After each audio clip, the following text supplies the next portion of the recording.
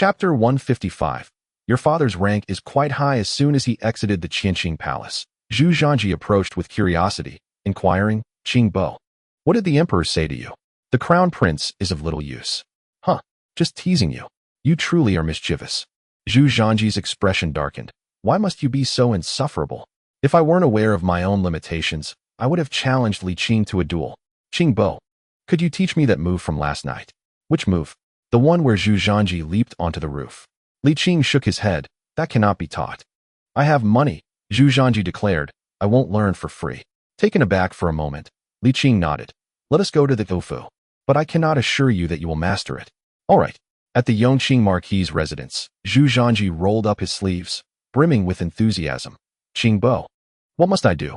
As the saying goes, cultivate your inner breath and train your muscles and skin externally. Now, I shall teach you the internal cultivation of qi.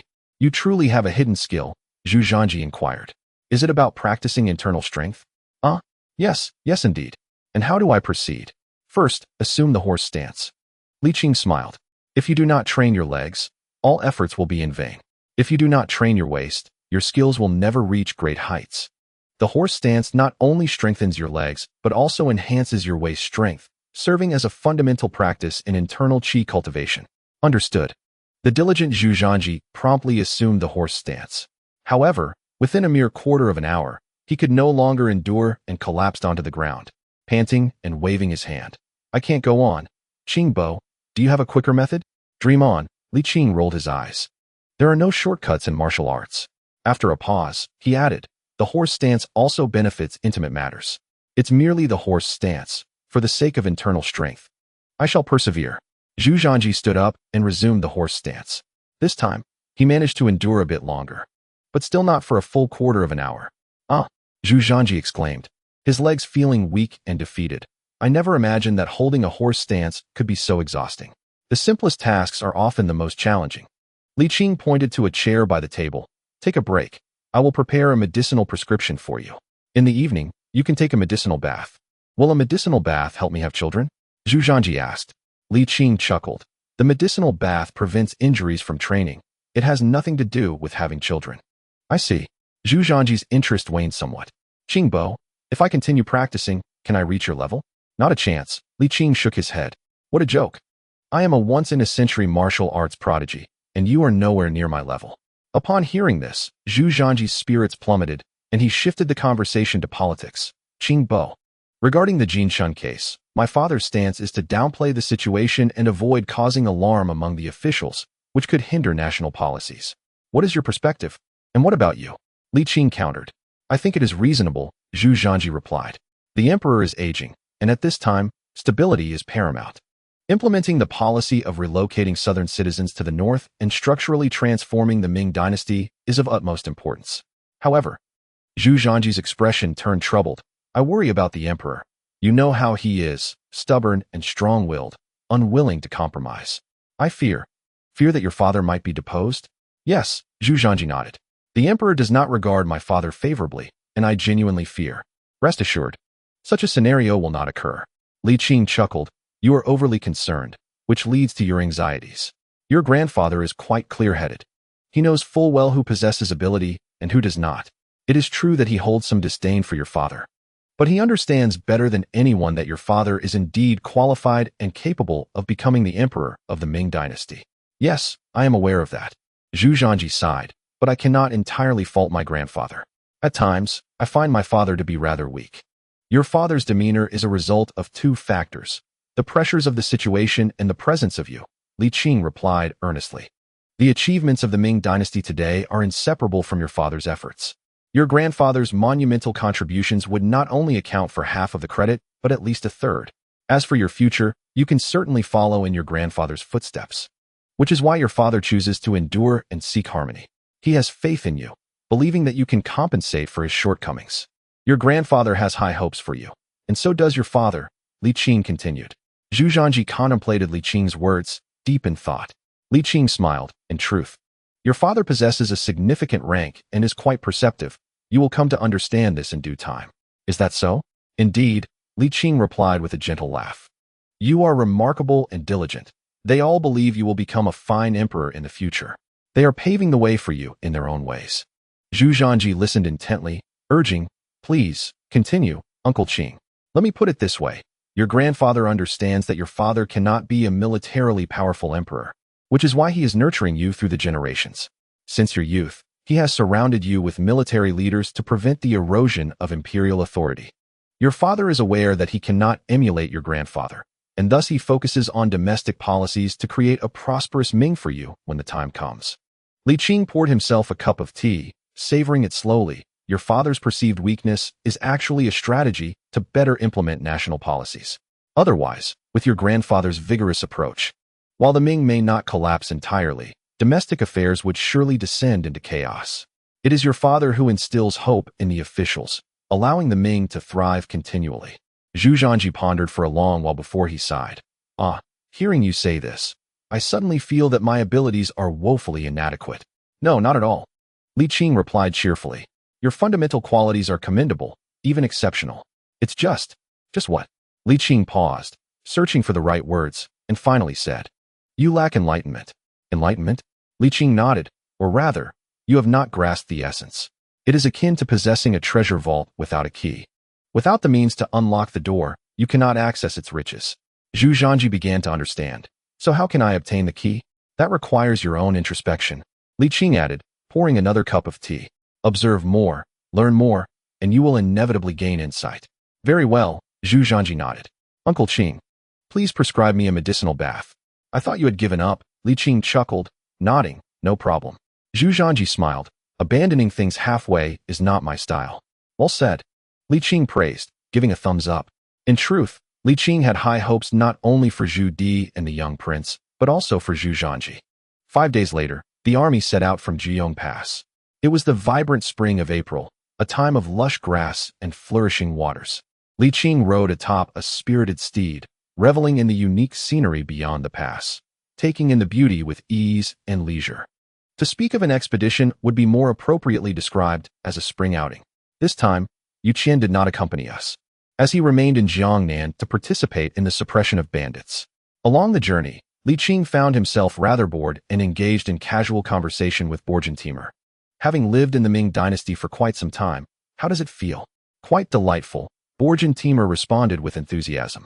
The prosperity and affluence of the Ming are unparalleled on the steppes, especially the tranquility that the Ming offers, which cannot be matched by the grasslands.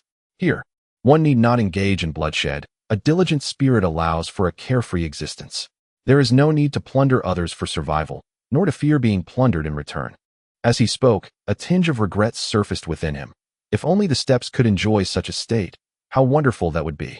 It is not an insurmountable task. Li Qing remarked with a smile. The Ming has always been friendly towards its vassals. Now that the Tatars are significantly weakened, and with the assistance of the Ming, the Walla are unlikely to provoke the Tatars lightly. Peace is not a mere fantasy. Borjin Timur paused, clasping his fists in gratitude, and said, "The kindness of the Ming towards the Walla is etched in our hearts. There is no need for such formality among kin." Li Qing chuckled. "It is enough that you, as the future heir, understand gratitude. I do not expect every Walla to feel the same."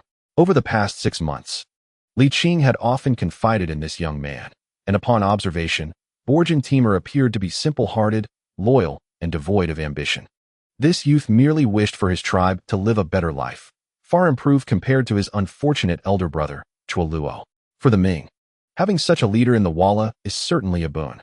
The path ahead has already been largely paved. Li Qing pondered secretly, for once he departs from the court, he shall have no more concerns. Chapter 156. Heroes also recall their past valor. The Ming army pressed onward, encountering picturesque landscapes devoid of enemy forces, and nary a blade or firearm in sight. In truth, such a grand display could not be concealed, yet no tribe on the steppes dared to show themselves. Where the Ming army appeared, a sense of tranquility reigned. Many tribes even chose to temporarily distance themselves from the Ming's advancing route. This is what one calls deterrence. The very presence of the Ming army on the steppes silenced all. The mightier the tribe, the more they feared, each fleeing in trepidation of incurring the wrath of the Ming. The journey was unobstructed, and by mid-May, they arrived near the Walla tribe. Upon receiving the news, Tua Huan immediately began preparations for a lavish banquet, on an unprecedented scale, to welcome the emperor of the Ming. Zhu campaign was destined to yield no military achievements. Yet it bore significant strategic importance. It instilled in all tribes a vital lesson. The present is not the past. Even if you do not provoke the Ming, they may still strike against you. A formidable military force is the foremost instrument of diplomacy. The Ming army's foray into the steppes would instill fear in the tribes for at least 2 years. How solitary it is. Within the dragon carriage, Zhu felt a hint of regret. This might be his final northern expedition, yet he found not a single capable fighter. You understand the essence of Versailles. Li Qing could not help but think, for there is a military principle stating, to subdue the enemy without battle is the greatest strategy. Indeed, Zhu grunted. They are wise to recognize their place. Li Qing paid no mind to his arrogance, but expressed concern. Your Majesty, do you feel unwell? Quite the contrary. I feel exceedingly well. Zhu, with a sense of satisfaction, declared, I am hungry. Have someone roast a leg of lamb and bring me a jug of wine. Li Qing lifted the curtain and called out, bring a leg of lamb and a jug of wine. A quarter of an hour later, the wine and meat were served. Gazing at the golden leg of lamb, Zhu softly reminisced. Do you remember our attempt to persuade Nairuhua to surrender back in the day? Indeed, Li Qing nodded. The past vividly replayed in their minds, as if it had occurred just yesterday. Zhu's face radiated nostalgia. At that time, I was just over 20. This leg of lamb would not have sufficed for a single meal. I was brimming with boundless energy. I could draw a 5-stone bow. I defended the borders against the Yuan and galloped across the battlefield without a hint of fatigue. Time has flown too swiftly, Zhu murmured. In the blink of an eye, I am over 60, unable to don heavy armor or wield a great sword. Li Qing fell silent, the wine and meat losing their allure. Li Qing, Zhu prompted. Yes? What kind of person do you think I am? A good emperor, Li Qing replied earnestly. A rare and commendable ruler. Zhu chuckled, not quite. I am merely a usurper who ascended the throne. Yet still a good emperor, Li Qing asserted. A satisfied smile graced Zhu's aged visage. Great minds think alike. I too believe myself to be a good emperor. He proclaimed with pride, with the pen. I can bring peace to the realm. On horseback, I can stabilize the world. I am no different than the Tang and Song founders. You are indeed a wise and faultless sovereign, Li Qing acknowledged with admiration, eliciting hearty laughter from Zhu. After the laughter subsided, Zhu inquired, Li Qing, do you think my predecessor will hold anything against me when I reach the afterlife? This question had been posed many times, and Li Qing had always shaken his head, as he did this time. Really? Zhu pressed. Indeed, Li Qing affirmed. Zhu laughed, shifted his position, and reclined. I am no longer that hungry. You may eat. Soon, Zhu fell into a deep slumber, his face serene, the furrow between his brows relaxing. Li Qing, having lost his appetite, channeled a surge of vital energy into him, descended from the dragon carriage, mounted his horse, and allowed the gentle breeze to gradually disperse his myriad emotions. Zhu slept soundly and deeply, from afternoon until the following morning. Upon awakening, he chose not to ride in the dragon carriage but instead mounted a war horse. At noon, Tuahuan arrived with his esteemed generals to greet Zhu with utmost reverence. Your humble servant, Tuahuan of the Chua Luosi, pays homage to your majesty. The assembled generals bowed deeply in respect. Rise, Zhu commanded as he dismounted, exuding vigor and vitality. Tuahuan, has the Tatar faction engaged in warfare against the Walla again? Thanks to your majesty's formidable presence, the Tatar faction has not waged war against the Walla. Tuahuan replied respectfully, feeling fortunate to be aligned with the mighty Ming dynasty. I have prepared a banquet to welcome your majesty and wash away the dust of travel. Li Qing interjected, the grass and water here are abundant, and the scenery is delightful. Let us host the banquet here. The Prince of Shunning can bring the feast. For both prestige and security reasons, the Ming emperor could not venture into the Walla camp. They must come to him. Tuahuan paused, then realized, quickly changing his words. What Lord Yongqing says is correct. Please allow me to make the arrangements. After a moment, he tentatively inquired, Your Majesty, my son, Boyan Timur, has not caused any trouble, has he? Heh. Zhu shook his head and cast a glance at Li Qing. Li Qing smiled and said, The heir's character is sincere and kind, earning him the emperor's favor. Knowing that you two have not seen each other for quite some time, he has brought you along on this campaign. Really? Tuahuan exclaimed joyfully. Li Qing nodded. Shortly thereafter, Chua Luosi Bo Yen Tai Mu heir approached. After a separation of over half a year, the father and son were overjoyed to reunite. Father, I have been well in the Ming. Bo Yin Tai Mu Air spoke softly. Tu Huan merely nodded, refraining from further words. Li Qing chuckled lightly. The heir and Prince Shun Ning have not met for many days. It would be best to return together and share your thoughts. Should you wish to visit the Ming again in the future, you are always welcome. Thank you, Your Majesty. Bo Yin Tai Mu Air bowed to Zhu Di and then offered a respectful gesture to Li Qing. Hearing this, Tu Huan felt a sense of relief, as he had been concerned that the Ming would retain his son indefinitely. As evening descended, the banquet commenced. Not all women from the grasslands bore rough skin and robust physiques. Many possessed slender figures and delicate, fair skin, akin to the Tian Shan snow lotus. The women who came to dance today were all enchanting, each possessing alluring figures, captivating eyes, and striking features that embodied a unique, exotic beauty. Truly a delight to behold as they danced. Zhu Di had enjoyed a restful sleep the previous night and was in high spirits, frequently raising his cup and laughing heartily at the banquet. As night fell and the bonfire was lit, the women danced while the men wrestled, a form of entertainment fitting for this era. The Walla tribe was wholeheartedly aligning with the Ming, displaying their subordinate demeanor throughout the feast. Zhu Di was in a delightful mood, his laughter resonating. With the grasslands pacified, even if he were to depart this world tomorrow, he felt no lingering attachments. After the banquet concluded, Zhu Di returned to his tent, revealing signs of fatigue. Li Qing assisted him in lying down and attempted to check his pulse, but was gently pushed away. Fear not, I shall not depart just yet. Zhu Di, undeterred, engaged him in conversation. Li Qing, should the day come when I am gone, you must keep a watchful eye. Gao Qi is a capable ruler, yet he possesses a certain fragility. His reign will be a blessing for the people, but in the long run, it may not bode well for the state. The crown prince will undoubtedly be a benevolent ruler, Li Qing remarked with a sigh. Indeed, we must allow the people a moment of respite, Zhu Di agreed. For over 20 years, I have not rested, and the people have suffered alongside me. We are all weary and deserve a pause. Li Qing, what troubles you? Zhu Di continued. Upon my return, accompany me to Qianqing. Very well, Li Qing nodded. Ah, life is truly fleeting. Zhu Di, somewhat loquacious, and Li Qing, refraining from quarreling, patiently engaged in conversation. It was not until the late hours of the night that Zhu Di, unable to endure any longer, succumbed to a deep slumber.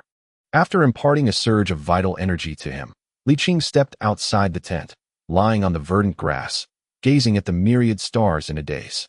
Time, relentless as a blade, hastens one's aging, severing the beauty of youth. The illustrious Yongla Emperor, once a figure of unmatched valor, was nearing the twilight of his existence. Aside from the eternal stars, all things inevitably fade away. Ah, life is indeed long. The following day, Tu Huan led his tribe to pay their respects. After receiving them, Zhu Di initiated a slight enhancement to the tea-horse trade. Although the Tatar tribe has significantly diminished in strength, it remains the largest tribe on the steppe, and the Walla tribe still cannot contend with it. Thus, the Ming dynasty must continue to support it. For the Ming, the tea-horse trade is a lucrative enterprise, making such support a wise investment. The increase in trade has endeared Tu Huan to the Ming, and as evening falls, he arrives with wine and meat, initiating a lively bonfire gathering. Music and dance ensue, and the relationship between Walla and the Ming resembles that of newlyweds in a honeymoon phase, exchanging affectionate glances and sweet words. Li Qing is uncertain how long this camaraderie will last, but he is confident that for the foreseeable future, the Ming need not worry about the powers of the steppe. Chapter 157. Rewards. As the spring outing concludes, the army begins its return journey. They set out in spring, but now the season has shifted to early summer. The scorching sun is quite bothersome, leaving everyone feeling lethargic and irritable. An ice bucket is placed in the dragon carriage, yet it fails to alleviate the oppressive heat. Zhu Di is not in good spirits, often appearing to doze off. He can hear you speaking, yet he chooses to ignore you, resembling a man asleep, though he is not. Fortunately, before their departure, Li Qing had prepared various herbal remedies. He concocted a potion for Zhu Di based on his pulse, but the results were minimal. After a few doses, Zhu Di, in a fit of frustration, declared he would not drink the bitter concoction. Li Qing, resembling a caregiver to a child, coaxed him into reluctantly continuing the medication. Due to Zhu Di's physical condition, the army's progress was slow and intermittent. After nearly a month of travel, Zhu Di grew impatient upon realizing they were still some distance from Jiong Pass. Ordering a swift advance, Your Majesty, the Crown Prince has been governing for many years without concern for state affairs. There is no need to rush, Li Qing advised. Fear not. I shall not perish, Zhu Di retorted. It is unbearable to dawdle all day. How can it compare to the comfort of the palace? Li Qing, unable to dissuade him, acquiesced to his wishes. By mid-July, the army arrived at Qianqing Pass. The Crown Prince and the young prince, accompanied by officials, respectfully welcomed the emperor. Their demeanor appropriately reverent. This time, they dared not complicate matters further. No one wished to get ahead of Zhu Di. Li Qing entered the palace with the entourage, prepared a prescription for the chubby boy, and then turned to Zhu Di, stating, Your Majesty, I wish to request a leave of absence. Denied. I promise to return in a month. Still denied. Zhu Di shook his head, his expression sour. You are not permitted to go anywhere. Come to the palace daily to converse with me. Zhu Zhanji chimed in. Li Qing, you are always seeking an easy way out. No wonder grandfather is displeased. It frustrates me to witness. Silence, you sycophant. Li Qing shot a glare at Zhu Zhanji. Your Majesty, I have urgent matters to attend to. What could be more pressing than accompanying grandfather? Ignoring him, Li Qing stated earnestly, Your Majesty, I am going to pay respects at my master's grave. Zhu Zhanji opened his mouth but said nothing further. Filial piety surpasses all, and only an emperor can transcend such sentiments. He had no right to prevent Li Qing from going. Very well, Zhu Di relented. Do not delay for too long. Return soon and accompany me to Qianqing. Zhu Zhanji thought to say, Grandfather, I shall accompany you, but fearing it might be misconstrued as wishing for his grandfather's swift demise, he kept silent. Zhu Di understood his intentions and chuckled. That place is inauspicious. What business does a young man have there? He added with a hint of sarcasm. To send you there despite its ominous reputation. Your family truly has a unique sense of humor. With a respectful bow, he took his leave. After a night of rest, Li Qing embarked on his journey home the following day, riding alone. Zhu Di, having toiled for a lifetime, was nearing the end. Li Qing wished to spare him any regrets. This could be seen as compensation for Zhu Di's diligent service over the past 2 decades. Li Qing journeyed day and night, and after 10 days, he arrived at his master Zhang Lada's stronghold. Looking up, the verdant hills remained unchanged. It had been many years since their last meeting, and he wondered if his master's dementia had worsened.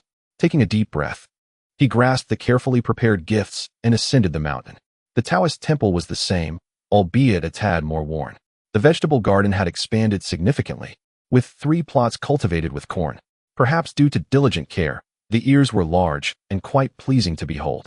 Master, junior brother, I have returned. Li Qing called out with a loud voice. After a moment of silence without response, he stepped forward cautiously. The door was secured with a simple wooden latch that required no key. He removed the latch and pushed the door open. The room was modest yet immaculate, with neatly folded quilts and a table missing one leg, free of dust. A half-open Yongla encyclopedia lay on the bedside, marked with a bamboo bookmark, revealing signs of habitation. Li Qing surveyed the surroundings before checking the stove. The rice jar, flour jar, and water jar were all half full, which somewhat eased his worries. This suggested that both his master and Zhu Yunwen were managing well and had merely stepped out temporarily, not vacating the premises. He filled a ladle with fresh spring water, relishing its refreshing taste, exclaiming, The mountain water is indeed sweet. With time to spare, he ventured into the cornfield and picked an ear, roasting it over a fire to enjoy. By dusk, the two returned, laden with medicinal herbs, and were pleasantly surprised to see Li Qing. However, Zhang Lada quickly began to scold him, to which Li Qing profusely apologized. Simultaneously, he felt a wave of relief wash over him. Thank heavens. His master had not succumbed to dementia. Once Zhang Lada calmed down, Li Qing cheerfully said, Master, you haven't eaten yet. Allow me to cook for you today. No need for your grand gestures, Zhang Lada retorted gruffly. You rascal, you promised to visit every year. It has been several years now. Master, I also wish to come back more often, Li Qing timidly explained, but the heartless emperor does not grant leave. Huh, Zhang Lada scoffed. Perhaps you've grown accustomed to better days and have forgotten this old man. Not at all. I am not that kind of disciple, Li Qing replied, somewhat embarrassed. In a few years, I will return to take care of you, and I shall not leave again. Zhu Yunwen intervened. Senior brother, you've traveled a long way. Let us go inside and talk. Ah, certainly, Li Qing said, stepping forward to support Zhang Lada's arm. Take your time, master. His eagerness to assist was evident, surpassing even Zhu Zhanji's. The old man is still quite robust. There is no need for such fuss, Zhang Lada protested, though he did not push Li Qing away. Once inside, the three settled down. Li Qing opened his bundle to reveal gleaming gold. Junior brother, keep this. Improve your quality of life. I noticed there was no meat when I checked the stove. The senior brother still has quite a bit of money. Zhu Yunwen chuckled. It's just that the weather is hot, and meat does not store well, which is why you haven't seen it. In truth, we indulge often and live quite well. Then keep it, Li Qing replied generously. The senior brother is wealthy. Virtuous, Zhang Lada scoffed. Are you here to visit your master, or is there something else? Of course. I am here to see my master, Li Qing affirmed decisively, then hesitated, adding, however, there are indeed a few matters. It's not about treating the emperor, is it? You're already deceased. What is the point? Besides, you wouldn't be able to help. Li Qing dared not voice his true thoughts and shook his head. It concerns my junior brother. Me? Zhu Yunwen asked in surprise. What is it? His time is running out. Fourth uncle? Li Qing nodded. Zhu Yunwen inquired. He wishes to see me? That won't do. Before Li Qing could respond, Zhang Lada interjected disapprovingly. Li Qing, you scoundrel.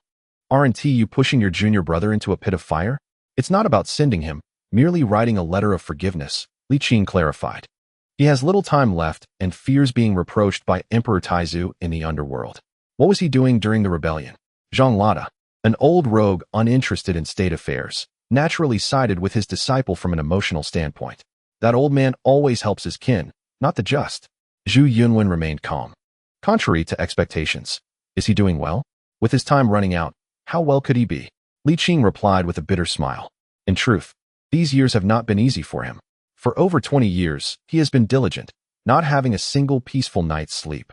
This emperor may seem imposing, yet he endures considerable hardship. Indeed, being an emperor is quite taxing. Zhu Yunwen asked, could you share how things are in the Ming now? Li Qing nodded. Land tax reform, Yongla rice, Yongla beans, pacification of the grasslands. Zhu Yunwen listened with sparkling eyes, exclaiming, he truly is an accomplished ruler, not inferior to my grandfather. His ascension to the throne is a blessing for the Ming. After a moment of contemplation, he stated earnestly, I will accompany you. No need, just write a letter. How can you prove it's my letter? Zhu Yunwen countered. Li Qing had anticipated this, the pass I previously provided, the travel permit. It should still be in your possession. It's been too long. It has faded and the writing is unclear. Zhu Yunwen shook his head. Moreover, given his suspicious nature, he would not believe it without seeing me in person. Alas, it's not easy for him. Let us give him peace of mind. That's not acceptable. If you go, he will surely kill you. Li Qing's expression turned serious. Zhu Yunwen laughed. Senior brother, you are being overly concerned. He would never harm me. Why not? Because he fears facing Emperor Taizu in the afterlife. Li Qing hesitated, then sighed. Perhaps, but for the sake of a better legacy for the Ming. The likelihood of him killing you is greater. Then let him kill me. Zhu Yunwen replied nonchalantly. I have done so much for the Ming, and I have atoned for my past transgressions. Consider it a reward for him. Chapter 158. Who hasn't some unsavory past? You must think this through. This journey may very well be one from which you do not return, Zhang Lada said with a grave expression. I understand. Zhu Yunwen wore a gentle smile. It was nothing particularly remarkable. In truth, having perished in the palace fire, I harbored no grievances. After years of living in the mountains, I had long since come to terms with it. Pausing for a moment, my smile shifted to one of regret, for I felt sorry for my master. You have nothing to apologize for, Zhang Lada replied, shaking his head. The legs belong to you. The path you choose to take is your own right, and no one is entitled to make that decision for you. Simply follow your heart. Thank you, Master, Zhu Yunwen said as he performed a profound bow. Respectfully kneeling before him, rising slowly, he continued, Senior brother, I have made my decision. Regardless of the consequences, I will bear them myself. Li Qing appeared conflicted. He wished to alleviate Zhu Di's regrets, but did not want Zhu Yunwen to risk his life for it. Have you truly decided? Indeed. He will certainly kill you. It matters not, Zhu Yunwen replied with a light laugh. My journey this time is not solely to ease my fourth uncle's mind, but also to reassure the future monarch, allowing them to reign as they should. This is the last act I, as a sinner, can offer for the Ming dynasty. Li Qing remained silent for a moment. I will do everything within my power to protect you. In that case, I thank you, senior brother, Zhu Yunwen said with a smile and a nod. That evening, the three of them sat under the eaves, seeking relief from the heat, gazing at the starry sky and reminiscing about the past. After a night passed, Li Qing bid farewell to Zhang Lada. Master, I promise to bring my junior brother back safe and sound, Li Qing vowed earnestly. Zhang Lada yawned and waved his hand dismissively. Since little Zhu has made up his mind, there is nothing more to discuss. Whatever the outcome, I shall accept it with ease. This is his decision, and he shall bear all consequences. No man can escape death, and I am no exception. Dying for a worthy cause is also a commendable choice.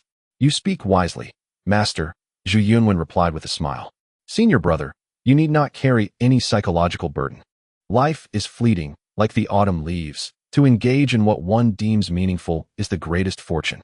Your insights are remarkably profound, Li Qing said with a wry smile.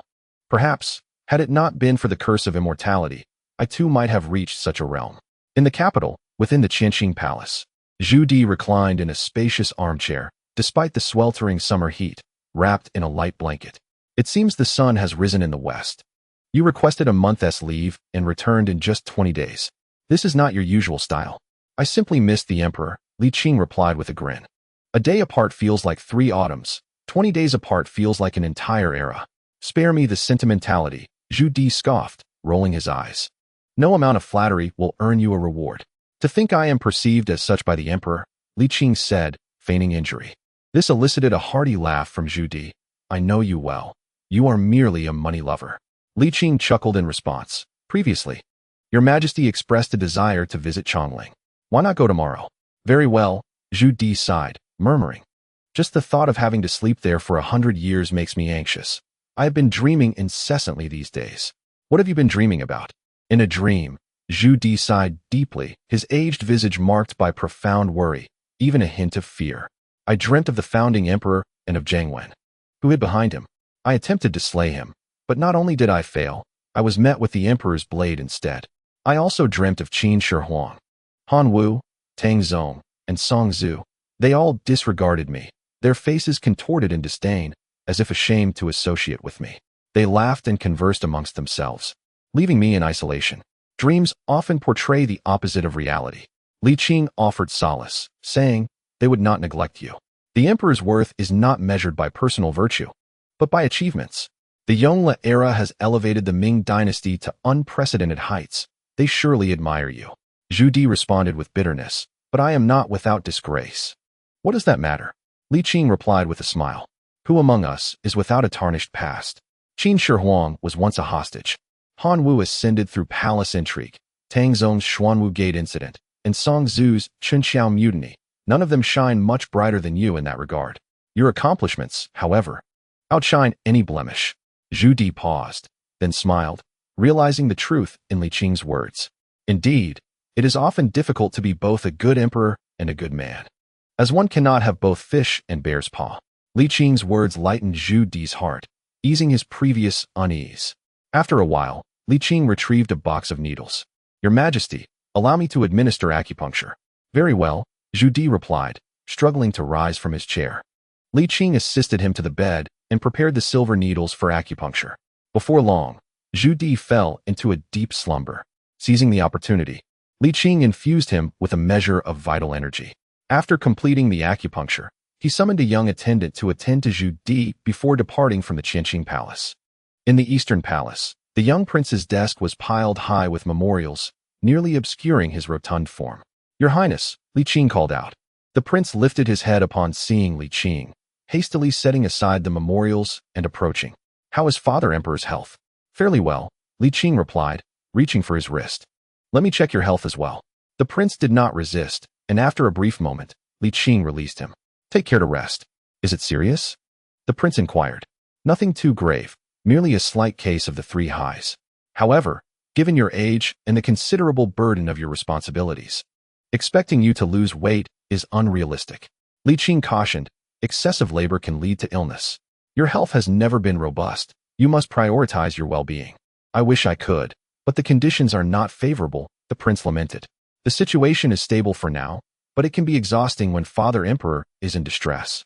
Do not worry. I will intervene, Li Qing reassured him. The sky will not fall. After a brief pause, he added, By the way, tomorrow the emperor will visit Qianqing. You and the crown prince should accompany him. This was Zhu Yunwen's request, aimed at ensuring Zhu Di's lineage could govern without the burden of Jiang Wen's disappearance. Very well. I will allocate some time for it, the prince nodded. When shall we depart? Not too early. We will leave after the morning court. That is acceptable. The next day, Li Qing rose early, having not attended court in a long while. Today marked his first return. Zhu Di, too, attended the morning court. After falling asleep mid-acupuncture the previous day, he had not awakened until now. Upon rising, he felt invigorated, as if a surge of vital energy supported him, and his strength was notably improved compared to previous days. Long live the emperor, 10,000 years. The ministers bow in reverence. All rise, my lords. Zhu Di exudes vigor, as if he could battle for another 20 years. Minister Xia, how is the national policy of relocating the populace from the south to the north progressing? Xia Yuanji steps forward. Your Majesty, the total number of relocated individuals has reached nearly 1 million, with over 700,000 from Shaanxi, Hebei, and Gansu, and 200,000 migrating to Liaodong. Zhu Di nods in satisfaction. How much arable land has been cultivated? The land is constantly changing, Xia Yuanji replies. Last month's statistics show that over 430,000 acres have been reclaimed, though much of it does not yet meet the standards of fertile land suitable for wheat or rice. However, the yield from Yongla rice and Yongla beans is not insignificant. He pauses, adding that more than half of the populace is now self-sufficient, no longer requiring support from the court. Excellent. Zhu Di's face brightens further. The policy of relocating the populace must not cease, and efforts should be intensified. Your Majesty is wise, Xia Yuanji bows respectfully. The ministers echo in unison, Your Majesty is wise. This group has learned well. None dare voice dissent, each choosing to endure in silence. In the square of the Qianqing Palace, the dragon carriage, imperial guards, and ceremonial retinue are prepared. As the ministers emerge from the palace, they each grasp the situation. Yet none speak, quietly departing. Zhu Di sits in contemplation within the palace for a while before joining the square, where the chubby Zhu Zhanji awaits with respect. Why have you both come? Grandfather, we accompany you, Zhu Zhanji whispers. I see you two merely wish to shirk your duties, Zhu Di replies gruffly. Where's Li Qing? He claimed there was no room in the dragon carriage and departed for Qianqing first. The chubby one explains, looking somewhat hurt. Am I truly that stout? Zhu Di's expression darkens. He feels slighted, thinking the dragon carriage isn't his family's property, and had no intention of allowing him to ride. Let us go, grandfather. Do take care. Meanwhile, Li Qing and Zhu Yunwen ride separately towards Qianqing. Why did my uncle choose such a remote location for the royal tomb? Zhu Yunwen inquires. Because it is close to Yongqing Pass, Li Qing explains. He feared that once he passed, there would be clamor for his return, hence he chose to be buried here. Yongqing Pass is the gateway to the Ming dynasty. In his earlier days as the Prince of Yin, he guarded this entrance. And being buried here serves as a form of spiritual solace. Chapter 159. The reunion of uncle and nephew. The royal tomb lies over 100 miles from the imperial city. The two converse as they ride onward. Zhu Yunwen sighs. He truly has suffered. Being an emperor is no enviable task. Indeed, Li Qing wholeheartedly agrees. Over the years, Zhu Di has endured much. As he himself has said, there has not been a day lived for himself. Is the current crown prince Gao Qi? Yes, indeed. Is he still quite portly? Zhu Yunwen asks with curiosity. Yes, a bit more so, Li Qing nods. He will undoubtedly become a good emperor. Zhu Yunwen smiles. How delightful. Their conversation meanders until they reach the royal tomb, now under the evening sky. Halt. The tomb guards approach. Upon seeing Li Qing in a mask, their demeanor softens. Is it Lord Yongqing? It is I. Li Qing produces a token to verify his identity. The emperor is coming to the royal tomb and has commanded this lord to arrive first. Please prepare the guest quarters. For the emperor shall stay the night. Very well. The guards harbored no doubts. In this era, no one dared to jest with the emperor. Over 2 decades had elapsed. And despite Zhu Yunwen's lack of disguise, no one recognized him.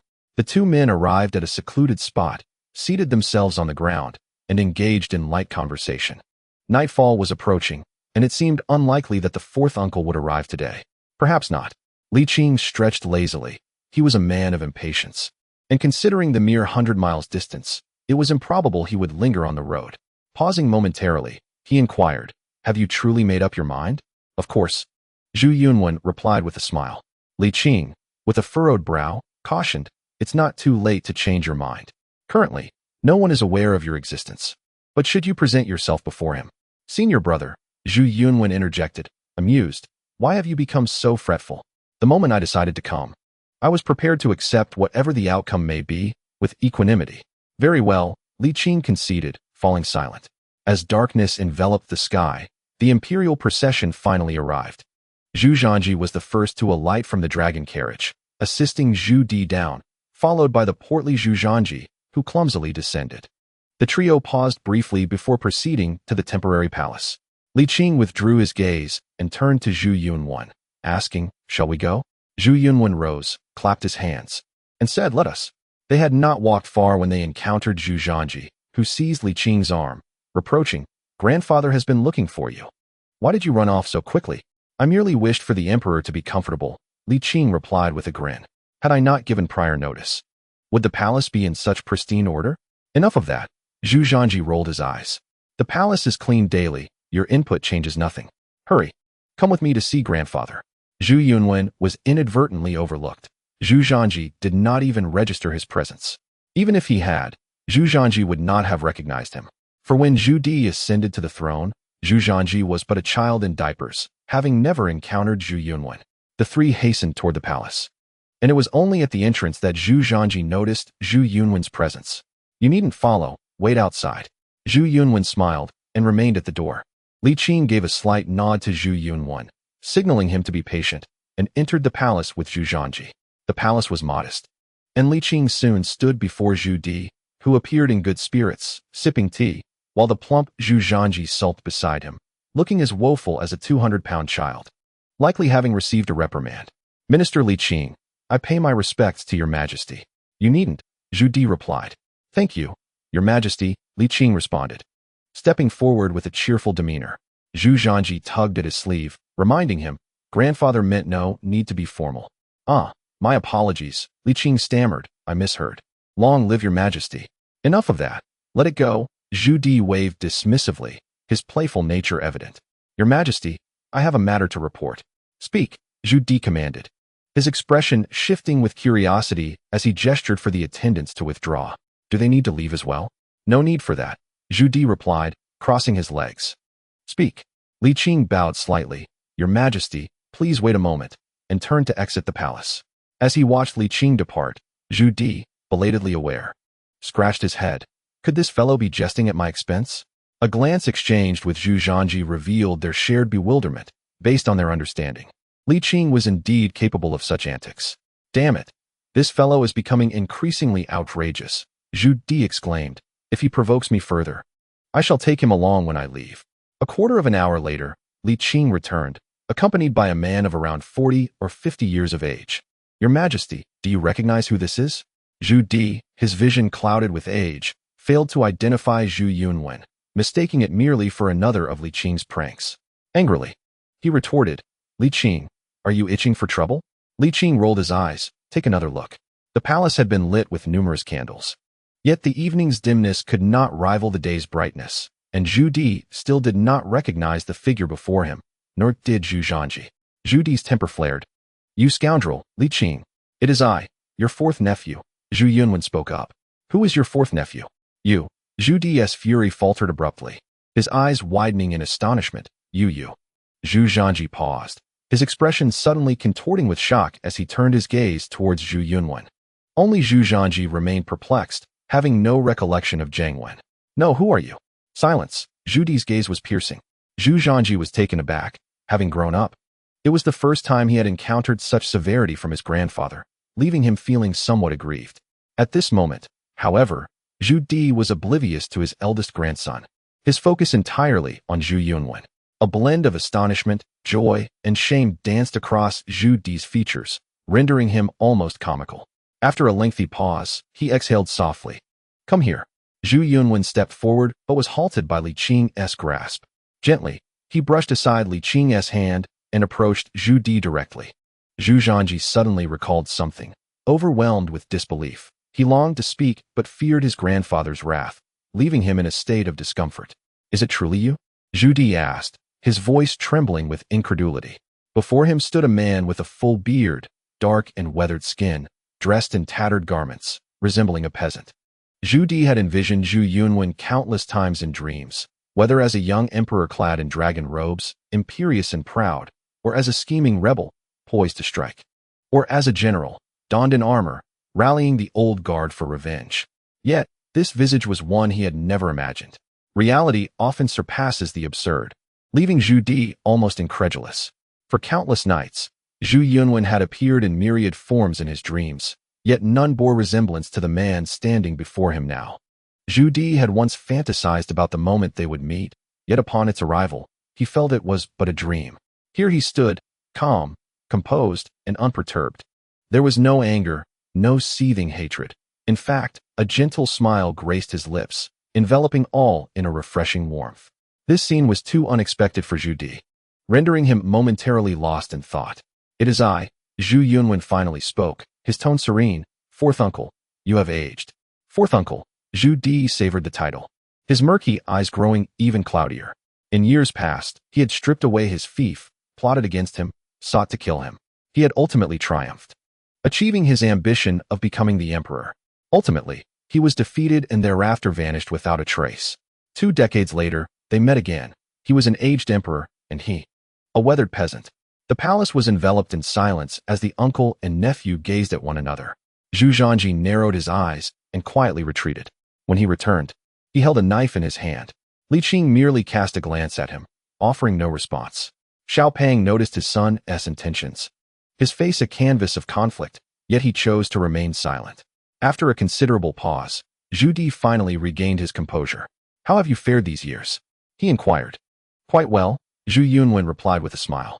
"I have taken to the life of a Taoist, cultivating a vegetable garden on the mountain, growing some crops, including Yongla rice and Yongla beans. I live self-sufficiently, in a state of abundance." Zhu Di's gaze fell low, taking in the tattered garments and the calloused hands. He struggled to articulate his emotions, an amalgam of guilt, sympathy, and satisfaction.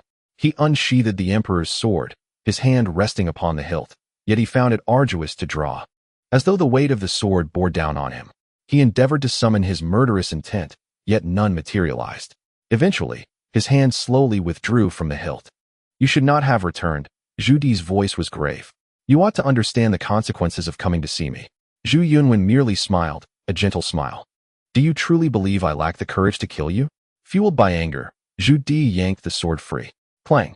The blade gleamed sharply as it rested against Zhu Yunwen's neck. "Do you have any final words?" "Fourth uncle, you have suffered these years," Zhu Yunwen spoke softly.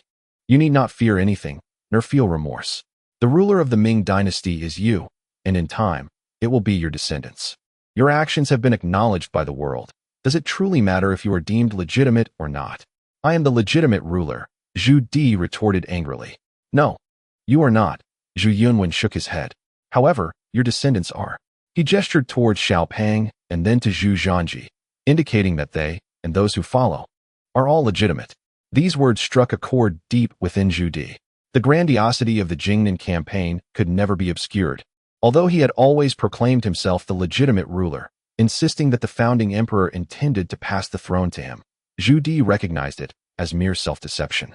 He was not the legitimate ruler, yet he hoped his descendants would be. This was the fundamental reason for his designation of Xiaopang as the crown prince. Only by establishing a legitimate line could he silence the voices of future generations. "My descendants are all legitimate," Zhu Di breathed heavily, acknowledging the weight of Zhu Yunwen's words. Slowly, he sheathed the sword and resumed his seat. "Where do you reside? I shall have a palace built for you." "No need," Zhu Yunwen replied, shaking his head. "If fourth uncle refrains from killing me and allows me to return to my humble life as a Taoist, that would be the greatest reward." Zhu Di gazed intently at Zhu Yunwen, who met his gaze with equanimity. After a long silence, Zhu Di sighed. "You risked your life to see me. And it was merely for a simple meeting?" "I came this time to soothe fourth uncle's heart," Zhu Yunwen explained, "and also to reassure the future ruler. You must govern well and be a good emperor." "Why do you do this?" Zhu Di, filled with doubt, remarked. "Is it not more gratifying for you to see me perish with unease and regret?" Zhu Yunwen chuckled. "Without anger, where lies the satisfaction?" Zhu Di fell silent. After a moment, he sighed. "Yunwen, you have changed. So has your fourth uncle." Indeed, we have all transformed, Zhu Di said with a hint of melancholy. I have envisioned countless times encountering you and personally severing your head. Even just before tonight, I was still eager to see you dead. Yunwen, do you think your grandfather will scold me when we meet in the afterlife? Zhu Di asked anxiously. Scold you? Without a doubt, Zhu Yunwen nodded. Zhu Di's expression darkened. However, he will certainly praise you as well, Zhu Yunwen added. Zhu Di's countenance softened considerably. Zhu Yunwen smiled. Merit is merit, and fault is fault. Zhu Di chuckled, the tension easing as he laughed with relief. After more than 20 years of pent-up emotions, he finally felt liberated that night, a sense of lightness enveloping him.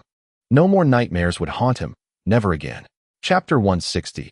Either do it or do it thoroughly, grandfather. Jiangwen cannot be spared, Zhu Zhanji declared vehemently.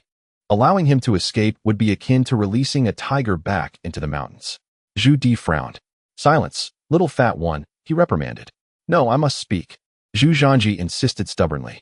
If you cannot take action, let your grandson do it. Zhu Yunwen turned to him, calmly stating, proceed. Stop pretending to be benevolent. Zhu Zhanji retorted coldly, drawing his blade and pointing it directly at Zhu Yunwen. Zhanji, is mercy an option here? Zhu Zhanji shouted. If Jiangwen returns, it will spell disaster.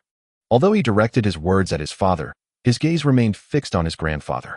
Ultimately, it was Zhu Di's approval that was needed to execute Jiangwen. Grandfather, you taught me. Either do nothing or do it thoroughly. Zhu Zhanji's determination was palpable. So many had perished in the Jingnan campaign. An additional casualty was inconsequential. Zhu Di remained silent for a prolonged moment before gently nodding, as the scene of a nephew killing his uncle was about to unfold again. The previously silent Li Qing spoke up. Your Majesty, once that blade descends, there will be no turning back. I am aware, Zhu Di replied flatly. Come then. Zhu Yunwen urged. Hurry and strike. Do not prolong your uncle's suffering. Rest assured, nephew, I shall fulfill this task. Zhu Zhanji stepped forward. Just as he was about to swing the blade, he was interrupted by Zhu Di, who said, do not act. Why not? Zhu Zhanji inquired, perplexed. A member of the Zhu family must not shed the blood of another Zhu. Zhu Di turned to Li Qing. You take over. Li Qing nodded, took the blade from Zhu Zhanji, and approached, delivering a swift strike. Zhu Yunwen collapsed to the ground. Zhu Zhanji was initially elated, but his joy quickly turned to shock. Although Zhu Yunwen lay motionless, not a single drop of blood had been shed. He could not comprehend how Li Qing had accomplished this, but he was not blind to the fact that Zhu Yunwen was merely unconscious. Li Qing, Jiangwen is dead, Li Qing stated plainly. You are talking nonsense. Jiangwen is dead, Zhu Di affirmed. Zhu Zhanji was astonished. Grandfather? Jiangwen is dead, Zhu Di reiterated. Indeed, Zhu Zhanji responded, utterly resigned, his face a mask of regret. Zhu Di rose and said, Li Qing, take him back for burial, depart tonight. As you command, Li Qing replied, bowing respectfully. He understood that Zhu Di was urging him to leave out of fear that he might change his mind. Li Qing swiftly picked up Zhu Yunwen and departed decisively. Zhu Zhanji watched as Li Qing vanished into the night, letting out a long sigh, feeling a sense of loss. Zhanji, do you think grandfather is too indecisive? Zhu Di inquired. Grandson dares not say so, Zhu Zhanji replied with lowered eyes, his tone respectful. Zhu Di chuckled softly. Jiangwen has been dead for over 20 years. What remains is merely a peasant, an ordinary citizen of the Ming dynasty.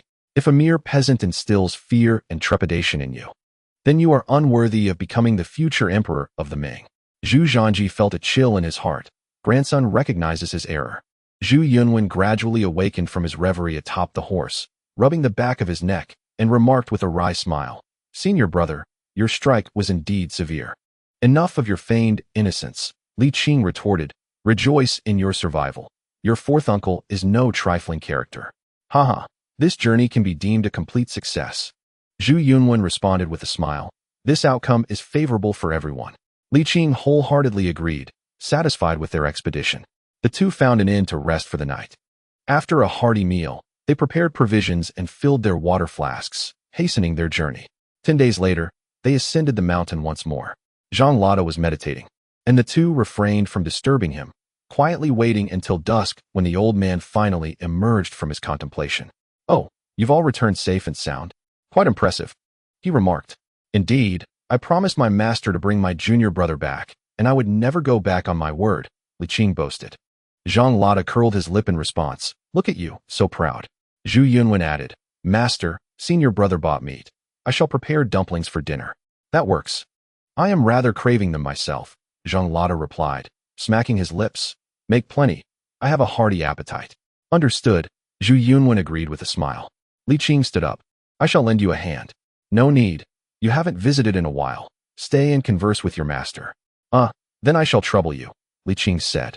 Feeling a bit sheepish, Zhang Lada shot him a glance. You are incompetent in everything yet leave nothing behind when it comes to eating.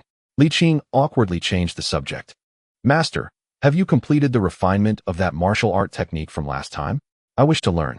Not yet, Zhang Lada shook his head. I still feel it lacks some essence. You have plenty of time. There is no need to rush. Li Qing scratched his head. Master, are you in good health? Living for a few more decades poses no problem. Decades? Li Qing pressed on curiously. Zhang Lada pondered. Perhaps 20 more years. Is that so short? Is it short?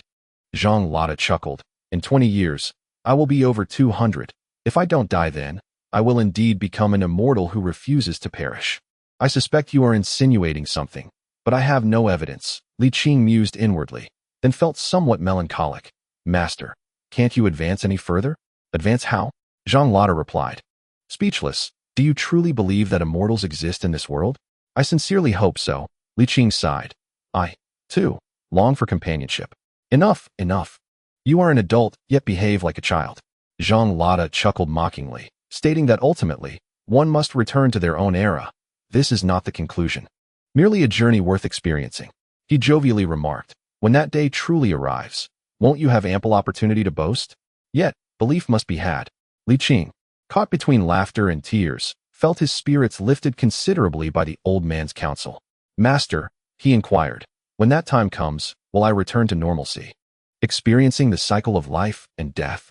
Indeed, Zhang Lada replied, no one is exempt from death. Your time has simply not yet come.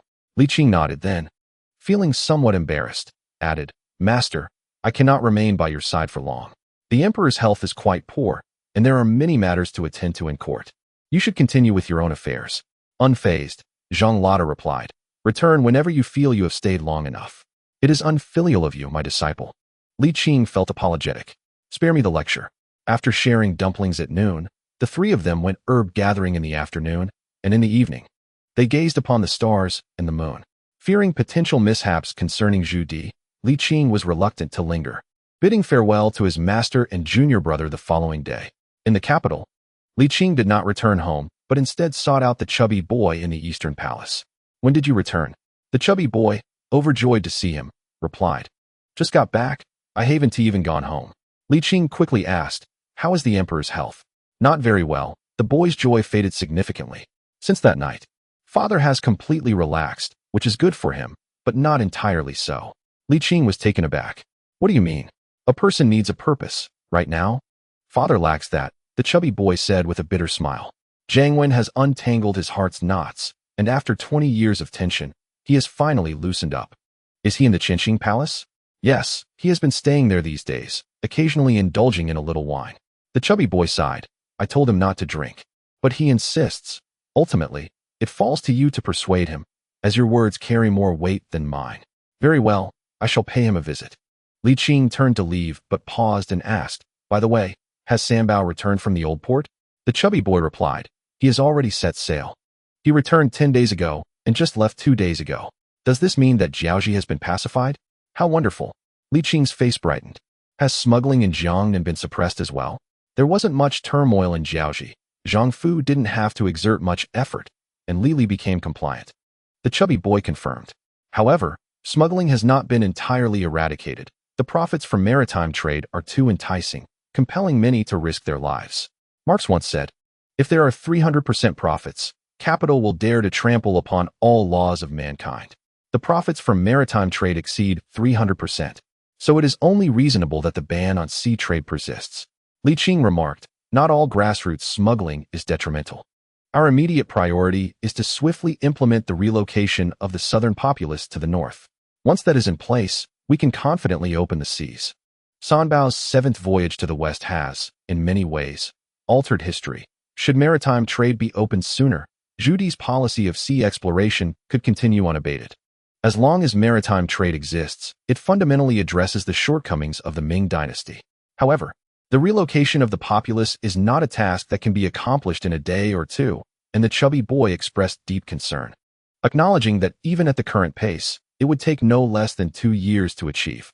After a pause, as the southern populace continued their migration northward, those who remained in the south experienced significant improvements in their lives, leading to a gradual decline in their enthusiasm for migration. Li Qing sighed, remarking, "Is there ever a time when everything goes smoothly?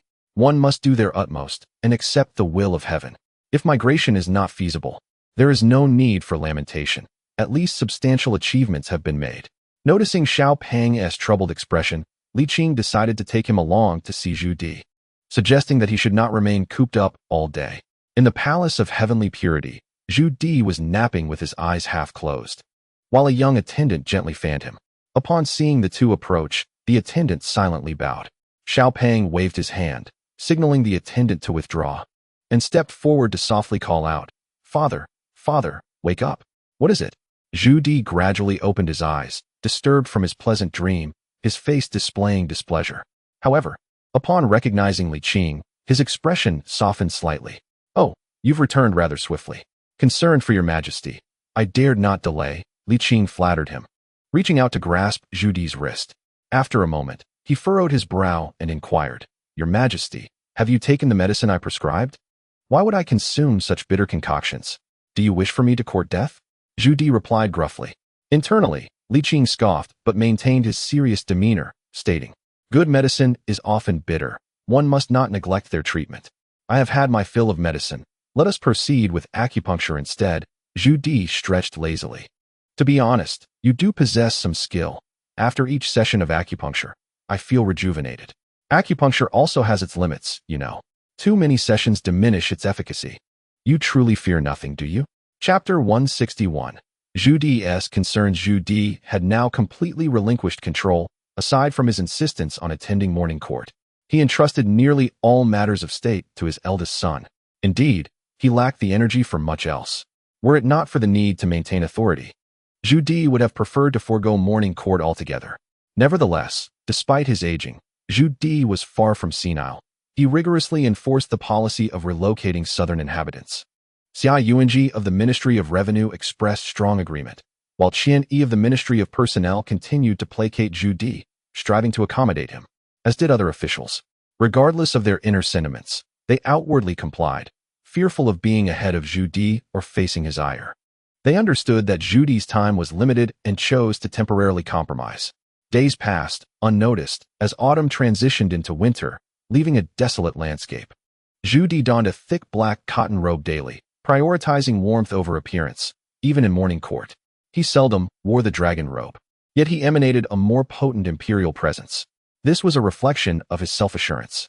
An emperor is defined not by his garments or throne, but by his very essence. On a snowy day, following morning court, Zhu Di retained Li Qing for a private meal of hot pot. "Li Qing," he said, "I sense that time is short. Should we permit the princes to come?" Zhu Di took a sip of wine and inquired. Li Qing set down his cup, replying, "There are benefits to their arrival, and likewise, advantages to their absence." "Your words are as good as meaningless." Zhu Di rolled his eyes. "In truth, I wish for them to come. The more generous I am, the more compliant the princes tend to be. Conversely, the allure of the emperor is far too tempting. It is not as significant as you might think." Li Qing remarked on the tremendous cost of rebellion, a truth they were all acutely aware of. Although the court was rife with conflict, the situation remained stable, the army was united, and the princes had no guardians. They were unlikely to jeopardize their comfortable lives by taking up arms against the throne. "Let them come," he said. Zhu Di expressed his concerns, revealing that his only worry was Gao Ji, a capable statesman and administrator, yet possessing a tender heart, lacking the ruthless cunning and imperial authority required. "I genuinely fear that the path we have painstakingly forged might be obstructed by him," he confessed. "I shall assist him," Li Qing assured, then smiled to comfort Zhu Di. "Moreover, there is still the crown prince. Today, you and your son unite. One day, they will too. This is the essence of inheritance, is it not?" Zhu Di found profound agreement in this notion, lost in thought, reflecting, "These days, I have been dreaming again. Surely, they are pleasant dreams? Indeed, delightful dreams, Zhu Di chuckled, noting that in the past 2 decades, it was only recently he felt a genuine sense of relaxation and joy. Li Qing joined in the laughter, saying, "Thus, Your Majesty, you must diligently take your medicine and undergo treatment. Good days have only just begun, you ought to revel in them." "Oh, huh." Zhu Di laughed. "In any case, death is inevitable. What does it matter if I live one day more or less? To endure suffering for the sake of a few extra days of life, only to be left discontented in body and spirit, would be a complete misplacement of priorities." He shifted his position to a more comfortable one, adding, "I shall continue to live as I always have. What was, shall be again. My time is drawing near, and what can you, a mere mortal, truly accomplish?" Li Qing fell silent, refraining from further persuasion. As his former master, Zhang Lada, had once told Zhu Yunwen, "Your legs are your own. The path you choose to tread is your right, and no one is entitled to decide for you."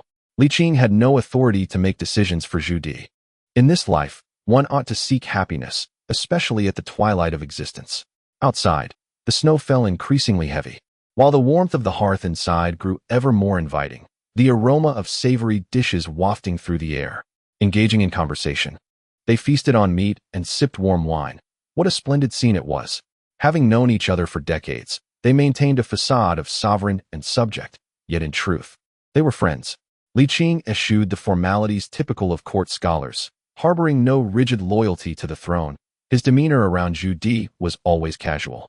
Zhu Di appreciated this aspect of Li Qing, finding the sycophantic, obsequious courtiers utterly displeasing, preferring the company of forthright individuals like Yao Guangxiao and Li Qing. Time passed swiftly. The old monk had departed 6 or 7 years ago, Zhu Di mused. But perhaps it is for the best. When I am gone, I shall not fear loneliness. He glanced at Li Qing, remarking, "You seem to possess a remarkable vitality. Judging by your appearance, another decade or 2 should be no trouble for you."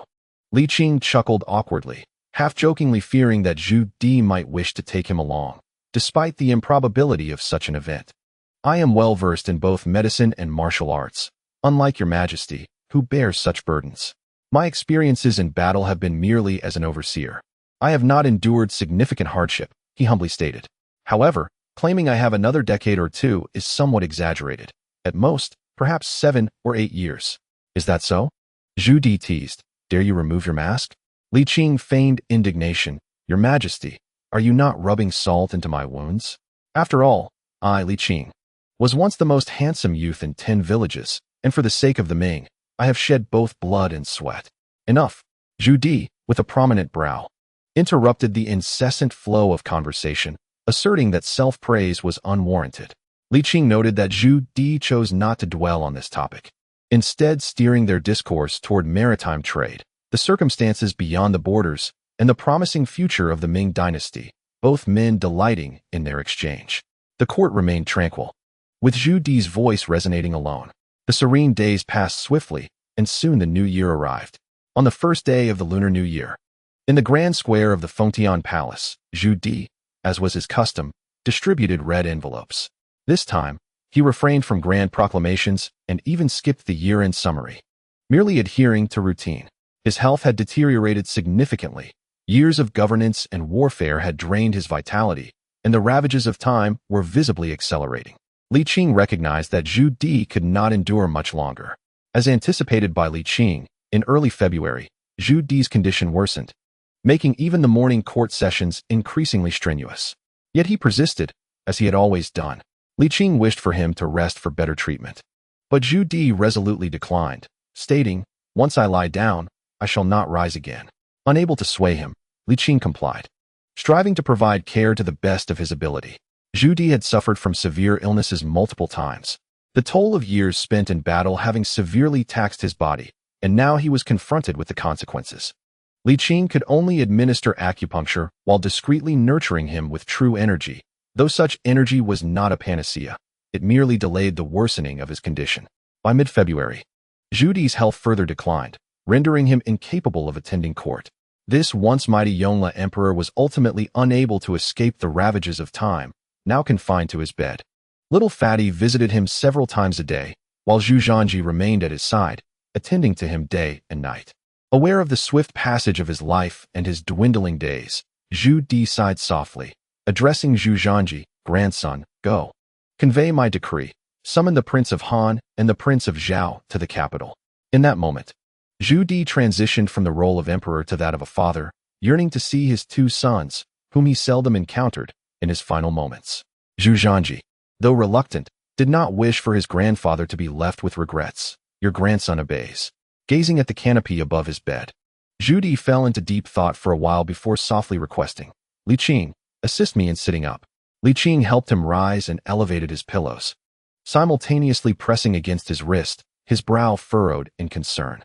It's of no consequence, Zhu Di reassured, withdrawing his hand and waving it dismissively, prompting the attending young eunuchs to bow silently before retreating to the entrance of the hall, thus avoiding overhearing matters not meant for their ears while ensuring they remained available at a moment's notice. Zhu Di continued, the Prince of Han is assigned to Luyện, less than 1,000 miles from the capital. With relay horses, the journey can be expedited in a day. Luyện is merely a small county. Lacking fortifications like Jinan or Dezhou, he would not dare to rebel, would he? Indeed, Li Qing affirmed, though he acknowledged that circumstances could always present unforeseen challenges. He harbors resentment. Zhu Di sighed, reflecting on past promises that now felt hollow, lamenting, I owe him an apology, Li Qing. I am here, Li Qing replied. If one day he truly rebels, can you protect him as you did Jiang Wen? Certainly, Li Qing pledged. If such a day arrives, I shall ensure his safety. Zhu Di smiled. That is good, that is good. Your Majesty, please rest. Li Qing, with a gentle demeanor akin to soothing a child, said, Han Wang, Zhao Wang. It would be unwise to rush your arrival. You must rest well to have the strength for conversation later, yes? Very well. He assisted him in reclining, readjusting the pillow to ensure his comfort. Before long, Zhu Di succumbed to a deep slumber. Li Qing infused him with a surge of vital energy, then sat in quietude for a while before summoning the young attendants and exited the Qianqing Palace. 7 days later, Zhu Gaozu arrived first, accompanied by his son Zhu Zhanji. Your Imperial Majesty, may you live forever, the father and son proclaimed in unison as they bowed. Zhao Wang has arrived, Zhu Di said, mustering the strength to sit up, a gentle smile gracing his face. We are family. There is no need for such formalities. Come here, Zhanji.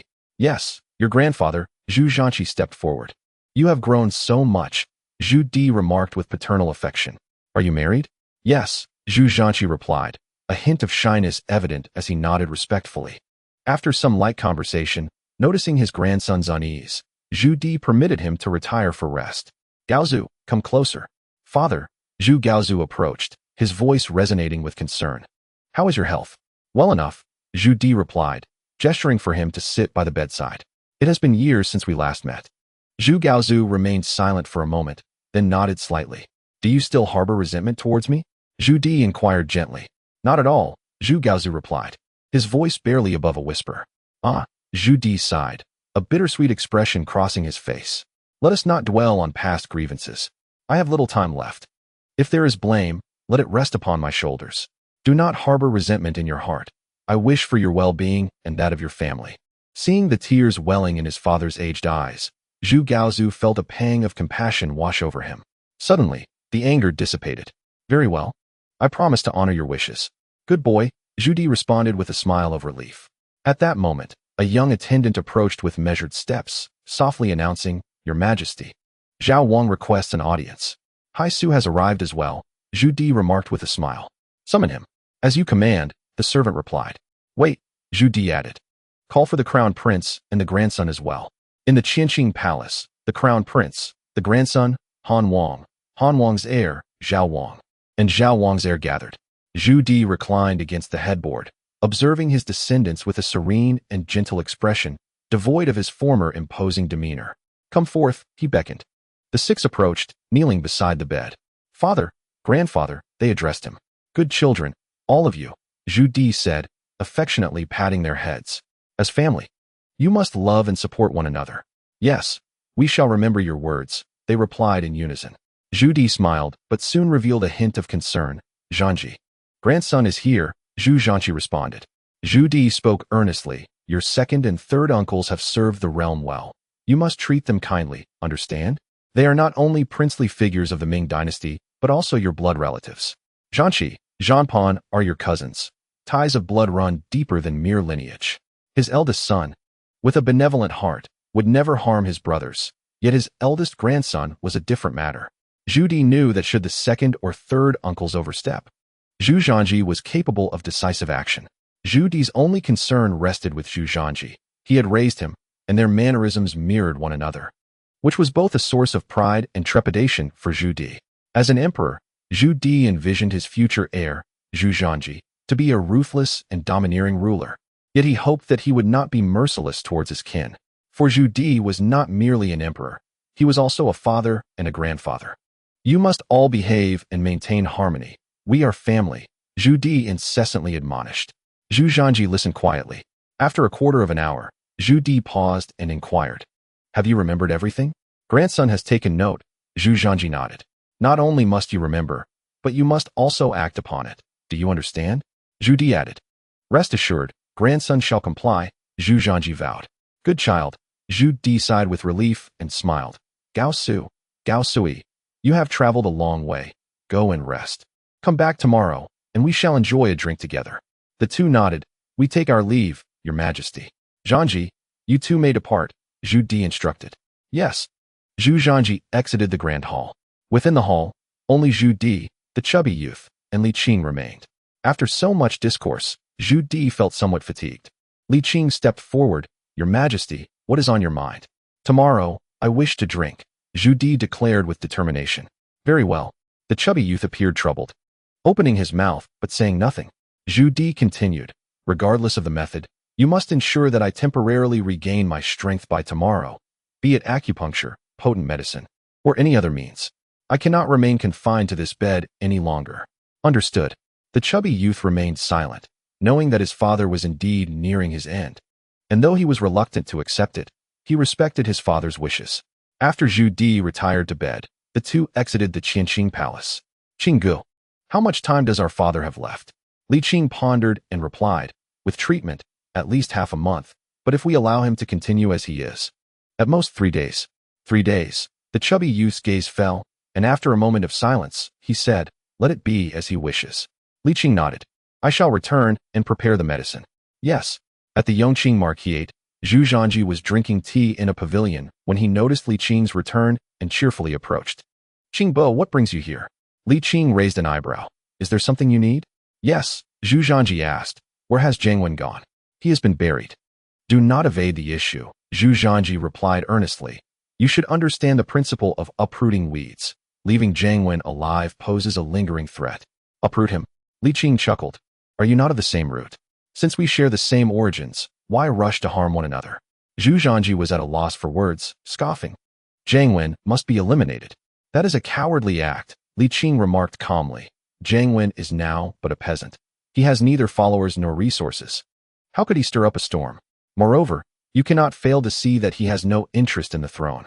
Zhu Zhanji remained resolute. "Either do not act, or act decisively." "As you wish," Li Qing replied coldly.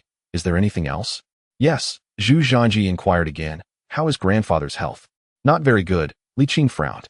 "Can he hold on until the second and third uncles depart?" Li Qing furrowed his brow. The emperor summoned them to share familial joy in his final moments. Why would he wish for them to leave? The situation in the court is unstable. Zhu Zhanji expressed his concerns, pondering that his second uncle had lingered in the capital for many years. Now that he had relocated, the people remained the same. What if he failed to create a stir? Li Qing shot him a sidelong glance and teased, "Are you afraid that the emperor, on his deathbed, might change his mind and pass the throne to the Han Wang?" Zhu Zhanji's cheeks flushed as he candidly admitted, "Grandfather has always favored my second uncle. You know how he feels about my father. What if he alters his decision?" Li Qing retorted with annoyance, "These matters should not trouble you. Focus on your own affairs." "Uncle Qing, we are on the same side," Zhu Zhanji insisted. "Enough. If there's nothing else, you should head back. I still have to prepare medicine for the emperor." Li Qing waved him off. Zhu Zhanji, undeterred, lingered. "I understand your feelings for Jiangwen. How about this? If you can ensure my second uncle returns, I swear I will never pursue the matter of Jiangwen again." Li Qing grew increasingly irritated. "You have no right to make such demands." "Why not?" Zhu Zhanji protested. My father is the legitimate eldest son, and I am his legitimate grandson. Yet you are not the emperor, Li Qing scoffed. You should discuss this with your father and see how he reacts. I shall take my leave, your highness. Zhu Zhanji continued his plea. Uncle Qing, please reconsider for the sake of the Ming. I will not see you off, Li Qing replied. With no other recourse, Zhu Zhanji turned to depart. Li Qing muttered a curse under his breath as he returned to the courtyard. The next day, in the Qianqing Palace, Zhu Di swallowed a thumb-sized pill and underwent acupuncture. He felt an unprecedented vigor surging within him, free from any sign of illness, walking without assistance. You truly have a way, Zhu Di remarked, satisfied with his current state. Your Majesty, this medicine has side effects, Li Qing cautioned. I am aware, but it matters not, Zhu Di replied nonchalantly. It is far better than remaining bedridden. He approached the bronze mirror to adjust his attire and, without turning back, announced, It is time for the morning court. Gao Qi and the others will arrive shortly. You need not leave. We shall attend together. Is that appropriate? Li Qing politely declined. I do not wish to intrude upon your family gathering. There is nothing inappropriate about it, Zhu Di countered with a smile. You have rendered great service to the Ming over the years. A marquis seems insufficient. I intend to bestow upon you the title of a duke. That is quite unnecessary, Li Qing shook his head. The marquisate suits me well, and I am content with my current life. Furthermore, a duke in the Ming cannot hold an official position in court, and I trust you do not wish for me to relinquish my role as Minister of War? Indeed, Zhu Di nodded. What reward would you desire? I shall grant it. Suppressing his urge to retort, Li Qing replied, If the emperor wishes to bestow a reward, perhaps some monetary compensation? Have you not received enough in that regard? Zhu Di responded irritably. I knew you would say that. It is akin to flatulence, Li Qing remarked, exasperated. As a loyal subject, I dare not seek rewards. A reward must be given, Zhu Di pondered. Very well, I shall grant you the Yongqing Marquis in Jinling. It shall belong entirely to you. Thank you for your generosity. Your Majesty, Li Qing smiled. This is indeed acceptable. That Marquis is worth quite a sum. As personal property, it can be disposed of. And even if I no longer bear the title of Yongqing Marquis, it can serve as a residence. In the future, I could invite my master and the others over to enjoy a good life. At that moment, a chubby figure entered. Your son pays his respects to the emperor. As he performed this gesture of greeting, the figures of Zhu Gaoxiu and Zhu Gaosui finally came into Li Qing's line of sight. Rise, Zhu Di chuckled, everyone. Please take a seat. The food and drinks will be served shortly. Let us enjoy a hearty feast. Li Qing inwardly grumbled. Fourth brother, you are taking advantage of me. Yes, father, Zhu Gaoxiu replied. A quarter of an hour later, the table was abundantly set with wine and dishes. Zhu Di, unable to contain his excitement, moved to the table and called out, Come, everyone. Tonight, we shall not return until we are thoroughly intoxicated. Li Qing was taken aback, thinking, I told you to drink, not to get drunk. Your Majesty, perhaps it would be wise to consume less, Li Qing suggested delicately. Zhu Di's expression hardened. Are you instructing me on how to conduct myself? Chapter 163. The final battle. The wine was exquisite, and the dishes were delightful. Yet none of the guests seemed particularly hungry, not even the portly fellow who typically relished feasts. Only Zhu Di, with a hearty appetite, indulged in meat and wine, reveling in the experience. Why the long faces, my friends? Zhu Di observed that his companions were scarcely touching their food or drink, and he grew somewhat displeased. I invited you here to drink. What joy is there in drinking alone? Indeed, let us drink. Zhu Gaosui raised his cup. Father, I toast to you. Zhu Di smiled and remarked, It is indeed the third who understands me best. I appreciate your willingness to heed my words. He clinked cups with Zhu Gaosui and downed the contents in one go, then turned to Li Qing and the others. And you?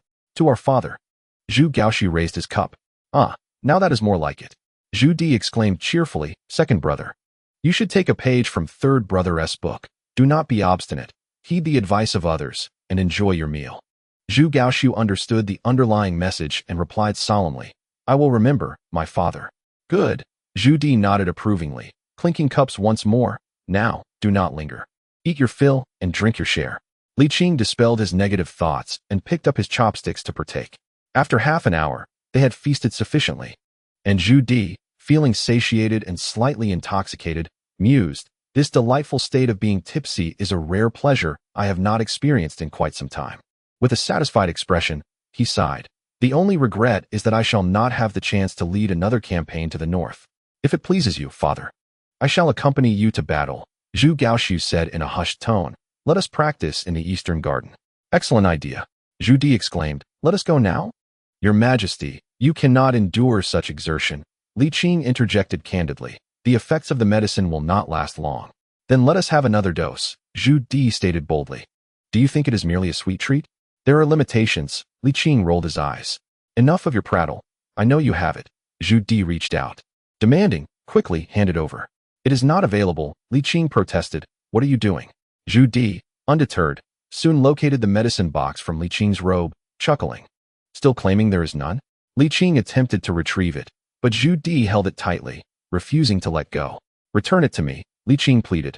Fearing a forceful grab might harm Zhu Di, that is for the next couple of days. Let it be.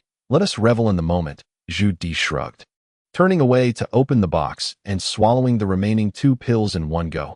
Second brother, we shall depart.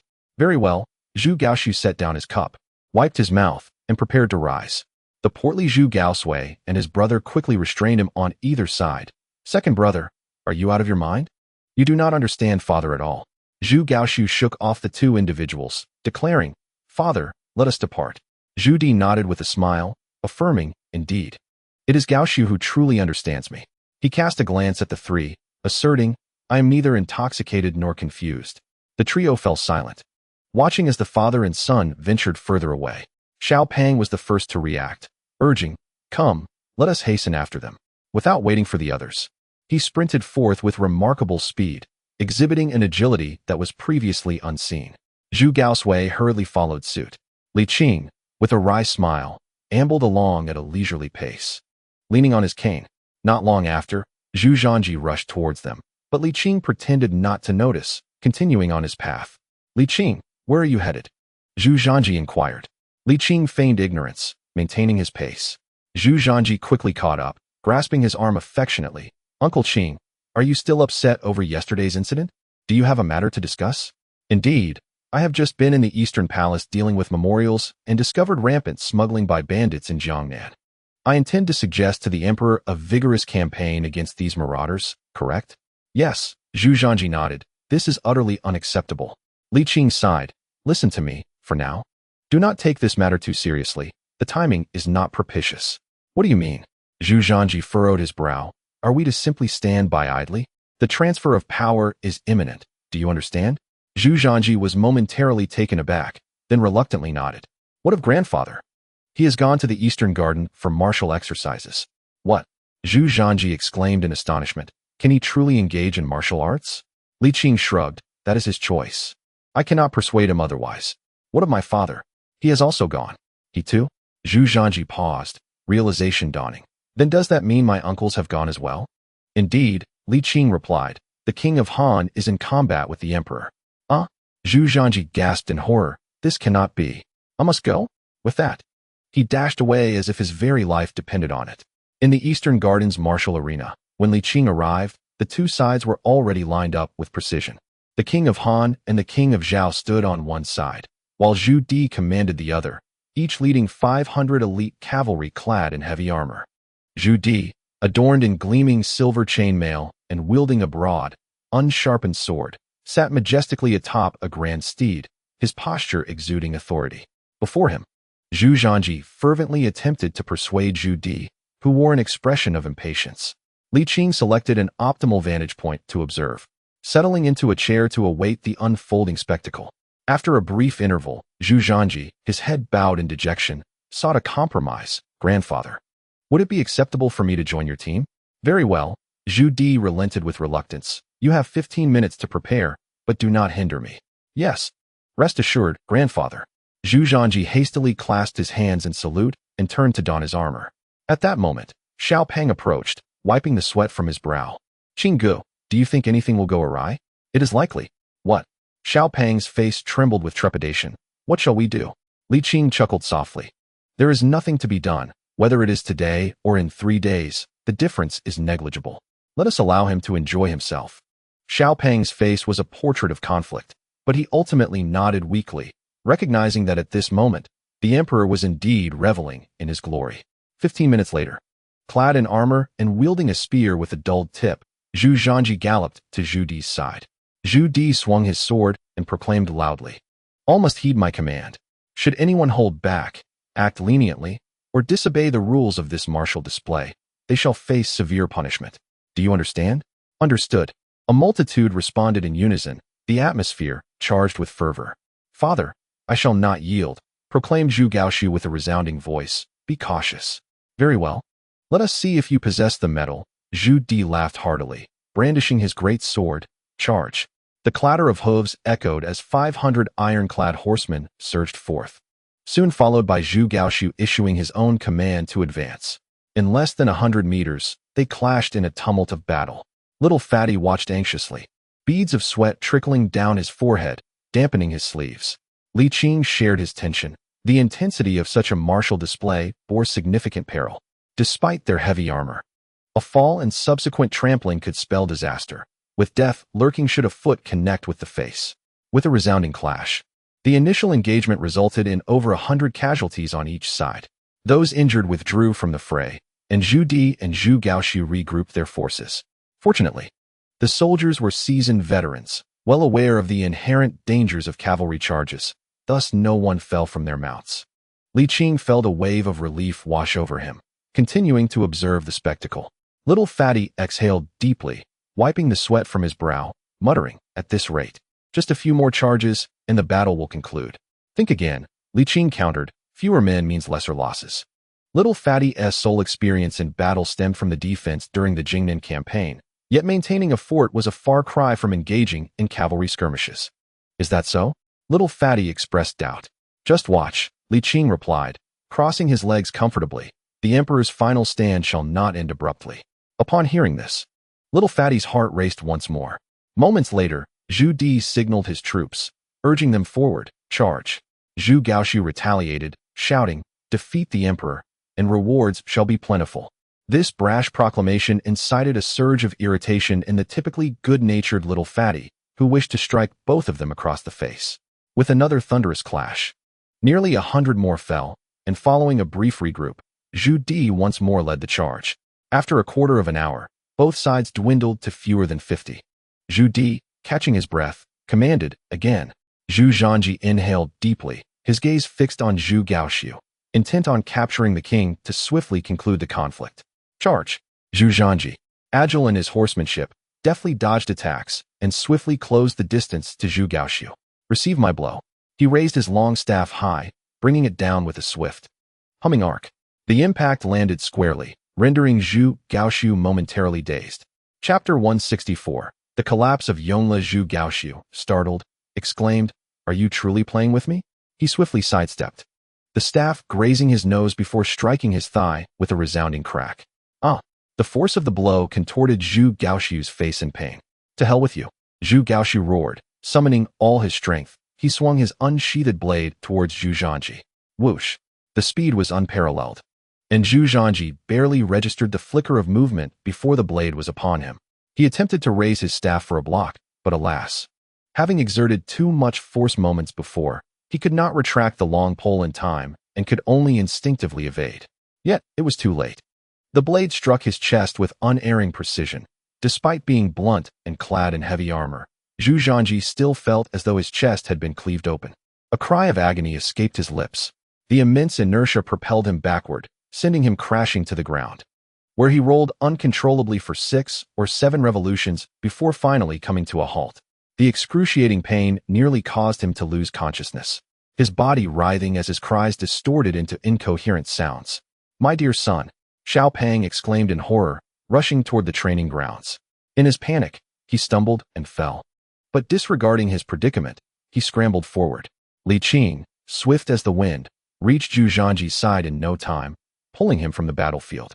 Noticing that there was no blood seeping from Zhu Zhanji's wounds, Li Qing shouted to Zhu Di, "Your Majesty, the crown prince is unharmed.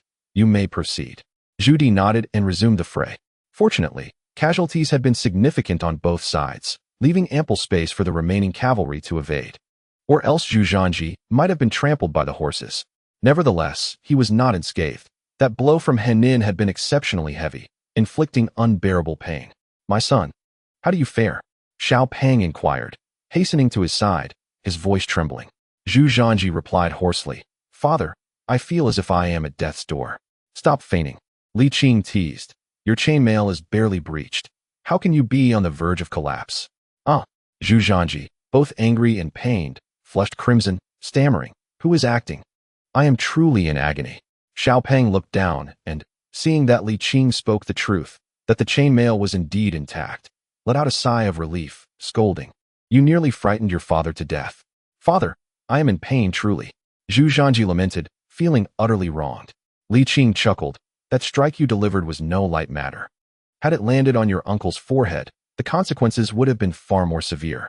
When one lacks skill, one cannot blame others." "Indeed, Zhanji. You were rather ruthless just now. That is your uncle." Xiao Pang echoed, a hint of trepidation in his tone, followed by a note of reproach. "I am the one who is injured. Father, why do you twist your elbow outward?" Zhu Zhanji bellowed in frustration. "We are all family.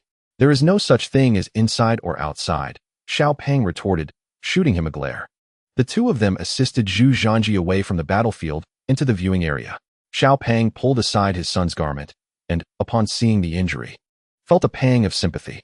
A nearly foot-long gash marred Zhu Zhanji's chest. Though it was not a deep cut, numerous small beads of blood had emerged, and the wound was raised and purplish, indicative of the blade's formidable power. "What has happened to me?" Zhu Zhanji winced as his injury was touched, his speech becoming slurred. "It is swollen," Li Qing confirmed, nodding gravely. "Qinggu, please see if any bones are damaged," Xiao Pang urged anxiously. Li Qing pressed gently, eliciting cries of agony from Zhu Zhanji. "Hurry, it hurts." Zhu Zhanji pleaded. "Do not worry, your bones are intact," Li Qing reassured him with a smile. "It is not a severe injury. A few days of rest will suffice." Zhu Zhanji, exasperated, retorted, "I feel as if I am near death. And you say it is not serious?" "That is merely your perception," Li Qing replied. Li Qing rolled her eyes and scoffed, "I do not seek your feelings. I desire my own." This remark seemed to diminish Zhu Zhanji's pain, oddly enough. In truth, his injury was not severe, the initial agony had subsided, and as long as he refrained from touching it, the discomfort would naturally lessen. A warm saline solution should suffice, a gentle wipe, and in a couple of days. The pain will be minimal, and within 10 days, you shall be completely restored, Li Qing remarked indifferently. "Ugh." Zhu Zhanji, supported by his father, sat on a chair, muttering, "I understand." Li Qing smiled and resumed watching the battle. During this brief interlude, the battlefield had reached its climax, with both sides numbering fewer than 20. Zhu Di, though fatigued, continued to charge forward, his mighty blade cleaving through several foes, including even the Prince of Zhao. Simultaneously, the valiant Zhu Gaoxiu had also dispatched numerous adversaries from Zhu Di's ranks. After this round of onslaught, only the father-son duo remained on the battlefield. "Father, you are growing old," Zhu Gaoxiu declared arrogantly, exuding an air that provoked irritation. "You little rascal," Zhu Di replied with a laugh tinged with anger. "Let us see if you possess the skill to best me." With that, he advanced, swinging his blade at Zhu Gaoxiu. Clang! The blades collided. Zhu Gaoxiu remained steadfast, while Zhu Di nearly lost his balance. "I told you, you are aging," Zhu Gaoxiu remarked with a calm demeanor, his confidence palpable. Young Zhu Zhanji, fuming with frustration, thought, "Can't you concede just a little, considering father is in such a state?" Yet, in the presence of so many, he could not voice it without rendering the contest meaningless. His vexation was palpable. Zhu Zhanji, equally frustrated, yearned to leap into the fray, not only to defend his grandfather's honor, but also to release his own pent-up emotions. However, the moment he attempted to move, pain contorted his features, and he could barely stand upright. "Li Qing, you go and give him a good thrashing." "I absolutely will not," Li Qing firmly declined. Zhu Zhanji was infuriated. "Father, look at him." The young lad could only manage a bitter smile. Clang! Another clash resounded as Zhu Di's great sword nearly slipped from his grasp, yet Zhu Gaoxiu maintained his composure. "Father, concede." "Nonsense," Zhu Di bellowed in fury, a sudden surge of strength coursing through him. "Come at me. Bring it on." The cacophony of clashing blades echoed relentlessly as Zhu Di showed no sign of weakness. Each strike was powerful and resonant, sending tremors through Zhu Gaoxiu's grip. Zhu Gaoxiu, along with his steed, retreated repeatedly, while Zhu Di grew increasingly ferocious, each blow heavier than the last. After 7 successive strikes, Zhu Di shouted, "Enough." With a hum, the sword sliced through the air, aimed directly at Zhu Gaoxiu's chest.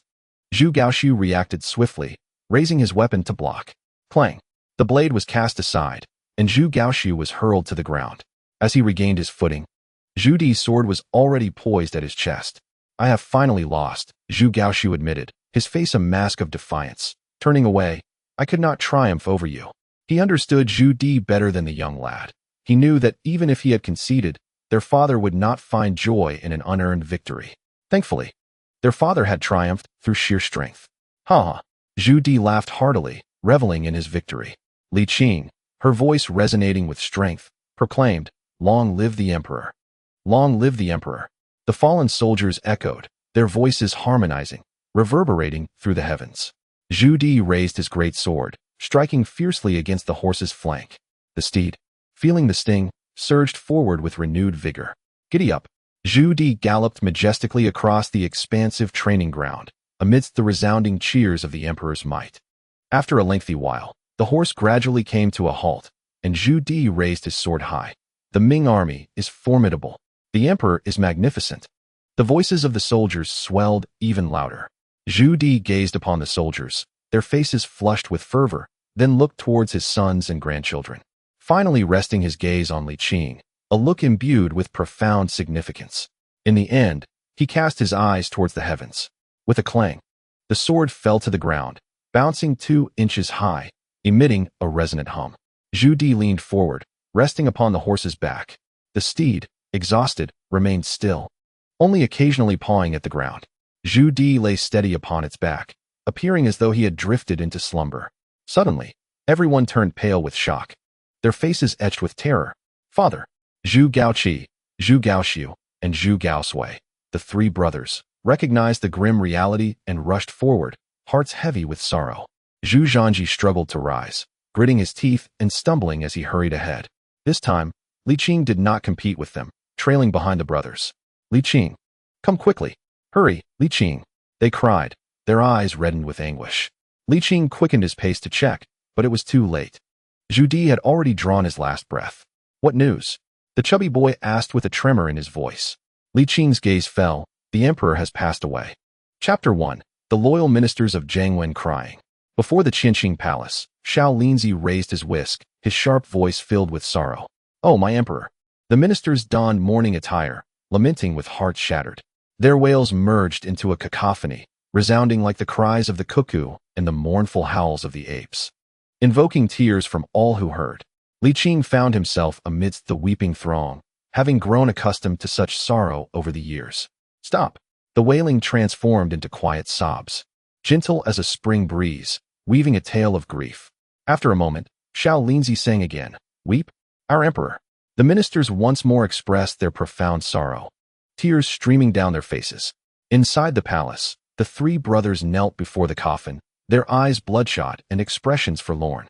Zhu Zhanji, Zhu Zhanji, and Zhu Zhanpong. A cohort of grandchildren knelt behind them, each face marked by severity and sorrow. The entire palace was draped in white, enveloped in an atmosphere of mourning. Li Qing felt a heaviness wash over him, losing track of time until he thought he heard Xiao Linzi call out, "The ceremony is concluded." He snapped back to reality, observing as the ministers rose to depart for their meals, and he followed the procession out of the palace. Everyone must face death. The 4th prince has fulfilled his time. Li Qing mused silently, his sense of loss somewhat alleviated. "Ministerly," a voice called from behind. Li Qing turned to see Yu Qian, his face streaked with tears, and was taken aback. "When did you return?" "I arrived just last night." "I was not prepared for such grief," he replied, urging ministerly. "Do take care of your health." "Yes, I understand." Li Qing paused. He did not feel sorrow but rather a sense of wistfulness, a sentiment distinct from Yu Qian's profound grief. As Yu Qian approached, Li Qing continued walking. "What news from Jiangnan?" "Not good." Yu Qian's countenance was grave. The lucrative nature of maritime trade was undeniable. A single voyage could yield more profit than a year of arduous toil. Wealthy merchants from Jiangnan flocked to the sea. Not only the affluent but also local officials, nobles, and even princes, forming a colossal interest group. Given the substantial profits, their demands were exceedingly generous. compelling impoverished citizens to take risks in pursuit of a better life. Alas, Yu Qian remarked bitterly, bandits have been eradicated time and again, yet they persist. Officials, merchants, and commoners shield one another. When trouble arises, it is the common people who bear the brunt, and in return, the wealthy offer support to their families. Officials turn a blind eye to the smuggling of these merchants, who in return provide certain benefits, ensuring that officials are not placed in difficult positions. This has led to an unspoken rule, a pivotal factor in the persistence of banditry. After a pause, he continued, fortunately, the last time the minister took decisive action. Despite the rampant banditry, the coastal pirates have not re-emerged, though, truth be told, they likely still exist, merely refraining from further harming the populace. Li Qing inquired softly, so? You mean to say that the current smuggling is purely profit-driven, with no incidents of plundering or harming the people? Indeed, Yu Qian nodded. Local officials fear repeating the tragic fate of the Tang Sire incident. Thus they are quite prudent, and the wealthy merchants share this sentiment. They only seek profit and do not wish, nor dare, to oppose the court. As he spoke, Yu Qian hesitated, seemingly torn about whether to voice his thoughts. Feel free to speak your mind, Li Qing encouraged. After a moment's hesitation, as they approached the government office, Yu Qian replied, Minister, let us discuss this further once we return to the office. In the Ministry of War's inner hall, Li Qing dismissed the attendants at the door and urged Yu Qian to speak freely, assuring him that there were no inappropriate topics in his presence. Taking a deep breath, Yu Qian said earnestly, I believe it is not the right time for the court to impose a maritime ban on the common people. Having expressed this, he turned to gauge Li Qing's reaction. To his surprise, Li Qing offered no immediate response, but merely nodded slightly, encouraging him to continue. The benefits of maritime trade to the populace are immense. Many have gained significantly, leading to a marked improvement in their lives. Yu Qian sighed. Every time I clamp down on bandits, I feel a pang of guilt for severing their means of livelihood. Li Qing remained silent, weighing the pros and cons of the situation. Yu Qian continued. What left the deepest impression on me was an encounter with a bandit who resorted to smuggling solely to afford medical treatment for his ailing mother. Unfortunately, he was apprehended by the Eastern Factory's agents, caught red-handed. With a heavy heart, he recounted, the elderly man, over 70, prostrated himself before me, pleading that I cease the pursuit of smuggling, asserting that his son did not steal or rob, but simply engaged in trade to support his family. He even claimed that those wealthy merchants involved in smuggling were benevolent, providing them with a means to survive. The emotions I felt at that moment were indescribable. Every crackdown on banditry makes it exceedingly difficult for many to make a living, not just those who ventured out to smuggle, but also the workers in various trades like furniture, silk, cosmetics, spices, and porcelain, who find themselves with dwindling opportunities, or worse, none at all. Yu Qian lamented. I returned this time with the intention of advising the emperor to expedite the full reopening of maritime trade. Who could have foreseen that such a course was imperative for the people? Li Qing began to speak, explaining that the reason for delaying action was to accommodate the national policy of the migration of the southern populace to the north. However, if this situation continues, the court will inevitably lose the hearts of the people. The tone of Yu Qian was laced with urgency and sorrow, acknowledging that they had already lost public support. Li Qing furrowed his brow, suggesting that this matter could be discussed later, as the current moment was critical for the transfer of power. It would be best to avoid any disturbances until after the emperor's burial and the ascension of the new emperor. Yu Qian nodded, noting that they had waited for a long time and could afford to wait a little longer. Minister Li, there shouldn't be any issues, right? He inquired. Oh, Li Qing replied, surprised. What makes you say that? Yu Qian hesitated, saying, during the mourning period, I sensed some unease among certain colleagues. The atmosphere felt somewhat off, though I couldn't pinpoint why. If even you have noticed something amiss, how can there not be trouble? Li Qing sighed inwardly, recognizing that a storm was about to break. The group of civil officials, long suppressed by Zhu Di, was poised to act. As per tradition, the smaller figures would charge ahead while the prominent leaders plotted behind the scenes. Li Qing smiled, advising, do not concern yourself with others, focus on your own duties. In your position, manage your responsibilities well. Should trouble arise, I shall stand in front to shield you. I understand, Yu Qian nodded. The following day, at dawn, before the sun had risen, Li Qing rose from his bed, determined to attend the morning court.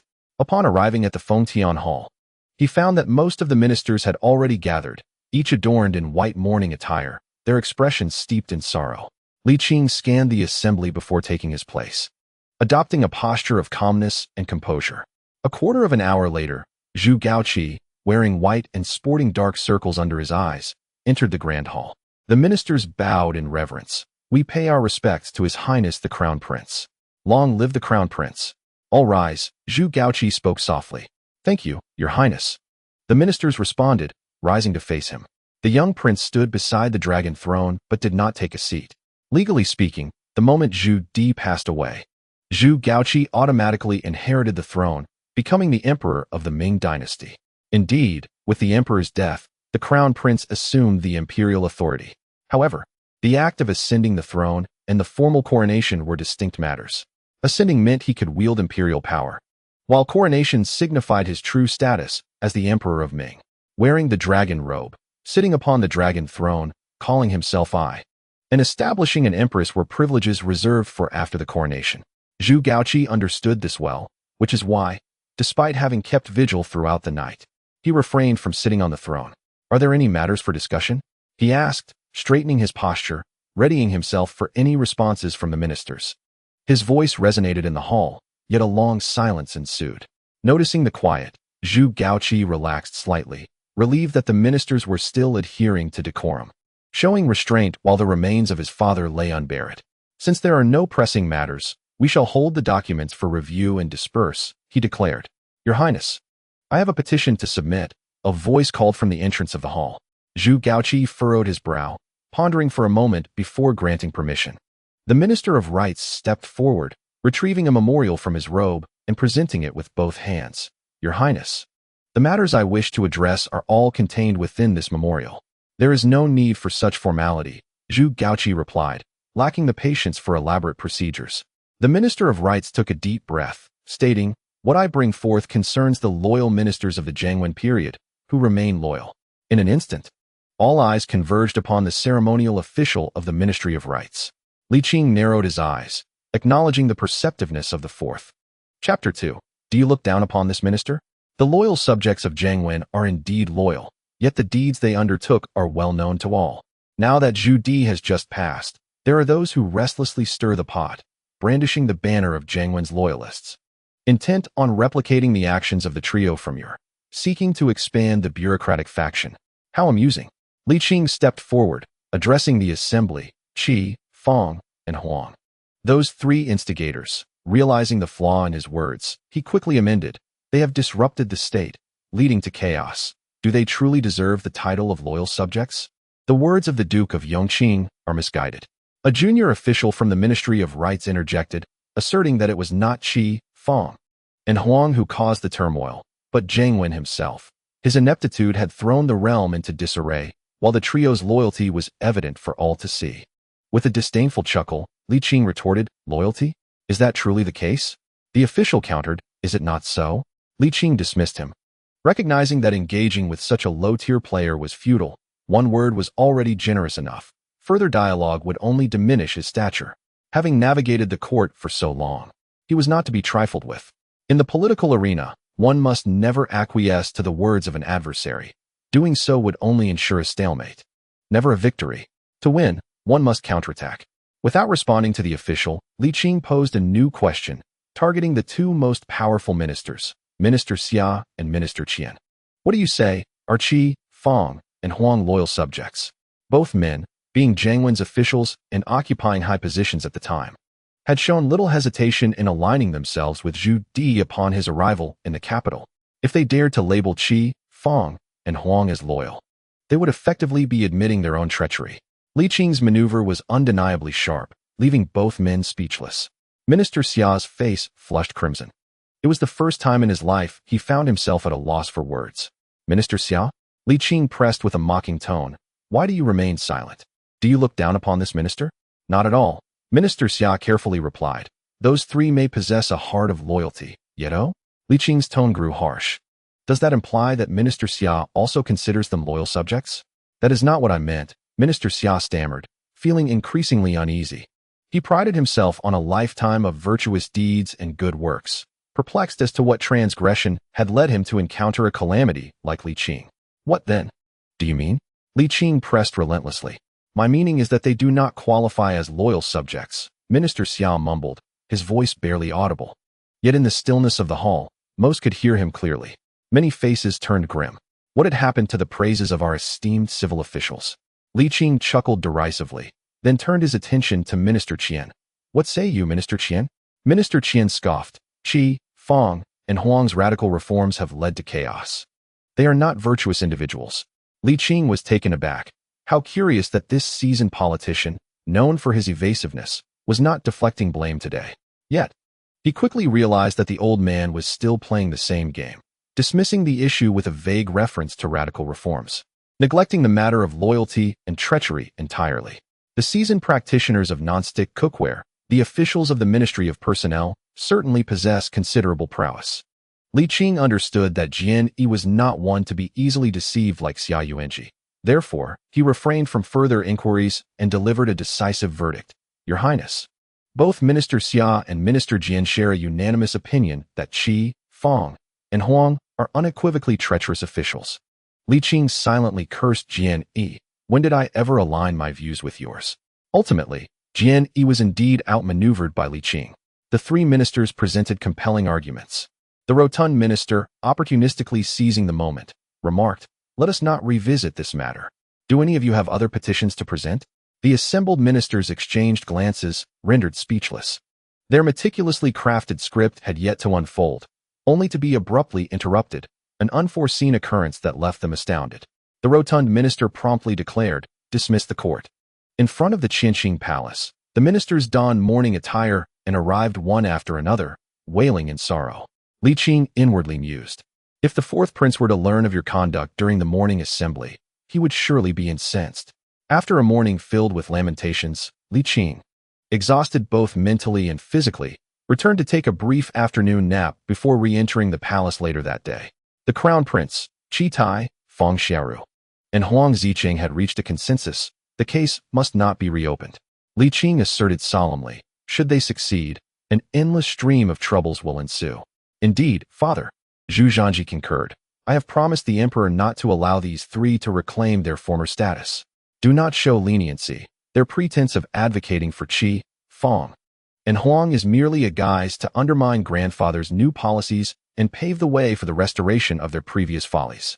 In this matter, Zhu Zhanji and Li Qing shared a common objective. The rotund minister nodded. I understand the rationale. I will do my utmost. He seemed weary, as half of the petitions during the afternoon assembly pertained to Qi and Huang, with nearly two-thirds of the officials proposing a posthumous title of Wenzheng for Fang Xiaoru. Wenzheng? Zhu Zhanji scoffed. That scoundrel is hardly deserving. It is not a matter of worthiness.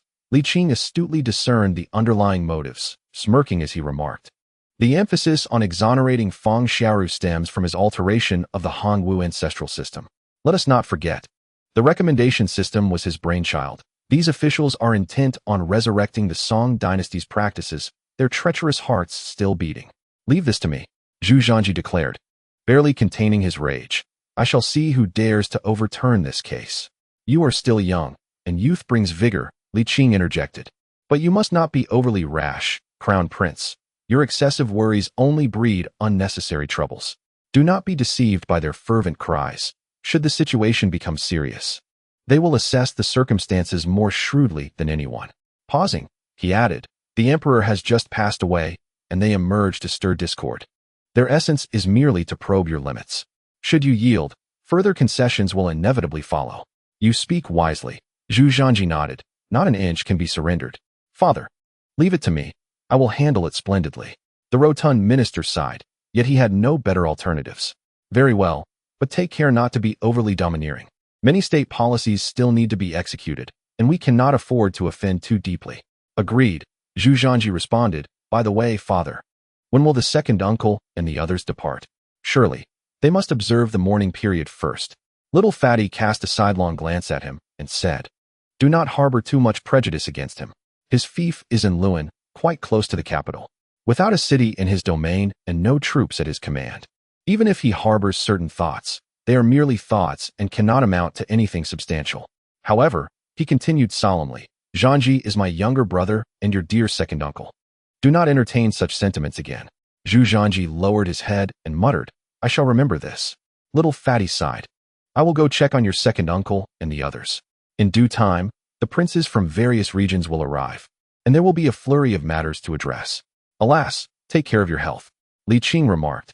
Those people have yet to stir trouble. You must not exhaust yourself beforehand. I understand, rest assured. Little Fatty smiled. I shall take a nap shortly. Zhu Zhanji felt a pang of concern for his father. Father, sleep well. Li Qing and I are here. Don't you dare push your luck, Li Qing said, visibly displeased. He had completely forgotten about the incident during morning court when he had acted out of line, which was not much different from Zhu Zhanji's conduct. After Little Fatty departed, Zhu Zhanji pulled Li Qing closer and said warmly, Uncle Qing, the emperor holds great expectations of you. Given the current instability, you must devote yourself diligently. Li Qing could not help but retort, your skill in embellishing is something I taught you. Could you refrain from using that tactic? I speak from the heart. Enough of that. Li Qing shot him a glance, replying nonchalantly, I will exert effort in what needs to be done without your prompting. And for what does not require my involvement, no matter how much you plead, I shall not intervene. Zhu Zhanji responded with annoyance. Have you not heard that serving the ruler's interests is to share in his burdens? I have read little. Have you not heard that when the ruler is troubled, the minister is humiliated, and when the ruler is humiliated, the minister faces death? Zhu Zhanji added. I've never heard of such things. Li Qing exhibited an attitude of indifference, leaving Zhu Zhanji exasperated. Frustrated yet speechless, Zhu Zhanji remarked, during the Hongwu reign, how did you survive with so many officials executed? Perhaps it is because of my good character, handsome looks, and strong capabilities, Li Qing replied, boasting. Zhu Zhanji pondered, Uncle Qing, I have come to realize that your survival to this day relies solely on your audacity. Enough with that, I speak nothing but the truth. If you do not believe me, go inquire about it. Who was unaware of the grandeur of the old Li back in the day? Li Qing declared proudly. Even the likes of Li Jinglong were no match for me. Enough, Li Jinglong was just average. I have seen him myself, Zhu Zhanji scoffed. He only had that pretty fan. That was during your birth. His peak had already passed. Li Qing spoke truthfully, in terms of appearance. No one could rival Li Jinglong back, then except for himself. Could he possibly be more handsome than I am now? Zhu Zhanji contested. There are certainly more than a few who surpass your looks. I refuse to believe it. Ask your father if you doubt it. Li Qing said lazily. Now, do you have something to discuss, or should I take my leave? I do, Zhu Zhanji said seriously, regarding Qifeng Wang. I have some strategies, and would like your counsel. Li Qing chuckled. So, were you just boasting earlier? Zhu Zhanji's face flushed, and he attempted to salvage his dignity. I was confident from the start. I just wanted to ensure everything was flawless. Very well, speak on. I wish to use the emperor's authority in this matter. You truly are a devoted grandson. Li Qing exclaimed in astonishment. Ah, would you let me finish speaking? Zhu Zhanji expressed his discontent, stating, what I mean is, during the Jingnan campaign, my grandfather fought under the pretext of rectifying the court. If Qifeng Wang were to become a loyal minister, wouldn't he that render my grandfather something else entirely? They consume the imperial rations of our lineage. If they dare to contradict, wouldn't he that be akin to self-sabotage? The temple name of Emperor Taizong has been established. Our rightful position cannot be shaken. They must understand this well. From a politically correct standpoint, they would certainly refrain from bringing it up again. Zhu Zhanji felt a sense of pride, saying, how about that? This strategy isn't too shabby, is it? Though it may seem a bit harsh. It serves as an effective solution.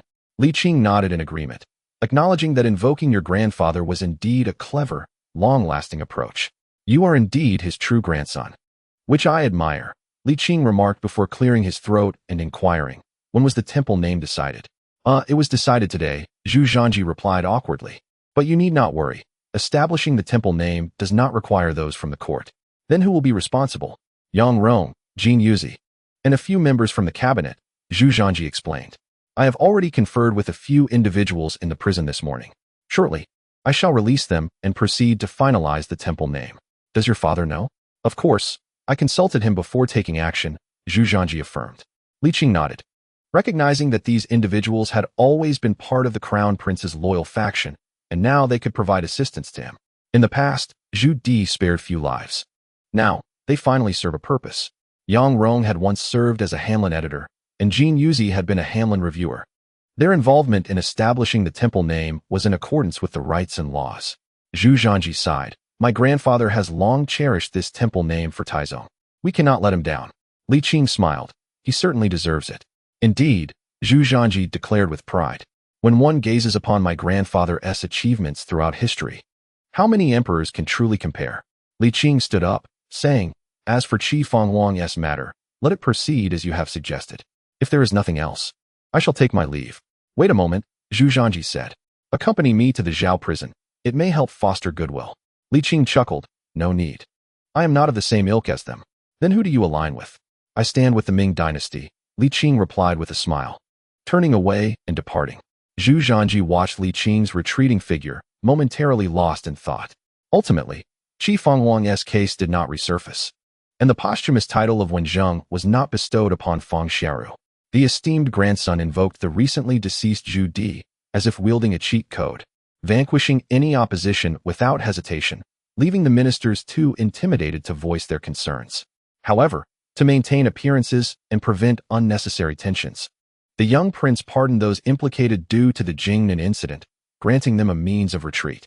The court fell into a brief tranquility, marking the failure of this political trial against the civil official faction. As a competent politician, one does not act again without deriving lessons from prior failures. Before long, the 27 days of mourning had passed, and it was time for the burial. The crown prince bore the coffin, while the ministers wept mournfully, making their way to Qianqing. The illustrious Yongle emperor, a figure of remarkable talent and vision, was laid to rest. Li Qing witnessed Zhu Di's interment, and memories flooded his mind, evoking a tinge of melancholy. Zhu Di would be interred alongside his most cherished companion, Su Mian. It was a thought that brought Li Qing some solace, contemplating that he would not be alone in the afterlife. In the past, he believed that death was akin to a candle extinguished. Once extinguished, nothing remained.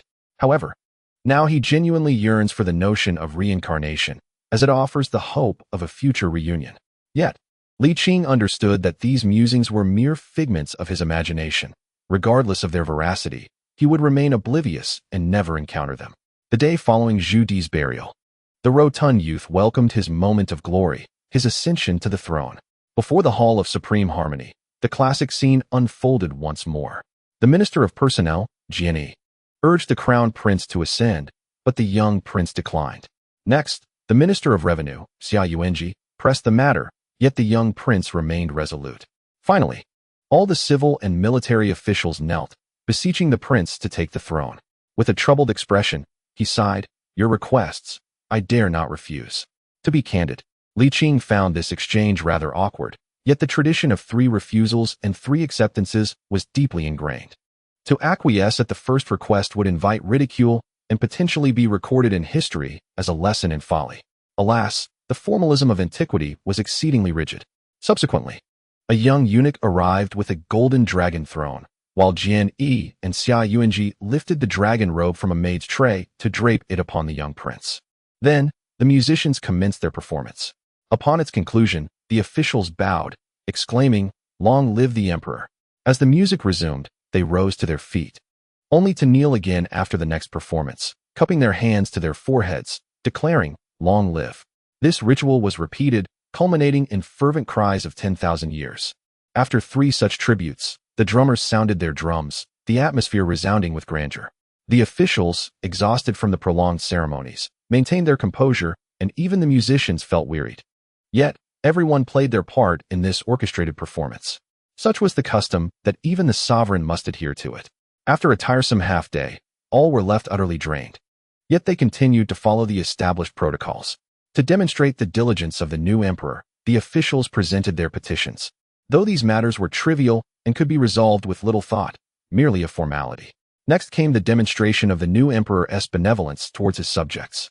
This was straightforward, a general amnesty and the alleviation of certain taxes. The young prince, though inexperienced, had rehearsed this well and handled it with aplomb. The officials did not dare to challenge him, not out of lack of desire, but from fear. Causing a disturbance during the new emperor's ascension was tantamount to rebellion, and none would dare breach such a taboo.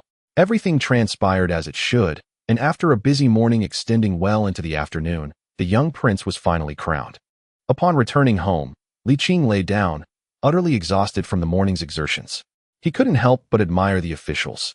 Their performances were worthy of accolades in any future age. especially their displays of sorrow. Once they began to weep, it seemed unending, overflowing with emotion. Li Qing felt he could never reach such heights. He merely muddled through with a facade. Having risen early and toiled throughout the day, he drifted into slumber, only to awaken in the late afternoon. "Sir, you are awake?" In the midst of her needlework, Wan Ling paused, pouring him a cup of tea. "This afternoon, a gentleman by the surname of Yu is seeking you." "Oh, why didn't you wake me?" Wan Ling replied. "I presumed it was not urgent. I informed him you were resting, and he said to prioritize you." "And where is he now?" "He is still waiting in the front courtyard." Li Qing sighed helplessly. "Next time they come, remember to wake me up." "I know," Wan Ling murmured. "I couldn't bear to disturb you when I saw you sleeping so soundly." Li Qing smiled, unable to reprimand her. "No more needlework, it strains the eyes. We have plenty of money at home. If you want something, just buy it ready-made." "Understood," Wan Ling chuckled. "You should go greet the guests now." "All right." Li Qing made his way to the front courtyard, where he found Yu Qian sitting in the pavilion, resting his chin on his hand, lost in thought. Stealthily, Li Qing approached him from behind. "Hello?" Yu Qian startled, nearly losing his balance. Upon seeing Li Qing, he darkened his face and clasped his hands in greeting. "I pay my respects to Minister Li." "No need for such formality," Li Qing replied, pleased with his little prank. "What brings you to me?" "It's about opening the seas," Yu Qian stated. "Previously, you mentioned waiting until the new emperor ascended the throne, and now he has." Li Qing nodded. "Very well, let's go." "Where to?" "To see the emperor." Li Qing laughed. "Who else would we approach?" "Now." "Why not?" Li Qing smiled. "It's better to discuss it privately than to bring it up in court. We can negotiate and leave room for adjustments." Chapter 4. A different path in the imperial study. Li Qing got straight to the point, succinctly explaining the necessity of opening the seas, awaiting the young emperor's decision. Yu Qian was exceedingly anxious. But having conveyed all he could only silently pray that the new emperor would agree to lift the maritime ban. However, contrary to his hopes, the young emperor promptly rejected the proposal without much thought, stating, "It is not the right time." "When will it be the right time?" Yu Qian retorted, his emotions running high. "Your Majesty, fully lifting the maritime ban benefits the nation and the people." The young emperor offered no further explanation, asserting, "When the time is right, it will be lifted." "Your Majesty," Yu Qian began, but Li Qing interrupted, "You may withdraw for now." Though Yu Qian was reluctant, he had no choice but to bow out. Li Qing turned to the young emperor. "Is this for the migration of southern citizens to the north?" "Indeed." The emperor replied gravely. "Only structural changes can completely break free from the political landscape that has persisted for centuries." He paused. "However, we can ease the crackdown on smuggling." "A compromise, then?" Li Qing suggested. "There's no other way. We must strive for balance." The young emperor expressed his own frustrations, acknowledging that even if the migration of southern citizens to the north succeeded wildly, it would not remedy the inherent issues of southern dominance. Yet, if the seas were opened directly, the disparity between the north and south would become absurdly vast. With a wry smile, he mused. "Now I finally comprehend why the founding emperor enforced the maritime ban. While my father's decision to open the seas was commendable, it must be executed in his manner, concentrating benefits within the state's hands. Alas, I lack the strength to suppress the ministers. I can only imagine how difficult it would be for Zhu Zhanji, and the successors even more so." With a sigh, the young emperor confided, "Brother Qing, I wish to impose a complete maritime ban." "That won't do. Please, let me finish." He insisted. "My father ruled for over 20 years, achieving remarkable civil and military accomplishments. Yet the lives of the common folk were not prosperous. I aim to implement a strategy of contraction, focusing on internal development for the Ming dynasty, allowing the people to rest and enjoy better lives."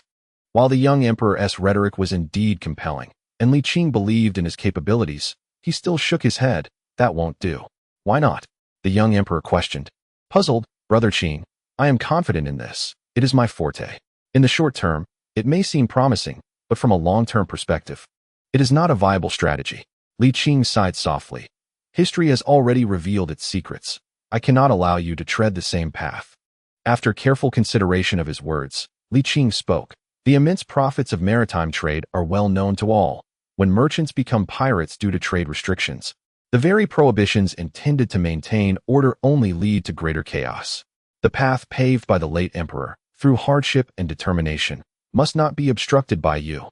After a pause, he continued, The disadvantages of maritime prohibition extend beyond this. If the court forbids trade, it effectively eliminates tax revenue, thereby amplifying the allure of maritime commerce and attracting even more seekers. Once the gates are opened, those who benefit will be reluctant to see them closed again. Li Qing asserted, should you impose maritime restrictions, the court will undoubtedly rejoice, while clandestinely engaging in smuggling. Your strategic aim to stifle the South will not only fail, but will also result in significant losses to the court's economic resources. Moreover, if maritime trade is forbidden, the court itself will be unable to partake in it. You cannot be unaware of the vast profits at stake. Xiao Pang remained silent. Li Qing continued, these are the visible profits. There are countless unseen yet invaluable treasures, such as Yongla rice and Yongla beans. The voyages of the three treasures may even introduce new crops, which will have a positive impact on the Ming dynasty that you could never achieve through your diligent governance. However, there are no qualifications to this. The benefits of opening the seas extend far beyond mere trade. Li Qing remarked that while the Ming dynasty is indeed vast and rich, it is not all-encompassing. There are still many valuable resources overseas. Furthermore, as the Ming develops, so too do other nations. Maintaining consistent communication with foreign lands is paramount. If we persist in the mindset that we are the celestial empire and all others are mere barbarians, the Ming will inevitably be surpassed and even attacked in its arrogance. Xiao Pang, face laden with defeat, admitted, Brother Qing possesses a far-reaching vision. My perspective has been too short-sighted. Yet, it cannot be said so simply. Li Qing consoled him. Your desire for the common people to live well is not misplaced. Alas, in light of this, I must entirely overturn my previous development plans. Xiao Pang lamented, Brother Qing's path is superior, yet undeniably more arduous. I will assist you, Li Qing assured. At the palace gates, upon exiting, Li Qing spotted Yu Qian waiting. Have you been waiting for me? He inquired. Yu Qian nodded. Is it still about opening the seas? Li Qing walked ahead while Yu Qian followed, quietly discussing the benefits of maritime trade, his tone tinged with regret. The advantages of opening the seas for the common people and the nation are manifold. The difference between timely and delayed governance is substantial. The emperor holds great trust in the Minister of Revenue. As Li Qing walked step by step, Yu Qian continued speaking. Before they knew it, they had arrived at the government office. Li Qing, who had been silent, finally spoke. You ought to temper your impetuousness. Do not reveal your true intentions right away. The political landscape is fraught with depth. Should you continue in this manner, you may find yourself at a disadvantage in the future. I understand. But concerning the opening of the seas, Yu Qian began. You need not worry about that.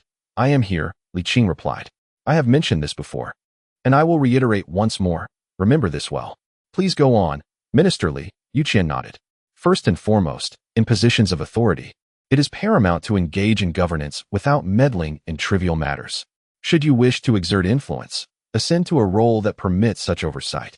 Secondly, one must deliberate before taking action. While the notion is universally acknowledged, it often lacks depth. Thirdly, to live life fully is essential, irrespective of the brilliance of governmental policies. Once life departs, all is rendered void. Li Qing articulated these thoughts in one breath. Do you remember?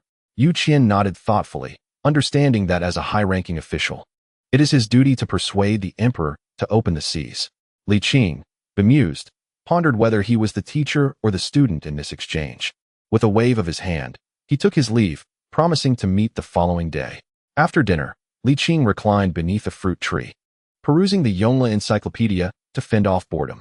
Hong Xiu, seeking refuge from the heat, retreated to an air-conditioned room, leaving only Wan Ling beside him, diligently sketching. What are you drawing, my dear? He inquired. The master's mask is quite worn. I wish to craft you a new one, Wan Ling replied, assuring that it would be even more exquisite this time. No need for such trouble, Li Qing chuckled. It merely serves to conceal a face. Just ensure the dimensions are accurate. By the way, how many volumes has the Yongla encyclopedia amassed? Wan Ling paused her work, reflecting seriously. Every edition from the printing workshop has been accounted for. There are already 6,500 volumes. She smiled, adding, the shelves are nearly overflowing. Many have been placed in boxes. These tomes should keep you occupied for quite some time. Is there truly that many? Li Qing expressed astonishment, realizing the rapid pace of publication. Have the prices for the current edition risen or fallen? They have risen, though the increase is modest, she replied. Li Qing stretched lazily. suggesting, enough drawing for now. Let us return to the coolness of the room. I shall regale you with stories. Splendid, Wan Ling beamed, her eyes narrowing into crescent shapes. The following day, during the morning court session, the officials gathered early at the Fengtian Hall, awaiting the new emperor's arrival. The vast hall was unusually silent, with no one daring to speak out of turn. The newly appointed leader was to be accorded due respect. Li Qing arrived early as well, taking his place, while nearby Xia Yuanji and Jian Yi subtly distanced themselves, feigning unfamiliarity. Moments later, the rotund figure clad in an oversized dragon robe entered the grand hall with labored steps. Upon ascending the throne, the officials bowed in reverence, proclaiming, "We greet your majesty. Long live the emperor." "You may rise," the young emperor said, somewhat flustered, yet striving to maintain composure. "Thank you, your majesty," the officials responded, taking their positions. Seated on the dragon throne, the emperor gazed down at his subjects. To claim he felt no excitement would be disingenuous. The throne of the 9-5, unique in all the realm, represented the ultimate aspiration for any man. After a moment of regaining his composure, he addressed the assembly. "Smuggling flourishes unchecked in the southern regions. Do any of you possess viable solutions?" A ripple of shock coursed through the officials, many visibly perturbed. Was he truly intent on stirring the pot so soon after his ascension? The crown prince had changed. Chapter 5. Opening the seas and lifting restrictions. The crown prince, once the embodiment of simplicity and honesty, now seemed to tread a murky path. This shift was disconcerting for the officials, who had previously supported his unassuming nature. The smuggling operations have expanded significantly, and although these high-ranking officials from the capital may not be directly involved, they have certainly reaped substantial benefits. The local tributes have been unceasing, intertwining their interests, naturally. They are disinclined to see the court rigorously crack down on smuggling. With the emperor newly ascended to the throne, his immediate concern is to establish the era name. Under the subtle gaze of his superior, the Minister of Works hesitantly stepped forward. "As for the era name, there is no rush," the rotund figure remarked nonchalantly, "as there remains ample time for deliberation." The Minister of Works fell silent, returning to his post with a sense of discontent. "Is there truly no solution to the smuggling issue among you, gentlemen?" the emperor inquired, a slight frown of displeasure crossing his face. The emperor, exhibiting a flair for theatrics, suddenly found himself with a wicked sense of humor and declared, "Your Majesty, it seems Minister Jian has an idea." What ingenious plan does Minister Jian propose?" the emperor prompted, unable to remain uninvolved. Reluctantly, Jian stepped forward, sheepishly admitting, "Minister Li has misheard. I, a dullard, have yet to conceive a remedy." Li Qing silently lamented his miscalculation. "I should have ensnared Xia Yuanji instead. This old fellow is not only adept at muddling matters, but is also shameless. Truly a poor choice." He then interjected, "Minister Xia, I believe you have misinterpreted my remarks." Xia Yuanji, having learned from previous mistakes, swiftly interrupted the proceedings. Li Qing chuckled softly, unreservedly praising, "Your Majesty, Minister Xia is renowned for his astute competence. He surely possesses a solution, though he perhaps prefers not to take the spotlight." "Is that so?" the emperor responded in agreement. "Minister Xia, do not hesitate to share your thoughts. Whether or not they are feasible, I shall not hold you accountable." With resignation, Xia Yuanji stepped forward, stating, "Your Majesty, I suspect Minister Xia may not have considered the matter." Li Qing teased. Xia Yuanji, irate, thought to himself, "Who claims I have not contemplated this?" Jian discreetly shook his head. "My younger brother is still too naive. Dear ministers, if you possess a brilliant strategy, do share it with us," the emperor encouraged with a smile. Taking a deep breath, Xia Yuanji tentatively proposed, "Your Majesty, I believe the persistence of smugglers is largely due to the maritime ban. If we were to lift this restriction, the issue of banditry would be resolved with ease." The emperor frowned in silence. Li Qing continued his role as the antagonist. "Minister Xia's suggestion is indeed astute. Should I interpret this to mean that if theft were deemed innocent, then there would be no thieves at all?" "That is not my intention," Xia Yuanji retorted, somewhat vexed, as Li Qing had distorted his argument.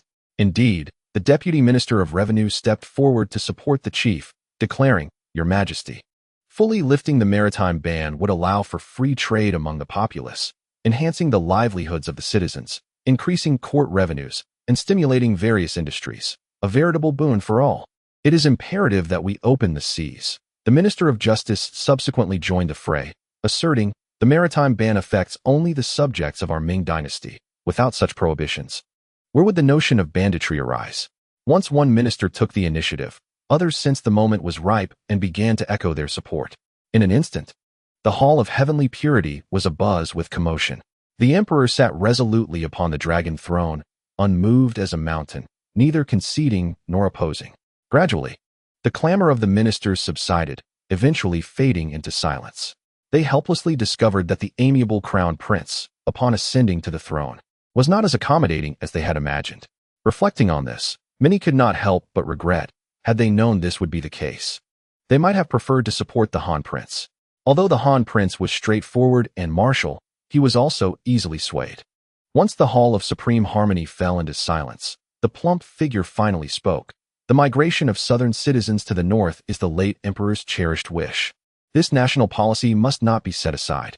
Once the seas are opened, will the southern populace still migrate northward? Xia Yuanji clasped his hands and replied, Your Majesty, while the opening of the seas does indeed conflict with the migration of southern citizens, it is not an absolute contradiction. I second this opinion. The Minister of Rights stepped forward, though he did not fully concur. Oh, the meaning of your words, esteemed minister? The plump figure sat up straight with an air of curiosity.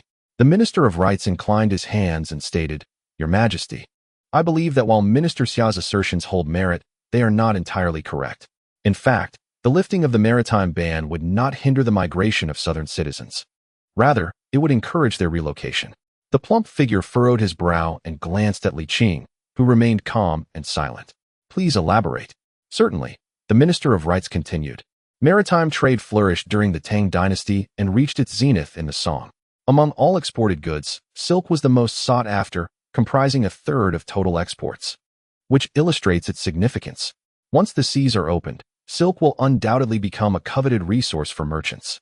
As the saying goes, a skilled cook cannot make a meal without rice. To weave silk, one must have silkworms, and to produce silkworms, mulberry trees must be cultivated, which can be done in the north as well.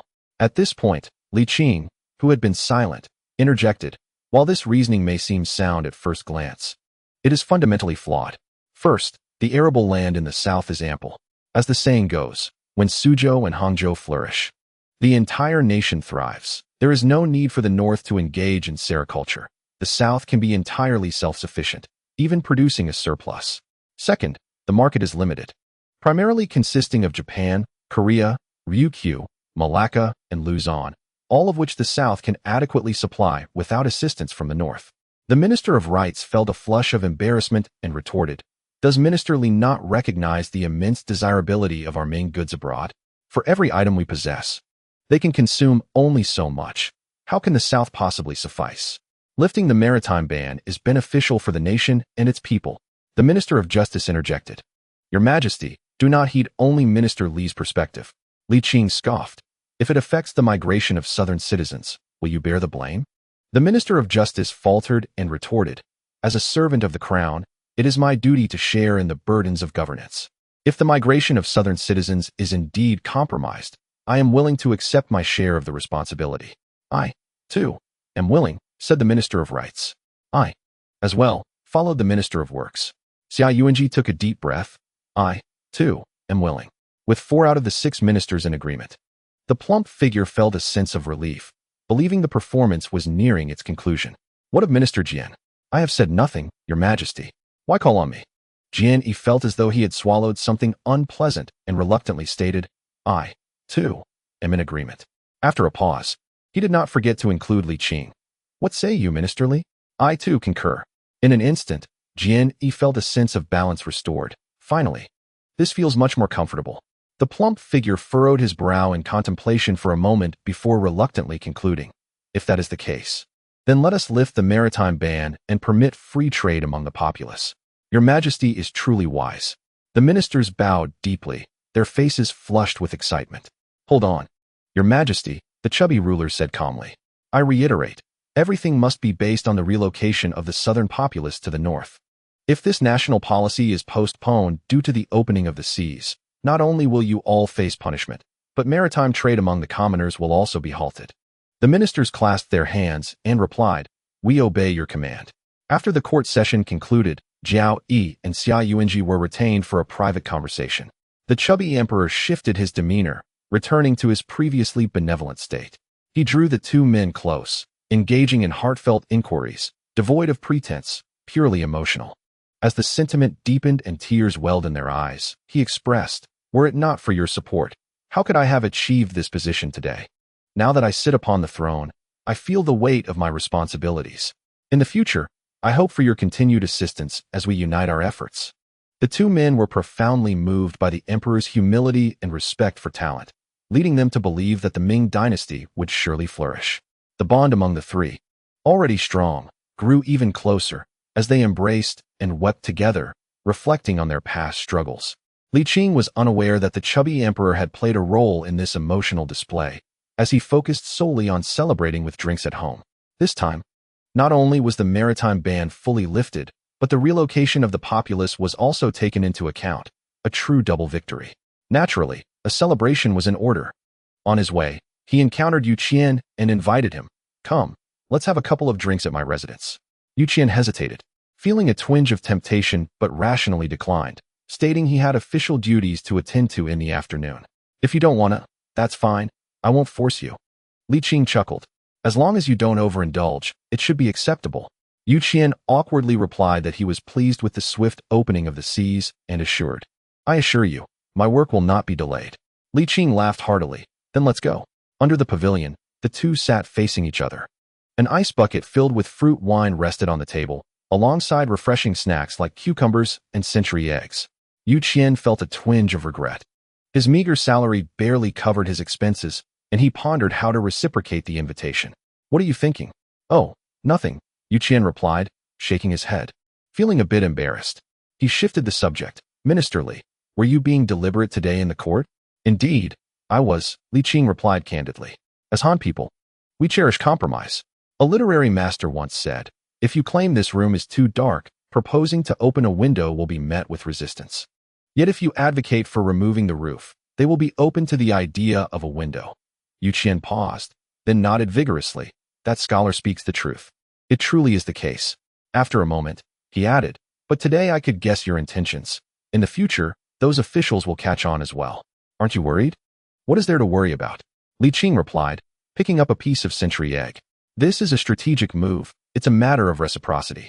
The emperor takes a step back, and the ministers will do the same.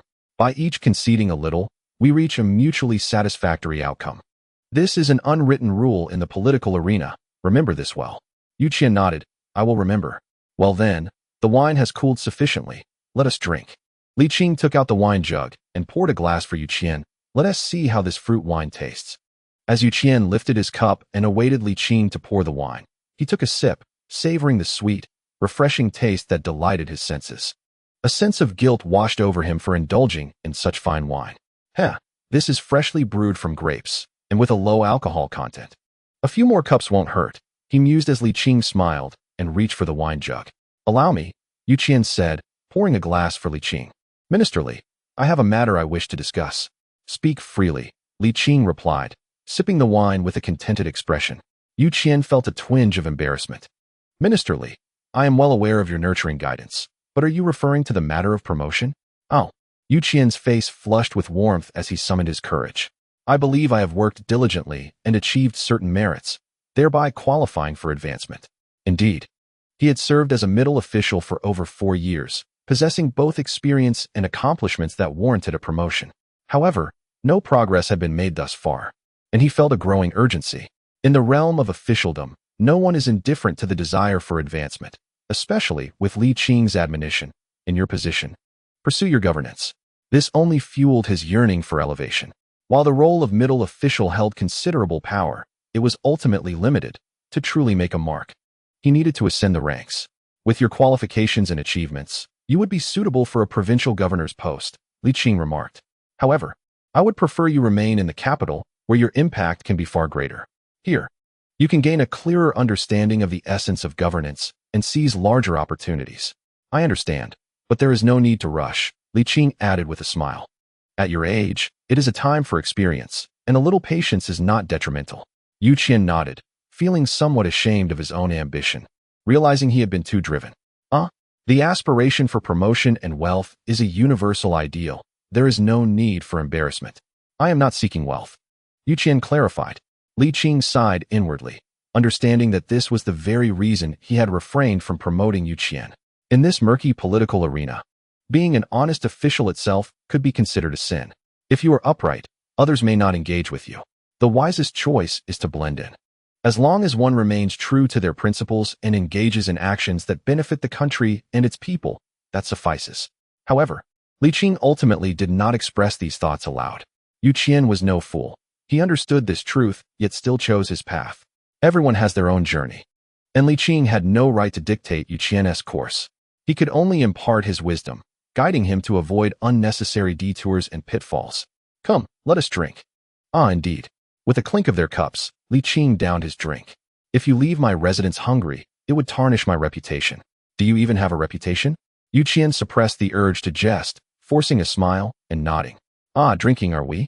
Zhu Zhanji, beaming with joy, strode over, his household steward struggling to keep pace. Master, the crown prince has arrived. Zhu Zhanji cast a sidelong glance at the steward. From now on, call me crown prince. Yes, the steward complied. Master, His Highness the crown prince has come. You may withdraw, Li Qing instructed, dismissing the flustered steward. Yu Qian hastily bowed.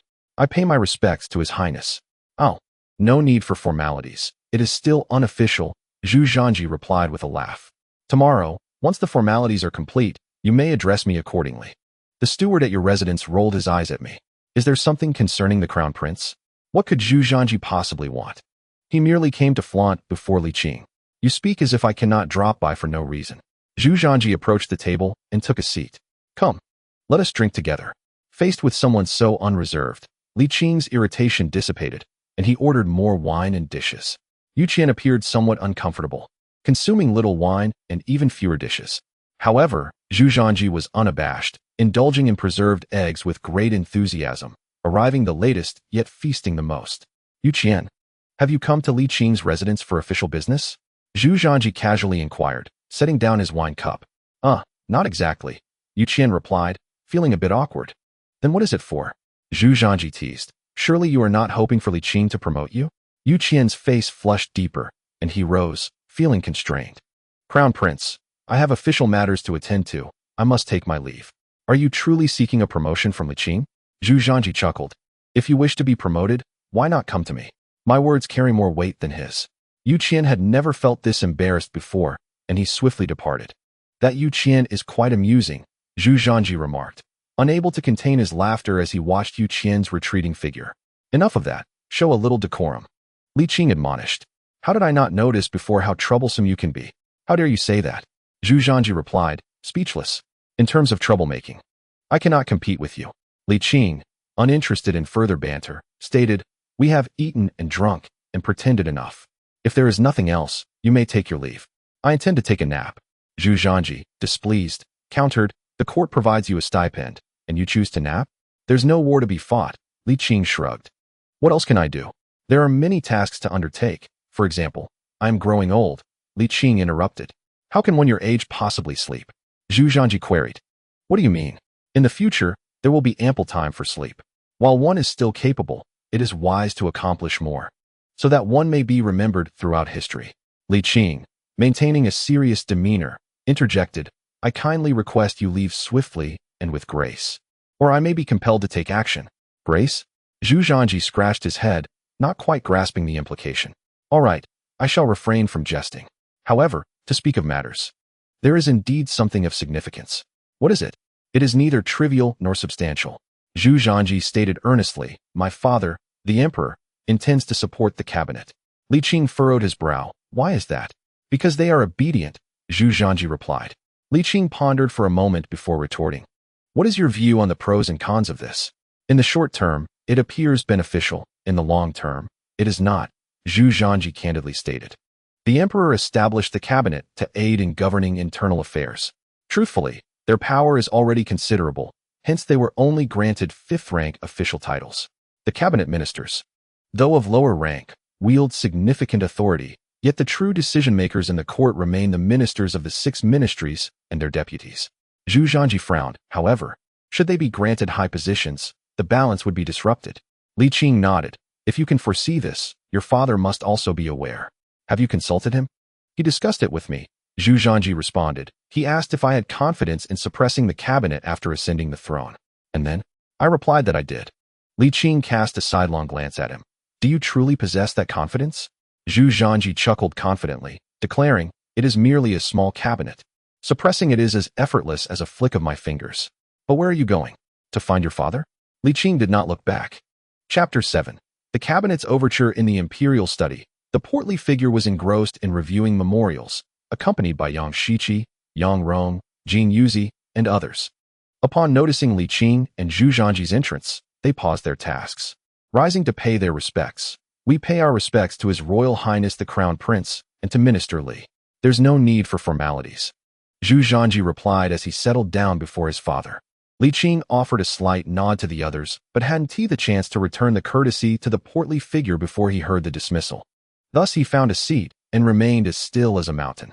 Is there something on your mind? The portly figure inquired. Li Qing nodded. Indeed, there is. The portly figure awaited further elaboration, but Li Qing fell silent. Realizing that Li Qing found it inconvenient to speak freely, the portly figure glanced at Yang Shiqi and the others. All seasoned officials, they possessed an exceptional ability to read the room.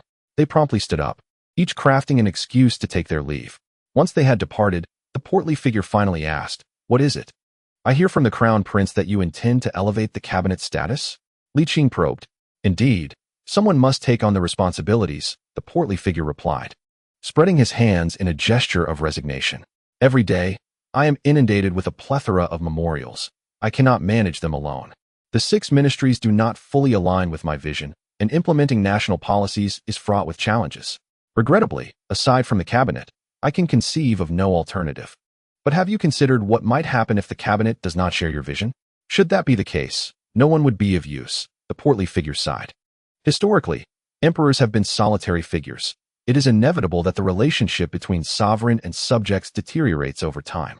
However, if the cabinet is neglected, how can one be certain that the personnel from the 6 ministries will not vie for influence? What then?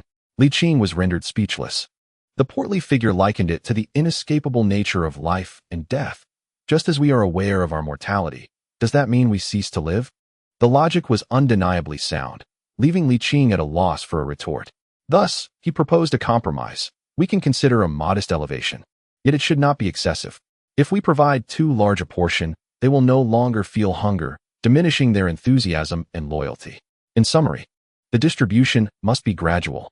You speak wisely, Zhu Zhanji concurred. The portly figure appeared somewhat troubled. If the allocation is too meager, they may struggle to contend with the 6 ministries. It is not as troublesome as you might think, Li Qing analyzed. You and I are aligned. Although Jian Yi and Xia Yuanji align themselves with the civil officials, the former is indecisive while the latter is clear on significant issues. It is not as dire as you imagine. Pausing for emphasis, he continued, you must remember 3 points. First, the cabinet must not interfere with the military. That is non-negotiable. Second, the authority for appointing and dismissing officials must remain firmly in our hands, while the Ministry of Personnel only possesses the right to advise, without any decision-making power. The cabinet should not even have the right to advise. Third, financial authority must remain entirely beyond the cabinet's reach. After a moment's contemplation, he added, the Ministry of Personnel and the Ministry of Revenue are of utmost importance. If possible, strive to draw them to your side. The portly figure nodded. I understand. I even moved them to tears yesterday. Li Qing gave a thumbs up. That is all that needs to be said. Considering that Li Qing's reputation had already suffered greatly, the plump man, wishing to spare him further disgrace, suggested, let us first test the waters tomorrow. You need not attend the morning court. Upon hearing this, Zhu Zhanji felt a wave of disappointment, as he had hoped to showcase himself before Li Qing the next day, but now it seemed that opportunity had slipped away. As Li Qing exited the palace, he chanced upon Yang Shiqi and several others. They approached him with respectful greetings, acknowledging the minister Li. Ah, my esteemed colleagues. No need for such formalities, Li Qing replied dismissively, intending to depart. Yang Shiqi hastily remarked, Minister Li is a trusted confidant of the late emperor, and a guardian entrusted with the emperor's legacy. Now that His Majesty has ascended the throne, eager to embark on noble endeavors, we are but humble servants and must rely on your wisdom. Indeed, Jin Yuzi chimed in, within the 6 ministries. Only Minister Li possesses the capability to alleviate the burdens of the emperor. We hope you will not shy away from your responsibilities for the sake of the state and the emperor. Li Qing felt somewhat annoyed and replied coolly, "It is my duty to serve the emperor and share in his burdens. Such reminders are unnecessary." Misunderstanding his tone, Yongqing, perceiving Li Qing's impatience, attempted to smooth things over, saying, "His Majesty is determined to ensure the well-being of the people. Yet there are those who utter lofty rhetoric, impeding his vision. We see this clearly and feel the weight of it in our hearts. Alas, our capabilities are limited. Minister Li, with your exceptional talents and profound understanding, stands apart." Yongqing's insincere praises were grating, and Li Qing felt a chill run down his spine. While he initially wished to send them away, he reconsidered. These individuals currently aligned with his own ambitions and could be considered allies, at least for the time being. With this in mind, Li Qing smiled and said, "You are all truly talented. There is no need to belittle yourselves so." "Not at all. Minister Li overstates our abilities," Yongqing replied humbly. "Oh, haha." Li Qing chuckled. Seeing his mirth, the others felt encouraged and awaited further words from him. Once Li Qing's laughter subsided, he proposed, "If you have the time, I invite you to my residence for a discussion." "That would be our pleasure, though we hesitate to impose," Yongqing replied with a smile. Yang Shiqi and Jin Yuzi quickly clasped their hands in agreement, expressing their eagerness to join. At the Yongqing Marquis, a lavish feast was prepared, and the atmosphere was filled with merriment. However, as they were still in a phase of cautious exploration, no one broached matters of state, instead engaging in light banter about commerce. In truth, Yang Shiqi and his companions felt a sense of urgency. They wished for open honesty but were cautious of Li Qing's character, knowing he could very well betray them. They understood that one who has received favors may not be easily swayed, and it was well known throughout the court that Li Qing was capable of unscrupulous acts. They needed to ensure their own safety. If given a choice, they would rather not collaborate with Li Qing, yet the other 5 ministries looked down upon them, leaving them isolated while Li Qing stood apart from the rest. However, after this evening's gathering, through careful observation, they concluded that the potential for cooperation was substantial. The initial exploration left the cabinet members quite satisfied. After the banquet concluded, they exchanged pleasantries for a while longer, engaging in formalities before reluctantly parting ways. The following day awaited them. Li Qing awoke naturally from a deep slumber, refreshed and ready to embrace the day. After a brief morning ritual, he took up his fishing rod and made his way to the pond. The summer sun blazed overhead, but he found solace in the shade of a nearby tree, reclining comfortably on a chaise lounge. Beside him rested a cooler filled with seasonal fruits and fruit wine, easily within reach, providing a sense of utter relaxation. Wanling busied herself with needlework, while the elder Lianxiang was unable to engage in such tasks, opting instead to play a game of chess nearby. A gentle breeze stirred the willow branches, creating a serene and harmonious atmosphere. Suddenly, the fishing float bobbed a couple of times before vanishing beneath the surface. With a deft flick of his wrist, Li Qing hooked a plump fish that struggled briefly before leaping from the water. He expertly caught it in his bamboo basket. Grinning as he proclaimed, "Now we have fish stew for lunch. Have the servants begin preparing it. Too hot, and I shall lose my appetite." Wanling set aside her needlework, smiling as she approached, "Understood. Also, once this is done, no more needlework." Li Qing replied firmly, "Indeed." Wanling nodded reluctantly and turned to see Zhu Zhanji approaching, quickly curtsying. "The Li family greets His Highness the Crown Prince." "There's no need for formalities," Zhu Zhanji replied, noticing the fish in the basket with a grin. "It seems you are in for a treat today." Hong Xiu and Lianxiang set aside their game to bow as well. "The Li family greets His Highness the Crown Prince." "No need for such formalities," Zhu Zhanji said, his mood buoyant and a smile gracing his lips. The 3 young women, realizing the Crown Prince sought their teacher for official matters, discreetly withdrew. Li Qing held a certain disdain for this rather disruptive figure and chose to feign ignorance, continuing to fish in peace. Zhu Zhanji approached him, playfully patting his shoulder. "Li Qing." Li Qing turned. "Oh, have you changed your attire?" "Indeed," Zhu Zhanji beamed. "You heard I was officially made Crown Prince, yes?" Li Qing silently turned back to his fishing, deliberately avoiding engagement. Zhu Zhanji, undeterred, stepped in front of him, surveying his bright princely robes, which obstructed Li Qing's view of the float. "Does this outfit fit well?" he inquired. "It fits," Li Qing conceded, unable to hide his amusement. Look at how pleased you are. Now, how did the morning court session go? It was quite a spectacle, Zhu Zhanji replied eagerly. The 6 ministries and the cabinet were in a heated debate. It was truly fascinating. Li Qing, upon hearing this, felt a pang of regret for not attending. Who emerged victorious in the end? Isn't it obvious? Zhu Zhanji chuckled. The cabinet was utterly defeated. Li Qing was not surprised by this outcome. The current cabinet was akin to a younger sibling, unworthy of contention with the 6 ministries.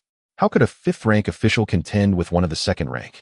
After the elder Zhu abolished the chancellor system, the power of the 6 ministries surged, but out of respect for Zhu's authority, they had remained silent.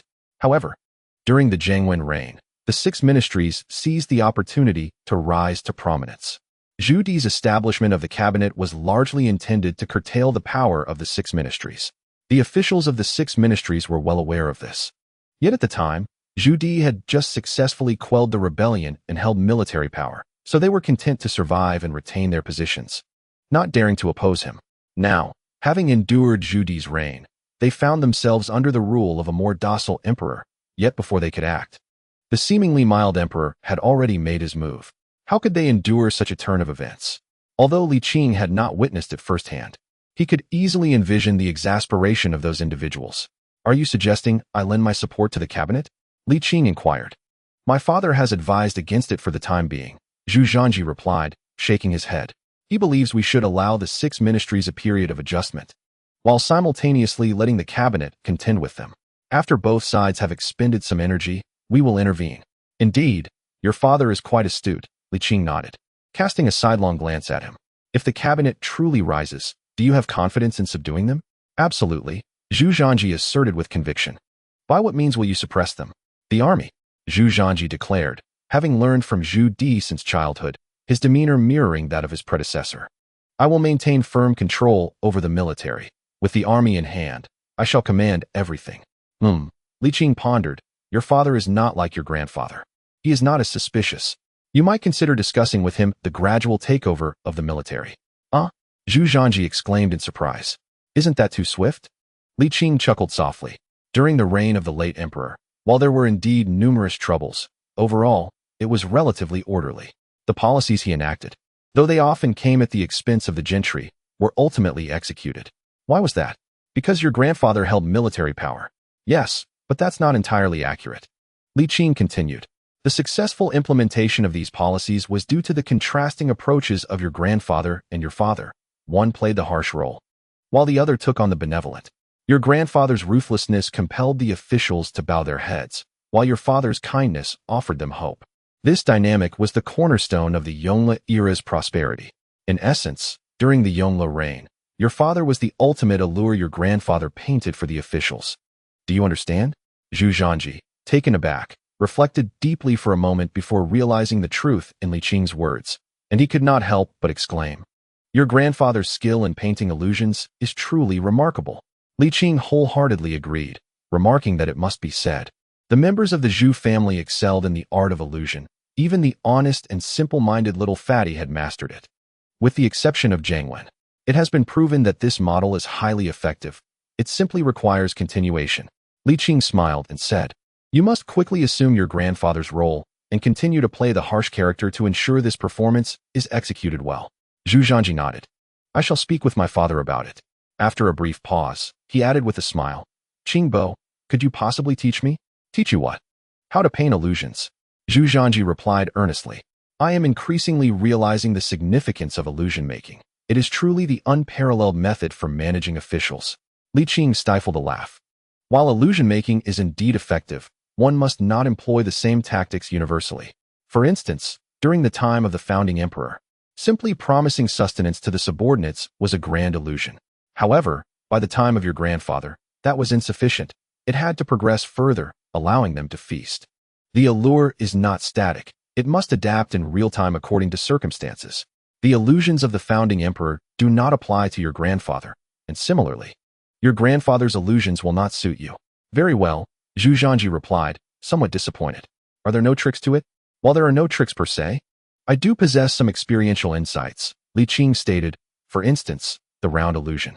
Round illusion? Zhu Zhanji exclaimed, intrigued by this new term. Please elaborate. Li Qing set aside his fishing rod, no longer inclined to fish. The reasoning was straightforward. It was essential to complete the envisioned plan. Take warfare as an example. When soldiers are promised substantial rewards for victories, those rewards must be promptly delivered post-battle. This is akin to fulfilling a promise. The purpose of this fulfillment is to pave the way for future aspirations. Therefore, prior to making such promises, one must first consider the feasibility of delivering on them. Zhu Zhanji countered, however, if everything is fulfilled, then it is no longer a promise, is it? Not at all. Li Qing chuckled, shaking his head. For instance, regarding the rewards, what constitutes a significant reward? There is no definitive answer. There exists considerable leeway in this matter, and with a bit of maneuvering, one could transform a minor promise into a grander commitment. It is crucial to take into account the psychological disparity experienced by those receiving the promises. Remember this, for it may be tested later. Zhu Zhanji nodded slowly. Could you provide an example of how to fulfill a larger promise at a minimal cost? Quite simply. Li Qing responded with a smile. Imagine I post a notice. The Yongqing Duke's residence is seeking several servants, offering a monthly salary of 5 guan in cash, with the possibility of earning 8 guan for exemplary work. But whether the work is deemed exemplary is not solely my decision, is it? Oh, I see, Zhu Zhanji acknowledged. Nodding, your mind is truly cunning. That was merely a metaphor, Li Qing retorted, slightly exasperated. This is just the initial stage. And what of the advanced stage? Zhu Zhanji inquired eagerly. Li Qing shot him a sidelong glance. Well, it involves freeloading, doesn't it? 50 taels of gold. This insight is the culmination of decades of experience, painstakingly acquired. Li Qing continued, but it requires investment. Zhu Zhanji, somewhat irked, replied, 100 taels. Li Qing nodded. Are you not eager to hear more? Isn't that obvious? Zhu Zhanji urged, please, go on. Do you see? Li Qing remarked with a smile. This is what we call a promise. I first indicate that I can provide what you desire, and as a condition, you must pay me. Then I will teach you how to make promises. This entire process constitutes the standard template for making promises. Zhu Zhanji appeared contemplative, and after a moment, pressed, hurry and fulfill the promise. Li Qing cleared his throat and declared, remember well, here are the key points. You must first envision the fulfillment of your promise, unless you seek a one-time transaction. All actions must be well planned, and promises are no exception. So how does one fulfill a grand promise with a minor one? Li Qing rhetorically asked and answered himself. It is quite simple, through compromise. Using the previous example of the servants, after receiving their wages, they may feel satisfied with their performance, yet remain disgruntled if they do not receive the higher wages they expect. At this juncture, I could suddenly state, my funds are insufficient. To maintain my livelihood, wages must be reduced to 3 guan. How would they react? Zhu Zhanji's eyes brightened. They would surely refuse and insist on 5 guan. Exactly. Li Qing affirmed, tossing a chilled grape into his mouth with a smile. This is the advanced stage of promise-making. There is also the ultimate stage. Would you like to hear it? Yes, Zhu Zhanji replied eagerly. Li Qing elongated his response. I will increase the payment. See, this is the quality a master of promise-making must possess, leaving you desiring more even after one serving. Li Qing stated. This bit is a gift, remember. Promise-making should adhere to the principles of sustainable development. Zhu Zhanji, thoroughly convinced, responded, you truly are remarkable, Uncle Qing. Spare me the flattery. I do not offer discounts on compliments. I will wager another 200 taels, swiftly reveal the ultimate secret. Zhu Zhanji's heart raced with anticipation. Li Qing chuckled.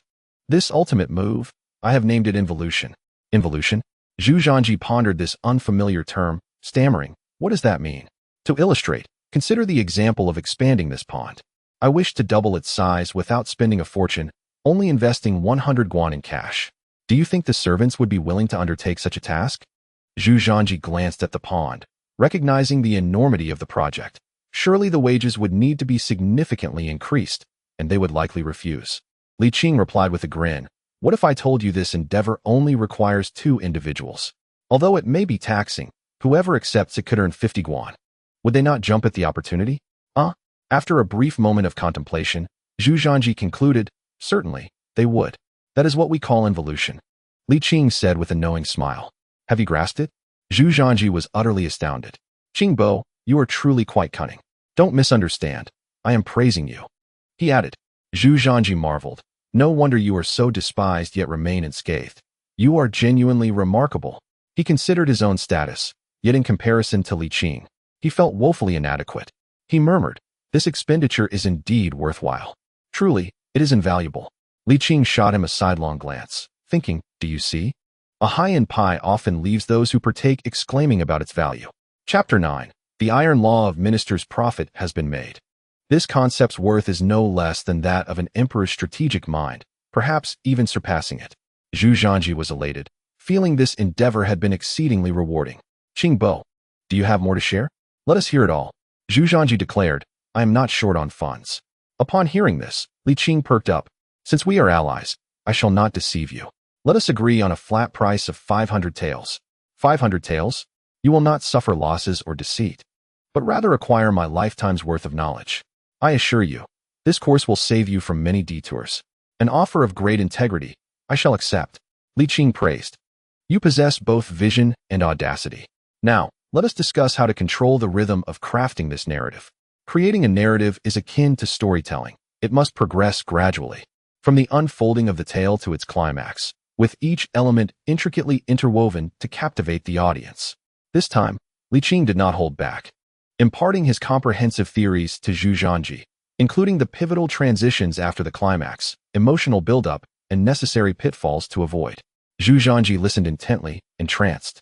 As the entire discourse was rich with vital insights, he found himself slightly overwhelmed. Upon returning, he resolved to diligently record everything in a notebook, frequently revisiting it for reinforcement and deeper understanding. At that moment, Wan Ling approached. "Your Highness, sir, lunch is prepared. Is it already noon?" Zhu Zhanji marveled at how swiftly time had passed. Li Qing rose with a smile. "Let us go. It's time to eat." Having earned 500 taels in a single morning, Li Qing felt elated, and in turn, he displayed newfound kindness towards the seemingly simple-minded son of the landlord, whom he typically regarded with indifference. Given the substantial expenditure, treating him to a meal seemed only fitting. Under the pavilion, Li Qing and Zhu Zhanji sat across from one another. During the meal, Zhu Zhanji incessantly inquired, with Li Qing, the conscientious seller, providing thorough after-sales service and clarifying every question. Eventually, seeing Zhu's relentless curiosity, Li Qing remarked, "Let us eat. It's not a one-time transaction. You can ask whenever you wish. There's no need to rush." Zhu Zhanji considered this and sheepishly fell silent. The sweet, chilled fruit wine, the refreshing century egg with cucumber, and the savory fish soup delighted Zhu Zhanji's palate, prompting him to consume an extra bowl compared to his usual. "Worthy elder." Zhu Zhanji wiped his mouth with a napkin. "The cabinet is evidently not composed of individuals of great stature. Do you think my father can succeed this time? You are overly concerned. The success of the cabinet's upgrade is not paramount," Li Qing replied, sipping his fruit wine. "What truly matters is achieving political objectives. Have you noticed how your father's current actions resemble the concepts of internal competition I previously described?" "Resemble?" Zhu Zhanji queried. "Indeed," Li Qing affirmed. "If you substitute the excavation of ponds with the migration of southern citizens to the north, replace servants with officials, and the cabinet's upgrade with the issuance of currency, you'll see the parallels." Zhu Zhanji furrowed his brow in contemplation and suddenly slapped the table, exclaiming, "Oh my!" Li Qing, taken aback by his sudden outburst, exclaimed, "What are you doing? You've spilled the wine." "I was merely overwhelmed by excitement," Zhu Zhanji said with a sheepish smile, then continued, "Indeed, the cabinet's upgrade resembles a grand pie, contingent upon the successful execution of the southern migration. If the 6 ministries perform well, the cabinet need not upgrade. But if the cabinet excels, it will be upgraded. In that case, they will eagerly take on the task, ensuring the migration is executed effectively." At this point, he furrowed his brow, pondering how to resolve the situation. Li Qing scoffed. "It seems you did not retain what I previously mentioned." "I did remember," Zhu Zhanji retorted, struggling to grasp the solution. "Compromise. A pie. How do we compromise it?" "Cut it in half," Li Qing shrugged. "Such a drastic division may not sit well with those individuals. They are not easily placated." Zhu Zhanji expressed his concerns. "That won't happen," Li Qing chuckled. "You fail to understand. The cabinet can only strive for an upgrade by contending with the 6 ministries, not by appealing to the emperor." Zhu Zhanji scratched his head. "Why is that?" "It appears you are unaware of a certain regulation regarding the cabinet," Li Qing replied with a smile. "When your grandfather established the cabinet, I casually mentioned that cabinet ministers could only be of the 5th rank. This is an unyielding decree, and subsequent rulers cannot alter it.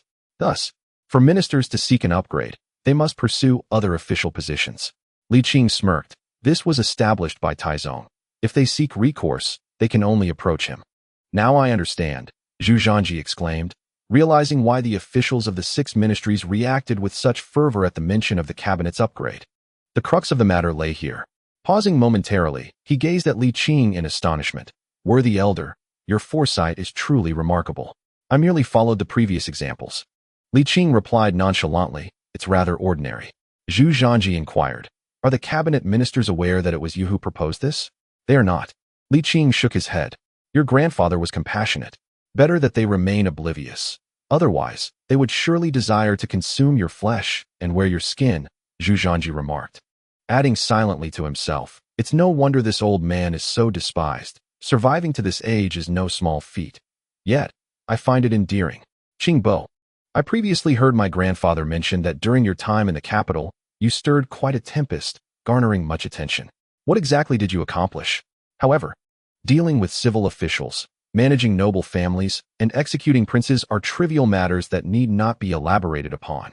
Li Qing sipped his wine, reflecting on his youth, characterized by a fiery temperament that challenged heaven and earth alike. Zhu Zhanji, with a furrowed brow, responded, I am aware of your prowess, but this seems rather absurd. Doesn't it?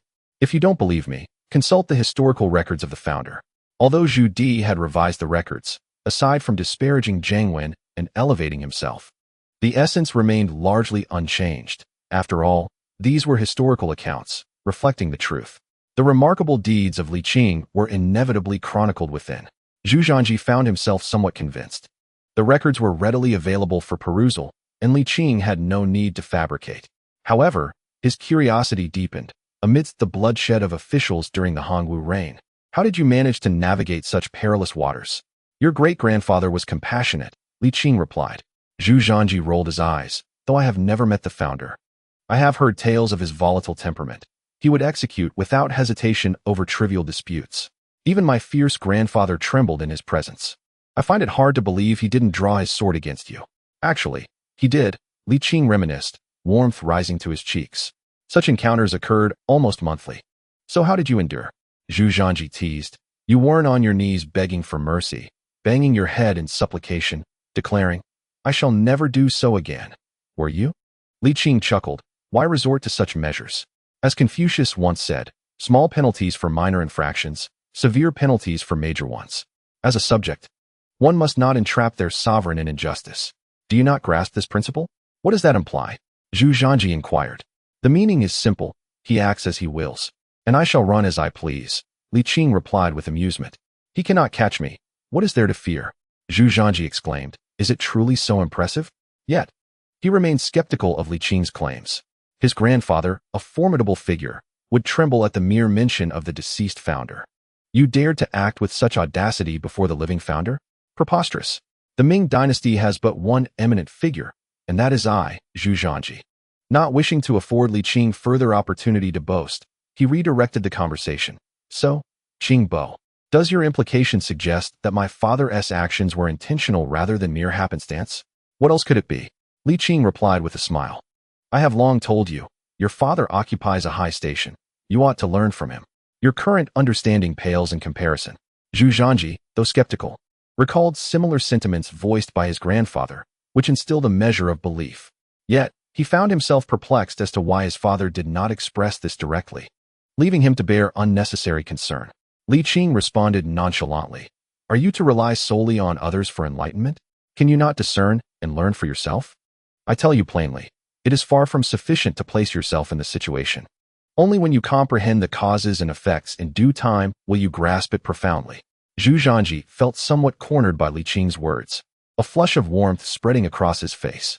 He grappled with a desire to retort, but found himself at a loss for words. Finally, he could only mutter, Qing Bo, your tongue is quite sharp. Are you in a hurry? I shall return now. Indeed, do not forget to deliver the funds, Li Qing reminded him. Zhu Zhanji gritted his teeth. I shall not forget. Wait a moment. When I return, I shall delve into the annals of the great ancestor and confront you face to face. allowing you to experience the discomfort of being caught off guard. Chapter 10. The local specialties. Li Qing stretched lazily and rose, preparing to indulge in an afternoon nap. Time seemed unable to leave its mark upon him. However, having endured so much had rendered him wearied and weathered. While his physical form remained untouched by the ravages of time, his psyche was not so fortunate. There were certain individuals and events that he simply could not forget. Today's casual conversation with Zhu Zhanji made him suddenly realize the length of his service within the court. Those he had initially known, Zhu Yuanzhang, Empress Ma, Zhu Biao, Lan Yu, and Zhu Di, had all departed in the truest sense of the word. He felt an overwhelming fatigue wash over him, a deep-seated need for restorative slumber. With the aid of a cane, Li Qing made his way to the courtyard, his silhouette a poignant reminder of twilight. Upon awakening, he discovered it was already afternoon. The moment he opened his eyes, he beheld Wan Ling, skillfully engaged in needlework, her embroidery needle occasionally grazing her hair. The once lustrous black tresses were now interspersed with strands of silver. Her delicate features bore the marks of time, and her eyes, once so vibrant, now held a more subdued glimmer. How swiftly time passes. Perhaps due to prolonged sitting, Wan Ling grew fatigued and shifted her position, gently massaging her lower back. It was then she noticed Li Qing had awakened. "Sir," she said, hastily setting aside her needle and thread. "I shall cease my work after finishing this." Li Qing smiled softly. Despite her advancing years, she retained the essence of youthful femininity. His voice was gentle. "What are you crafting?" "Footpads," Wan Ling replied quietly. "They are readily available for purchase outside and are quite inexpensive. Why trouble yourself?" Li Qing beckoned her to sit beside him, offering, "Let me help you stretch your limbs." "Very well," Wan Ling acquiesced, moving to sit beside him and extending her hand. Li Qing grasped it lightly, channeling his internal energy into her. As his vitality infused her, her weariness dissipated, and she appeared revitalized. "Sir, does this practice not affect you adversely?" Wan Ling inquired. "Not at all," Li Qing chuckled, explaining, "it is akin to physical strength. After rest, one rejuvenates completely." "Is that so?" Wan Ling felt reassured.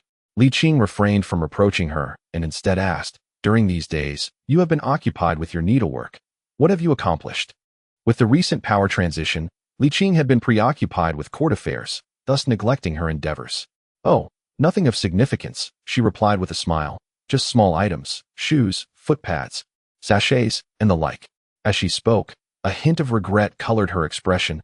"The garments are too challenging. I am not adept at them."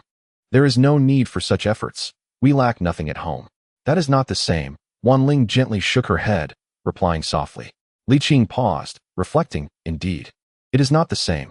As evening approached, the air grew increasingly sultry. Hong Xiu and Lian Xiang sat leisurely in the pavilion, occasionally fanning themselves, evoking the image of elderly women engaged in casual conversation. Despite Li Qing's nurturing energy sustaining their bodies, the passage of time was unavoidable. They appeared far younger than their contemporaries, yet they were still in their 60s, and the essence of youth could not be eternally preserved. Upon noticing the two men approaching, the ladies paused their discourse. "Sir," they greeted.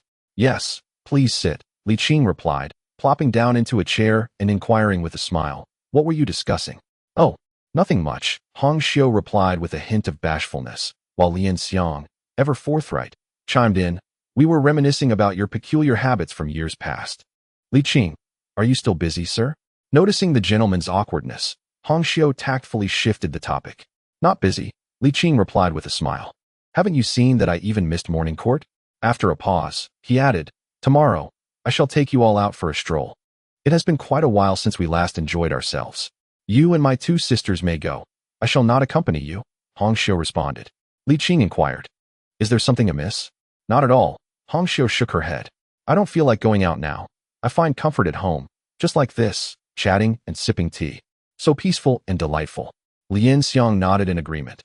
"While you fish, I will watch by your side, feeling the breeze. It is the most comfortable. I, too, have no desire to venture out." As they matured, their dispositions underwent a transformation. "What about you?" Li Qing turned to Wan Ling. "I am much like my two sisters," Wan Ling replied with a smile. At this moment, they cherished companionship above all else. "Very well," Li Qing said without pressing further. In truth, he himself was not fond of shopping, but he often took the three ladies out to indulge them. For several consecutive days, Li Qing immersed himself in chess and fishing, remaining at home without stepping outside, resembling a noble lady. He was oblivious to the tumultuous affairs beyond his windows, while the court was embroiled in fierce conflict. The 6 ministries and the cabinet had completely severed their relations. Both sides employed various tactics. However, the 6 ministries were immensely powerful, rendering the cabinet utterly outmatched, leading to a total collapse within just a few days. Consequently, the cabinet's focus shifted to Li Qing. Among the 6 ministries, only Li Qing, as the Minister of War, stood apart, and beyond him, the cabinet could find no other allies within the court. At the Yongqing Marquis, as morning court adjourned, members of the cabinet gathered together. How could Li Qing miss such an opportunity to capitalize on their visit? Noticing that they arrived empty-handed, he promptly declined their entrance, citing health concerns. They were shrewd individuals, and given Li Qing's reputation, the cabinet members surely understood the underlying implications of their visit. As the saying goes, to take a man's money is to relieve his troubles. Thus, to alleviate their troubles, they too must part with their wealth. Aside from Yang Shiqi, who was somewhat financially constrained, the others were well off and were not averse to spending. However, the issue lay in Li Qing's notorious reputation. He was known for taking money without delivering results. They were not lacking in funds, but they also were not willing to be taken advantage of. Gazing at the firmly shut gates of the Marquis, the group exchanged glances and briefly conferred, ultimately deciding to afford Li Qing one last opportunity. The temptation of promotion was simply too great. Thus, an hour later, Yang Shiqi, Yang Rong, Jin Yuzi, and others reconvened at the Marquis's entrance, knocking upon the grand door. The steward permitted them entry and led them to the guest hall, where they awaited Li Qing's arrival. In the guest hall, Yang Shiqi and the others anxiously awaited. Not a soul touched the tea on the table. Their spirits were elsewhere. A quarter of an hour later, Li Qing, leaning on a golden-hued rosewood cane, sauntered in leisurely, smiling as he greeted them. "What brings you all to my residence today?" It felt as though this were their first encounter of the day. "You truly are one who waits for the rabbit to appear before releasing the hawk," they thought. Suppressing their frustrations, their faces bore smiles. Yang Rong clasped his hands in a gesture of respect and said, "I have long wished to pay a visit to Minister Li. However, with the emperor newly ascending the throne and being occupied with state affairs, I trust that Minister Li is in good health? As one ages, the body becomes increasingly frail," he lamented. Li Qing cleared his throat lightly and took a seat at the head of the table, feigning ignorance as he inquired about the purpose of their visit.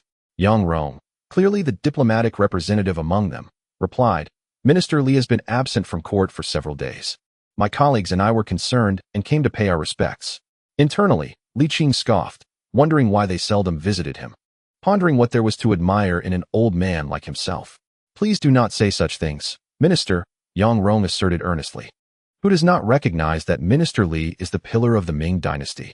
Among the 6 ministers, only you possess the capability to shoulder such responsibilities. It is indeed the scholars who possess the most eloquent expressions." Li Qing mused as he sipped his tea and dismissed the servants. Exchanging glances, Yang Rong and the others discreetly retrieved cloth pouches from their sleeves, presenting local specialties they had brought upon hearing of Minister Li's ill health, hoping these delicacies would bolster his constitution. "Local specialties are delightful," Li Qing said with a beaming smile. "I do have a fondness for them. Please, enjoy some tea." Seeing this, the others felt somewhat reassured and presented their gifts with beaming smiles as they returned to their seats to savor their tea. However, after several sips, Li Qing remained noncommittal, causing their earlier relief to wane.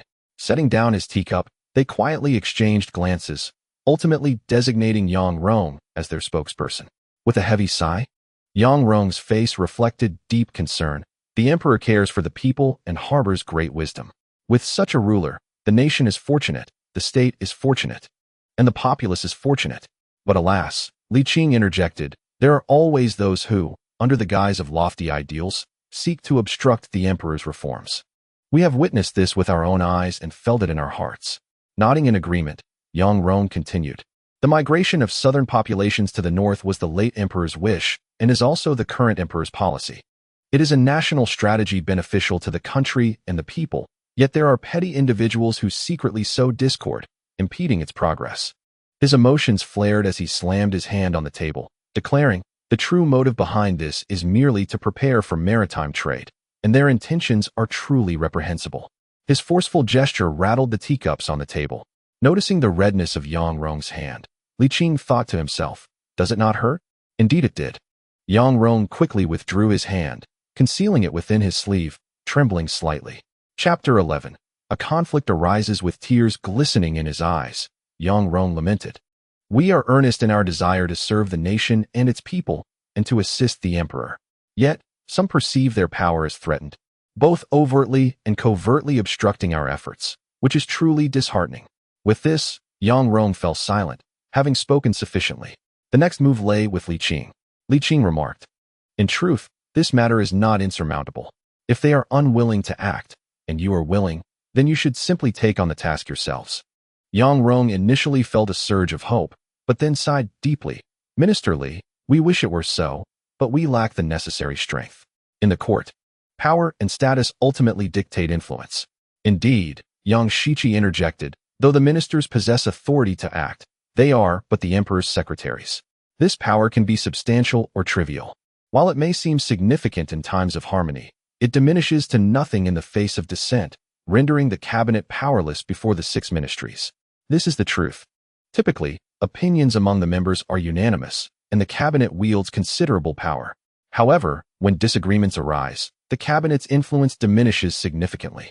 Although it appears that the cabinet has substantial authority, in reality, it is rather limited. The ministers serve the emperor, while the 6 ministries can challenge the emperor directly. In this comparison, the cabinet is indeed rather insignificant. What few realize is that the cabinet's fall from grace is largely due to the remarks made by Minister Li.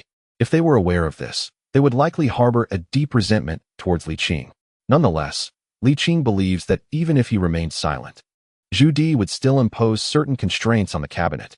Jin Yuzi, known for his impatience, straightforwardly requested Minister Li's assistance. Upon hearing this, the others ceased their circumlocution, eagerly looking at Li Qing, with a furrowed brow and after a moment of contemplation, stated candidly, "I will not assist you in this matter." Jin Yuzi responded, "What do you mean?" The table nearly toppled over, restrained only by Yang Shiqi's firm grip. However, Yang Shiqi was equally incensed, being of modest means. He had contributed all his remaining funds to win Li Qing's support, only to receive such a response in return. Although they had prepared for the possibility of a futile endeavor, the reality of the situation ignited their anger. This was simply intolerable. "Minister Li," Yang Shiqi suppressed his fury. "You are the trusted advisor left to the emperor by the previous sovereign. Now that the new emperor has ascended, the officials of the 6 ministries dare to deceive him, paying lip service while acting contrary. If you remain indifferent, can you truly live up to the trust of the late emperor?" "I shall address the emperor's concerns in my own manner," Li Qing replied coolly. "Do not forget, I am also a minister of the 6 ministries. Merely refraining from undermining the cabinet is already a significant concession on my part." At this point, Yang Shiqi could no longer contain himself. "So you refuse to act? Very well, then return our funds." Just as he contemplated reclaiming the local specialties he had contributed, he noticed Li Qing gathering all the items into his own possession, which only fueled his indignation further. Not only Yang Shiqi, but the others were equally furious. "If you refuse to act, then you should not accept any compensation." As tensions escalated and it seemed a table-flipping incident was imminent, Li Qing interjected, "While I may not assist you overtly, I can offer you a clear path forward." Yang Ronghan, known for his composure, urged, "We humbly seek your guidance, Minister Li. I reiterate, this matter is not inherently difficult. It is merely that you have not sought the right avenue." Li Qing smiled. "What is paramount in the court? It is, of course, the power of discourse." "Indeed," Li Qing continued, "there exists a group of individuals who may lack other talents, yet possess unparalleled influence in discourse." Yang Shiqi's eyes brightened. "The censors?" "Precisely," Li Qing replied slyly. "Those in power cherish their reputations, yet these censors excel at casting aspersions. If you can win them over, even ministers must tread carefully in the face of their criticisms." This notion struck Yang Shiqi as brilliant. He calmed himself, reflecting deeply on its feasibility, yet soon furrowed his brow again, saying, "But there are so many censors. How can we possibly provide them with enough local specialties?" Li Qing took a sip of tea and remarked, "Everyone has their desires. Some seek fame, while others pursue fortune. Which do you think the censors are more passionate about? Reputation?" Yang Shiqi replied without hesitation. But how does hurling mud at the six ministries' ministers become entwined with the concept of reputation? Li Qing was truly exasperated and remarked. Did you not just say that there are petty individuals working behind the scenes, obstructing the national policy of relocating the populace for the sake of maritime trade? Once this dirt is thrown out, who would dare to step forward and take the brunt of it? As for binding you, that is even simpler. Just employ the very tactic you used to morally coerce me earlier. Li Qing continued. Officials who value reputation far exceed those who cherish profit. Provided you execute your plans effectively, this strategy will undoubtedly yield remarkable results. Then, succumbing to his professional instincts, he added, during the time you served as the crown prince, you followed him closely. Now that he has ascended to the throne, he wishes to promote loyal confidants like you. However, you must also demonstrate your own merit. The emperor cannot always bear the brunt of every situation, can he? Might this not be a test from the emperor? Surely, you do not wish to disappoint him, do you? As he spoke, the listeners felt a surge of emotions, their faces flushed. Jin Yuzi, being somewhat impatient, clasped his hands together and said, hearing your words is more enlightening than a decade of study. Minister Li's golden advice has cleared my mind. My friends, what are we waiting for? Let us act. Yang Rong also rose, bowing to Li Qing, and then to his colleagues, stating, we can no longer allow those in high positions who do nothing to run rampant. Let us go. Huang Hui slammed the table, exclaiming, humph. What they cannot accomplish, we shall. If they refuse to change, then we shall change them. Only Yang Shiqi silently smiled wryly, realizing that Li Qing had done nothing substantial, merely engaging in rhetoric, providing no tangible assistance. This fellow certainly maintained his persona impeccably. Moreover, while the proposals sounded splendid at first glance, could they truly unfold as envisioned? Of course not. Even if they did follow my suggested path, you would still not match the capabilities of the six ministries. Li Qing mused. However, with the internal competition you have initiated, those individuals will be too fearful of losing their current positions to act carelessly.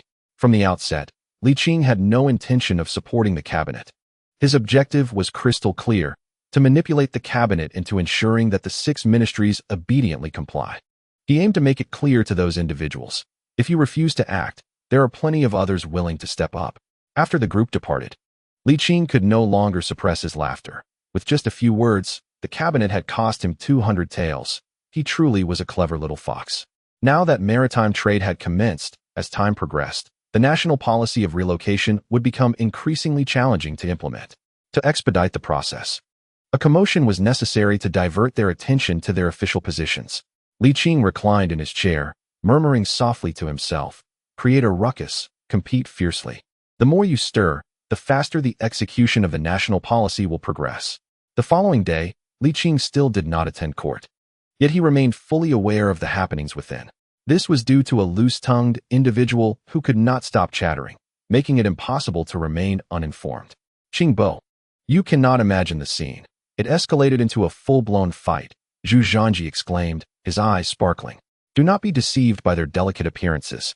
They may seem incapable of harming a chicken, but when a fight breaks out, they are no less formidable than martial generals. And the spectacle is even more captivating. Really? They actually fought? Li Qing was somewhat astonished. He knew his instigation would lead to a significant uproar, but he had not anticipated it would escalate to such an extent. Well, let us go discuss this in the pavilion. Li Qing exclaimed, bring forth the chilled watermelon, and a plate of sunflower seeds as well. Zhu Zhanji, with great enthusiasm, began to recount the events of the morning court session. During the early court, Father mentioned the matter of cabinet appointments. No sooner had he spoken than the Minister of Rights stood up to voice his opposition. Following that, Jin Yuzi retorted sharply, and then the Minister of Works lent his support to the Minister of Rights. Afterward, Yang Rong came forth to champion Jin Yuzi, skipping the preliminaries. Li Qing took a bite of watermelon and proceeded directly to the climax of the tale. Zhu Zhanji, savoring a grape, continued, initially, it was merely a quarrel, but soon it escalated into a fierce exchange of insults. Jin Yuzi's words were particularly scathing, and the Minister of Rights could not endure it, delivering a resounding slap to Jin. At that moment, chaos ensued. Huang Hui leapt in to assist. Despite nearing 60, he fought with vigor rivaling that of the youth. With a single blow, he sent the Minister of Rights official cap flying. In a 2-on-1 scenario, the Minister of Rights was swiftly overpowered. Subsequently, the Minister of Personnel, Jianyi attempted to mediate but ended up embroiled in the fray, unable to quell the turmoil and receiving a couple of hefty slaps himself. With the Minister of Personnel struck down, the battle mode was irrevocably activated. Li Qing, munching on seeds, exclaimed, "Incredible. Simply incredible." After a quarter of an hour, both the Quart S and the Ice Bucket S watermelons had been devoured. Who ultimately benefited from this debacle? Zhu Zhanji responded, "How many individuals are in the 6 ministries? How few in the cabinet?" At this juncture, he expressed his astonishment. Though Jianyi typically presents himself as amiable, he is indeed a formidable character. Having thoroughly bested Huang Huai, pulling out a significant portion of his beard. Truly, as the Minister of Personnel, his combat prowess eclipses that of others. Li Qing suddenly identified a blind spot. With such ferocity, "Did your father not intervene?" "No," Zhu Zhanji replied. He was utterly taken aback. "I was too." Little Fatty likely was not merely astonished, but rather intentional in his demeanor. Li Qing queried, "How did the situation conclude?" "Before the emperor and the court. Their audacity could not go unpunished," Zhu Zhanji retorted. "Father was furious, and each received 20 strokes of the rod." He then added, "Since it was the personnel from the 6 ministries who initiated the conflict, father was particularly stern with them, even imposing a half-month salary deduction. Oh, and there's another matter." With the watermelon now finished, Li Qing grabbed a handful of sunflower seeds to crack open. "Pray tell, during today's South Morning Court, Jianyi, Xia Yuanji, and a host of other ministers and officials were all impeached," Zhu Zhanji stated. The left minister of the censorate intervened as well. The court fight served as a catalyst for the impeachment of the 6 ministries. It appeared they had conspired with the cabinet. Otherwise, Li Qing shook his head. The censораte's role is to supervise officials. They wield no real power, yet hold the lifeblood of the officials in their hands. Choosing this pivotal moment to intervene is likely aimed at enhancing their own deterrent power, thereby vying for discourse and influence, indirectly elevating the status and power of the censorate. Zhu Zhanji contemplated this and found Li Qing's perspective to be more grounded in reality. He could not help but give a thumbs up. "Qing Bo, I truly admire your insight." "Oh, but I still prefer your former rebellious spirit," Li Qing teased. "You should revert to that." Zhu Zhanji also reached for a handful of sunflower seeds, cracking them open. "I perused the Grand Ancestor's daily records and the Grand Ancestor's veritable records for half the night yesterday. Qing Bo, you are indeed remarkable. Why resort to insults, though?" Li Qing rolled his eyes. "I am merely extolling your virtues." Zhu Zhanji chuckled, expressing his genuine curiosity about why the founding emperor treated him with such kindness. Li Qing responded nonchalantly, "He understands my worth." When pressed for more details, he suggested looking into the historical records, which would provide ample information. Zhu Zhanji, feeling impatient, urged him to share directly, insisting he would believe anything outrageous this time. After enjoying the melon brought by Zhu Zhanji, Li Qing reciprocated by recounting tales of Ouyang Luan, the Duke of the Prince Consort. Zhu Zhanji was thoroughly entertained, exclaiming in admiration. After some light-hearted banter, the two returned to serious matters. Zhu Zhanji expressed concern. "Qing Bo, if this continues, might it lead to trouble?" Li Qing reassured him, "No worries. The more chaos they create, the more advantageous it is for the situation." He cautioned, however, that prolonged disturbances could be detrimental, indicating that it was time to escalate their actions. Chapter 12. The loss of the emperor's heart. In this era, information traveled slowly. Although the policy to open the seas had been announced, it would take at least 6 months, if not longer, for the news to reach the common folk in several provinces of Jiangnan and for the expansion of the Maritime Trade Office to occur. However, the migration of the populace also required significant time and could not afford delays. "We must accelerate their internal competition," Li Qing pondered. "What did your father promise the cabinet?" Zhu Zhanji replied, "Positions such as the Director of the Office of Communications, the Minister of Justice, and the Minister of Rights. Increase the stakes," Li Qing asserted decisively. "Appoint them as vice ministers to intensify the rivalry." Zhu Zhanji hesitated, questioning if this might be too drastic given his father had just ascended the throne and such bold actions could destabilize the situation. Li Qing countered, "Your concerns are unfounded. As long as military interests remain unaffected, internal conflicts among civil officials will not alter the larger picture. The military is likely eager to see the civil officials at odds. Moreover, if civil officials unite against your father, that would truly threaten stability." Zhu Zhanji nodded, recognizing the wisdom in Li Qing's words. While appropriate political factionalism could indeed aid the emperor's reign, excessive strife could hinder state governance. Trained from a young age to be the heir, Zhu Zhanji was adept in the intricacies of imperial politics. Thus, we must act swiftly and vigorously, Li Qing added. What will be the conclusion of this? Zhu Zhanji inquired. Li Qing smiled. Simple. We shall employ the old method. Compromise. Very well, Zhu Zhanji replied after a brief contemplation. By the way, Qing Bo, will you be participating this time? I will certainly participate, but I prefer not to take the initiative, came the reply. In the afternoon, officials including Jian Yi and Xia Yuanji gathered at Li Qing's residence.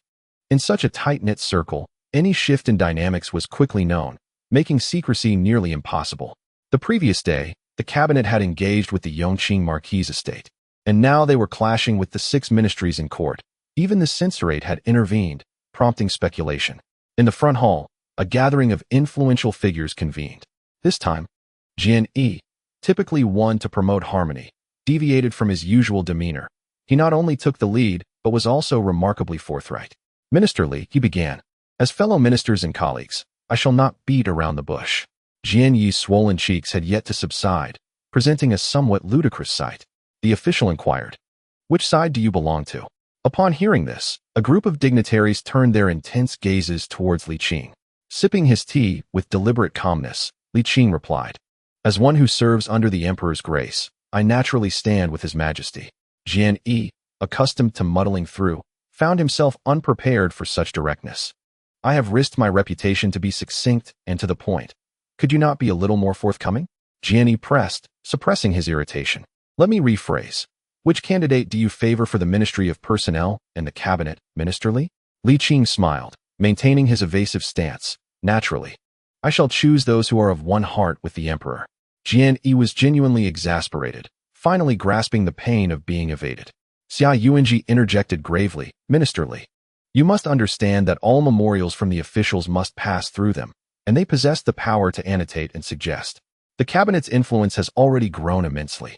Should they expand further, the 6 ministries may become mere shadows, even reduced to vassals. The founding emperor, with foresight, abolished the chancellor system that had persisted for millennia to prevent the concentration of power in one individual. The second emperor established the cabinet solely to assist the monarch, thus setting a strict rule that cabinet ministers could only be of 5th rank, a tradition upheld for generations. Yet now, Xia Yuanji expressed his deep concern. The late emperor has barely been interred, and they have begun to stir restlessly. The emperor is being misled by slander, which could lead to catastrophic errors. In such times, can we afford to stand idly by? Indeed, Jian Yi concurred. The cabinet is merely a secretary to the imperial study.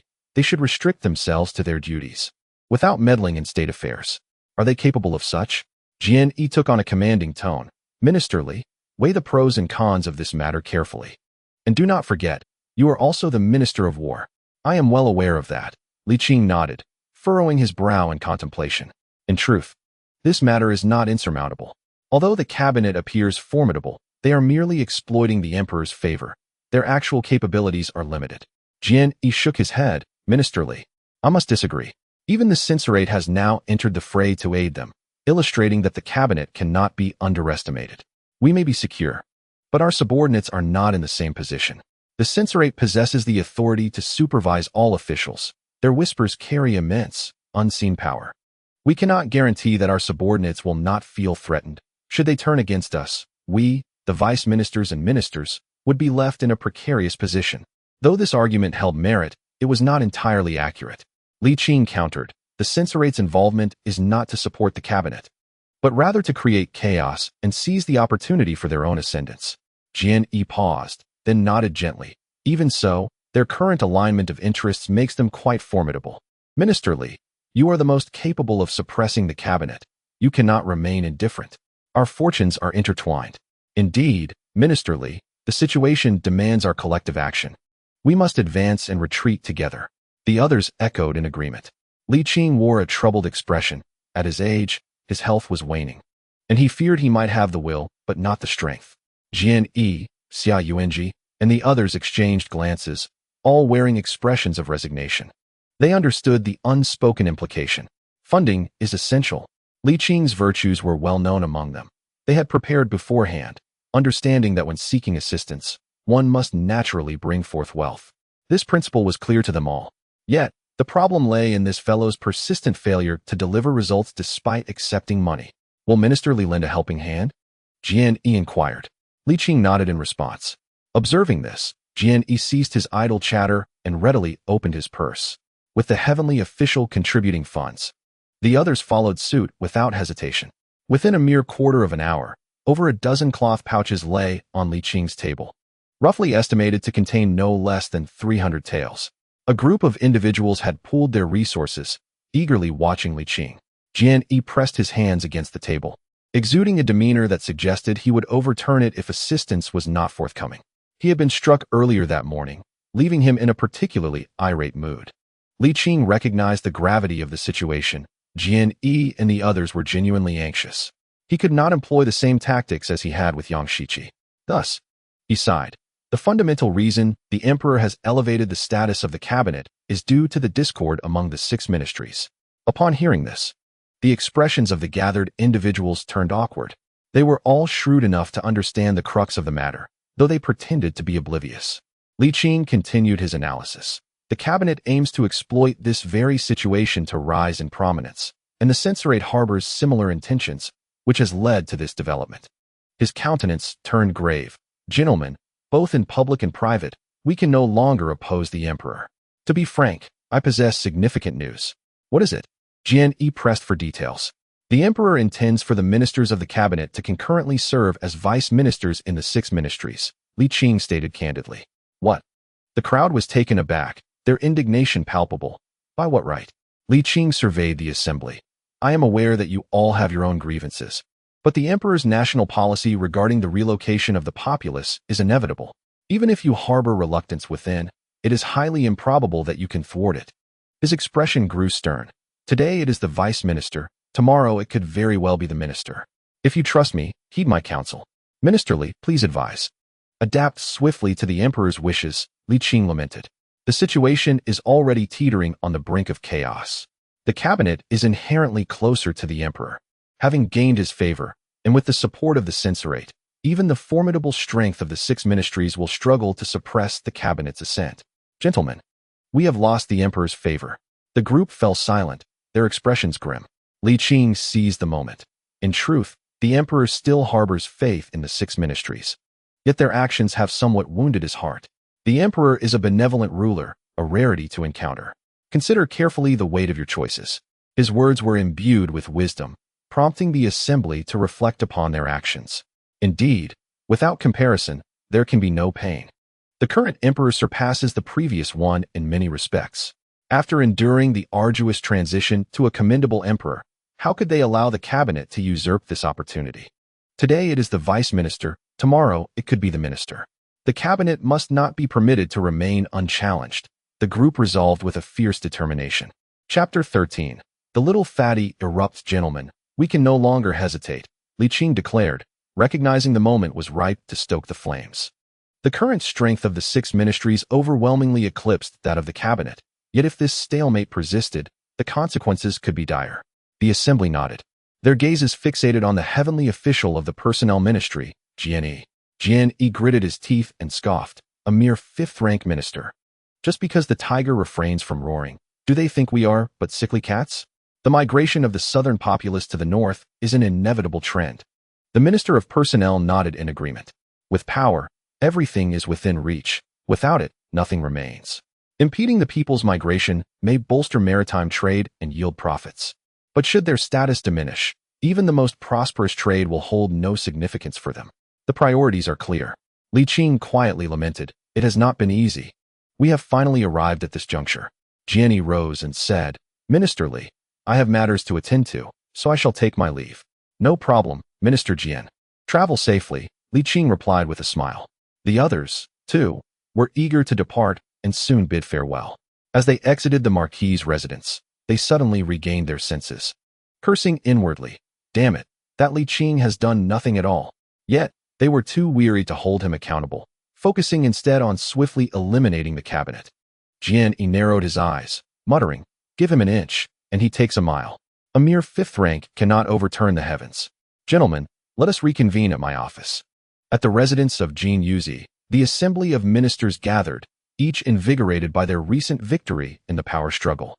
Amidst their excitement, they could not help but feel a sense of superiority over the six ministries. Yang Shiqi spoke gravely. The crown prince has already signaled his intent. Tomorrow at court, the emperor will appoint us as deputy ministers of the six ministries. Since we have torn off the mask of civility, there is no need for reservations. This time we must secure victory. The mention of deputy ministers sparked a gleam in their eyes. Even Yang Rong could not suppress his delight. To show mercy to the enemy is to be cruel to ourselves. Now that the emperor stands with us, and with the inspectorate willing to assist, the six ministries, though formidable, are not invincible. Indeed, Jin Yuzi exclaimed with fervor, those individuals are merely average. We are equally capable of occupying that position and potentially performing even better. Well said, Huang Huai remarked, stroking his sparse beard, grinning with satisfaction. Becoming deputy ministers is merely the first step. The ultimate goal is to ascend to the position of minister. Oh, laughter erupted, but Yang Shiqi swiftly adopted a serious demeanor. Even a famished camel is larger than a horse. Though we hold the advantage, we must not be complacent. The emperor's proposal for us to become deputy ministers will undoubtedly provoke fierce opposition from Jian Yi and his ilk. Indeed, Yang Rong pondered for a moment before stating, the power of the inspectorate should not be underestimated. We must leverage it wisely. Jin Yuzi, being impulsive, immediately stood up. Let us go meet the left chief censor. The following day, at dawn, Li Qing rose early, donned his attire, freshened up, and set off for the palace. Today marked the decisive battle. He could not afford to miss it. In the hall of heavenly purity, upon his arrival, all were gathered, each brimming with vitality and martial spirit. The air was thick with an intangible yet palpable sense of impending conflict. A quarter of an hour later, Zhu Zhanji, supporting the portly figure of the crown prince, entered the grand hall. Your humble servant greets your majesty. Long live the emperor. The ministers bowed in respect, greeting the crown prince. All rise. The crown prince waved his arm and seated himself upon the dragon throne. The ministers stood in formation, awaiting the signal to commence. Soon, the chief judge, the crown prince, fulfilled expectations and sounded the whistle to initiate the contest. The vice ministers of the six ministries in Nanjing have largely reached retirement age. Who would be willing to take over? He gazed at the vice ministers, stating that those who volunteered would be generously rewarded. Yet, no one expressed a desire to step forward. Although they held the title of vice minister, their positions were starkly different. That role merely served as a retirement home, boasting a title without any real power. The gentle demeanor of the chubby ruler gradually turned cold. Since no one is willing, I shall designate a few. Your Majesty, I have a petition, announced Li Qing. You may proceed, the chubby ruler replied, pausing his discourse to look at Li Qing. Li Qing clasped his hands and said, the court has lifted the maritime restrictions. While this move benefits the nation and its people, it does present certain drawbacks, such as the impact on southern migrants heading north. As time progresses, the populace in the south will become increasingly reluctant to migrate northward. I advise that we expedite the implementation of the national policy on population relocation. I second this proposal, Yang Shiqi interjected in agreement. The insights of Minister Li are indeed sound. The relocation of the populace cannot be delayed. The emperor's desires were met with compliance from the cabinet. Yang Rong took a deep breath and stated, I too support this. So do I. Huang Huai and Jin Yuzi followed suit, expressing their agreement. The chubby ruler nodded, turning his attention to the six ministries, while the cabinet awaited the unfolding of events with amusement. At that moment, the usually conciliatory Jian Yi stepped forward, saying, Your Majesty, I believe Minister Li's words hold merit. I too concur, chimed in Xia Yuanji. I support this as well. The cabinet found themselves at a loss. The migration of southern populations was their primary political leverage. The back and forth with the six ministries was predicated on this very issue. If the six ministries consented, what leverage would they have left? A sense of being outmaneuvered washed over the cabinet ministers, and they felt a surge of indignation. You are all esteemed officials. Where are your principles, your boundaries, your morals? The censorate fell silent. Their accusations against the ministers were predicated on the policies regarding population relocation, and now that agreement had been reached, what grounds did they have to continue their censure? Though frustrated, they found themselves powerless. The move by the six ministries had caught them unprepared, even leaving the chubby ruler astonished. However, he quickly regained his composure, smiling and declaring, in that case, Let us heed the words of Minister Li and intensify the efforts regarding population relocation. Yet, he deliberately prolonged the announcement regarding the 6 ministries. Jian Yi immediately interjected. Your Majesty, the vice ministers of the 6 ministries are astute and capable individuals, intimately familiar with their respective duties. This is a crucial time for utilizing talent.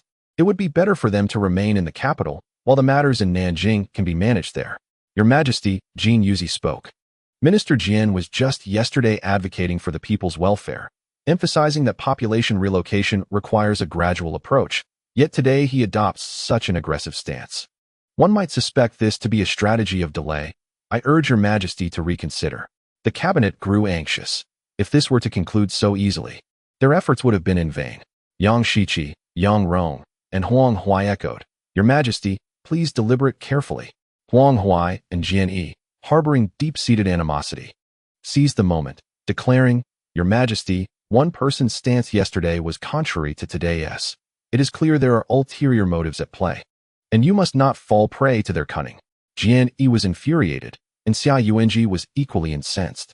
Who could fathom the immense effort they had expended to support such a bold policy on relocation, only to be accused of insidious intentions? Elder Huang, the usually affable Xia Yuanji, furrowed his brow, perplexed about whom this certain individual might be referring to. Huang Huai, being older and of a temper not to be trifled with, was certainly not Xia Shangshu. Yet, the identity of the individual was clear to all involved. Damn it! Do not involve me. Whoever dares pull me into this, I shall confront them fiercely, declared Jian Yi, his ire genuine. For he held the esteemed position of Minister of Personnel and could not tolerate such humiliation from a mere 5th-rank cabinet member. You think I am granting you face, Huang? Jian Yi retorted, his words laced with contempt. As he rolled up his sleeves and advanced, Huang Huai, momentarily stunned, erupted in wrath. You scoundrel, Jian Yi, he boldly countered. Others may fear you, but I do not. Cease this at once. Stop fighting. Little Pang interjected calmly, his voice soft yet firm. However, the 2 men, consumed by their grievances, paid no heed and continued their scuffle. After a brief moment, Little Pang's demeanor shifted dramatically. His expression darkened as he bellowed, Everyone halt. With a resounding crash, a jade paperweight was hurled to the ground, scattering shards like marbles across the floor, which subsequently bounced and fell. The hall fell into an eerie silence, with only the sound of jade fragments echoing in the stillness. Little Pang, now infuriated, proclaimed, from this point forward, should such incidents recur, irrespective of the individuals involved or the reasons behind them, all will be dismissed from their posts without exception. This is utterly intolerable. Father, please quell your anger, Zhu Zhanji urged, stepping forward to gently soothe his father's chest. Your Majesty, please calm down. The assembled ministers hastily prostrated themselves, remaining on the ground in submission. It is often said that when an emperor is enraged, rivers of blood may flow. Although the current emperor had a gentle disposition, his wrath still instilled fear among his subjects, who recognized the severity of their actions. Engaging in combat before the emperor was not merely improper. It was a blatant disregard for imperial authority. Taking a deep breath, Little Pang stated coolly, the relocation of the southern populace to the north will be executed with greater diligence, with the cabinet assisting in the matter of replacing the deputy minister in Nanjing, to be revisited post-migration. Should any officials have further proposals, submit them for review. Dismissed. With that, Little Pang turned and departed, leaving no room for further discussion among the ministers. Chapter 14. The Perils of Internal Competition. Father, please do not be upset. Be wary of damaging your health, Zhu Zhanji urged, supporting his father with a worried expression. However, he soon observed a transformation in Little Pang's demeanor, shifting from furious to leisurely, revealing that his father was merely feigning anger. Zhu Zhanji noted, I have learned much from this. At the residence of Jin Yuzi, Yang Shiqi and his companions wore expressions as grim as the weather, starkly contrasting their previous enthusiasm. The outcome was difficult for them to accept. After so much effort, they were left with nothing but disappointment. Jian Yi's faction is truly insidious, Huang Huai expressed with frustration. In a critical moment, they struck at the root. Otherwise, the situation might have been settled in their favor. It is pointless to dwell on this now, Jin Yuzi sighed. We were overly optimistic. Yang Shiqi stroked his beard, contemplating. No, we still have opportunities. Did not the emperor state that the matter of the deputy minister's appointment in Nanjing would be discussed later? Furthermore, we have a right to participate in the relocation of the populace. As long as we execute our duties well, there remains a chance for us to assume the position of deputy minister. I concur with Brother Yang's assessment. Yang Rongdao and Jian Yi evidently opposed the migration of the common people. Nevertheless, we still have a chance. Upon hearing this, the agitated Huang Hui gradually calmed. Indeed, however, we must not merely toil in silence. While demonstrating our resolve, we must also seek to uncover their weaknesses. Heroes often share similar insights. Yang Rong chuckled, saying this time, we must exercise caution. The 6 ministries are deeply entrenched and beyond our current capacity to challenge. We must leverage the situation. Li Qing? Inquired Jin Yuzi. Yang Shiqi shook his head. It is better to trust a mother pig to climb a tree than to rely on him. Indeed, that fellow is no paragon of virtue. Moreover, as a minister among the 6 ministries, how could he wholeheartedly assist us? Huang Hui fumed at the thought, recalling that during today's court session, had it not been for his indiscreet remarks, the emperor would have made a direct decree. Jin Yuzi nodded. I heard that yesterday. Jian Yi and others also visited the residence of Marquis Yongqing. That scoundrel Li Qing is a double dealer, unworthy of our allegiance. He is merely a fence-sitter. We need not concern ourselves with him, Yang Rong assessed. We should approach the censorate. This recent setback has not only affected us. They too have failed to achieve their political aims, and we may still find common ground. Yang Shiqi remarked, before we proceed, we have a more pressing matter to address. What is it? Yang Rong replied, we must acknowledge our errors before the emperor. At Jian Yi's residence, a group of individuals wore expressions of satisfaction. They had merely exerted a slight effort, yet had reached the limits of the cabinet's influence. Such a minor cabinet was hardly significant. However, Jian Yi and Xia Yuanji furrowed their brows. Let us not be complacent. The overall situation is not yet settled, cautioned Xia Yuanji. The national policy regarding the migration of the populace has yet to be fully implemented. It remains uncertain who will prevail. We must act with prudence. Furthermore, it is not solely the cabinet that scrutinizes our faults. Let us not forget the censorate, which is ever watchful. Jian Yi nodded. The censorate's desire to dominate the 6 ministries has been long-standing. During the reign of the late emperor, they made both overt and covert attempts, albeit without overstepping. Now, with the new emperor's ascension, they hastily reveal their intentions, indicating that this has long been premeditated. What should we do now? The Minister of Works inquired. First, we must apologize to the emperor, and then seek to win over Li Qing, Jian Yi replied. The Minister of Works appeared perplexed. Apologizing to the emperor is indeed warranted, but winning over Li Qing is a different matter. He is a bottomless pit, impossible to satisfy, and he is unworthy of our investment. He has acted on our behalf, Xia Yuanji retorted. During today's South Morning Court, he interrupted the emperor's decree regarding the appointment of a deputy minister to Nanjing. Have you all forgotten? The Minister of Works was taken aback, then responded. Even if he had not interrupted, we could still have contested the decision. That is not the same. Once we engage in debate, the outcome remains uncertain. Jian Yi countered. As the Minister of War, he is fundamentally aligned with us. And his initial proposal to expand the migration of the populace suggests he too does not wish for the cabinet to grow more powerful. Indeed, Minister Jian makes a valid point, Xia Yuanji stated, rising. Let us not delay. We should go to the emperor to express our apologies. The cabinet is much closer to the emperor than we are, and they will undoubtedly speak ill of us in his presence. The emperor is easily swayed. We cannot afford to postpone. Let us proceed. Father, are we not going to the imperial study? Zhu Zhanji asked as he saw his father heading towards the rear palace. Grasping his arm, there are still many state affairs to address. No need. I shall go once they are all gathered. Gathered? With a smile, Xiao Pang remarked. Are they not going to offer an apology? Do I lack dignity? Understanding dawned upon Zhu Zhanji as he suddenly recalled the words of his grandfather, Li Qing, who had said, do not be deceived by your father's seemingly meek demeanor. His status is indeed formidable. In that moment, Zhu Zhanji genuinely realized he had underestimated his father. Father, let us proceed to the central hall. Zhu Zhanji halted his father's steps toward the harem, smiling.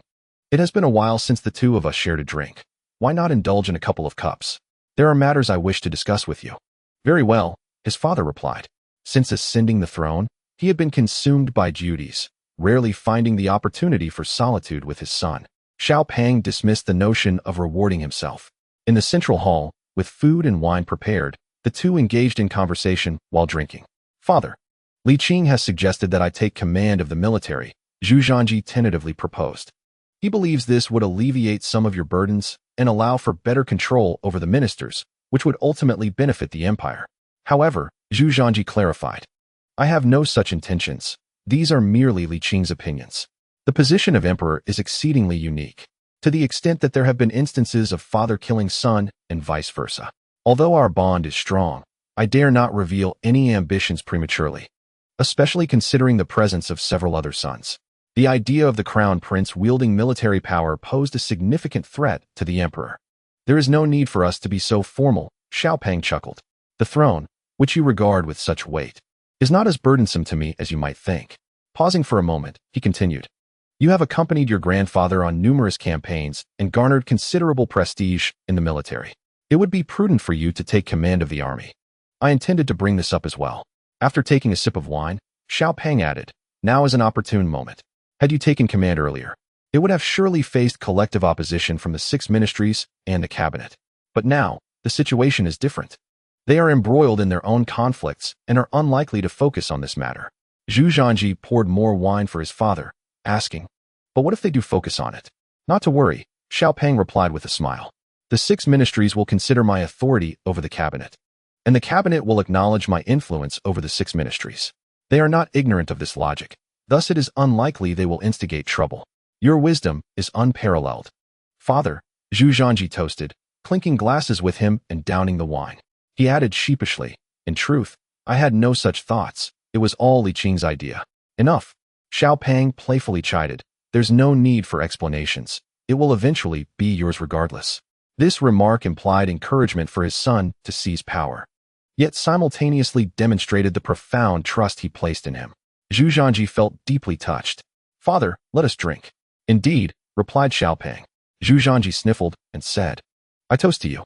In the imperial study, the cabinet and the 6 ministries stood divided into 2 factions, casting wary glances at each other. However, this time, none dared to cause a scene. After half an hour, Xiaopeng and Zhu Zhanji finally arrived. We bow to your majesty. Long live the emperor. Long live the crown prince. Xiaopeng's expression was as cold as ice as he huffed, taking his seat at the imperial desk without allowing anyone to rise. Zhu Zhanji admired the transformation. Moments ago, they had been jovial, and now, they were filled with rage. There is much I must learn. I have committed an offense, Jian proclaimed, bowing deeply, his tone laced with shame and self-reproach. I have been disrespectful before your majesty. I beseech your imperial judgment. I am also guilty. Huang Huai followed closely behind, seemingly in a spirit of competition, directly imploring, your majesty, please impose a heavy punishment. What nonsense is this? Jian nearly burst with indignation, hastily altering his words, your majesty, please administer justice. Huh? What crime is there? The plump official scoffed. It is merely a palace coup. Jian repeatedly bowed. I harbor no such intentions. A national policy regarding the migration of commoners has been reiterated by me for several days, yet there has been not a whisper of action. And you claim there are no such intentions? The plump official chuckled coldly. The cabinet, secretly pleased, knelt on the ground, casting sidelong glances at one another. Jian quickly explained, the promulgation of policies requires a process. Your majesty, rest assured, the forthcoming migration of southerners to the north will be unprecedented in scale. The 6 ministries shall not disappoint you. The cabinet pledged their utmost dedication. Huang Huai chimed in. Zhu Zhanji felt a surge of joy within. Internal competition is splendid. Truly splendid. How I relish their rivalry. Chapter 15. The fortunate fate of the Ming dynasty. At the Yongqing Marquis, Jian, Xia Yuanji, and others gathered once again. A congregation of eminent figures.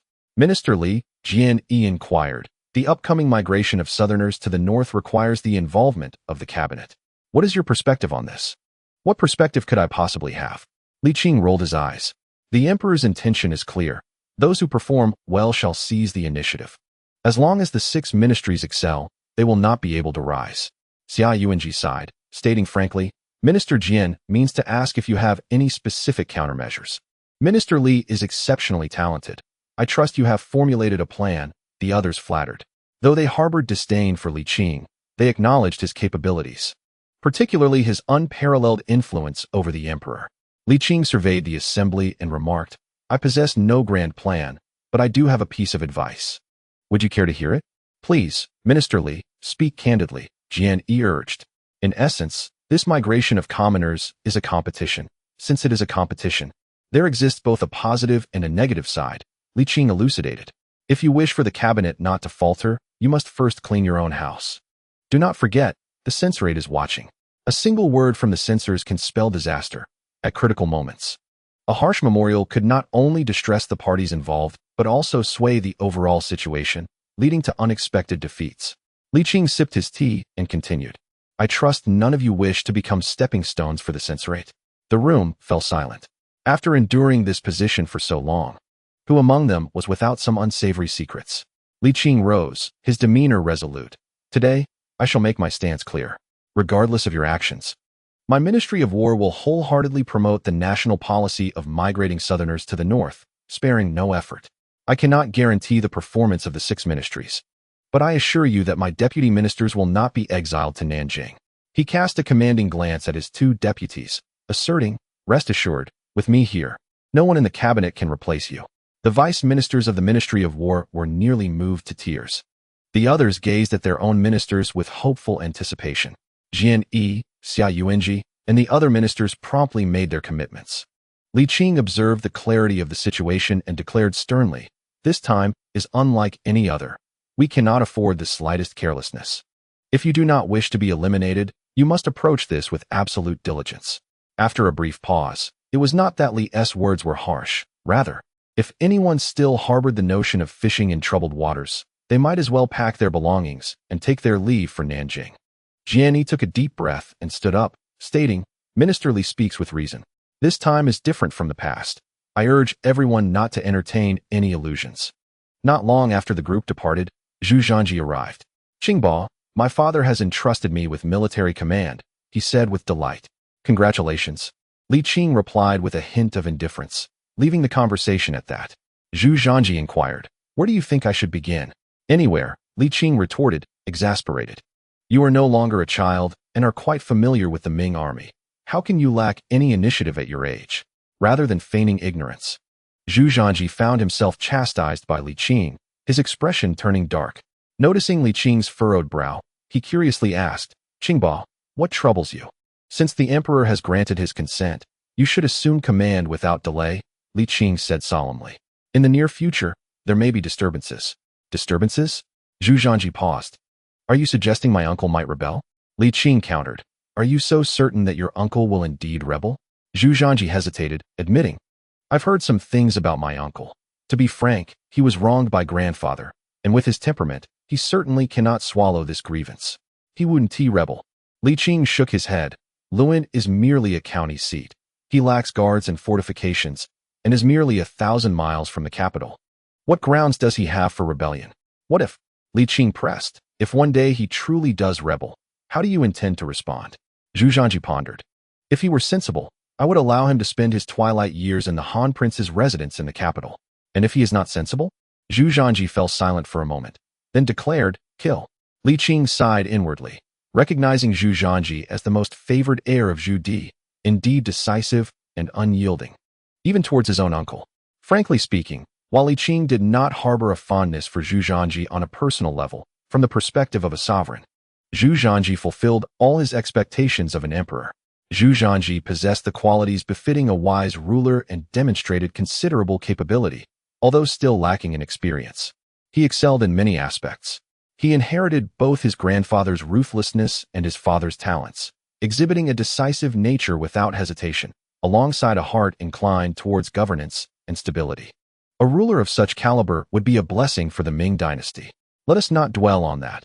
Li Qing continued, I urged you to assume command swiftly. Not because of your uncle. Then what do you mean? The disturbances I refer to concern the south.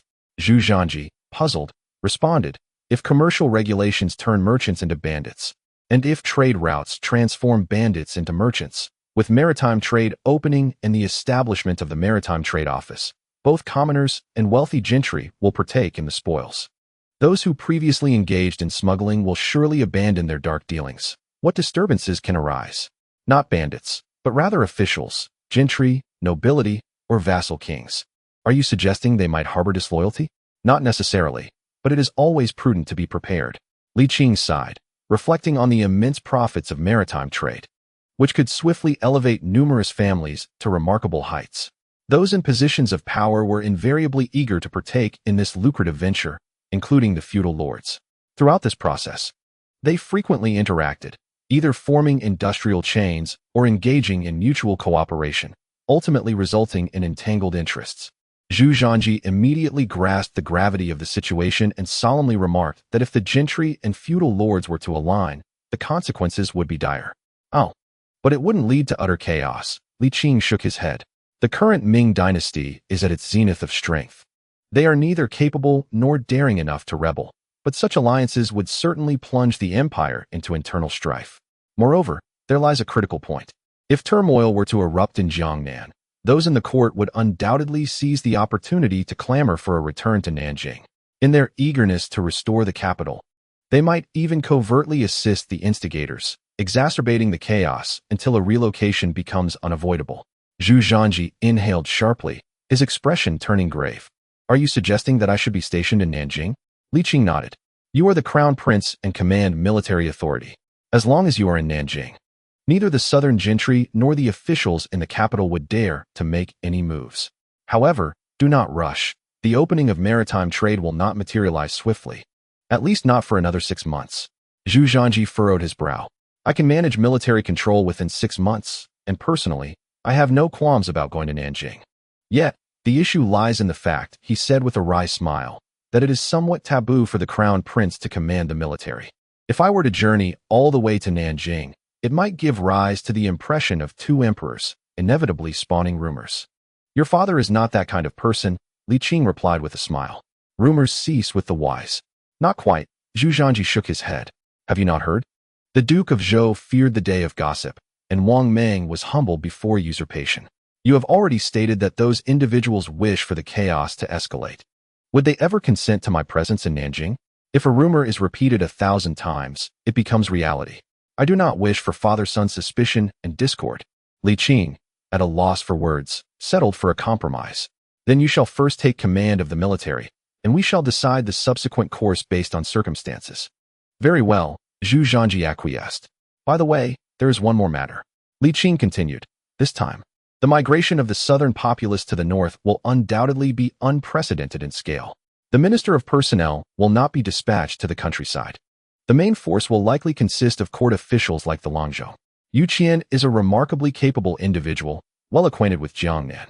It is indeed a disservice to keep him in the position of a mere assistant. You should recommend him. Zhu Zhanji chuckled. Such trivial matters can be communicated to father. Why must it fall upon me? It may seem minor, but the individuals involved are significant. Li Qing interrupted, emphasizing, Yu Qian is no ordinary person. One day, when you ascend the throne, he could be one of your most trusted ministers. Is he truly that formidable? Trust me. You will not be mistaken, Li Qing replied calmly. When have my insights ever faltered? Zhu Zhanji pondered for a moment and concurred. Is there anything else? Well, Li Qing contemplated, adding, he may be granted a high position, but it should not be excessively elevated. Bestow a high position, yet not too high? Zhu Zhanji questioned in confusion. What is the reasoning behind this? Did you not say he is quite exceptional? Li Qing sighed. He is too unconventional. But so are you, Zhu Zhanji countered. We are not the same, Li Qing replied. Li Qing, unwilling to elaborate further, stated, if you trust me, act as I suggest. If not, then so be it. Zhu Zhanji, taken aback, replied, Qing Bo, you truly are quite arrogant. Ha! Throughout the vast Ming dynasty, there will never be another like you. Li Qing, putting on a show, responded, all right then. If there is nothing else, go about your business. I find myself rather fatigued. You hold a greater lineage than even my father. Who among us is the prince and who the subject? Encountering you, Li Qing mused, I have never had it easy. Zhu Zhanji, resigned, remarked. So you're recommending Yu Qian for the position of Longzhou? Indeed, consider this favor to you. Li Qing chuckled, what do you think? Am I generous? Zhu Zhanji, scratching his nose, muttered, I had intended to invite you for a drink, but, humph, perhaps it is better not to. Li Qing scoffed, you arrive empty-handed, clearly intending to mooch. Farewell. At the Ministry of War, Yu Qian perused military texts to pass the time. Among the 6 ministries, The Ministry of War was the most leisurely. Barring conflicts, officials often found themselves idly passing the time. It was not due to laziness. There was simply little to occupy their hours. Upon hearing his name called, Yu Qian looked up to see Zhu Zhanji and quickly rose, saying, "Your Highness, the Crown Prince." "No need for formalities," Zhu Zhanji replied, taking a seat across from him. "What are you reading?" "Military texts." "Are you quite interested in military affairs?" "Indeed," Yu Qian thought. "I have nothing better to do than sleep at home." Zhu Zhanji inquired with a smile, "Do you wish to take on some responsibilities?" "I do," Yu Qian replied candidly. Zhu Zhanji nodded. "The court intends to intensify the implementation of the national policy regarding the relocation of the populace. As it happens, we are in need of capable individuals. You have ventured south to quell bandits twice and are quite familiar with the region. I plan to recommend you to His Majesty for the position of Longzhong at the Ministry of War, overseeing relocation matters. Are you willing?" "I am." "You are remarkably straightforward. Do you not wish to express any gratitude?" Zhu Zhanji, somewhat exasperated, remarked, "Come, I will escort you to the palace." Yu Qian, both delighted and surprised, asked, "Are we to meet the emperor? Must you ask so many questions?" Zhu Zhanji rolled his eyes. "Appointments within the 6 ministries require the emperor's approval. How could I overstep my bounds? What I meant was, Crown Prince, can't you simply convey the message? Is it necessary for me to enter the palace?" Yu Qian said awkwardly, "As you wish, Your Highness." The two exited the Ministry of War and made their way to the palace. Along the way, Zhu Zhanji engaged in casual conversation, seemingly aimless, yet in truth assessing Yu Qian's capabilities. Li Qing had repeatedly recommended Yu Qian, and while Zhu Zhanji had a certain understanding of him, he felt Yu Qian was not yet ready to shoulder significant responsibilities. Throughout their dialogue, he still believed Yu Qian lacked the prowess Li Qing had described. Nevertheless, Li Qing's discernment was consistently accurate. He had never witnessed Li Qing falter. Hence, Zhu Zhanji remained steadfast in his intention to cultivate Yu Qian. Upon reaching the imperial study, Zhu Zhanji made his recommendation, and the small, plump figure readily agreed. The process unfolding with remarkable ease. Yu Qian felt as though he were in a dream. Had he truly just been promoted? Yang Shiqi and others merely cast a glance at Yu Qian before returning to their work, considering him just a mere Longzhong, not worthy of their attention. Their true adversaries were the ministers of the 6 ministries, the Shangshu and Shilang. Little Fatty is now far busier than when he was a prince, particularly with the current policies of maritime expansion and population relocation, which have left him quite overwhelmed. "Yang Qing, please notify the 6 ministries and the censorate to come to the imperial study," he commanded. Yang Shiqi and Yang Rong exchanged glances and bowed in unison. "We obey your orders."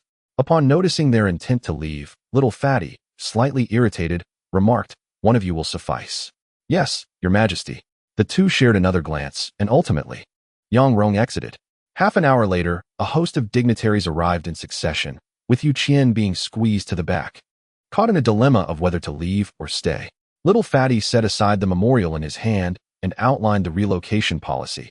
This time, the population being relocated will primarily come from Jiangsu, Zhejiang, Hunan, Yunnan, Fujian, and Sichuan, while the receiving areas will focus on Hebei, Shandong, and especially Liaodong. "We obey your orders," the ministers responded, bowing. Little Fatty continued, "The censorate, the 6 ministries, and the cabinet must assist and supervise one another. Additionally, the Jinyue and the Dongchang will also be involved. I trust you all will not let me down." Pausing, he added, "This time, the relocation of the populace will fall under the jurisdiction of the cabinet." The faces of the attendees changed. The 6 ministries appeared grave, while the cabinet secretly rejoiced.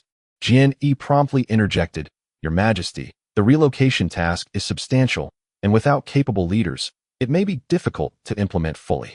I humbly request that the deputy ministers of the 6 ministries be allowed to oversee the local affairs." "I second that." Xia Yuanji quickly followed suit. "We all second that," echoed the officials from the 6 ministries.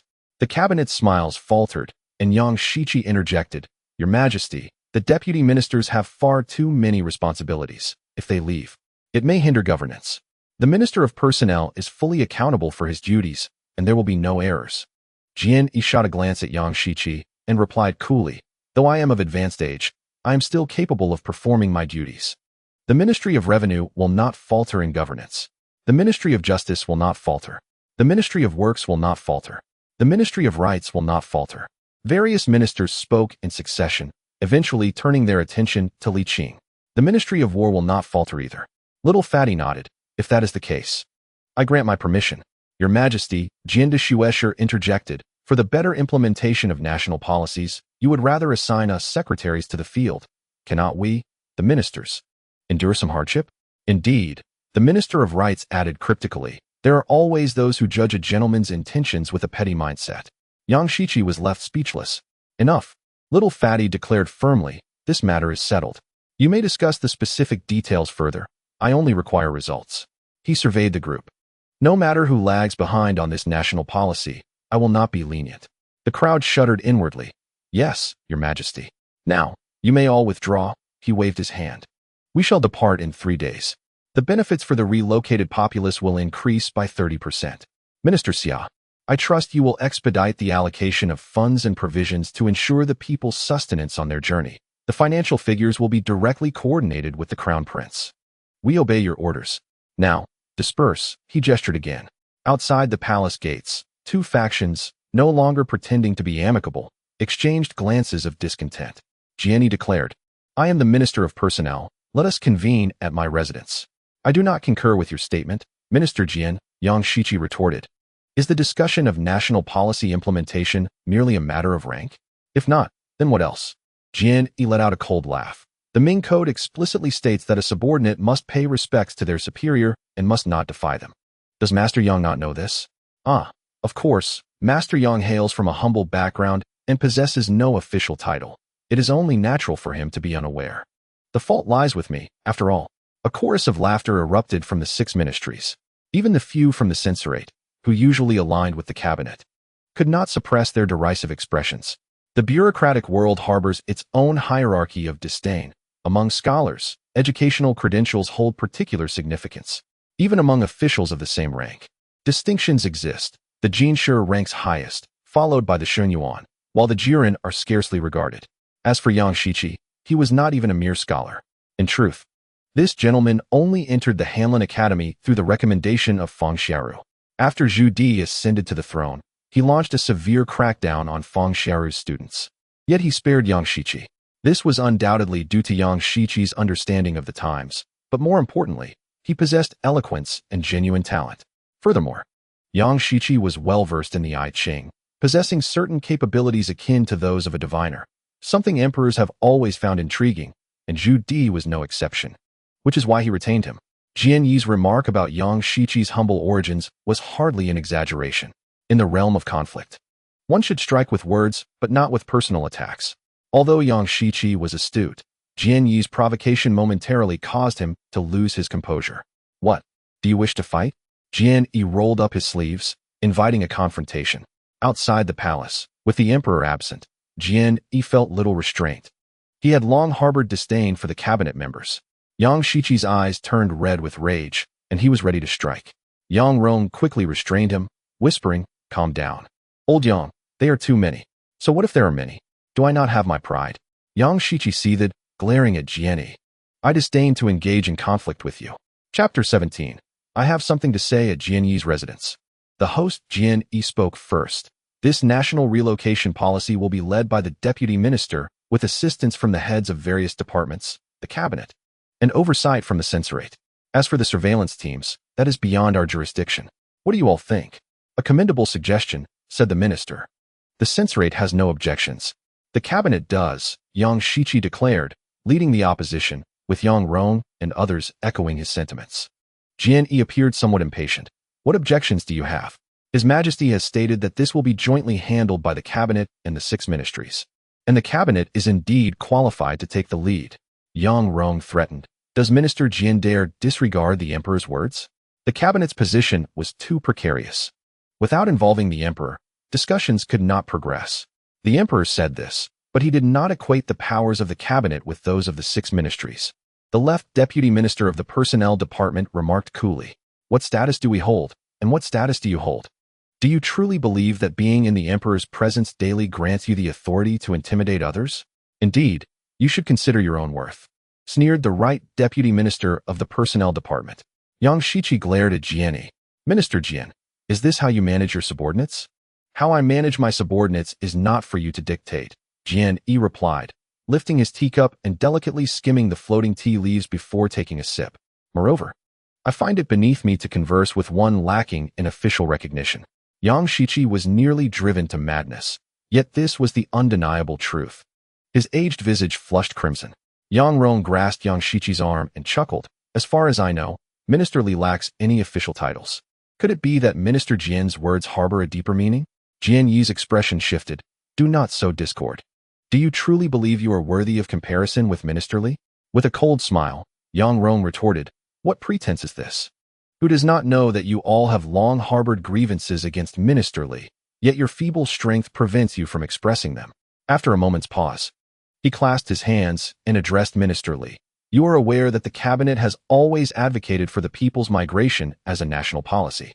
These individuals, however, are merely responding to circumstances. How could they be expected to exert themselves? He continued, it would be best for the cabinet to oversee this matter. As these people shift their stance from opposing mass migration to endorsing it in a single day, who can say that when the policy is implemented at the local level, they will not once again turn against it? Outrageous. The Minister of Rights was incensed. You and the cabinet are utterly arrogant. A fifth-rank official repeatedly contradicting a second-rank dignitary is simply outrageous. Can this still be called a discussion if no one is allowed to speak? Yang Rong persisted in stoking the flames. Minister Li, if I were in your position, I would never align myself with such petty individuals. Do not heed the provocations of these small-minded men. Xia Yuanji interjected, his own anger palpable. The cabinet has indeed become excessively arrogant. Li Qing, unfazed, maintained his composure, showing no concern for the matter at hand. However, realizing that this bickering could not continue indefinitely, he spoke up, if I may interject. The room fell silent. All eyes turned towards Li Qing, who commanded their respect.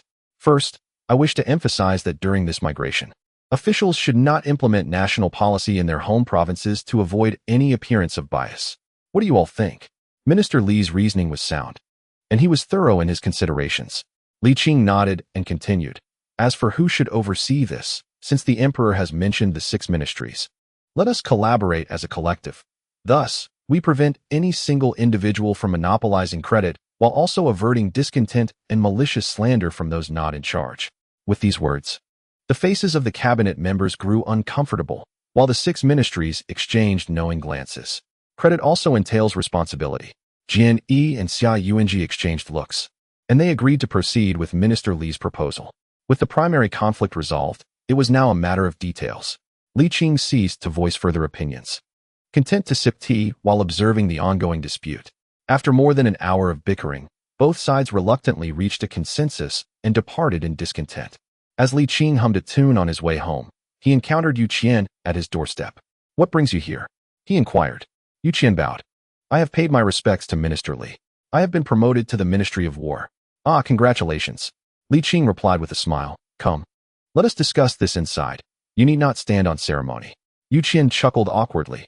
I shall not intrude. I came to invite Minister Li to my humble abode for a drink. Oh, what prompted this invitation? Li Qing asked, noting that it was still early, and he readily agreed. What inspired you to invite me for a drink?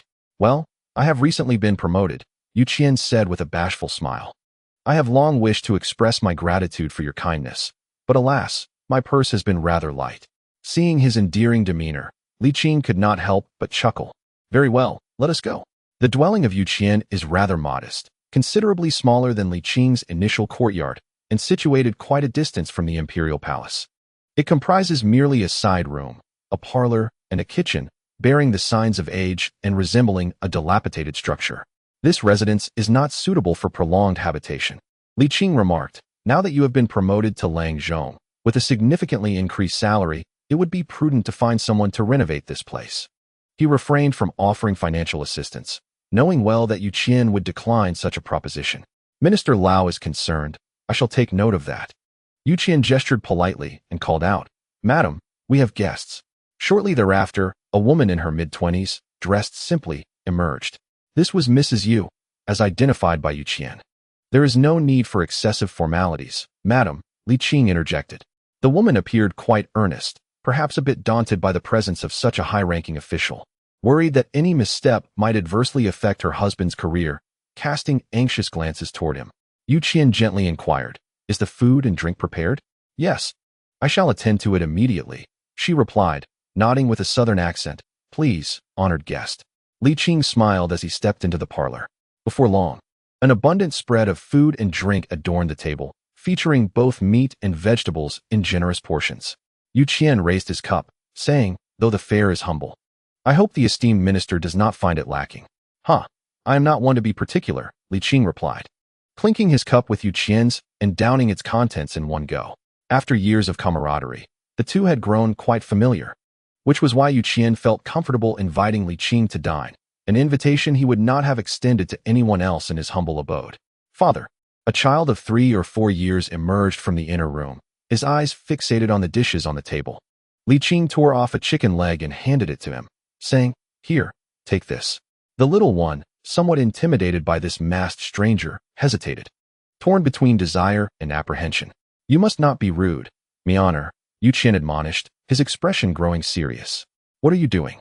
Li Qing stood up and placed the chicken leg into the child's hands. The boy swallowed nervously, glancing up at his father. Yu Qian asked sternly, "What has your father taught you?" "Thank you," the child stammered. "Very good," Li Qing smiled. "Now go play." Once the little one had left the room, Li Qing remarked, "Children are in a crucial phase of growth. They must not go without nourishment.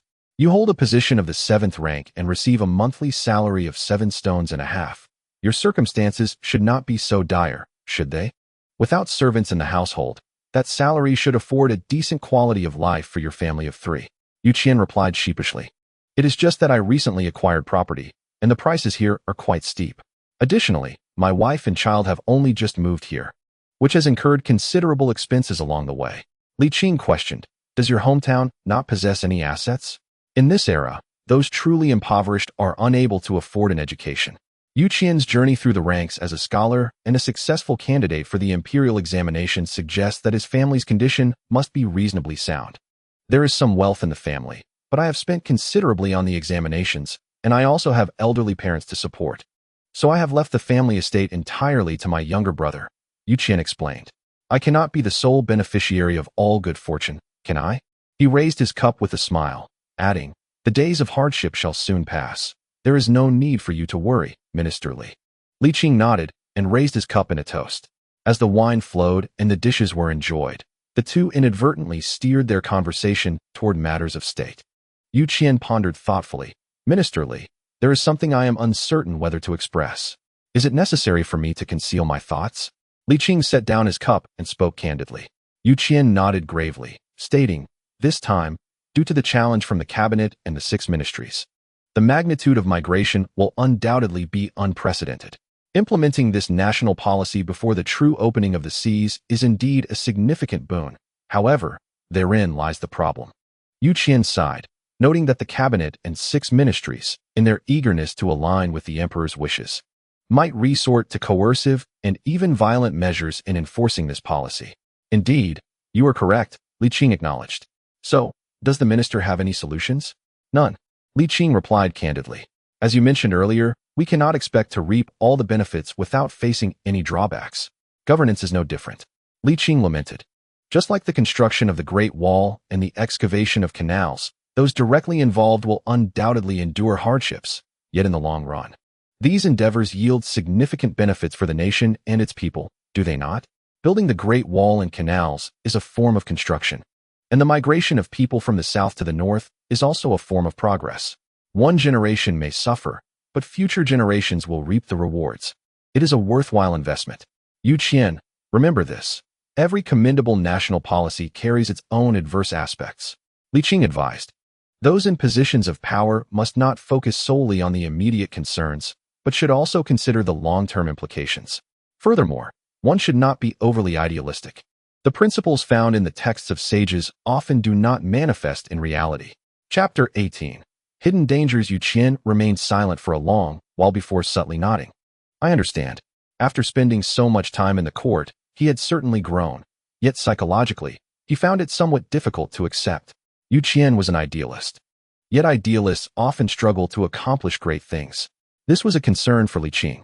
He had little time left, retirement was inevitable in a few years, and remaining in his position any longer would be excessive.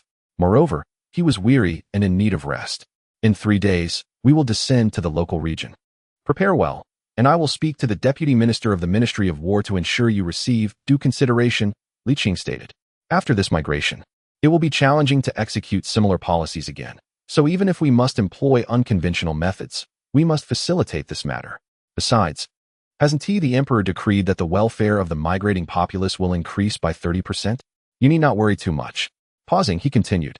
The primary destination for this migration is Liaodong, which remains largely undeveloped, with vast and fertile black soil that is exceptionally suitable for the cultivation of Yonglo rice and beans. If that region becomes one of the granaries of the Ming dynasty, the benefits will be immeasurable. Yu Qian suppressed his negative emotions and clasped his hands in acknowledgement. I shall exert my utmost efforts. Very well, do your best, Li Qing smiled, adding, your future holds more than just being a physician. Upon returning home, evening was approaching. Li Qing had not dined and was cooling himself in the pavilion, contemplating the forthcoming northern migration and the various scenarios that might arise once the maritime ban was fully lifted. Undoubtedly, the lifting of the ban would enhance the financial and material resources of numerous prominent families, thereby amplifying their influence. However, it also presented considerable advantages for the Ming dynasty and its citizens. Overall, the benefits outweighed the drawbacks. Nevertheless, the rise of these families must be approached with caution. The example of the Song dynasty looms large, necessitating effective regulatory measures to prevent their unchecked growth. In reality, the situation for the Ming dynasty is even more precarious than that of the Song dynasty, as the Ming has feudal princes to contend with. Despite both the uncle and nephew having reduced their fiefdoms, the princely houses of the Ming dynasty remain more formidable than those of the Song dynasty. The princes of the Song held no genuine power and possessed no fiefdoms, which explains the Song's weak military capabilities and the absence of princely rebellions. Zhu Yuanzhang granted extensive titles to his sons out of fear that a weakened imperial family would be overshadowed by the powerful gentry, thus leading to a repetition of the Song's fate. This move was intended to station his sons at the borders as a deterrent.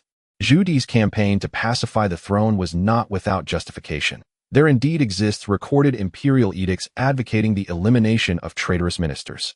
Objectively speaking, while Zhu Yuanzhang's division of titles bore merit, its drawbacks were even more pronounced. Should the prince's power swell, their ambitions would inevitably rise.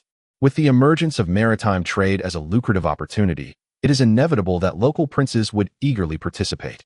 Once wealth accumulates to alarming levels, coupled with the support of bureaucratic aristocracy, who can predict they would not turn against the crown? The present Ming, distinct from its historical counterpart, has opened its seas, a stark contrast to the past when maritime activities were forbidden. Li Qing, feeling somewhat perturbed, scratched his head and murmured, the princes and the gentry must be curtailed. The previously established decree for the distribution of favors should soon be implemented. After the recent mass relocation of the populace, relevant policies must be enacted immediately. 3 days swiftly passed, and the departure of the officials from the 6 ministries, the cabinet, and the inspection department rendered the capital notably quieter. Even the court was less tumultuous. Zhu Zhanji gradually took command of the military, consumed with endless duties, yet even busier was his chubby counterpart. The mobilization of the entire cabinet only added to his already substantial workload, surpassing even that of Zhu Biao in its demands. Fortunately, the Ministry of War was not overwhelmed, allowing Li Qing to voluntarily visit the imperial study to alleviate some of the pressure on his friend. Time passed swiftly in the midst of these bustling days, and before they knew it, autumn had arrived. The autumn of Beiping carried a refreshing chill, devoid of the oppressive heat that characterized the season in Jinling. The migration of the southern populace was in full swing, with countless citizens relocating from various provinces. Concurrently, the Jiangnan Maritime Office was actively developing, with the treasury expenditures flowing freely. However, they managed to sustain this expenditure. Moreover, the opening of maritime trade promised to yield significant tax revenues. Thus Li Qing and his chubby friend were not overly anxious. One evening, after finishing their administrative duties, darkness had enveloped the city. The chubby one urged, the palace gates have been locked. You should not return tonight. Let us enjoy a drink together. I have matters to discuss with you. Very well.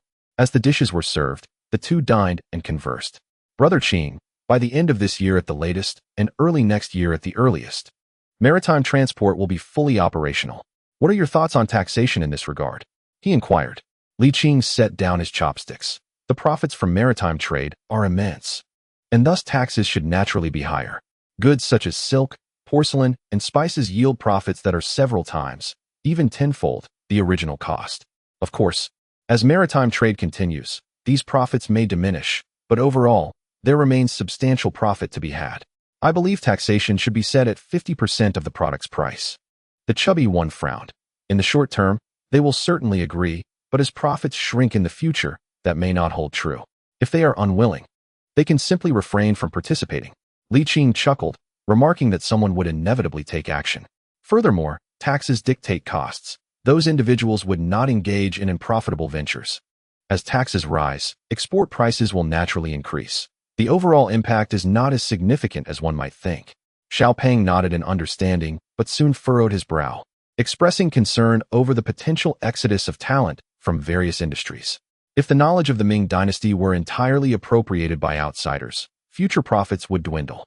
Li Qing reassured him with a smile, stating that the issue is not grave. As the saying goes, a clever cook cannot make a meal without rice. Those foreign nations lack the foundational knowledge, and even if someone were to venture abroad, replication would be exceedingly difficult. Moreover, the wealthy gentry would not permit the outflow of talent, as it would hinder their business. Additionally, language barriers and differing customs pose significant obstacles. Even within the Ming dynasty, the execution of migration is fraught with challenges, let alone traversing oceans. Li Qing comforted him, assuring that most of what he fears is unlikely to occur. After a pause, he added, "Of course, if maritime trade continues indefinitely, there will come a day when they learn, but one should not abandon progress due to fear of setbacks, right?" Xiao Peng pondered this and concurred with Li Qing's perspective. Regarding migration, in less than 2 months, nearly 300,000 people had already relocated from several provinces in Jiangnan. A remarkable achievement. However, it is certain that many commoners were coerced or even forced to migrate.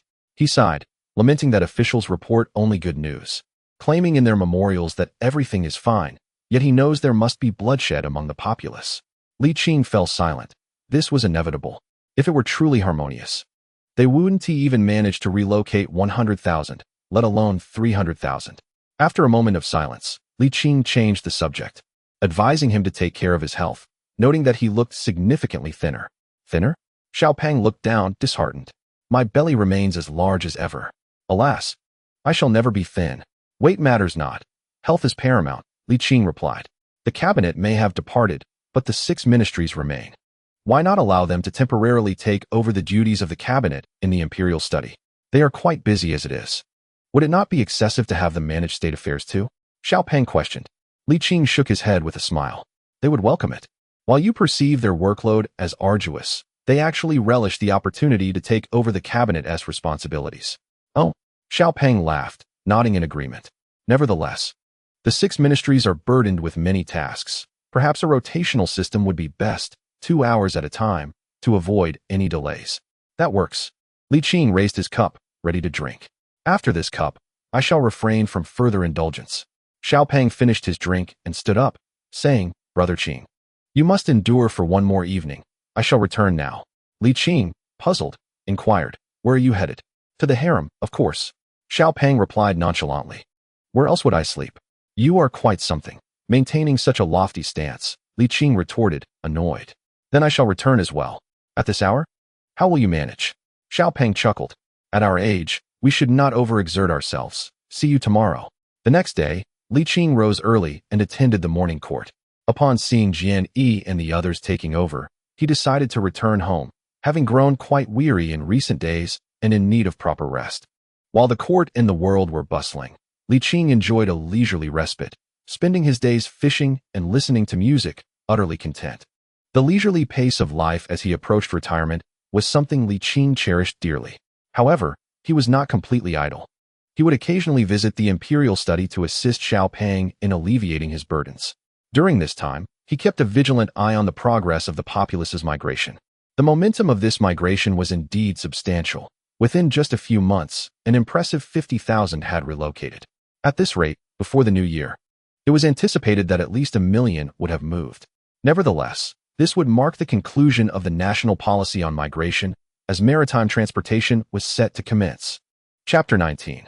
They have truly aged the relocation of 1 million residents, while seemingly modest compared to the over 40 million in the southern regions, bore considerable implications. Though the immediate effects might be imperceptible, over generations, the population in these receiving areas would witness a significant surge, particularly in the Liaodong region. The reason was simple. There was land, ample arable land to support this influx, ensuring no shortage of populace. Li Qing had faith that the relocated citizens would soon find their new homes delightful, for the unexploited wastelands in the north were abundant. And with the introduction of Yonglo rice and beans, even marginally cultivated lands could yield bountiful harvests. More crucially, this endeavor could fundamentally transform the structure of the Ming dynasty. Having facilitated this venture, Li Qing felt no regrets. Time, like a fleeting horse, passed swiftly, and before long, the new year approached. Snowflakes danced through the air, and the northern winds howled. The winter in Beiping was bitterly cold, prompting Li Qing to remain indoors, spending his days indulging in hot pot, perusing books, or playing chess with the three women to pass the time. As they aged, their aversion to the cold intensified, and after the onset of winter, they scarcely ventured outside. Even Li Qing's once potent energy seemed less effective. This was due in part to their declining physical faculties, and in part because they had developed a resistance from excessive reliance on his energy. In the main hall, the charcoal brazier blazed warmly as Li Qing dipped slices of lamb into the pot, sipping warm wine while the three women nestled nearby, engrossed in their copies of Luo Guanzhong's Romance of the Three Kingdoms. The book was undeniably captivating. Indeed, while it may not adhere strictly to historical facts, its entertainment value was remarkable. The three women animatedly discussed the plot, creating a cozy atmosphere. "Master, you should take a look. It's truly fascinating," Wan Ling encouraged. "I have read it long ago," Li Qing replied disinterestedly. "I've watched the lengthy series several times. Come and have some more. I cannot finish it alone," he urged. The three women shook their heads. "We are full," one declared. "Is it possible you are already full after such a small portion?" he questioned. "Indeed," Wan Ling replied. "Eating too much is hard to digest." Li Qing paused, realizing he would no longer press the matter. They had truly aged. Although he had long prepared himself mentally for this inevitability, facing it in reality was another matter entirely. Yet, he found himself powerless. Even the energy he once took pride in had diminished in effectiveness. What more could he do? Suddenly losing his appetite, he rose and said, "I shall step into the courtyard for a bit." As snow fell abundantly, a thick layer blanketed the courtyard. The maidservants swept repeatedly, yet the snow remained unyielding. Li Qing was always gentle with his servants and seldom admonished them. After some discussion, the maidservants resolved to wait for the snow to clear before resuming their efforts. Snow clung to the branches, bending them low, and the entire marquise was cloaked in a silvery mantle, stretching out to a vast expanse of white. As Li Qing trod upon the snow, it crunched beneath his feet, filling the air with a crisp sound. In years past, at this time, the three girls would build snowmen, yet this year, such merriment was absent. Li Qing exhaled a breath of warm air, which swiftly transformed into a veil of white mist before dissipating. He extended his hand, palm upward, as delicate snowflakes descended upon it, quickly melting to form a small pool of clear water. "How swift it is!" Li Qing retracted his hand, a bittersweet smile gracing his lips, his face awash with a sense of desolation, murmuring softly, "Eternal life is indeed as lonely as snow." As Li Qing strolled through the snow, an overwhelming sense of solitude enveloped him. The biting cold of the wind and snow could not penetrate his being, yet the chill within his heart amplified his feelings of isolation. He wandered aimlessly for an indeterminate time, until he noticed his shoulders and head were laden with snow, jolting him back to reality. With a sigh, he prepared to return indoors when a young maid hurriedly approached, her small steps quickening. "Sir, the steward says the crown prince has arrived. What brings him here during the new year?" Li Qing muttered, "I see." In the front courtyard's guest hall, Zhu Zhanji sat rubbing his hands together, trying to warm himself, looking as frozen as a child. Upon noticing Li Qing's arrival, he could not help but complain. "You are rather stingy. There isn't even a brazier in your home." "I am not in the front courtyard. Why should I set one up?" Li Qing replied as he took a seat before Zhu Zhanji. "During the new year, instead of staying in the palace." "What brings you here?" Zhu Zhanji explained. "After this new year, maritime trade will officially commence. The Jiangnan Maritime Office and various local officials will likely struggle to cope. So I wish to venture south." "Is the military situation stable?" Li Qing inquired. Yes. Zhu Zhanji continued. What does your father think? I have already sought his consent. Zhu Zhanji replied. Father wishes for you to accompany me. Li Qing was puzzled. Am I truly needed? That is what father said, Zhu Zhanji clarified. He mentioned that once maritime trade begins, corruption is bound to arise, especially in the initial stages. Moreover, there are complex factors involving vassal kings and nobility. Father fears that someone may act against me. Li Qing chuckled. Is it really necessary to be this cautious? I think so too, Zhu Zhanji replied with a sigh. But with his arrangements, what can I do? Pausing, he added, now that I have taken charge of the military, the opinions of the 6 ministries are quite significant. To avoid suspicion, I can only take some guards with me. Father intends for me to first manage affairs in Nanjing and simultaneously rectify the governance. Oh, so there are plans afoot. Li Qing smiled. However, it is indeed time to instigate some changes in Nanjing. Since the capital was relocated, it has nearly become a lawless land, with rampant corruption among officials surely rampant and collusion between officials and gentry not uncommon. As maritime trade approaches, we must suppress this wicked wind. Li Qing asked, when shall we depart? On the 6th day of the 1st month. Very well, that poses no issue. Li Qing nodded. Is there anything else? Zhu Zhanji pondered. Father has not been in good spirits lately. Please prepare some nourishing medicine for him. The ministers of the cabinet and the 6 ministries may not return until early March, and once we leave, he will be even busier. Understood. Li Qing rose. Medicines cannot be prescribed recklessly. We must first diagnose before treating. Let us proceed to the palace. In the Qianqing Palace, the chubby prince, enjoying a rare moment of leisure, reclined in a chair, listening to music and watching a dance. On the table lay candied fruits, pastries, and warmed wine, a life of indulgence indeed. Just as he was relishing the moment, upon hearing that Li Qing and his son had arrived, the chubby prince exclaimed in dismay, dismissing the dancers, adjusting his posture, and then formally granting the two an audience. As Li Qing and his companion entered, they fortuitously encountered a departing dancer, prompting them to inwardly lament, "Ah, our dear father truly knows how to indulge." It brought to mind the bygone years when Zhu Yuanzhang had indulged in similar pursuits, though regrettably, the dancer never made it to the palace, as she was swiftly condemned by the censors and ultimately had to abandon her aspirations. Clearly, in this regard, he falls short of his grandson. Here we are, they announced, a palpable awkwardness enveloping the room. Clearing his throat, the rotund figure inquired, "What brings you here?" Li Qing cast a glance at the young attendants, who, without needing further instruction, discreetly withdrew. It was then that Li Qing said, "The crown prince mentioned that you appeared unwell and requested I examine you." "I feel quite fine." The rotund figure hesitated before extending his arm, conceding, "Since I am here, let us proceed." "Very well." Li Qing stepped forward to take his pulse, instinctively furrowing his brow. "Look at you, yet again in this state."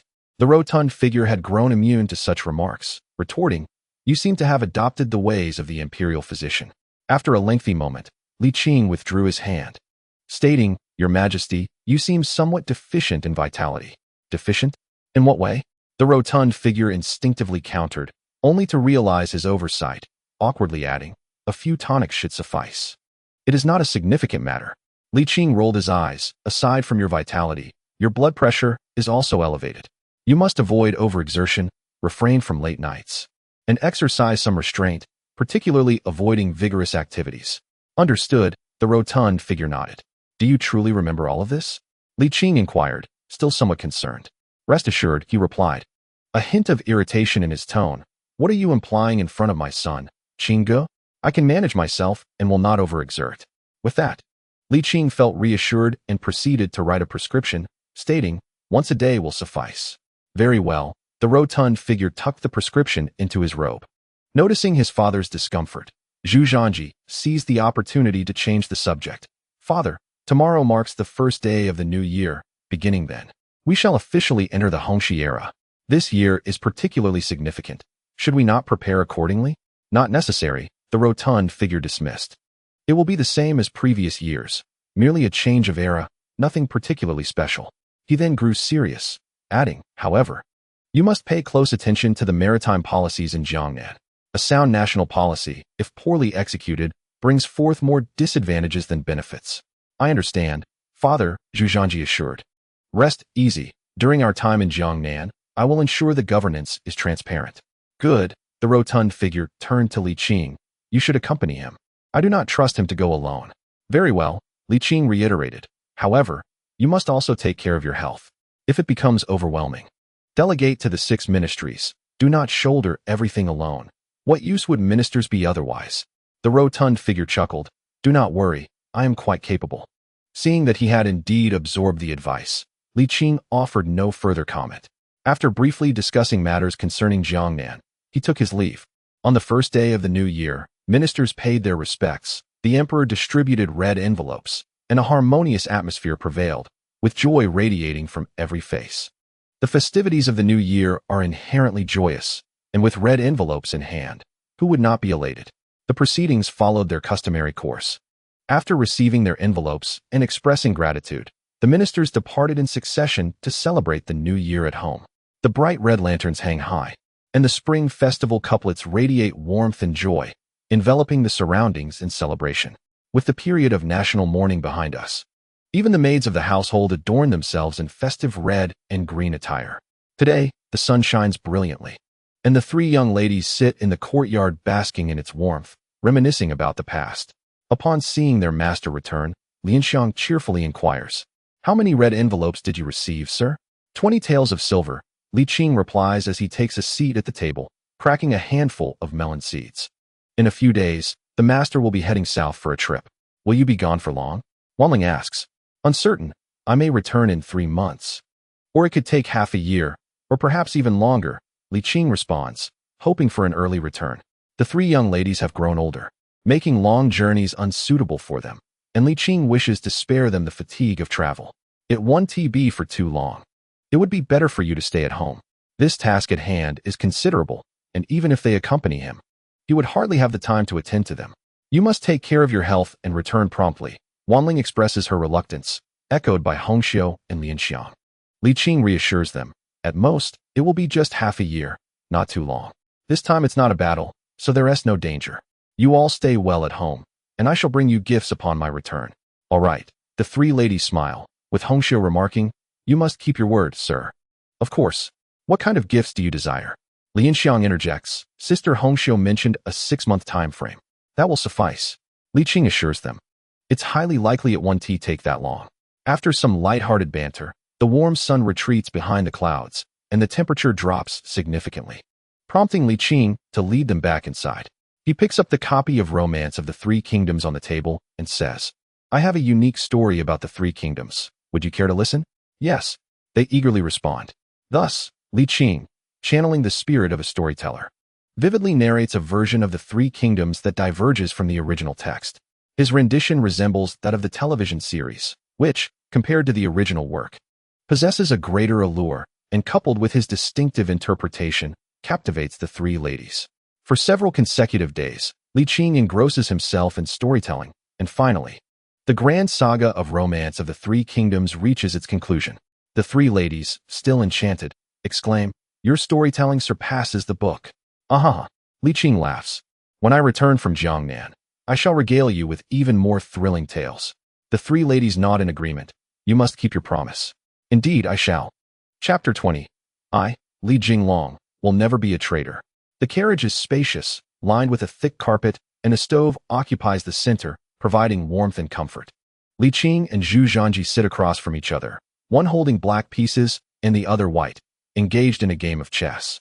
A pile of golden beans nearly overflows in front of Li Qing. After 218 moves, Zhu Zhanji heaves a resigned sigh. I've lost. Pay up, Li Qing demands. Zhu Zhanji, at a loss for words, replies, I have no money left. All my golden beans have gone to you. Li Qing expresses his dissatisfaction. You shouldn't continue if you have no money. It's a waste of sentiment. I thought I could turn the tide, Zhu Zhanji laments. All right, let us stop. Let us discuss more serious matters. Very well, Li Qing says as he gathers the golden beans into his palm and stows them away in his pocket. What do you wish to discuss? Zhu Zhanji watched helplessly as Li Qing collected all the golden beans, a pained expression etched across his face. Upon reflection, the gold he had lost to Li Qing over the years amounted to no less than 1,000 taels. This, however, did not account for the gold he had been tricked out of. If all were to be considered, the total would reach at least 3,000 taels. The more he pondered, the more his heart ached, and he said with irritation, "Speak." Li Qing, having won a considerable sum, was in high spirits and chose not to engage in his grievances. The actual power of the 6 ministries in Nanjing was limited, and pursuing matters through them could easily alarm the snakes in the grass. "Let us start with the local officials," he suggested. "Where shall we begin?" "Let us commence with Suzhou," Li Qing replied. "Heaven above and Suzhou and Hangzhou below, we should focus our efforts on these 2 prosperous regions." Zhu Zhanji inquired. "What of the princely vassals? I recall that 2 years ago, during your investigation of maritime smuggling in the south, Prince Ning was deeply involved and had taken a significant share. You wish to act against the vassal princes now?" Li Qing asked, surprised. "Is there any other reason for my visit?" Zhu Zhanji retorted. "Merely addressing the local officials or the 6 ministries in Nanjing would merely scratch the surface. We must address the root of the issue." Li Qing weighed the pros and cons, confirming, "Are you truly intent on moving against the vassal princes? Do you believe they can stir up trouble?" Zhu Zhanji countered, and then added, "With maritime trade just beginning, they have yet to grow in power. This is an opportune moment to act. If we allow them to fester, by the time we wish to intervene, they may have become formidable. It is better to resolve matters sooner." Li Qing pondered this as well. Zhu Zhanji's reasoning was sound. Acting before the onset of maritime trade was indeed far more advantageous than doing so afterward. Furthermore, more than half of the vassal princes were geographically incapable of participating in maritime trade. It was not a matter of desire, but rather a limitation imposed by geography. Perhaps they could indirectly partake later, but they would only receive a small share. As the saying goes, do not fear scarcity, but rather inequality. The court's actions would not only avoid offending the vassal princes, but might also foster a sense of balance within their minds. "Then let us head directly to Nanjing," Li Qing proposed. "Upon arrival, we shall uncover the vassal princes involved in smuggling and invite them for an open discussion." "That is a commendable idea," Zhu Zhanji replied, frowning. "But will they even come? If my father were to arrive, it would be a simple matter, but I am merely the crown prince, not to mention others. Just Prince Ning would require me to address him as 17th master. Although the crown prince held a prestigious position, he was ultimately not the emperor." Li Qing chuckled, "In truth, it is not difficult. Since you, the crown prince, appear ineffective, we shall seek someone more capable." "Who do you consider capable?" Zhu Zhanji protested indignantly. "Emperor Taizu." Zhu Zhanji was taken aback. "Are you suggesting we summon them under the pretense of paying homage to our ancestors?" "Precisely," Li Qing smiled. "The vassal princes who can engage in maritime trade are all from the south. Inviting them to pay tribute at the tomb of the filial piety is entirely reasonable, especially since you two are using the guise of visiting Nanjing for the same purpose." "Indeed, that is astute," Zhu Zhanji nodded, smiling. "Then it is settled." The crown prince's entourage was quite grand, thus their progress was not swift. After more than half a month, they finally arrived in Nanjing. This was not a covert visit, so they had previously informed the officials of the 6 ministries. Upon their arrival, officials from various departments came forth to pay their respects. The following day, a lively banquet was held to welcome the crown prince, filled with merriment and festivities. Zhu Zhanji was remarkably at ease in such situations, displaying a commendable grace in his interactions with others. It seemed as though he had come not for business, but for leisure. Zhu Zhanji explained his visit to Nanjing as a pilgrimage to the tomb of the filial emperor, while simultaneously taking the opportunity to witness the grand event of maritime trade and to savor the beauty of Jiangnan. The assembly breathed a collective sigh of relief, each individual beaming with joy. With the court's opening of maritime trade, even those who had retired were enjoying newfound prosperity, and who could possibly remain unhappy. During the banquet, attendees extolled the virtues of the current emperor, a display that even Zhu Zhanji found somewhat excessive. Li Qing, lacking in social favor, found himself largely ignored during the festivities, and he relished the solitude, departing early to the residence of Duke Chao. Li Jinglong, also reliant on a cane, one of a more refined design, albeit still ostentatious, seemed to anticipate Li Qing's arrival. "I knew you would come," Li Jinglong remarked, sniffing the air as if to discern the source of the wine. "An official banquet for the crown prince, I simply cannot miss." Li Qing's explanation bore the semblance of a man caught in an infidelity, while Li Jinglong, with a dismissive curl of his lip, ordered, "Bring me tea." The climate in Jinling was delightful, although it was still the end of January. Temperatures hovered around 17 or 18 degrees. The fruit trees in the courtyard were budding, exuding the essence of spring. The two men settled around a table, basking in the sunlight while sipping tea. Their reunion, devoid of excessive warmth, was nonetheless imbued with a comforting familiarity. "How is your health?" Li Jinglong inquired. "It cannot compare to our youth, but I am managing," Li Qing replied with a sigh, a hint of melancholy in his tone. "Time truly flies. In the blink of an eye, it has been nearly 7 years since Lan Yu departed, and we have both aged." "Indeed, time passes swiftly," Li Qing echoed softly. "You should consider retirement," Li Jinglong suggested with a smile. "Why not stay here permanently? Given your contributions to the Ming dynasty, residing in the Duke Yongqing's estate should pose no problem. We could enjoy drinks and music together, basking in the sun as we are now. It would be delightful." "Let us wait for another 2 years," Li Qing replied with a chuckle. "There are still numerous matters to attend to, once the affairs in court are settled. I shall return." "Still waiting?" Li Jinglong lamented, a look of disappointment crossing his face. "I'm not trying to criticize you, but you tend to take yourself too seriously. You may be quite capable, but the world will not crumble without you. Heed my advice. One must consider oneself in this life, after all. Ultimately, we all return to dust. And how much longer can you truly manage?" Li Jinglong continued, "Listen to me. This time, do not depart. There is no place as pleasant as here." Li Qing nodded with a smile. "I understand your reasoning, but," he spoke earnestly, "in just 2 years, once maritime trade is on solid footing and certain risks are mitigated, I shall return. It is essential to see things through to their conclusion, is it not?" Li Jinglong, somewhat vexed, replied, "Do as you wish, but do not exhaust yourself in Shuntian." Li Qing reassured him, "Do not worry. I shall take care of myself." After exchanging playful banter, Li Qing steered the conversation towards more serious matters. "Brother, I have something to inquire of you." "I knew it. You wouldn't come without a purpose," Li Jinglong retorted, tapping his cane in irritation. "If there is something, speak. Unless, of course, you can retire on the spot." "Look at you," Li Qing responded, exasperated. "Can you not allow me to finish?" Li Jinglong scoffed. "I know what you're thinking without you saying a word. It is about that smuggling affair, isn't it? The court has fully opened the seas. Why pursue this matter further?" "You were indeed correct." Li Qing nodded, acknowledging the situation. "My brother, you are trustworthy, and to speak candidly, while the court has permitted private trade, it does not desire commerce with the nobility or the vassal kings, especially the latter. If they were to gain power, one can only imagine the consequences. The Jingnan incident occurred only 20 years ago, and as someone who experienced it firsthand, Li Jinglong certainly comprehends the implications. However, he still felt it was somewhat an overreaction. Times have changed, and the current nobility wields significantly less influence in the military.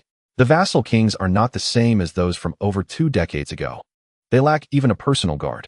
What could they possibly achieve? One cannot dismiss the matter so lightly," Li Qing countered, shaking his head. "Although it may be the case for now, the future remains uncertain. The vassal kings are not mere wealthy commoners. They bear the surname Zhu and are of royal descent. Should they rise to prominence, it would not be impossible for them to court the favor of high-ranking officials and restore the 3 guards." Li Jinglong fell silent. Noticing his demeanor, Li Qing furrowed his brow. "Brother, have you also engaged in smuggling?" "Preposterous. The court has opened the seas. Does that constitute smuggling?" Li Jinglong retorted vehemently. "I am conducting my affairs above board. Have you paid taxes?" Li Jinglong hesitated, stammering. "Well, the relevant laws have yet to be established."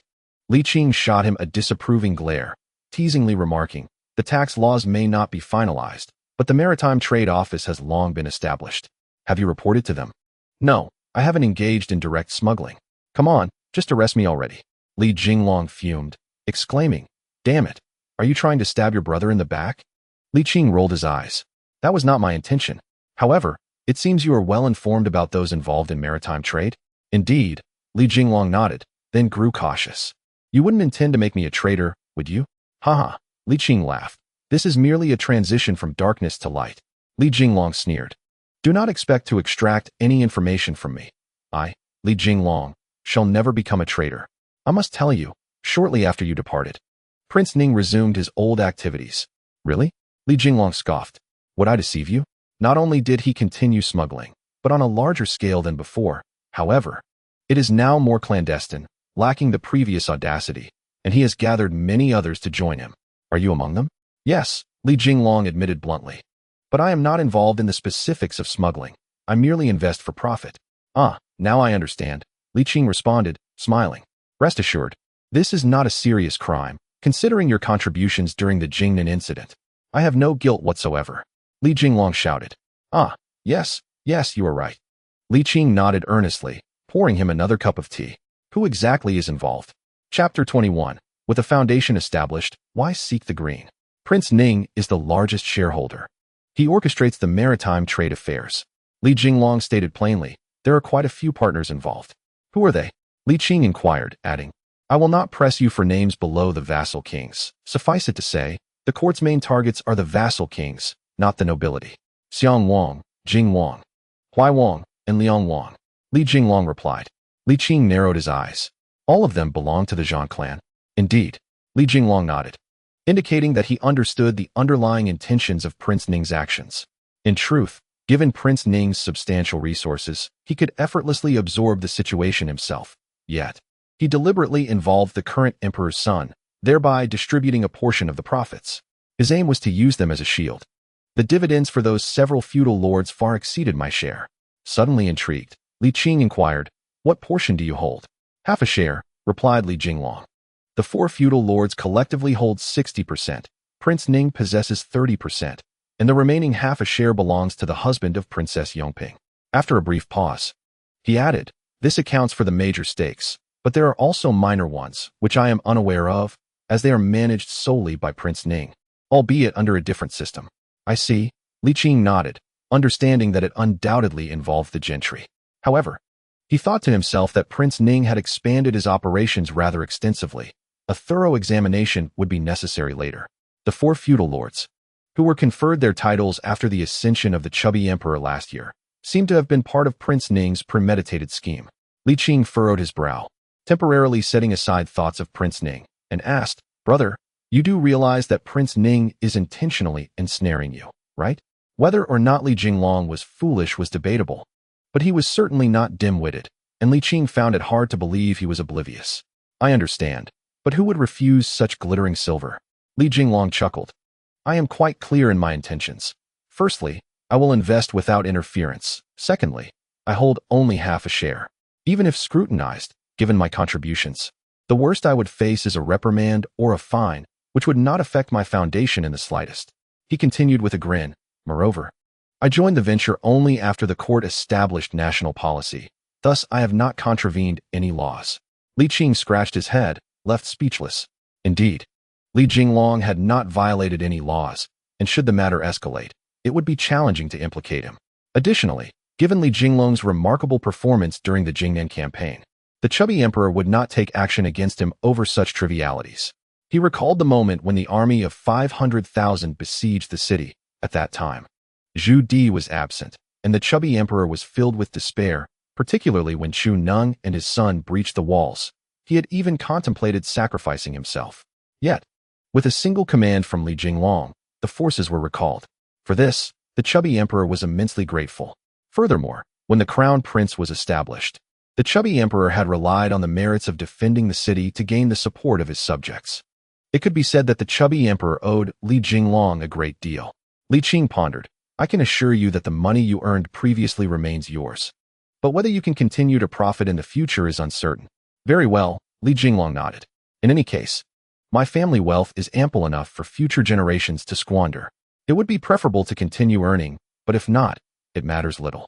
Rest assured, I know how to discern light from heavy matters and will not sacrifice the greater for the lesser. He sighed. This Duke of Chao was forged through my father's blood and sweat. Though I may lack ability, I cannot squander his efforts. Li Qing smiled and nodded. Heed the advice of others, and you shall prosper. Brother, you have a bright future ahead. Go away, Li Jinglong retorted, scrunching his nose in disdain. I keep playing the traitor for you. How can this be called treachery? Li Qing replied with righteous indignation. You are upholding greater principles against familial ties. Get lost. Li Qing was not angered, instead chuckling. I shall return tomorrow, and we can share a drink together. Qianqing Palace. Zhu Zhanji's complexion was flushed, revealing signs of inebriation. Yet his mind remained lucid. He reclined in an armchair, indulging in a foot bath with an expression of pure enjoyment. Where have you been? He inquired. Visiting a friend, came the reply. The palace was devoid of outsiders, and Li Qing, unreserved, took a seat across from Zhu Zhanji, nibbling on the snacks laid out before them. I have already devised a plan. What is so remarkable about that? I have one too, Zhu Zhanji replied with a dismissive hum. I have dispatched the palace guards in disguise to gather intelligence, and within half a month, we shall uncover the source and gradually unveil the puppeteer behind this. Li Qing chuckled.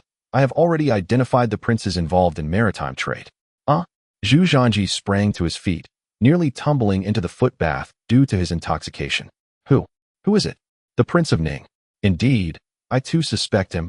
Zhu Zhanji straightened his posture and added, but this is hardly astounding. He was already a primary suspect. I have sent word for him to come to Nanjing. Not just the Prince of Ning, but also the princes of Xiang, Jinghuai, and Liang. Li Qing elaborated. At this revelation, Zhu Zhanji was truly taken aback, stammering, Qing Bo, you jest with me, do you not? You have just arrived in Nanjing. How could you possibly know this?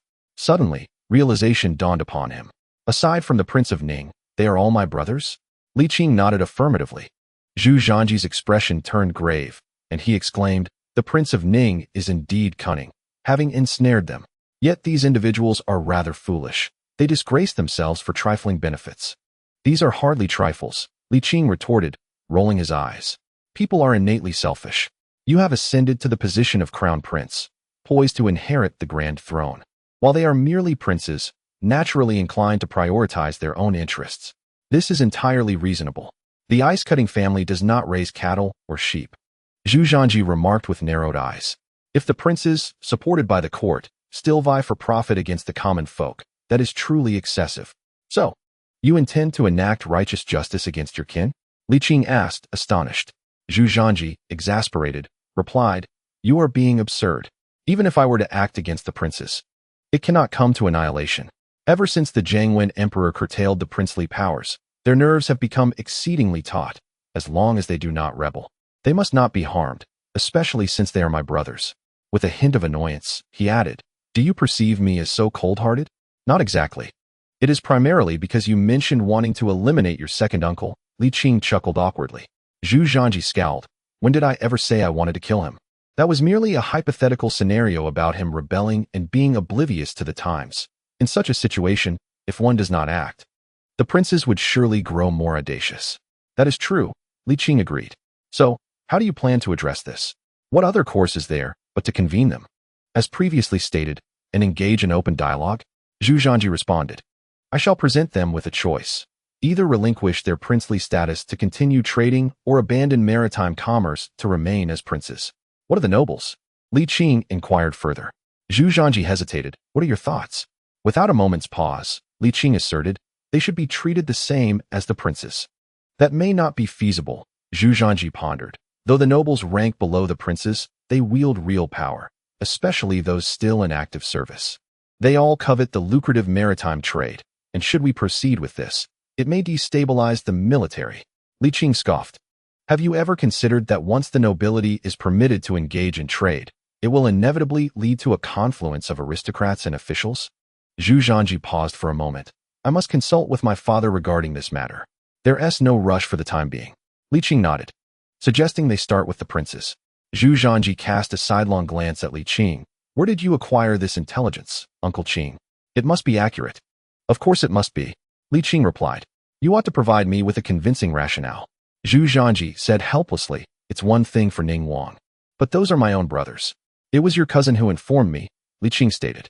Zhu Zhanji was momentarily taken aback before realizing whom his cousin referred to. During the Jingnan campaign, Zhu Zhanji had only recently been born, yet he had heard many tales of this cousin's valor from his father. He was aware that this cousin had achieved great merit during the Jingnan campaign. That should not be mistaken then. I will dispatch someone to summon them shortly, Zhu Zhanji said with a smile, surprised by the ease of the situation. That is due to my involvement, Li Qing remarked nonchalantly, maintaining an air of superiority. How infuriating. Zhu Zhanji felt a twinge of annoyance, thinking, why must there be a Qing when there is a Ji? In that moment, he empathized with the character Zhou Yu from the tales. At the Yongqing Marquis, Li Qing filled a basin with water to tidy up a guest room. Although it had been unoccupied for a considerable time, it was not particularly dirty, as he had entrusted the keys to Li Jinglong, who periodically arranged for cleaning. After a busy bout of activity, Li Qing purchased some daily necessities and did not settle in until dusk. He brought a chair beneath the fruit trees and took a moment to rest. The courtyard was alive with vigor, the air fragrant with the scent of leaves. As the orange-hued sunset hung over Qixia Mountain, creating a scene of exquisite beauty. Indeed, this is quite pleasant, Li Qing murmured. Once I finish my tasks in a couple of years, I shall settle here with Wan Ling and the others, and under the pretense of hiring servants. I will call Master and little Zhu as well. His face lit up with anticipation, hoping for everyone's well-being as they journeyed through the final leg of their lives together. Over the years, many had come and gone, and few remembered Zhu Yunwen. Even Li Jinglong would find it difficult to recognize him. 20 years is a long time for an ordinary person. Long enough for the most vivid of memories to fade into obscurity. Moreover, Zhu Yunwen had changed so drastically. Even Zhu Di, who dreamt of Zhu Yunwen daily, would not recognize him without Li Qing's reminder, let alone others. Li Qing sighed softly. He has endured much suffering over the years, and he is not young anymore. Let him enjoy a few days of peace. Envisioning the joys of retirement, a smile of contentment graced Li Qing's lips, filled with longing. Time invariably slips away unnoticed. And when he regained his senses, the sun had set, the sky darkened, and nightfall approached, as if to signify that even the most beautiful things must eventually fade away. Chapter 22. The arrival of Ning Wang in the morning. Sunlight streamed through the crevices of the door, and the furnishings within the room appeared gilded in the illuminated areas. As dust particles danced within the beams, Li Qing's eyelids fluttered slightly before slowly opening. He turned over and gazed at the light for a long while before finally sitting up. Li Qing stretched his limbs and donned a dark robe before stepping outside, greeted by the tender green buds and the invigorating fragrance of spring that permeated the air. Startled magpies took flight from the branches above. Looking up, he felt a sense of joy. Today was a splendid day. With a smile, Li Qing filled a wooden basin with water to wash and freshen up. Bathed in the warm sunlight, he felt a delightful ease that he had not experienced in a long while, his entire being relaxed. At the Duke of Chao's residence, Li Qing sat opposite Li Jinglong in a pavilion, where an array of exquisite dishes and smooth sake adorned the table. Will you be staying for long this time? Li Jinglong inquired. Li Qing replied, setting down his cup. It will be at least 2 or 3 months, perhaps even longer. Li Jinglong filled his cup, offering sage advice. With the crown prince around, it's best not to stir up too much trouble. Sometimes, overexertion can be detrimental, causing others to feel overshadowed, and they may not appreciate it. That's a valid point, Li Qing acknowledged. I never intended to create a disturbance. I mainly wish to maintain order. The crown prince and the guards can handle the finer details. As they raised their cups, they engaged in light-hearted banter, laughter echoing between them. Li Jinglong, now older, found his tolerance for wine had diminished. After consuming 2 pots of wine, he was already feeling tipsy. Observing this, Li Qing opted to refrain from drinking further and shifted the conversation instead. For friends, drinking was not merely about consuming alcohol. It was often a means to revel in the intoxication that allowed for open-hearted discussions. Brother, I feel incredibly lonely here, Li Jinglong confessed, his emotions heightened by the wine. Life is fleeting. Each day lost is a day we cannot regain. In this twilight of our lives, I long for meaningful conversations with someone. His face flushed, and his eyes glistened with unshed tears. Alas, I feel my life has been in vain. I have achieved nothing of note, my reputation is poor, and the only treasure I possess is your friendship. Do not speak so, Li Qing comforted him. My reputation is hardly commendable either. We're quite similar in that regard. Li Jinglong chuckled bitterly. It's not the same. I cannot compare myself to you or Lan Yu. In the Battle of Fisher's Sea, I was merely a bystander. And during the Jingnan campaign, I was marked with disgrace. I will ensure your name is cleared, Li Qing promised. Li Jinglong scoffed and shook his head, skeptical of the assurance. Li, stay with us, he urged. My health declines with each passing day, and I do not know how much longer I have. You are a decade my senior. We are no longer young. We should savor the remaining days in comfort. Rest assured, it won't be long, Li Qing replied cheerfully. Once I finish my obligations, I will return to enjoy life properly. Very well, do as you wish, Li Jinglong conceded, understanding Li Qing's nature, and shifted the conversation to other topics. In the afternoon, Li Qing visited the imperial palace. Although the emperor no longer resided there, it was still meticulously maintained. Unchanged from before, Zhu Zhanji, donned in princely attire, presented a handsome visage, though his complexion was rather dark, adorned with a stubbly beard akin to that of Li Qing, not yet long enough to be considered a full beard. Nevertheless, he was undeniably handsome, even if he could not quite rival the two Lis. In this era, a prominent beard was a favorable trait. Where did you indulge in wine? Zhu Zhanji inhaled deeply, remarking that it was office hours and urging for a more serious demeanor. Li Qing retorted, questioning what Zhu had been occupied with. Zhu Zhanji hesitated, awkwardly explaining that he was initially focusing on the princes who had yet to arrive. Li Qing then reminded him that his father had tasked him with rectifying the bureaucratic order. Zhu Zhanji replied that there was no rush. First, he intended to address the issues concerning the princes. With prior examples in mind, he believed that officials would naturally behave more obediently, and their resistance to anti-corruption measures would diminish significantly. If even the princes were not spared, the officials would have little room for complaint. With the imminent maritime expedition, resorting to violence was not a prudent strategy. This was a time for careful personnel management. As long as he could sound the alarm and instill a sense of caution, that would suffice. Zhu Zhanji smiled, asserting that cleansing the bureaucracy did not necessarily require harsh punishments or extreme measures. Achieving the objective was what truly mattered. Pausing for effect, he added ominously that if they refused to repent, he would not hesitate to resort to lethal means. Li Qing nodded in agreement with Zhu Zhanji's approach, acknowledging the young prince's blend of ruthlessness and subtlety, which he found commendable, albeit somewhat shadowy. "You are quite the flatterer, Qing Bo," Zhu Zhanji exclaimed, urging Li Qing to continue his praise. However, Li Qing chose to ignore him. After a brief silence, Li Qing inquired whether he should stay in the palace to protect Zhu Zhanji. Zhu Zhanji, with a hint of pride, questioned the necessity of such a measure. Boasting about his own capabilities, Li Qing attempted to interject, but Zhu Zhanji, visibly annoyed, cut him off. In reality, there was no need for concern. The palace was heavily guarded with nearly 3,000 guards from the factory alone. Even if an assassin were to attempt an attack, they would surely meet their demise. Unless an army were to invade the palace, a scenario that seemed utterly implausible, Zhu Zhanji had not yet taken action against any officials, and it was unlikely anyone would be foolish enough to conspire against him. Li Qing felt quite at ease, opting to remain in his own residence, the Yongqing Marquis, indulging in leisurely drinks and engaging in light-hearted conversations with the old Li. Time passed swiftly in this comfortable existence, and soon, more than half a month had elapsed. With Prince Ning being the first to arrive via waterway, Zhu Zhanji had some familiarity with this 17th prince, who had been promised by their grandfather to share the world. He recalled how this prince had once made a name for himself, commanding the Duoyan 3 guards and overshadowing their grandfather. Although Zhu Zhanji was born later, he had been groomed as a successor from a young age and was well versed in the history of the dynasty. The tales of the valiant Yin Wang and the cunning Ning Wang were widely known, and he was certainly aware of their reputations. In the central hall, Ning Wang gazed at the formidable Zhu Zhanji, and it was as if he beheld his late brother, the 4th prince. The resemblance between the two was striking, not only in appearance, but also in spirit. The mere thought of the 4th prince inevitably led to reflections on the shared dominion. The moment Zhu Quan contemplated this shared reign, a surge of anger welled up within him, difficult to contain.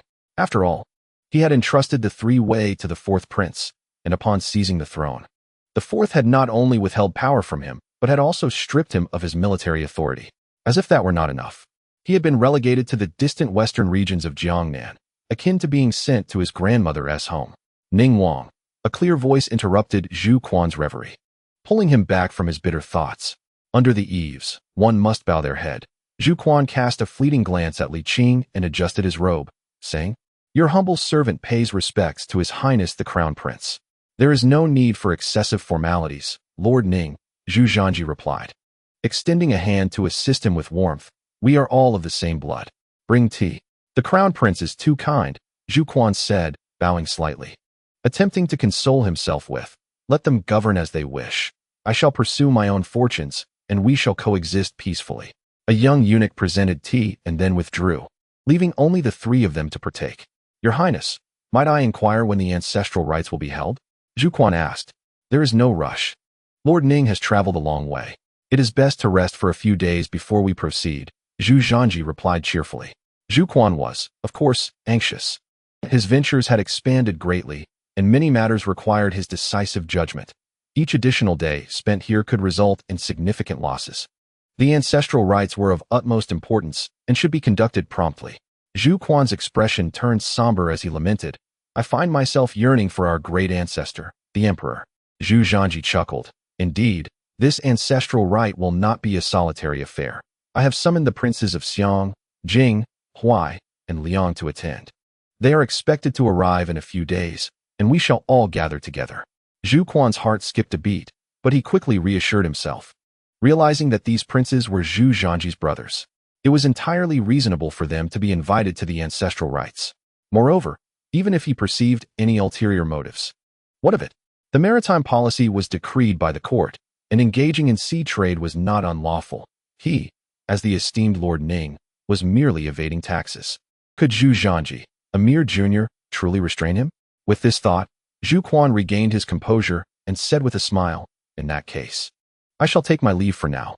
Please do inform His Highness when they arrive." "Certainly," Zhu Zhanji responded with a smile as he rose. "I shall see you off." "Lord Ning, Your Highness is too courteous," came the reply. At the residence of the Duke of Chao, Li Jinglong was basking in the sun when he suddenly heard a servant announce, "Lord Ning has come to visit." Feeling guilty as a thief, he was momentarily at a loss and declared, "Tell him I am unwell." No sooner had the words left his lips than he heard Ning Wang's booming voice. "What ails you, cousin?" Li Jinglong was slightly older than Zhu Quan, but in terms of rank, he could not contest it. Thus, he had no choice but to concede. "It is nothing serious, merely a case of wind cold." Li Jinglong chuckled. "Bring forth tea, the finest you have." With an affable demeanor, Zhu Quan seated himself and whispered, "The merchant ship bound for Japan has returned. Can you guess how much profit we made this time?" Li Jinglong, burdened with guilt, had no heart for guessing. He sheepishly asked, "How much?" 100,000 taels, Zhu Quan replied, "A net profit of 100,000 taels." "Oh, such a sum?" Li Jinglong felt no remorse, pondering how effortlessly money could be made. "Indeed," he chuckled, "Japan is never short of silver." Zhu Quan replied, "Among the noble families in Nanjing, your title and seniority are unmatched. Help me make connections, and we can expand our business." Li Jinglong inquired, "Are you unable to partake in it yourself?" "I can partake," Zhu Quan whispered, "but it is unwise to feast alone. With such a substantial undertaking, complete concealment is implausible. If we do not allow others a taste, envious eyes will inevitably expose us. We cannot afford to lose sight of the greater picture, can we? What if they have already exposed us?" Li Jinglong gazed at Xiao Shiqi with a sense of guilt. Chapter 23. Resuming old endeavors, Zhu Quan was oblivious to Li Jinglong's unease, continuing to expound on his grand vision for the future. 3 years to go public, 5 years for nationwide chains, and 10 years to span the globe. Li Jinglong sighed inwardly, urging Xiao Shiqi to be cautious, as the outside world was rife with danger. After a while, a servant brought tea, providing Zhu Quan a brief pause in his incessant chatter. However, as soon as the servant departed, he resumed with even greater fervor, salivating at the thought of ships laden with gold and silver. "Enough, stop talking." Li Jinglong could no longer endure it and interjected. Zhu Quan stared in surprise at Li Jinglong's troubled expression, suddenly feeling a pang of anxiety. "You haven't sold me out, have you?" The thought seemed plausible. Given Li Jinglong's questionable history, and the closeness he shared with Li Qing only intensified Zhu Quan's suspicions. The more he considered it, the angrier he became, exclaiming, "You ungrateful Li Jinglong! After all my trust in you, you dare stab me in the back." "Lower your voice," Li Jinglong retorted, covering Zhu Quan's mouth. "Are you foolish? I'm in this with you. Betraying you serves no benefit to me. Besides, do you think I don't want to make money?" Zhu Quan paused, realizing the truth in Li Jinglong's words, and his agitation began to subside. He pushed Li Jinglong's hand away, regarding him with suspicion. "You truly haven't betrayed me? Am I the kind of person to sell out my partners?" "Not at all," Li Jinglong, feeling cornered, declared. "Then I shall withdraw from this venture." Seeing his resolve, Zhu Quan felt reassured and chuckled awkwardly. "I was merely jesting. We can trust each other. Who are we to one another? Forgive me, but you have misjudged my character." "I am a good person," Li Jinglong remarked, frowning. "The Crown Prince has brought many guards this time. Your visit to my residence is rather reckless and may arouse his suspicion. Perhaps he is already aware. Regardless, he must pass the buck. Consider this. The Crown Prince has invited 5 princes for ancestral rites, 4 of whom are his brothers, leaving only you as the elder. Does that not raise concerns? Zhu Quan's expression tightened, his heart racing. Then he frowned again. Wait, how did you come to know this? Li Jinglong, quick on his feet, responded, a few days ago. Li Qing visited my residence for drinks, and in his inebriation, he let it slip. He paused, deflecting blame. His words suggest he remains wary of you. That scoundrel. Zhu Quan seethed. What grudge does he hold against me? I have not taken anything from him. Li Jinglong advised. Speaking in vain serves no purpose. He is merely fulfilling his duties. Ultimately, it is the emperor's will. Heed my counsel and refrain from engaging in maritime trade. You have more than enough wealth to spend. How immense are the profits of the sea? Zhu Quan retorted, gold flows in like water. Are you not envious? Envious, indeed. Li Jinglong replied, but in comparison to what you already possess, which holds greater significance. Zhu Quan paused, then chuckled. You overthink matters. Even if your words ring true, would that justify diminishing my fief? Li Jinglong sighed, shaking his head. That will not happen, but regardless, after this venture, I shall retire from such dealings. I have calculated. With principal and interest, it amounts to 10,000 taels. Do not forget to repay me. Are you foolish? Why abandon such a lucrative business? Zhu Quan implored. Consider this. You initially invested 5,000 taels, and this voyage has returned your capital. What if we undertake a few more? Oh, I see. You are dissatisfied with the profit share, are you not? Zhu Quan pondered, then resolutely declared, very well. I shall forego my 5,000 taels and instead grant you a 10% share. However, you must assist in recruiting capable partners to expand our enterprise. Enough. Li Jinglong rose abruptly, exasperated. Ning Wang, why can you not see the folly in your thinking? The astute Ning Wang of yours has become ensnared by greed. Zhu Quan, now irate, retorted Li Jinglong. I am extending a hand to you for prosperity, and yet you feign innocence. Li Jinglong scoffed. You are shrewd, yet do not underestimate others. You merely wish to drag me down into this entanglement of interests. Zhu Quan hesitated, then coldly remarked, if you refuse, others will readily take your place. He cast a pointed glance at Li Jinglong. I will repay you later, but it would be wise for you to abandon your previous endeavors. What did you say? Nothing of consequence, you understand. Li Jinglong seethed with frustration, contemplating a retort, but concluded that he had indeed betrayed Zhu Quan. His anger simmered, yet he ultimately stated, I shall say this one last time. You have earned a considerable fortune. It would be prudent to cease before it tarnishes our reputations. Your goodwill is noted. Zhu Quan replied with sarcasm, rising to depart. Similar sentiments had been expressed by Li Qing, who had acquiesced at the time. However, once Li Qing left, he resumed his own course, disregarding Li Jinglong's words. Upon exiting the residence of the Duke of Chao, Zhu Quan felt uneasy and resolved to visit the palace once more to gauge the sentiments of Zhu Zhanji. Zhu Quan discerned that if Li Jinglong could betray even Jiang Wen, he would likely have no qualms about selling out a Ning Wang. In truth, Zhu Quan had misjudged Li Jinglong, who did harbor some moral reservations, albeit slight. Upon reaching the palace and conducting a series of cautious inquiries, Zhu Quan gleaned no valuable information, yet the clouds of doubt in his mind began to dissipate.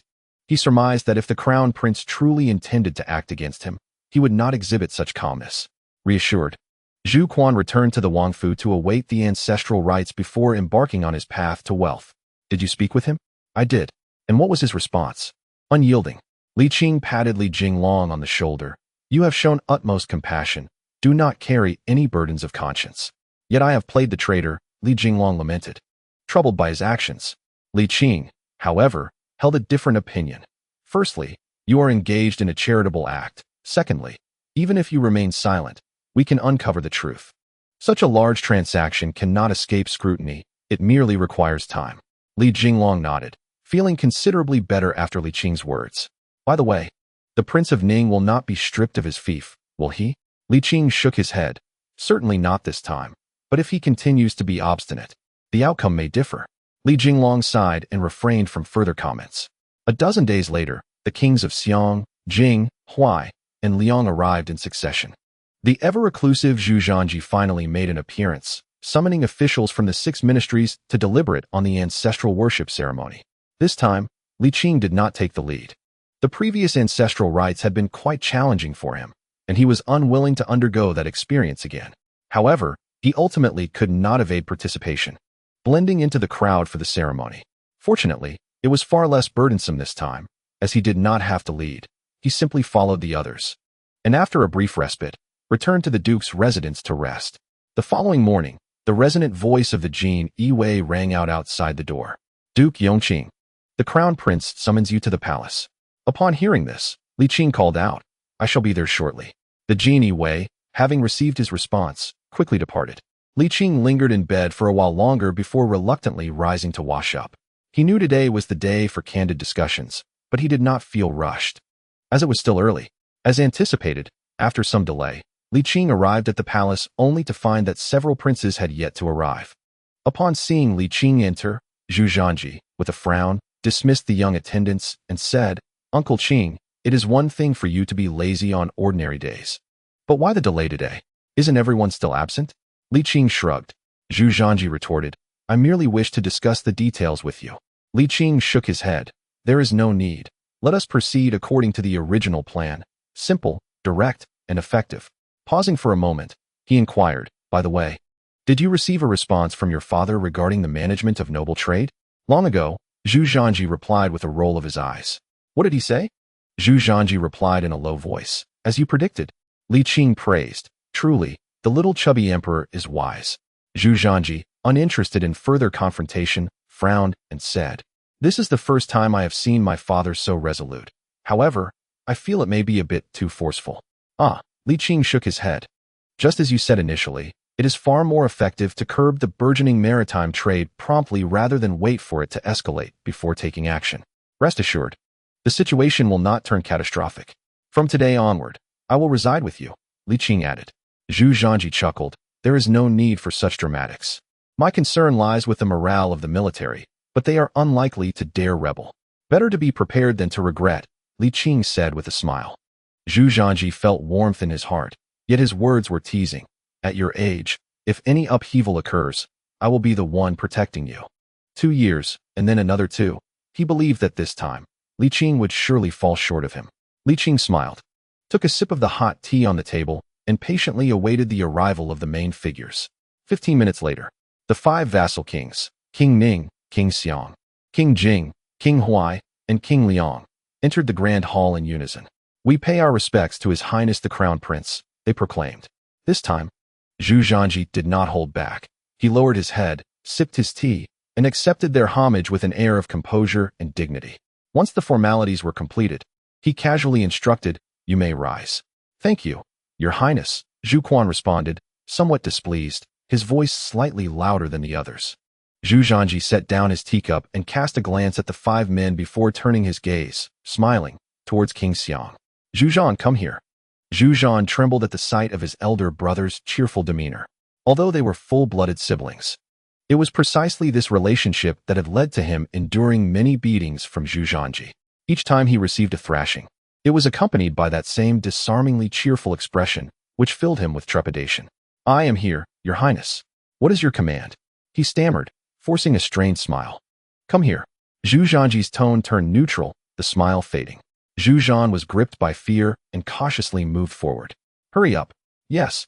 Realizing his brother's impatience, Zhu Zhan hastened his steps and stood before him, attempting to flatter, Your Highness. Before he could finish, a sudden flash obscured his vision, followed by a tingling sensation across his cheek. Slap.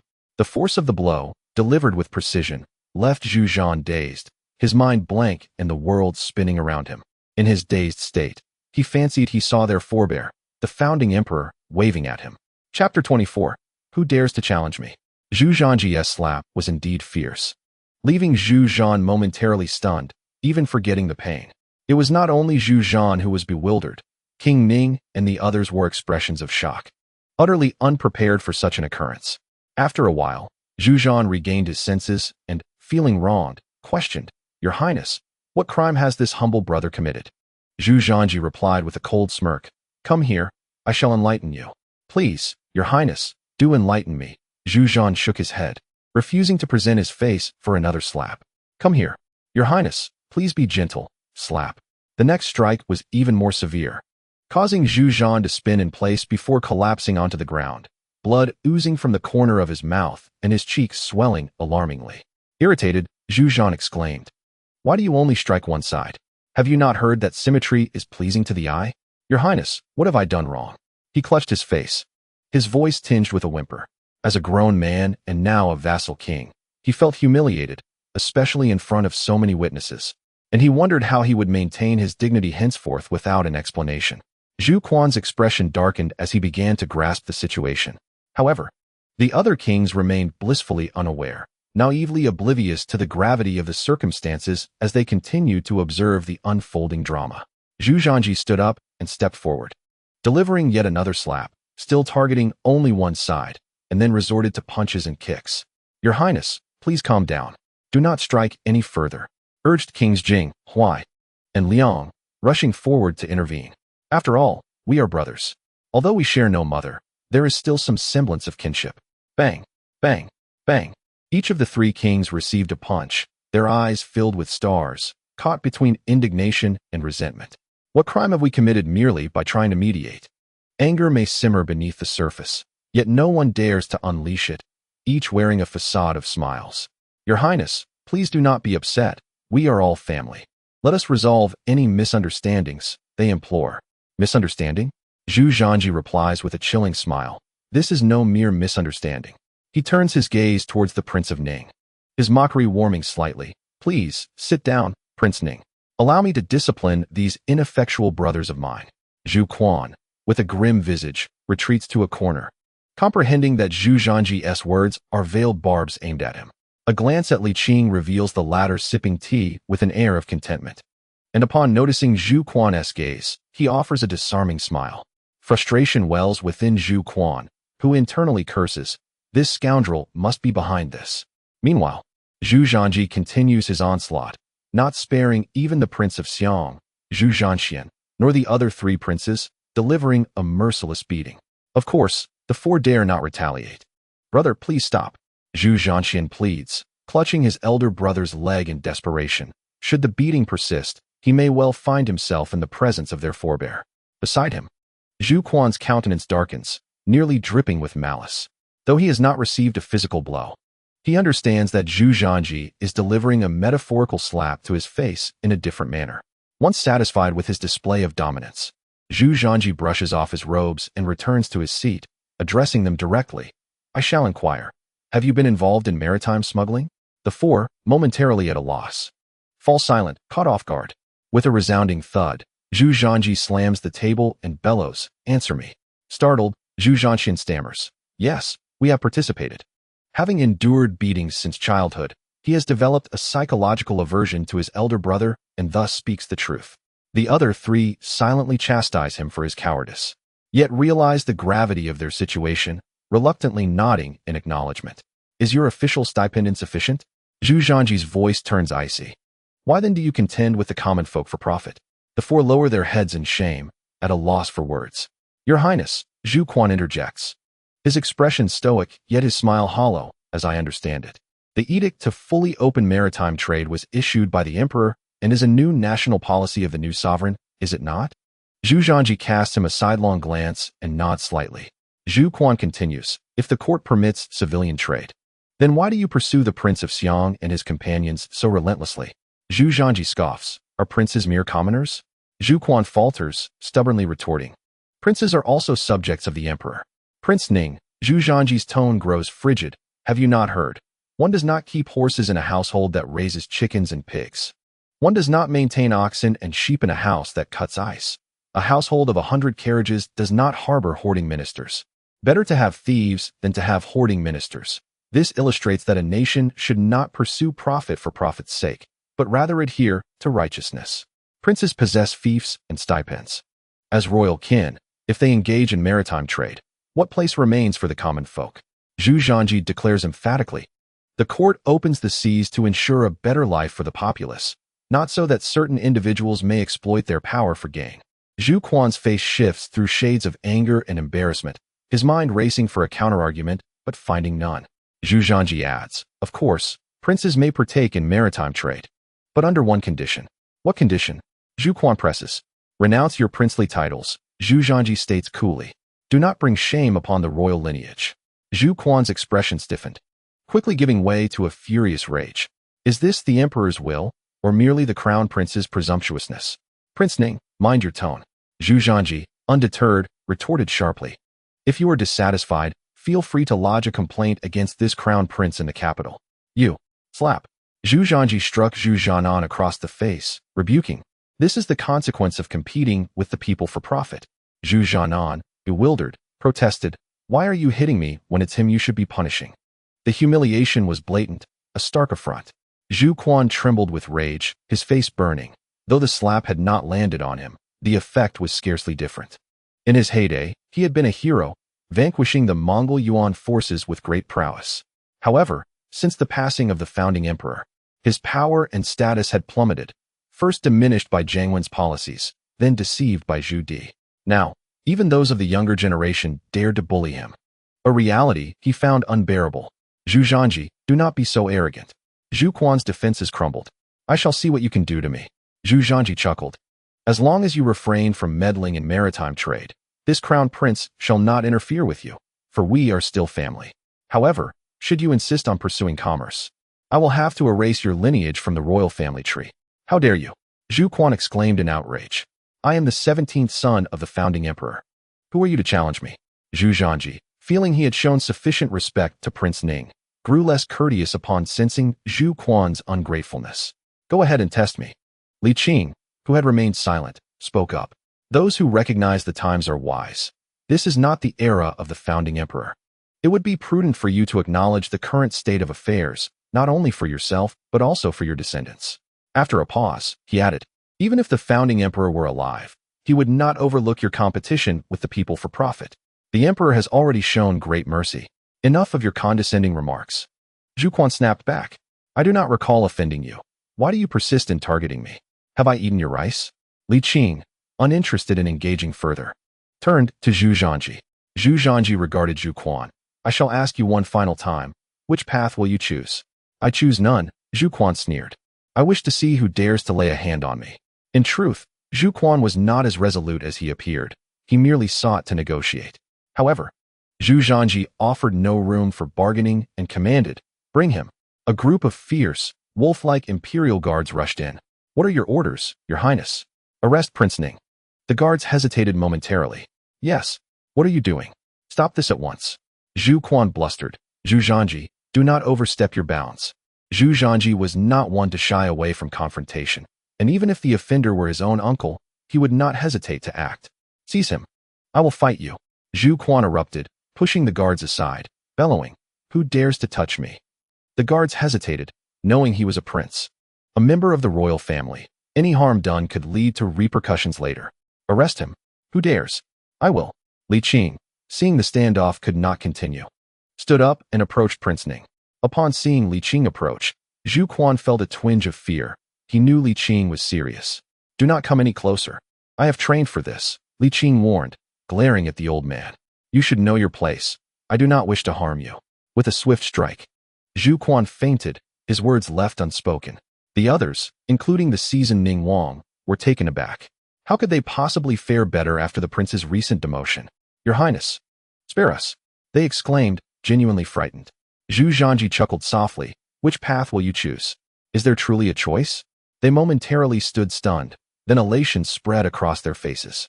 Zhu Zhanji was the first to react, declaring, I shall no longer engage in business. The other three quickly echoed his sentiments. Excellent. Zhu Zhanji gestured towards the writing materials on the table. Draft a guarantee letter, sign it, and should you transgress, your titles will be stripped. With the example of Ning Wang before them, they dared not bargain and swiftly penned their commitments. Observing the 4 letters, Zhu Zhanji remarked, as anticipated, with the princes subdued. The rest will be manageable. What about Ning Wang? Li Qing inquired, glancing at the unconscious Zhu Quan. Shall he be imprisoned? Not yet, Zhu Zhanji sighed. He is an established prince, and imprisoning him could incite unrest. For now, he shall remain confined within the palace. After a pause, he continued, I have received my father's directive. Tomorrow, under his name, a proclamation will be issued forbidding princes, nobles, and officials from engaging in maritime trade. Li Qing nodded. If they partake in trade, others will follow suit. A blanket ban may indeed be the most effective solution. However, Zhu Zhanji expressed concern. This will inevitably lead to the enrichment of the wealthy gentry.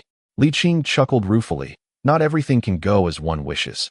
This is the best resolution attainable. Indeed. Zhu Zhanji sighed, then smiled again. You should stay in the palace and keep an eye on Ning Wang. He seems somewhat intimidated by you. Chapter 25. A choice to make. Zhu Quan slowly opened his eyes, feeling a sharp pain in his neck, as if his head might detach. Awake now? He instinctively turned his head, only to cry out in agony. Li Qing, you dog! Zhu Quan winced, his face contorted in pain. The sensation was far worse than a stiff neck. He was filled with anger and frustration. He glared at Li Qing, as if contemplating vengeance. Li Qing appeared unfazed, even amused. Do not be so upset. The edict has been issued. Princes, nobles, and officials are prohibited from engaging in maritime trade. Those who defy it will be demoted to commoners. You are not the only one facing misfortune. Do we have a grudge? Zhu Quan asked. None at all. Then why? Zhu Quan's frustration boiled over. Are you not afraid of future retaliation? Li Qing shrugged. I have little time left. Who would dare retaliate? I would ensure they regret it. Zhu Quan found himself at a loss for words. Facing such an adversary left him without options. He then lamented. It seems my life has been ruined by the likes of you. That is not entirely fair, Li Qing countered. Had he not succeeded in the Jingnan campaign, would you have fared any better? But I helped him greatly. Zhu Quan retorted bitterly. How has he repaid my assistance? Li Qing scoffed. Do not be ungrateful. Your fief may not be the finest, yet it ranks among the top 3 among all the princes across the realm. Surely, you do not genuinely aspire to share the world? Zhu Quan fell silent. After a prolonged pause, he sighed resignedly and lamented. All I wish for now is to engage in commerce, to earn a living and support my family. Why does the court persistently cling to me? Did not the crown prince make it explicitly clear? Li Qing teased. You may pursue business, provided you relinquish your princely title. One cannot have both fish and bear's paw. How could all the benefits be yours alone? He took a sip of tea and advised, if I were in your position, I would secretly rejoice. What is there to rejoice about? Zhu Quan retorted, feeling somewhat vulnerable. I am in such dire straits. Li Qing rolled his eyes. Dire straits? Among the many princes of the Ming, who possesses wealth comparable to that of the Prince of Ning. This is the truth. The Prince of Ning was the first to engage in maritime trade, and the scale was anything but trivial. His earnings must be substantial. You must understand that many princes have not even grasped a single strand of wealth. With an earnest expression, he continued, were I you, I would comply with the court. After all, you have amassed sufficient wealth that generations could scarcely exhaust. Furthermore, with the court's stipend and the esteemed title of prince, living in splendor and wealth, second only to the emperor, what more could you possibly desire? Then, shifting his tone to a more severe note, he warned, should you remain obstinate. Whether the emperor deposes you is one matter. However, the wealth you amassed from the seas will undoubtedly be confiscated. To be candid, the migration of the southern populace to the north is exceedingly costly, and the court is not affluent at present. It would be wise not to court danger. Just then, Zhu Zhanji entered, laughing as he inquired, how much has the Prince of Ning earned from the seas? Not much, not much, Zhu Quan replied nervously, shaking his head. Damn it, this fellow does not seem like a good person at all. Not much means what? Zhu Zhanji asked warmly. I am merely inquiring, nothing more. Zhu Quan's heart tightened as memories of past promises echoed in his mind. 17th brother, when I become emperor, I will share the world with you. He glanced at Zhu Zhanji, noting the same demeanor, the same darkness as Zhu Di. Truly, it was unsettling. Zhu Quan stammered, let bygones be bygones. I shall no longer engage in maritime trade. Empty words, Zhu Zhanji replied. Moreover, the Prince of Ning has previously betrayed trust. The crown prince is not reassured. With a smile, Zhu Zhanji proposed, come now, write a guarantee. He produced a piece of letter paper from his robe, stating, this is drafted by the king of Xiang. You may follow his wording. What do you think? Quite considerate, no? Considerate, my foot. Zhu Quan forced a smile. We are family. Such formality is unnecessary. Zhu Zhanji nodded. Then let us discuss the matter of your earnings. I will write. A quarter of an hour later, after Zhu Zhanji reviewed the document and found no issues, he collected it. Rest assured, as long as you honor your word, past matters will be forgiven, Zhu Zhanji declared. However, should you breach your promise, do not blame the court for its lack of compassion. He spoke sternly. At that time, not only will your fief be reduced, but the assets of the Prince of Ning will also be entirely confiscated. A surge of anger welled up in Zhu Quan, yet he quickly succumbed to reality. If he had possessed some strength to resist during the time of Jiang Wen's fief reductions, now he found himself devoid of any capital to oppose. Removing the vassal king's guard truly renders him akin to a toothless tiger, completely at the mercy of the court. Zhu Quan sighed, seemingly aged by a decade in an instant. He lamented, "This king understands." Zhu Zhanji chuckled, "That is well. Prince Ning may return. Am I truly allowed to go back just like that?" Zhu Quan exclaimed in disbelief. "Of course not. The Eastern Depot and the Imperial Guards will accompany you to oversee trade matters," Zhu Zhanji replied with a smile. "Rest assured, the goods will be settled at the original price. You shall not suffer loss." Zhu Quan inwardly cursed. This little brat is just as greedy as his grandfather, always devouring the flesh. Thus, Prince Ning departed, yet his business did not falter as the court took over entirely. The court profited effortlessly from this arrangement, reaping rewards with little exertion. With the vassal king neutralized, Zhu Zhanji summoned the 6 ministries and several noble officials remaining in Jinling to convene in the palace. There was no room for negotiation. Zhu Zhanji delivered the imperial decree directly. 1. Engage in trade and forfeit your positions and titles. 2.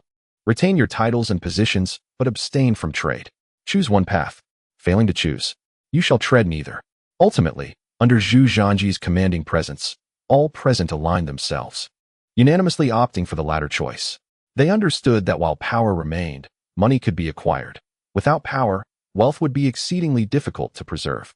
Li Qing, too, grasped that while it was impossible to completely evade their interference in trade, it was nonetheless beneficial to prevent officials and nobles from direct involvement, at the very least. It would curb their blatant exploitation. Having addressed the significant matter of maritime expansion, Zhu Zhanji turned his attention to curbing corruption, further restraining their restless ambitions. During this period, the Eastern Depot had been investigating clandestinely and had made considerable progress. 5 days later, the governor of Suzhou was brought in by the Eastern Depot agents. Zhu Zhanji initially intended to preside over the case personally, but, considering his status, entrusted it to Li Qing. Corruption was rampant among the officials of the Ming dynasty. Yet this particular governor had exceeded all bounds. The court, in need of establishing a precedent, had no choice but to hold him accountable. The evidence was irrefutable. And under the Eastern Depot's severe interrogations, the Suzhou governor soon confessed, admitting to accepting bribes from wealthy merchants and facilitating their trade while maliciously suppressing smaller businesses. Li Qing wasted no time in delivering the death sentence. 7 days later, the governor of Hangzhou was also apprehended, undergoing the same process, ultimately meeting his demise. Half a month later, the county magistrate of Haining faced exposure and was likewise executed. Each trial and execution mandated Zhu Zhanji's presence for the officials to witness. While this may not guarantee absolute effectiveness, it served to significantly intimidate them. In early May, with the campaign against corruption reaching a temporary conclusion, Zhu Zhanji commenced inspections of the Weaving Bureau and the Maritime Trade Office, leaving the officials apprehensive and cautious. However, they found solace in the fact that this ruthless prince was notably amicable during this round, merely going through the motions without delving into serious scrutiny. After completing his inspections, he returned to the palace, spending his days leisurely and resting at night, adhering to a particularly regular schedule. Gradually, everyone began to feel reassured. That evening, Zhu Zhanji summoned Li Qing. "Master Qing, shall we discreetly visit the Maritime Trade Office tomorrow?" Zhu Zhanji inquired, a hint of eagerness in his tone. Li Qing frowned slightly. "Considering the recent events, it is prudent to allow them some time to breathe. Investigate later. We have already completed the necessary inspections and indulged in leisure. It is time for us to return." "Return so soon?" Zhu Zhanji protested, feeling somewhat unfulfilled. "I have only just begun to enjoy myself. Think of your father as well." Li Qing admonished, casting him a reproachful glance. "He is already burdened, and now he has offended the princes, nobles, and officials. He must be overwhelmed with troubles." "Very well," Zhu Zhanji conceded, nodding reluctantly. "The strategic objectives have been achieved. We can always return another time." He paused. "Perhaps we could linger for a couple more days? The scenery here is exquisite." "Enough of that," Li Qing interrupted, his brow furrowing. "Pack your things. We leave tomorrow." For some inexplicable reason, an ominous premonition loomed over him. Zhu Zhanji sighed. At this hour, the cabinet ministers and officials have returned to the capital. The emperor is not as busy as you think. Stay if you wish. But I will depart at dawn, Li Qing stated flatly. "You see," I never said I wouldn't return. Zhu Zhanji rolled his eyes, exasperated. Why do you always take offense? Li Qing shot him a glare. Are you looking to provoke me? Ah, you might be surprised, but I was indeed thinking along those lines, Zhu Zhanji exclaimed, suddenly invigorated. Wait here. I shall fetch our sparring gear, and we shall have a proper contest. Li Qing, taken aback by his enthusiasm, chuckled. At this late hour, perhaps we should forego such notions. Are you afraid? Zhu Zhanji teased. Very well. If you wish for a challenge, I shall oblige. Zhu Zhanji returned with 2 red tassel spearheads, tossing one to Li Qing. Do not hold back. I intend to win fairly. Agreed, Li Qing replied with a smile. Shall we wager on something? Seeing his determination, Zhu Zhanji's confidence began to wane. After all, he had never bested Li Qing in a wager. Are you afraid? Li Qing inquired slyly. Zhu Zhanji clenched his teeth. I accept the wager. After 2 long years, it is surely my turn to win. He took a deep breath and declared, if you cannot endure, just say so. There is no shame in losing to me. Chapter 26. Urgency. The carriage swayed gently along the road, creaking rhythmically. Zhu Zhanji reclined comfortably within the plush confines, grumbling. 2 years and 2 years. How many more must pass? Casting a glance at Li Qing, who appeared serene with closed eyes, he felt an inexplicable urge to pummel him. Master Qing, he called out. In a tone filled with resignation, Zhu Zhanji lamented. When will I ever manage to defeat you? Perhaps in 2 years, Li Qing replied nonchalantly. Zhu Zhanji felt a wave of despondency wash over him as he gazed at the embroidered landscapes adorning the carriage's ceiling, his words caught in his throat. As evening approached, the carriage came to a halt, and the guards ventured out to procure provisions. After their meal, Li Qing suggested, let us continue our journey. Why the rush? Zhu Zhanji queried, puzzled. It is not a battlefield. We are not fatigued, nor are the others. Li Qing furrowed his brow. I have a nagging sense of foreboding. It would be wise to return swiftly. What sort of premonition? Something is amiss in the palace. Li Qing spoke softly. Your father has always adopted a conciliatory approach. However, his recent vigorous stance regarding the opening of the seas, coupled with the outright prohibition of officials' involvement, is likely to stir considerable unrest. To obstruct one's means of livelihood is akin to taking away their parents. Previously, the ban on the seas left officials with nothing. And now that the seas are opened, yet they still find themselves empty-handed, one must wonder if the seas were opened in vain. The courtiers will undoubtedly think this way.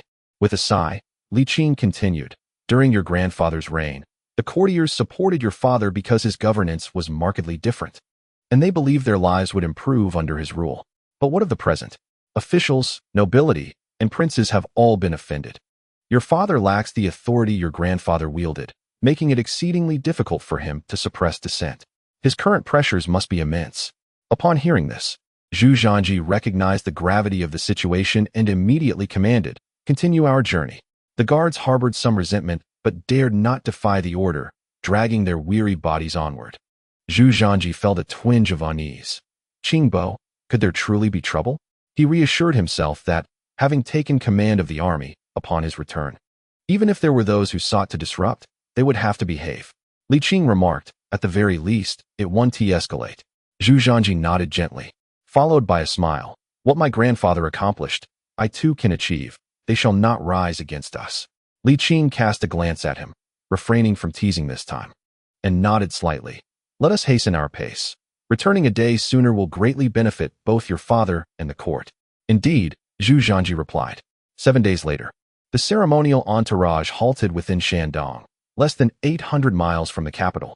The relentless travel had exhausted the guards to their limits, prompting Zhu Zhanji to order a day of rest and procure food. Noticing Li Qing's furrowed brow, Zhu Zhanji chuckled. If we travel at full speed, we shall reach the capital in 5 days. Li Qing pondered before asking, by the way, did you inform the emperor of our return? No. Zhu Zhanji shook his head. This is merely a return to court. There is no need for such formalities. That is not precisely my point. Perhaps it is for the best that we did not report, Li Qing replied. Let us slow the ceremonial entourage. We shall advance to the capital ahead of them. Zhu Zhanji expressed surprise. Is it truly necessary to rush so? Yet, inexplicably, a foreboding feeling grew stronger within him. Li Qing, slightly anxious, remarked, your father's health has never been robust.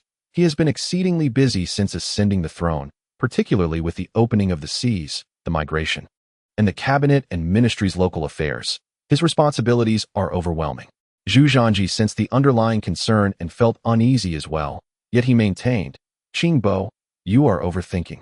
The cabinet and ministries have already returned to the capital, but the opening of the seas has offended them all. Upon their return, how could they remain quiet? Li Qing countered. It would be better if they had not returned at all. We must expedite our journey. Every moment counts. As his worries escalated, he insisted, if you find it too exhausting, you may accompany the main forces. I cannot afford to wait. I shall go with you, Zhu Zhanji declared. Having never witnessed Li Qing in such a state, the matter concerned his father, and urgency took hold of him. I will make arrangements. We shall depart immediately. 2 nights later, the two arrived, weary and travel-worn, at the gates of Beijing. At this hour, the city gates had already closed.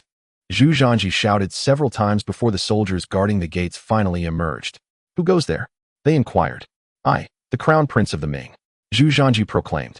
Zhu Zhanji spoke in a deep voice, urging the gates to be opened swiftly, for he had matters of utmost urgency to attend to. The mention of Prince jolted the soldiers atop the walls awake, their slumber instantly dispelled. They craned their necks to peer into the darkness. But the obscurity rendered it impossible to discern clearly. Li Qing procured a fire stick, ignited it, and held it before Zhu Zhanji, proclaiming loudly, he is indeed His Highness the Prince. Open the gates at once. The soldier, wide-eyed, stared intently and sheepishly replied, I apologize, but I have never seen a prince before. The two implored, I truly am the prince. Hurry and open the gates. Zhu Zhanji, exasperated, insisted, do it quickly. I'm afraid I cannot comply. The soldier shook his head. The laws of the Ming dynasty state explicitly that once the city gates are locked, they cannot be opened, even if the heavens were to fall. While other cities may allow some leniency, this is the imperial city. If the gates were opened at night without cause, it would pose a grave risk to the emperor.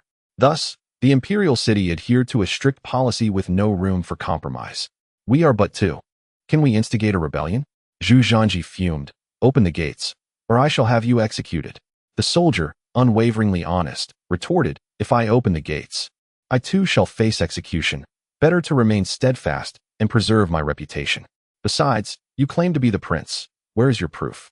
Zhu Zhanji glanced down at his attire, realizing it did not resemble that of a prince, rendering him unable to substantiate his claim. Li Qing spoke with conviction.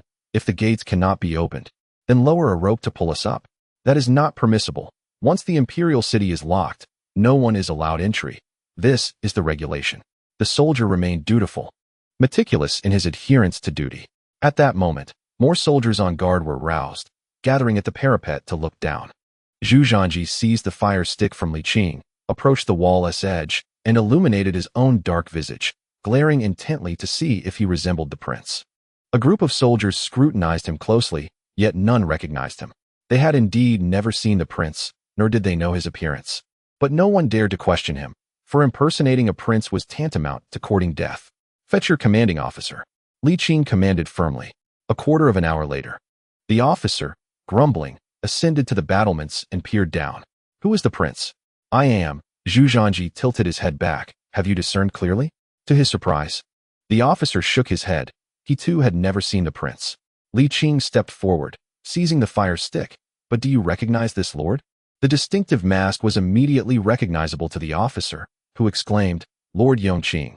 I have indeed seen Lord Yongqing. Li Qing exhaled in relief, urging, quickly, open the gates. Or at least lower a rope. I regret to inform you, the officer replied, looking troubled. I cannot do that. If it were to be investigated, my head would not be spared. Zhu Zhanji, beside himself with rage, declared, if you do not open the gates, I shall ensure your head is forfeit. Your Highness, please temper your anger. There are merely 2 hours until dawn. The captain smiled apologetically. The confirmation of Lord Yongqing's identity naturally validated the prince's claim, yet despite this, the gates could not be opened. Li Qing, having lost his temper, thought that if he had brought a host of guards, they might have been able to achieve something. However, with only the two of them, it seemed implausible. With dawn merely 2 hours away, he was unwilling to wait any longer. Li Qing handed his cane to Zhu Zhanji, took a deep breath, and declared, step aside. What are you about to do? Ascend the walls. Li Qing's internal energy erupted explosively. His legs bent slightly, and then he suddenly stomped down, launching himself into the air. His body soared like a cannonball, swiftly leaving the ground and ascending gracefully, reaching a height of 7 or 8 meters with a mere leap. Zhu Zhanji was left dumbfounded, questioning whether this was still a human feat. It wasn't just him. The soldiers atop the city walls were equally astonished, exclaiming in disbelief. Regaining his composure, Zhu Zhanji quickly extended his arms to catch him, as he believed the city wall's height was too great for Li Qing to scale.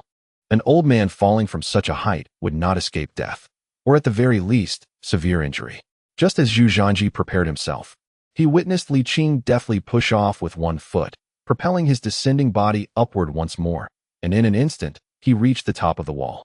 Though it may seem lengthy, it was merely a matter of a few breaths. Li Qing, having ascended the city wall, glanced down and declared, "Should anything occur, this marquis shall bear the responsibility. I shall borrow your horse, and I shall compensate you with 2 steeds from outside." The officer guarding the city, quick-witted, immediately grasped the situation, rolling his eyes and feigning unconsciousness. The others were bewildered, taking some time to comprehend the scene before collapsing to the ground. Li Qing, uninterested in their antics, unfastened their belts and tied them into a rope, tossing it down to secure them, saying, "I shall pull you up."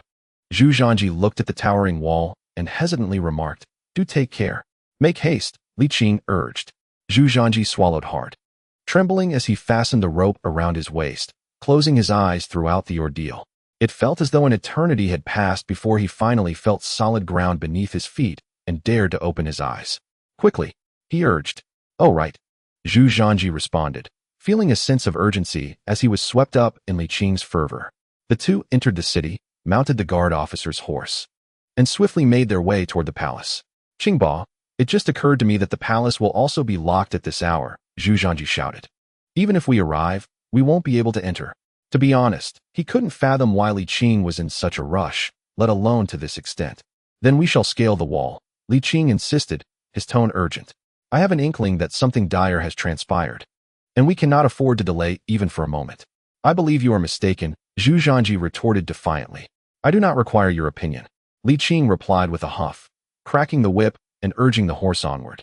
"Ah, you struck my leg," Zhu Zhanji cried out. "Bear with it," Li Qing responded. Truly anxious, unsure himself why he felt such urgency, his heart racing as if it might leap from his chest. Chapter 27. The imperial edict. They raced towards the vicinity of the palace, dismounting to avoid alarming the patrolling imperial guards, and hurried towards the palace gates. Upon reaching the main entrance, Zhu Zhanji's pupils widened and his complexion paled. Something was indeed amiss. The palace gates stood wide open, and a group of imperial guards rushed out in a flurry. At this hour, just before the 4th watch, the palace gates would never be open. The only explanation was that calamity had struck. "Quick, let us enter the palace," Zhu Zhanji shouted impulsively, rushing forward. Li Qing was not far behind, even outpacing him. Just as they approached the palace gates, they encountered a throng of young eunuchs rushing out in a panic. "What has happened?" Li Qing's voice trembled with concern. "Huh? You are the Marquis of Yongqing?" Little Li recognized Li Qing. "What brings you back? What has happened?" Li Qing inquired, her urgency palpable. Little Li regained his composure, his voice tinged with distress. "The emperor is in grave danger. I urgently sent for the 6 ministries and the cabinet to entrust the imperial legacy." "What?" the pursuing Zhu Zhanji exclaimed, his pupils dilating in shock. "Is father critically ill? Where is the emperor?" Li Qing's voice trembled. Seeing her fervor, Little Li bypassed formalities and replied, "In the palace of heavenly purity." Without hesitation, Li Qing dashed forward, with Zhu Zhanji closely trailing her. In the palace of heavenly purity, the emperor lay pale and breathless, his lips ashen, teetering on the brink of life. Empress Zhang knelt beside the bed, tears streaming down her face. "Your Majesty, Zhanji has yet to return. You must hold on." The emperor remained silent, summoning every ounce of strength, fearing that if he spoke, he would lose his voice forever. Sweat streamed down his face, his corpulent body trembling slightly, eyes filled with anxiety and regret. He understood that he might not wait for his son and Li Qing any longer. He shakily raised a hand, gesturing towards a small cabinet across the room. Zhang paused momentarily, then understanding dawned upon her as she rose to approach the cabinet. Opening it revealed a long, slender box. Her fingers quivered as she recognized its contents. "The imperial edict. Your Majesty, we must open it." A sudden voice interrupted Zhang's plea. In the next moment, Li Qing rushed forward. Father! Another urgent call echoed as Zhu Zhanji burst in. The presence of these two most significant individuals granted the emperor a flicker of strength. He struggled to speak. But Li Qing interjected, "Do not speak yet." Li Qing took hold of his wrist, and her heart sank as she realized the severity of the situation. This was far graver than she had anticipated. It was not merely the incompetence of the court physicians. The emperor was truly at his end. "Do not fear. I am here," Li Qing whispered soothingly, channeling her energy into him. Gradually, the emperor's complexion transformed, his trembling ceased, the agony in his face began to fade, and a hint of color returned to his lips. "We will overcome this." Li Qing continued to infuse him with her energy, reassuring him that all would be well.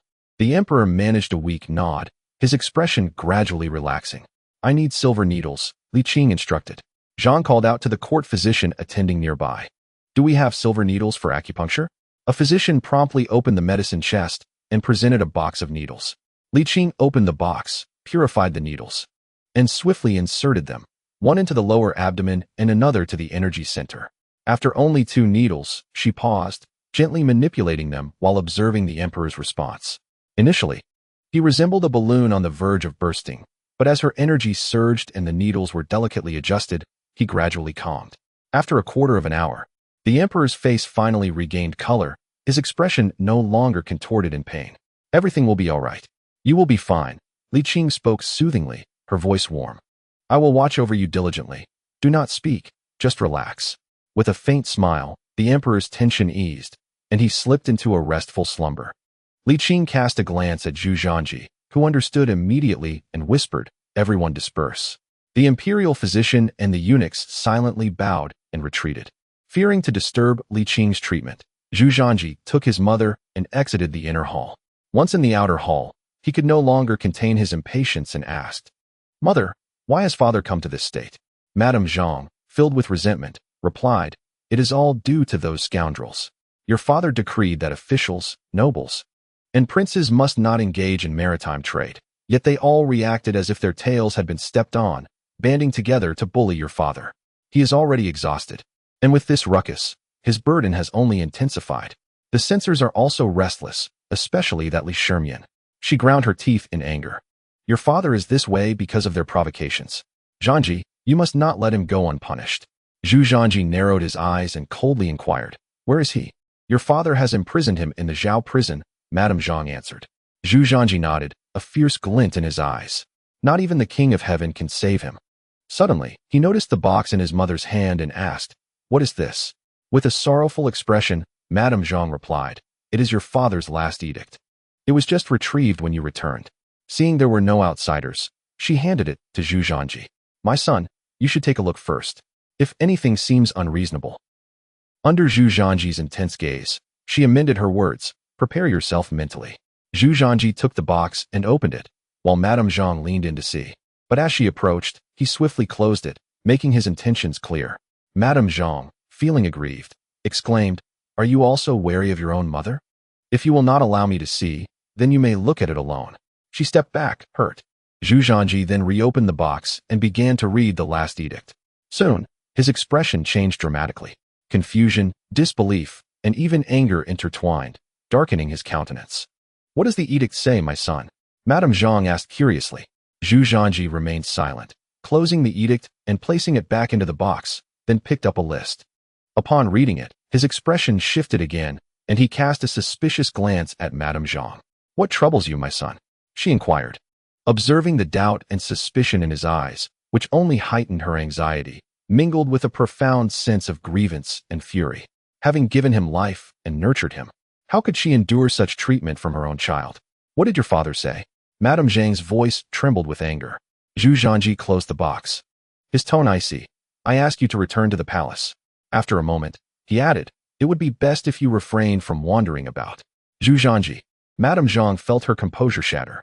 "I bore you and raised you, and now your father is in grave danger, undergoing urgent treatment. What purpose does your loudness serve?" Zhu Zhanji asked coldly.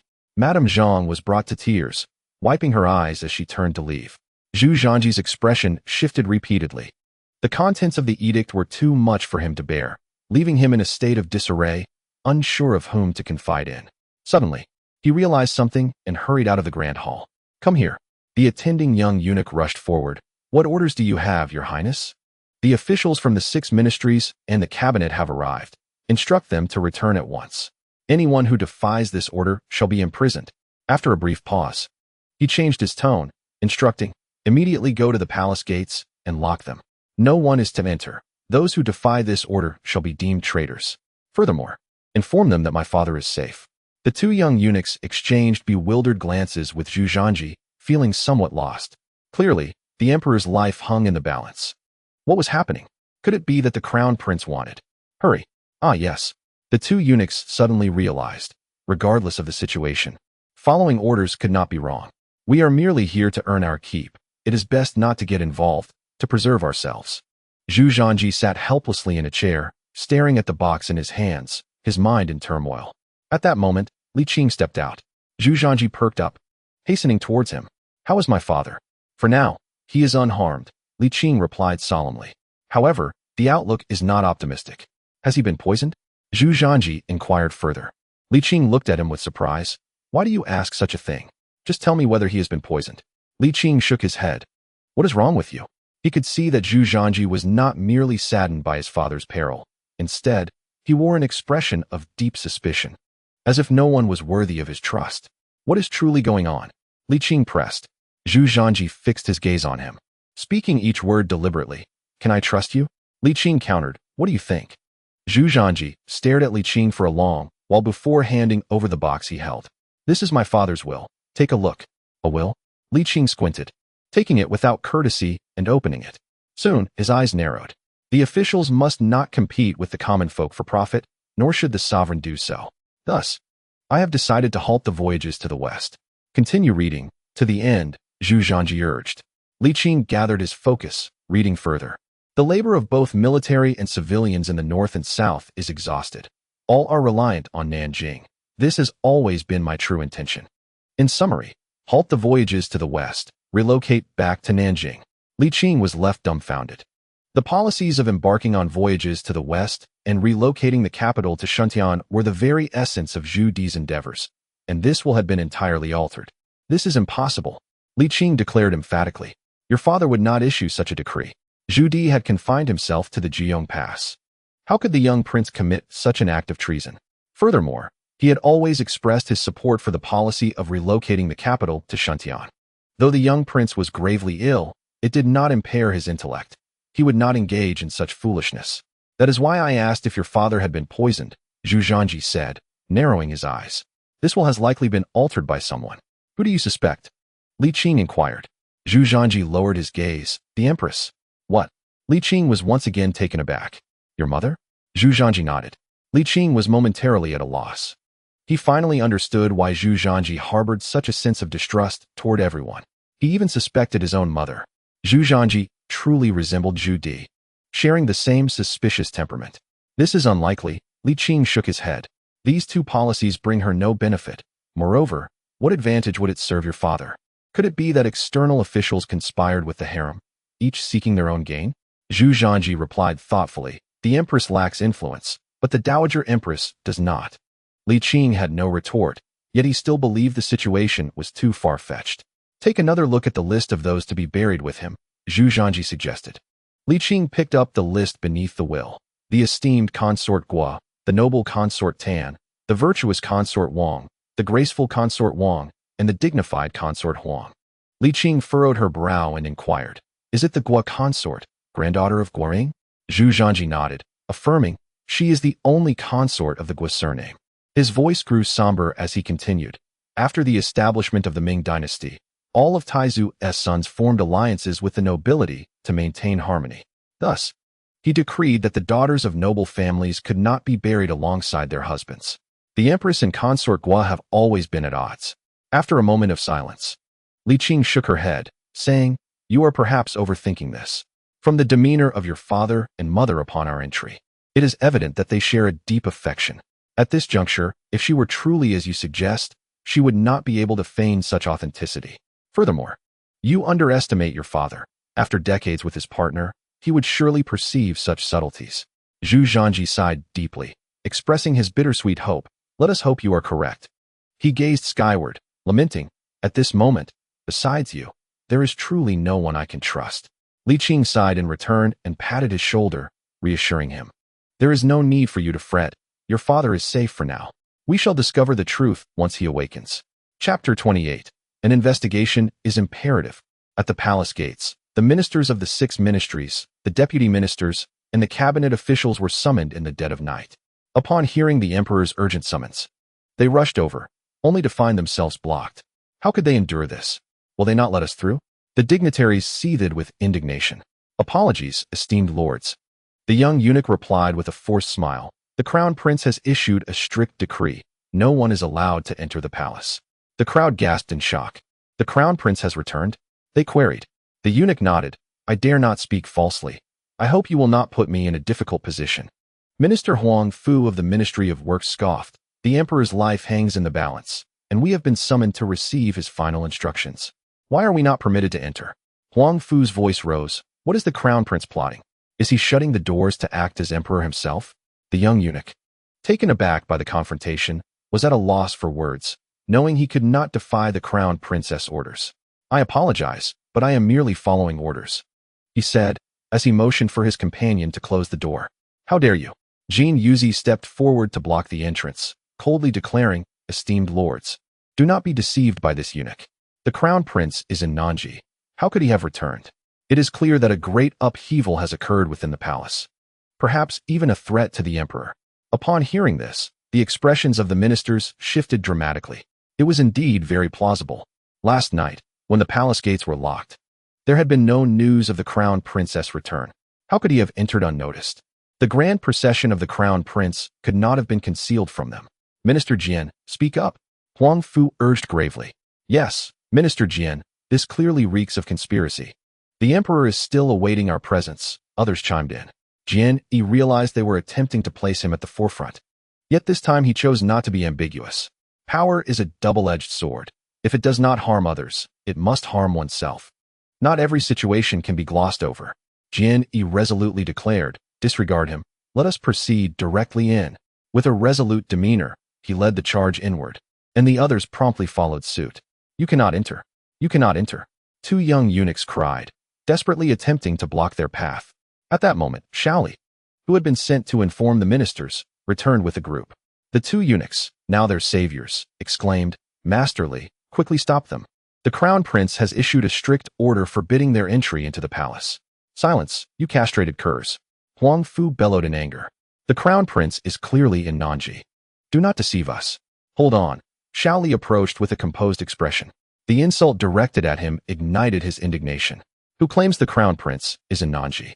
I witnessed him enter the palace with my own eyes. He turned to the 2 eunuchs. Did the crown prince truly say that? Oh dear, Master Li. How could we dare misrepresent the crown prince's edict? They replied hastily.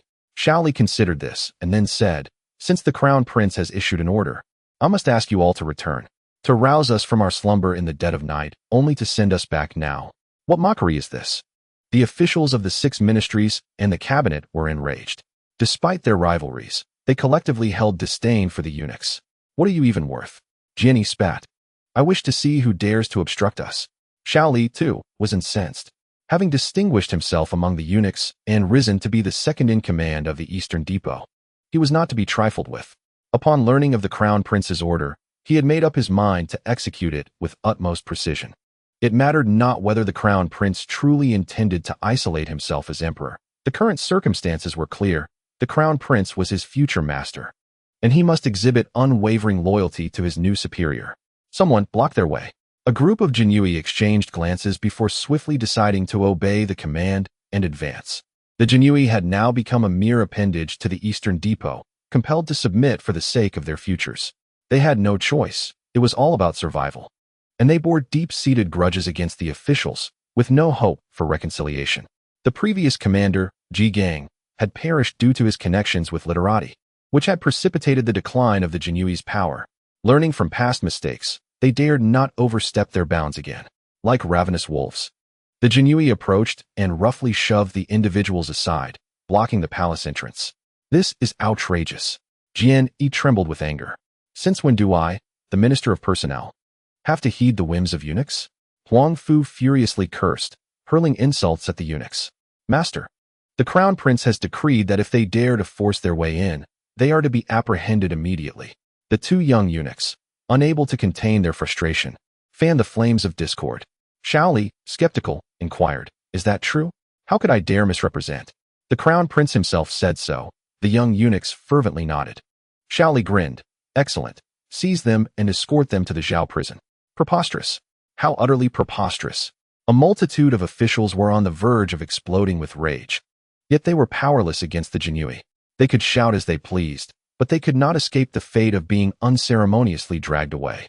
Li coldly laughed and spat. "Bah! What are you? Master is formidable." The two young eunuchs exclaimed, their faces filled with admiration. "It turns out we eunuchs can stand tall and proud as well." Li reveled in the flattery of the two, having experienced a similar situation before. He inquired softly, "Your Highness, do you have any further commands?" The prince responded that the palace needed to be locked. "Then what are we waiting for? Lock the palace." The Qianqing Palace. The rotund figure lay peacefully on the bed, deep in slumber. Li Qing and Zhu Zhanji remained by his side. The vast hall occupied solely by the three of them. The two dared not close their eyes, nor allow anyone to approach. As the matter of the will was shrouded in uncertainty, Li Qing, influenced by Zhu Zhanji's demeanor, regarded everyone with suspicion, feeling as though there were always schemers plotting against him. Unbeknownst to them, the light within the hall gradually brightened as a beam of dawn filtered through the window, casting a golden hue upon the floor. Morning had arrived. Both sighed in relief. They had finally endured through the night. However, the rotund figure still showed no signs of awakening. Zhu Zhanji, with a face full of worry, asked, "Will father be all right?" "For the moment, he is fine. He is simply exhausted and needs ample rest," Li Qing replied softly. "What ailment afflicts father?" Zhu Zhanji inquired. "An emotional upheaval has triggered severe hypertension, leading to heart failure." Li Qing responded, his tone somber. "There may still be some bleeding in the brain. Overall, the situation is not optimistic." Zhu Zhanji furrowed his brow. "What is hypertension?" Li Qing, lacking the patience to explain, responded, "You may understand it as a condition of excessive stress." At this, Zhu Zhanji grasped the situation.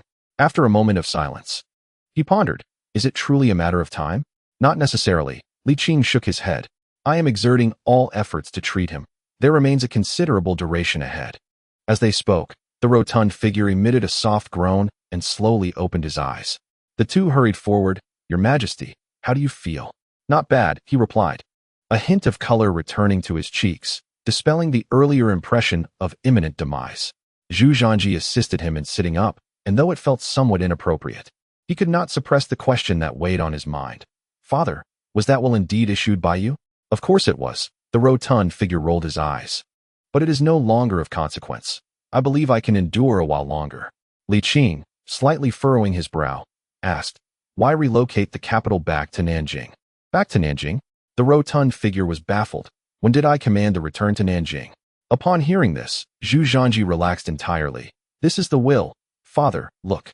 The rotund figure took the document, and, after a moment, his chubby face flushed with anger. "Calm down," Li Qing soothed, gently patting his back. "Address the matter at hand without letting anger take hold. You cannot afford to be incensed now." The rotund figure took a deep breath and nodded lightly. "Does mother know of this will?" Zhu Zhanji voiced his greatest uncertainty.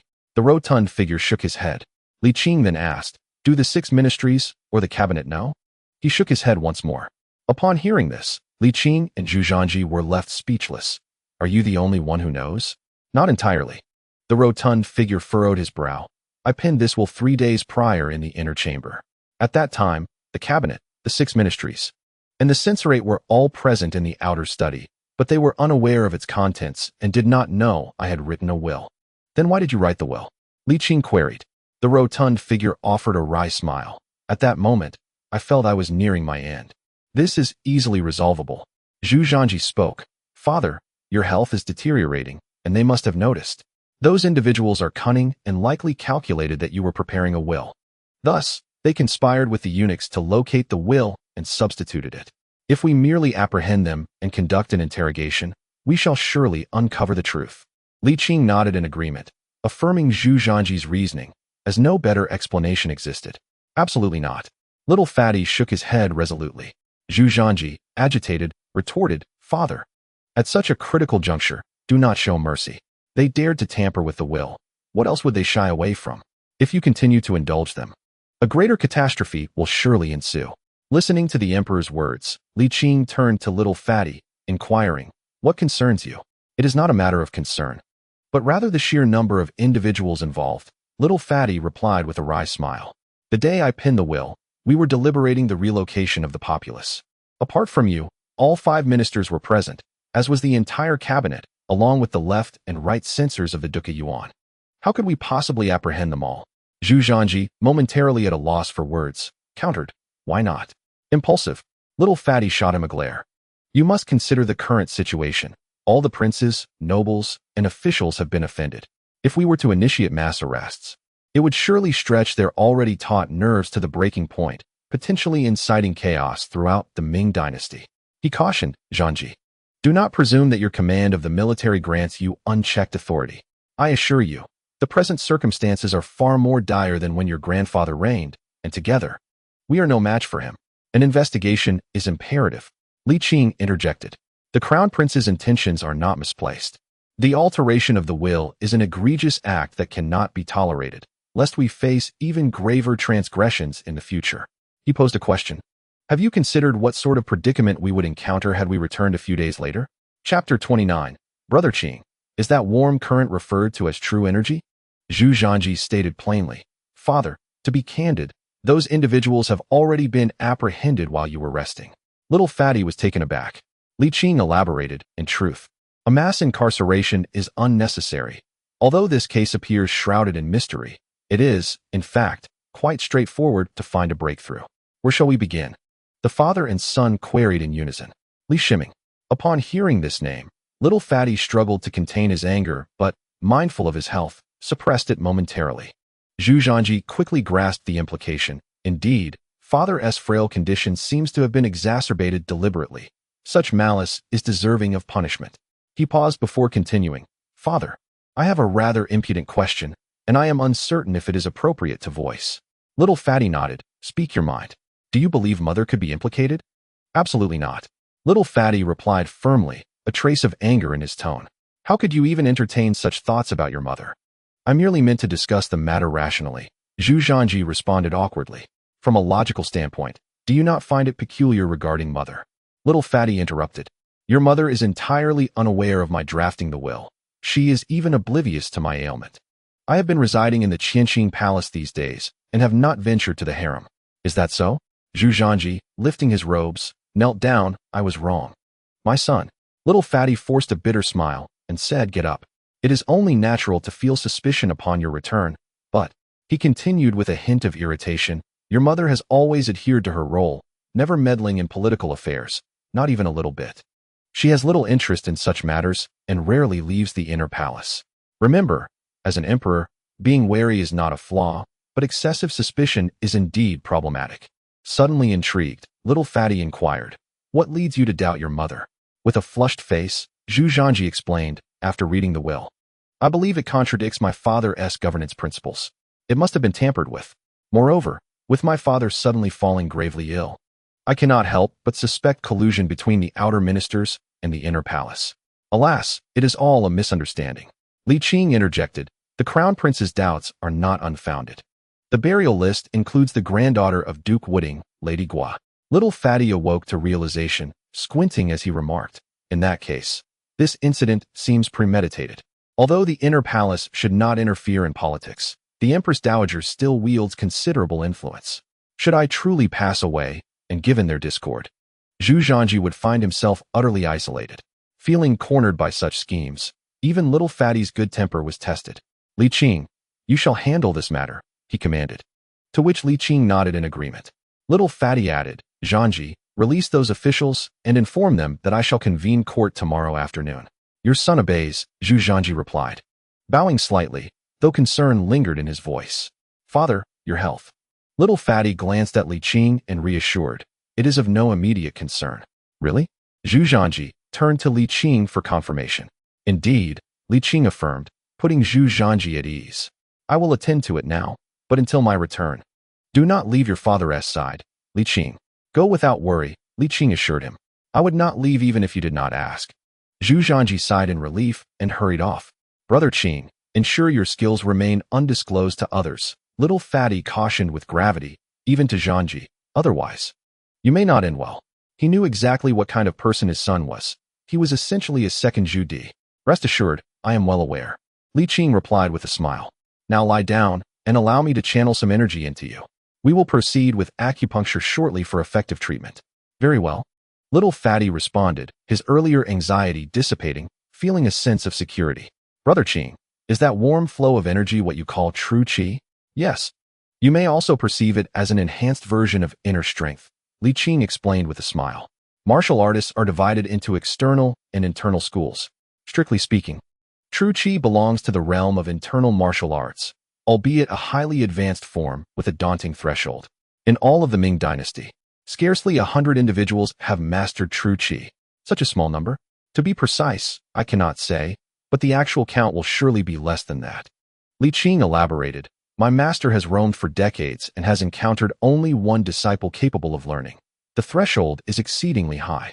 To date, I have met only 2 others besides myself, my master and the heavenly master of Longhu Mountain. Brother Qing, you are quite impressive. No wonder your health remains robust. Little Fatty remarked with a smile. That is so, Li Qing replied, retracting his hand. Now, lie down. I will perform acupuncture on your back.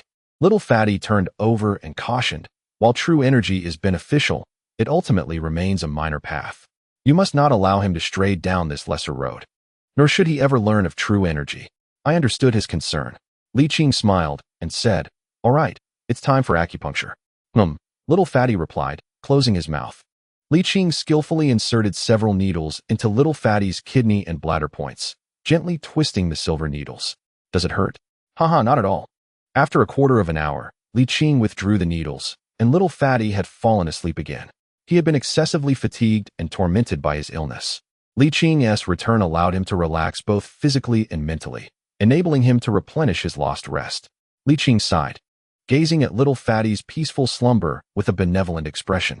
At that moment, a young attendant entered quietly and, noticing the emperor was asleep, whispered, my lord. The empress has arrived.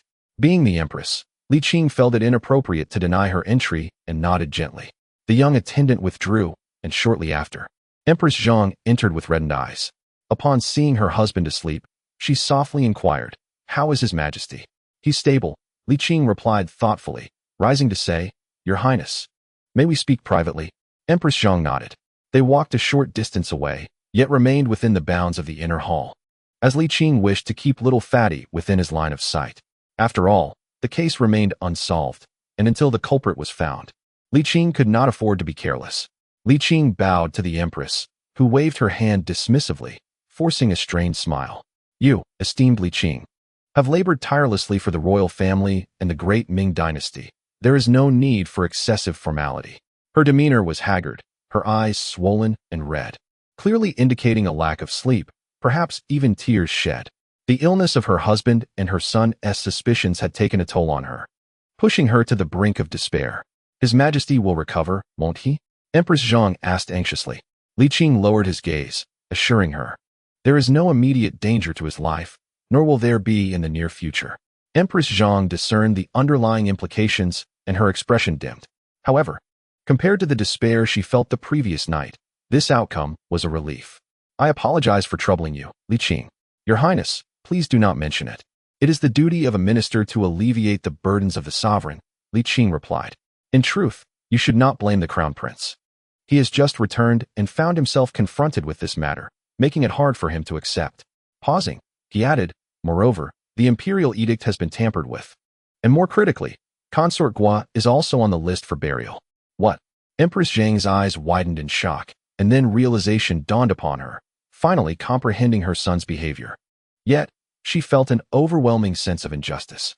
I married His Majesty when he was still a prince, and for decades I have refrained from meddling in state affairs. Not even slightly. The Empress spoke bitterly. Even during the dispute over the heir, I never intervened. These words were not meant for Li Qing, but her frustration was so great that she felt compelled to share. I understand, and I believe you, Li Qing nodded. The crown prince has recognized his mistake. There are individuals deliberately sowing discord between you two. Rest assured, the malicious instigators will be exposed. In the event of little Fatty's passing, it would be Empress Zhang who held sway in the harem, and harmony between mother and son must be fostered. Indeed, upon hearing Li Qing's words, Empress Zhang's expression brightened considerably. Thank you for your efforts, Li Qing. A smile graced her face, only to be swiftly replaced by fury. Those who perpetrated mischief would certainly not be shown mercy. This was only natural. At that moment, Zhu Zhanji entered. Li Qing quickly interjected. It is but the scheming of petty individuals that has stirred discord within the royal family. Even the crown prince has been misled. Your Highness, please do not take offense. As she spoke, she subtly signaled Zhu Zhanji with her eyes. Zhu Zhanji, being astute, promptly knelt on the ground, lamenting, Mother, I have erred. He struck his head against the floor repeatedly, raising his face to reveal a crimson forehead. Empress Zhang's heart ached for him, and she hurried to help him up, chiding. You foolish boy, even if you do not mind the pain, do you not fear disturbing your father? Indeed, you are correct, Mother, Zhu Zhanji replied sheepishly. I realize my mistake. Can you find it in your heart to forgive me? Being her own son, Empress Zhang could hardly hold a grudge, and her previous displeasure dissipated in an instant. The crisis had turned into calm, and with her son's admission of fault, the burdens she bore were lifted, allowing her pent-up emotions to flow freely as tears streamed down her face. Zhu Zhanji, filled with regret, realized he had misapplied his cleverness, and hastily added, Please do not cry, Mother, it does not suit you. You impudent child, Empress Zhang retorted, giving him a light slap. In front of Li Qing, a courtier, it was unbecoming for her to lose her composure. She wiped her tear-streaked face and said, I shall return to my chambers. When your father awakens, remember to inform him. Yes, I will remember, Zhu Zhanji nodded earnestly, offering to escort her. A quarter of an hour later, Zhu Zhanji returned with a wry smile, saying, This time, I acted too hastily. Li Qing chuckled lightly and inquired, Have the people been released? They have been. Very well, you remain here while I investigate the matter. Inform me immediately of any developments. As Li Qing prepared to leave, Zhu Zhanji grasped his arm, saying, While the investigation is crucial, my father's health is paramount. Please attend to his medicine first. It is not necessary for the moment, Li Qing replied, shaking his head. Rest assured, my concern for him is no less than yours. I shall not delay his treatment. Zhu Zhanji nodded slightly, trusting him in this regard. Upon exiting the palace, Li Qing made his way directly to the Zhao prison. A cold demeanor etched upon his face. Li Shimian, is it? Chapter 30. Li Shimian in the Zhao prison. Li Shimian lay half-conscious on the ground, his face swollen akin to that of a pig, evidently having endured a severe beating. Stop feigning death. Rise and respond. Li Shimian remained unresponsive. Li Qing stepped forward and kicked him. Ouch! Li Shimian groaned. Get up and answer. Lord Yongqing. Li Shimian whimpered. I can hardly move. My bones are broken. Enough. Li Qing commanded. I will rise. Li Shimian painfully propped himself against the wall, his face a mask of agony. I have encountered Lord Yongqing before. Li Qing returned to his seat and queried. Tell me, who incited you to insult the emperor? No one incited me, Li Shimian replied. Li Qing stood and advanced towards him step by step. Please, do not come any closer. Li Shimian whined, sounding like a frightened child. I swear. I speak only the truth. Enough. Li Qing shouted, delivering another kick. I say, listen to me, Lord. Li Qing resumed his seat, speaking with an air of indifference. This is your final opportunity. I understand clearly, Li Shimian gasped, beads of sweat dotting his forehead. His pain was undoubtedly genuine. That night, he had scolded the chubby one to the point of fury, nearly facing death at the hands of the imperial guards, with 3 of his ribs fractured. My lord, might you permit the idol to leave? Li Qing cast a glance at the juror, slightly raising his chin. The latter clasped his hands in a gesture of respect and turned to depart. Speak. I have another request, Li Shiming interjected. Li Qing narrowed his eyes, a cold smile forming on his lips. Even when given a chance, you prove to be utterly ineffectual. My lord, let me explain, Li Shiming spoke rapidly. If I were to reveal the truth, my family would undoubtedly face peril. I am compelled by circumstance. Do you truly believe that by remaining silent, your family will be safeguarded? Li Qing countered. They will not be. Li Shiming sighed in resignation, shaking his head. Yet, I could attain a noble reputation, could I not? If you refuse, I shall remain steadfast, even unto death. This was the first time Li Qing encountered such shamelessness, risking his family's lives for the sake of his own renown. Ah, yes, and there is also Feng Xiaoru. Li Qing inhaled deeply. Speak, then. You must assure me that I shall die as a loyal advisor. Li Qing, not lacking in shrewdness, understood his fate was sealed and thus sought to etch his name in history. You are indeed audacious. Li Qing's gaze was filled with disdain.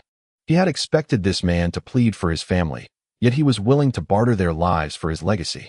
It was Huang Fu, the Minister of Works, who instructed me to do this, Li Qing confessed.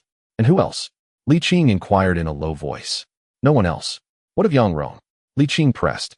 As far as I know, you two share a close relationship. Your reinstatement was due to his recommendation after your last release. And Jin Yuzi, being fellow townsmen. Did they have any part in this? No, Li Qing shook his head. Noticing Li Qing's skepticism, he added, at least they have not approached me. I am but a minor Hamlin scholar. Why would so many seek me out? What of the censorate? Li Qing asked again. Li Qing shook his head once more. They have not contacted me either, though I have heard Huang Fu speak obliquely of the censorate aligning with the 6 ministries. Li Qing's brow furrowed as he analyzed Li Qing's words. From the censorate's alliance with the 6 ministries, it was evident that the recent struggle for power had ended in a decisive defeat for the cabinet. Otherwise, the censorate would not have turned against them. The chubby one had clearly supported the cabinet and sought to promote it, thereby exonerating the cabinet from suspicion. After all, the cabinet would not oppose an emperor who endorsed and elevated them, despite their recent loss of power, as the emperor too must adhere to the rules. The 6 ministries, however, would not permit the cabinet to flourish. In a certain sense, the cabinet system resembled the role of a chancellor. After Zhu Yuanzhang abolished the chancellor system, the status and power of the 6 ministries surged. Although this was not evident during the reigns of the martial emperors Hongwu and Yongle, with their passing, the 6 ministries were poised to reveal their prominence. Suddenly, the emergence of a cabinet seeking to seize the fruits of power would not be tolerated. In the eyes of the 6 ministries, the cabinet was meant to serve as the emperor's secretariat, not to stand in opposition to them. It was evident that this matter was orchestrated by the 6 ministries. Did Jian Yi or Xia Yuanji have any involvement? Li Qing's expression fluctuated between dark and light. Li Shimian could not perceive the changes in Li Qing's expression, but noticing his silence, he felt a pang of anxiety. My lord, I have explained everything. You must keep your word. Li Qing, coming back to his senses, scoffed. Are you not the least bit concerned for your family? Even if the court spares them, those people will not. Li Shimian's heart sank. He had believed his plan to be flawless, only to be thwarted by the return of the crown prince. Li Qing furrowed his brow. Did Huang Fu send word to you? Li Shimian nodded. He bribed a prison guard. I have just learned of it. At noon, Li Shimian was sentenced to death for disrespect towards the emperor. The swiftness of Li Qing's conclusion was astonishing. Yet it also provided a sense of relief to certain individuals. Notably, when Li Shimian was executed, he maintained a defiant demeanor, showing no signs of having endured torture. They believed he had not confessed, which inadvertently spared his family from calamity.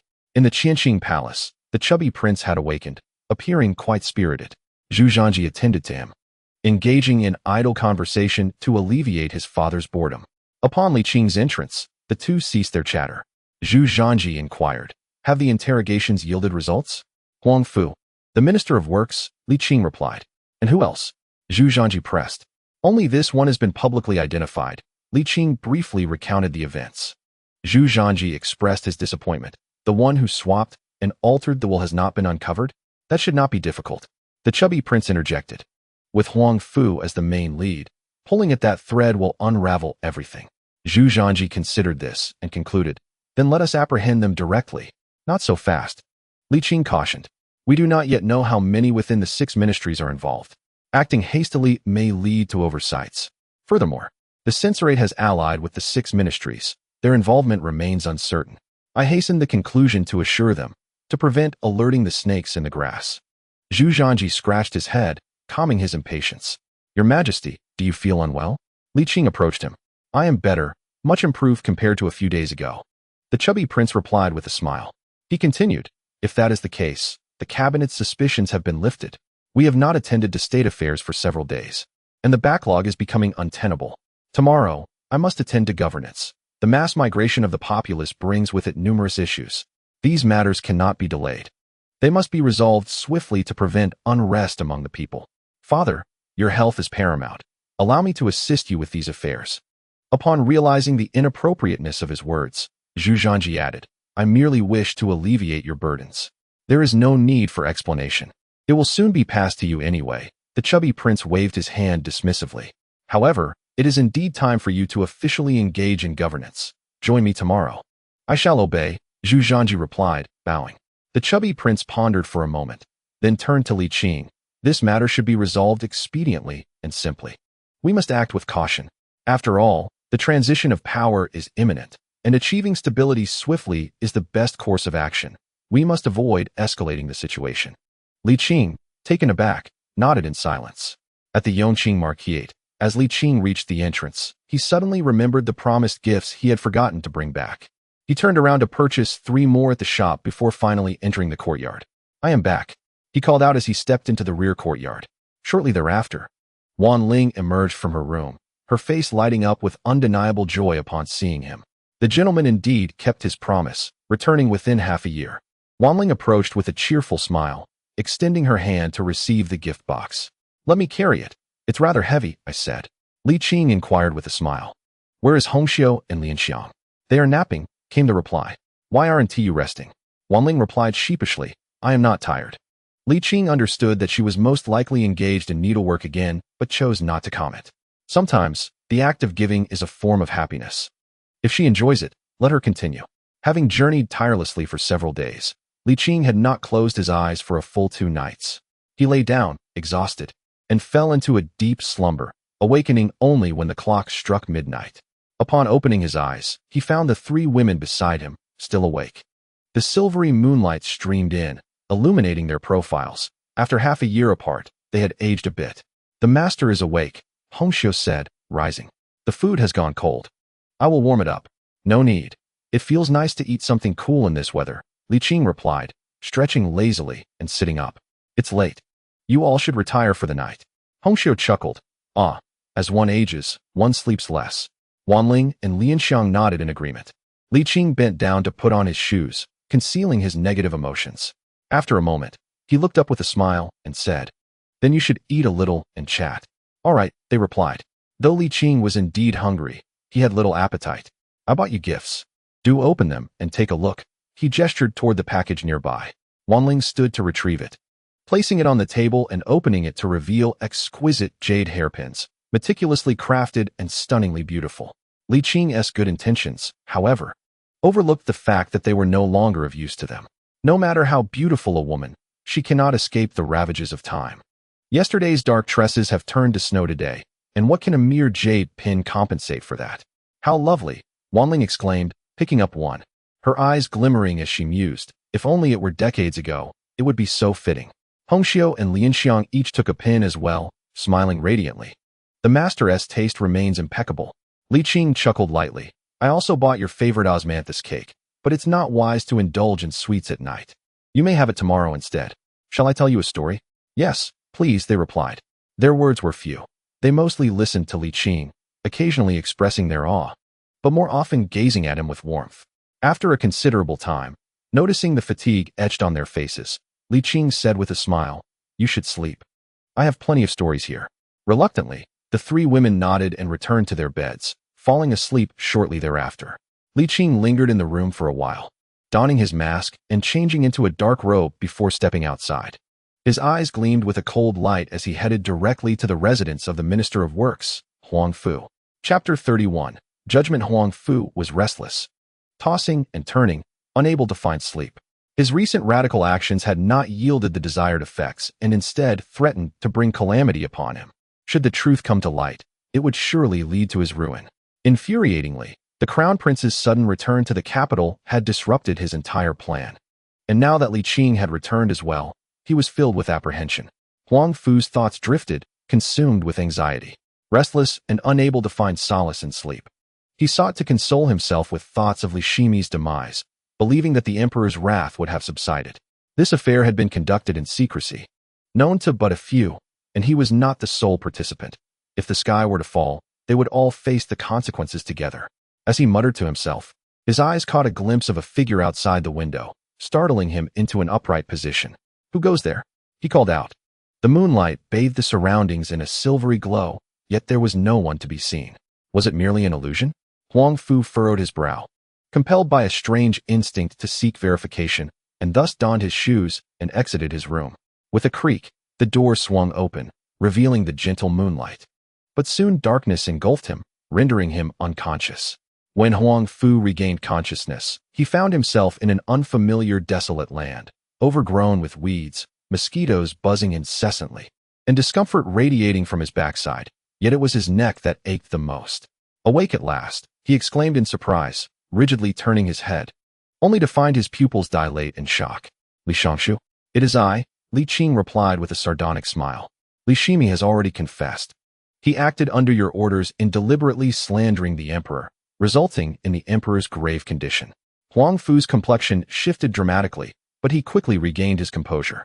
"Li Qingshu, one must speak with evidence." "Here lies your evidence," Li Qing retorted, producing Li Shimi's testimony. "Take a good look." The moonlight illuminated the document, allowing him to discern the words despite the distance. Soon, sweat trickled down Huang Fu's forehead as he realized Li Shimi had thoroughly betrayed him. I. Huang Fu stammered, his face betraying sheer terror. In a sudden moment of desperation, he opened his mouth wide, cramming the testimony into it, chewing haphazardly before swallowing it whole. "Now, cough, cough, cough, the evidence is gone." Li Qing chuckled nonchalantly. "It seems you have conceded, haven't you?" Huang Fu managed a smile, albeit forced. "And what of it? Without evidence, how can the court pursue a case? Especially for someone of my stature. How could one act recklessly without proof?" "Li Qingshu, the one to worry now is you," he laughed heartily. Alone and unrestrained, he felt emboldened. With Li Shimi dead and the confession vanished, both witnesses and evidence were absent. What was there to fear? The former authority of a minister re-emerged, revealing the opportunistic nature of a small man. Li Qing smiled. "Did you genuinely believe I brought you here to discuss evidence?" "Huh." Huang Fu's smile faltered as he exclaimed in alarm. "You wouldn't dare resort to extrajudicial means, would you? You dared to conspire against the emperor. What would prevent me from employing such measures?" Li Qing inquired with a grin. "Do you fancy this place as your eternal resting ground? Are you intending to kill me?" Huang Fu trembled. "Otherwise," Li Qing countered. "Do you think I would be here at this hour simply for amusement?" At this moment, fear gripped Huang Fu. He recognized that Li Qing was capable of such actions. With a sigh, Li Qing continued, "You served as the chief clerk in 2 counties during the Hongwu era, later addressing matters of state, earning the admiration of the Taizu, and subsequently ascending to the position of Deputy Minister of Works, a remarkable rise indeed. During the Jiangwen era, you were also held in high regard. Although you could not compare to Qi Fenghuang, your situation was far superior to many others. After the Taizong's ascension, you aligned yourself with him, and he chose not to pursue the matter. Yet, are you aware that you were also listed among the traitors?" Huang Fu's expression darkened, leaving him speechless. Li Qing remarked, "After Emperor Taizong's campaign in Jiaoji, you were appointed as the chief administrator of the Jiaoji provincial government and also took on the role of the chief justice. Following the ascendance of the current emperor, you were entrusted with the responsibilities of the imperial secretariat. Throughout the establishment of the Ming dynasty, for emperors have shown you considerable favor. Why would you act thus?" His tone turned icy. "You truly have squandered a splendid opportunity. With your impressive record, upon retirement, your descendants would surely bask in the blessings. Yet, it seems humanity is perpetually discontent. A favor of a single grain of rice breeds resentment over a bushel. Such is the nature of men. During the reign of the founding emperor, how many officials lost their lives? Few have reached your esteemed position. What discontent could you possibly harbor? Even if you do not return to Nanjing or engage in maritime trade, your life would still be far from dire." Huang Fu fell silent, and in that moment, he truly regretted his choices, but it was too late. "Speak," Li Qing urged earnestly, "disclose the truth, and I can guarantee your family will remain unaffected." Huang Fu remained mute for a long while before finally sighing. "You may ask, was it you who forged the imperial edict?" "No." Huang Fu shook his head and inquired, "The emperor does not intend to escalate this matter, does he?" Li Qing discerned the underlying tone and nodded, reassuring him, "Rest assured, those involved will meet the same fate as you. No one harbors intentions to harm the emperor, and there are no treacherous elements within the court, so you need not worry about your family facing retaliation from accomplices. As for the matter of the imperial edict, It was orchestrated by Lu Guan, the left minister of the censorate, and Wang Zhang, the right minister, who also presented it as their loyalty pledge to the six ministries. Huang Fu felt relieved and candidly revealed this information. Li Qing nodded. Are you aware of which eunuch was responsible for substituting the edict? Not at all, Huang Fu replied. Li Qing continued. Which officials from the six ministries were involved in this plot? 2 vice ministers from my Ministry of Works, as well as Zhang Bin from your Ministry of War, and Guazi from the Ministry of Revenue, Huang Fu stated. Did Jian Yi and Xia Yuanji participate? Li Qing posed a pivotal question. Huang Fu shook his head. No, but he countered. Do you think they were unaware of the details? Indeed, that may be so. Li Qing smiled. You are not as adept as they are. Just look at how skillfully they navigate their positions, always emerging victorious, at least ensuring they do not lose. Huang Fu offered a wry smile and replied sarcastically, Jian Yi is like a non-stick pan. Xia Yuanji possesses talent and a good reputation. Yet he is far from the pristine image he projects. In governance, how many are truly clean? Not only in our Ming dynasty but throughout the Han, Tang, Song, and Yuan dynasties, it has always been a matter of victors and vanquished. As long as one does not topple, each claims to be a good official serving the nation and its people. After all, who does not wish to gain more? Jian Yi and Xia Yuanji are merely playing both sides, he concluded. Li Qing gently shook his head. That cannot be entirely accurate. They have indeed achieved political accomplishments. Even you, Minister Huang, have contributed to the state. Whether as a vice minister, chief administrator, or minister, you have performed commendably, although you have committed grievous transgressions. Merits are merits, and faults are faults. At least prior to this incident, I personally held you in high regard, as did the emperor. Upon hearing this, Huang Fu fell into complete silence, consumed by regret. Could you spare me a complete corpse? He asked. Certainly, Li Qing responded swiftly, having left in haste without any tools. He returned to retrieve a hoe, and after burying the body, dawn was nearly upon them. He concealed the hoe within the haystack, choosing not to take it away, for he would require it again. Li Qing dined on a bowl of noodles at a restaurant and then, appearing nonchalant, entered the palace to attend to Xiao Peng's ailment. Inside the Qianqing Palace, upon hearing the names of those involved, Xiao Peng felt more sorrow than anger, ultimately letting out a sigh without uttering a word. However, Zhu Zhanji was overwhelmed with rage, exclaiming that Huang Fu should face the most severe punishment and be exterminated along with his family. Enough of this anger, Xiao Peng sighed. There are already numerous matters at hand. We cannot jeopardize significant affairs for a moment's satisfaction. Li Qing opened the acupuncture box and said, Your Majesty, it is time for acupuncture. Xiao Peng nodded and lay down on the bed, telling Zhanji, You may carry on with your duties. Yes, I take my leave, replied the prince. Li Qing took out the silver needles, sterilized them, and began the treatment. The governance of state affairs should not exceed 1 hour. A mere morning court session would suffice.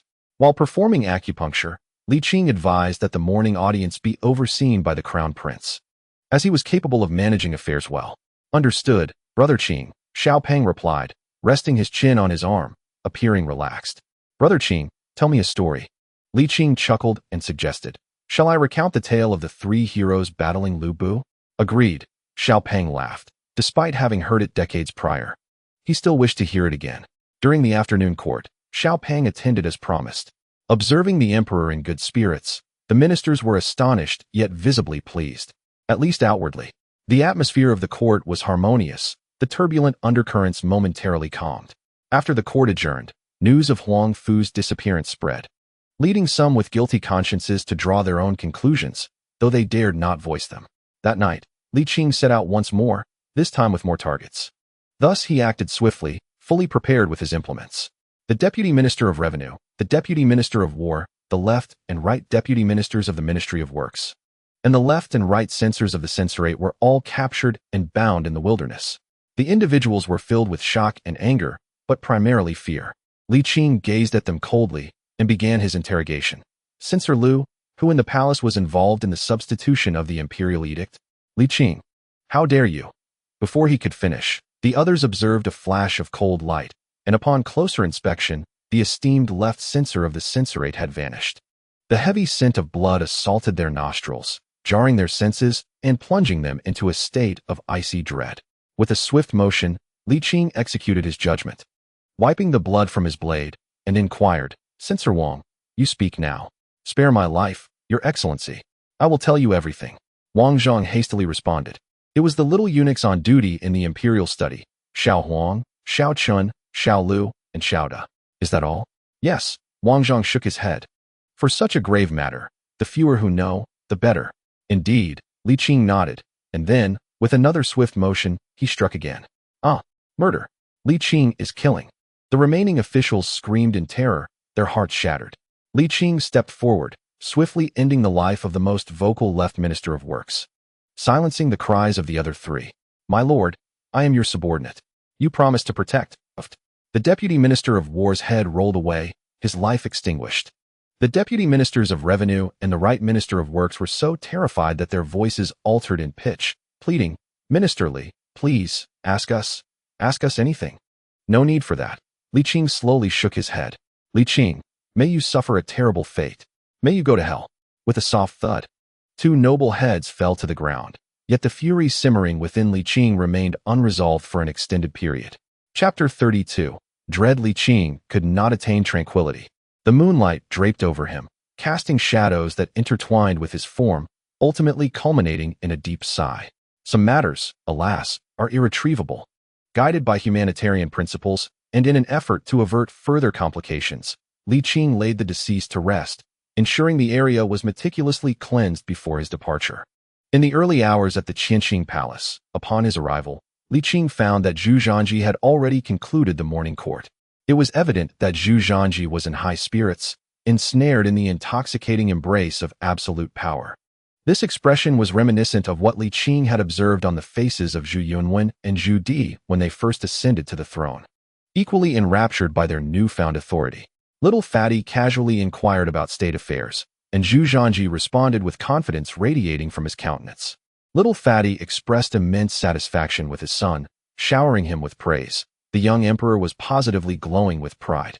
Once the father and son had finished their discourse, Li Qing stepped forward. Your Majesty, it is time for acupuncture. Very well. Little Fatty rose and moved toward the bed. Li Qing did not immediately follow. Instead, he leaned in to whisper a few words to Zhu Zhanji.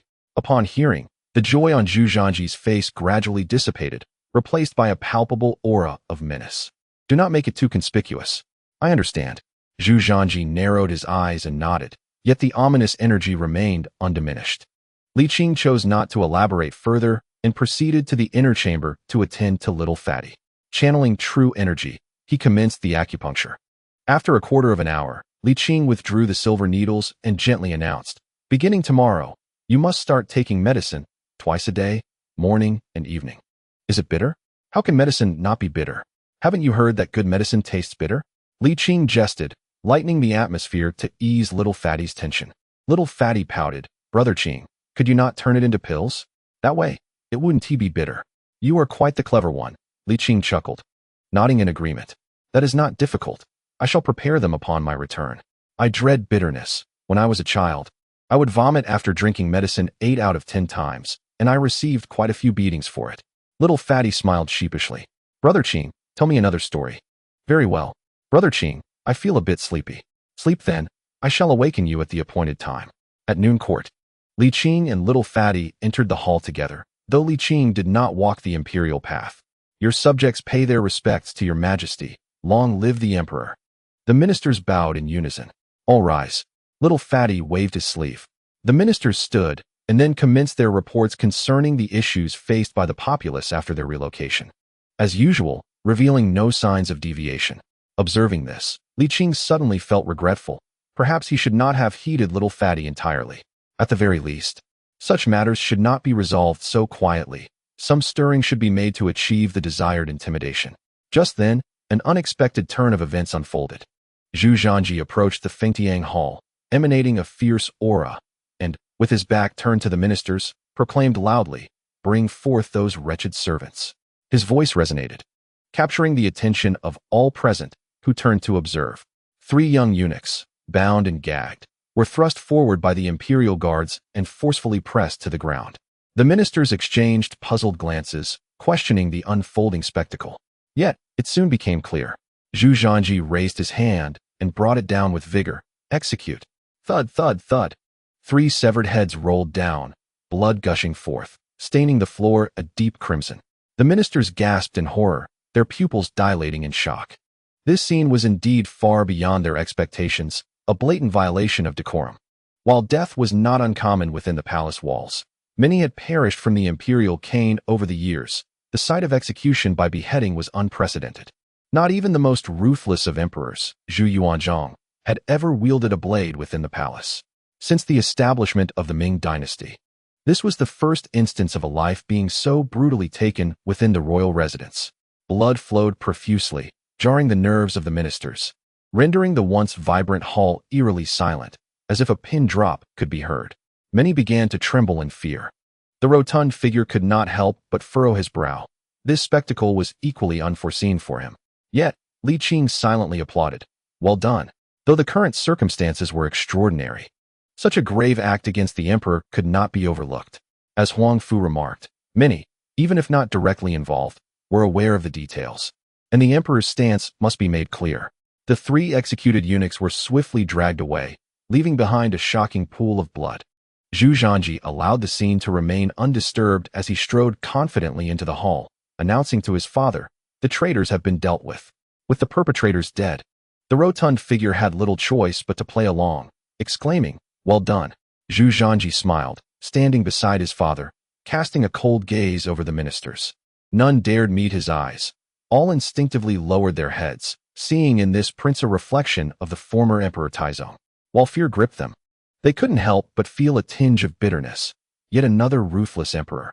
Was there no end to this? Life had become unbearable. Following this incident, the ministers lost interest in state affairs, rendered mute and withdrawn. The midday court session descended into an extreme chill. Observing this, the rotund figure rose and declared, "If any of you have matters to present, leave your memorials for later review." Dismissed. As the ministers exited the grand hall, the conspicuous bloodstains remained fresh, glistening under the sunlight, increasingly vivid and alarming. Although the victims were the most despised eunuchs, no one felt joy. They were not foolish, understanding that this performance was staged for their benefit. Under the sweltering sun, an uneasy chill crept down their necks. This prince was indeed a formidable character. It was evident that once he ascended the throne, his governance would mirror that of Taizong. Yet, at this juncture, they could only silently pray, "Long live the emperor." Soon, another shocking piece of news reached their ears. The Minister of Works, along with the left and right vice ministers, the vice minister of the Ministry of War, the vice minister of the Ministry of Revenue, and the left and right censors of the Grand Court, had mysteriously vanished without a trace. It was as if they had evaporated into thin air.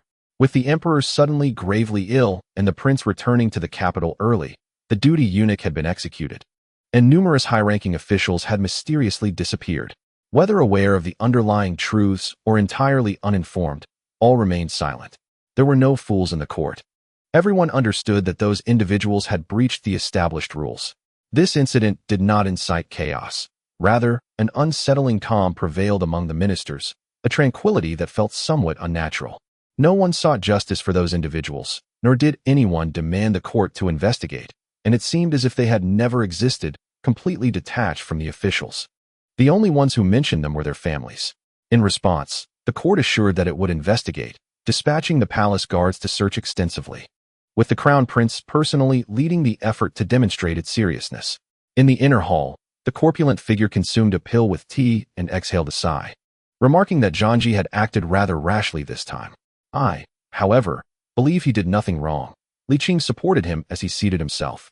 If this matter were to be buried, it would only embolden certain individuals in the future.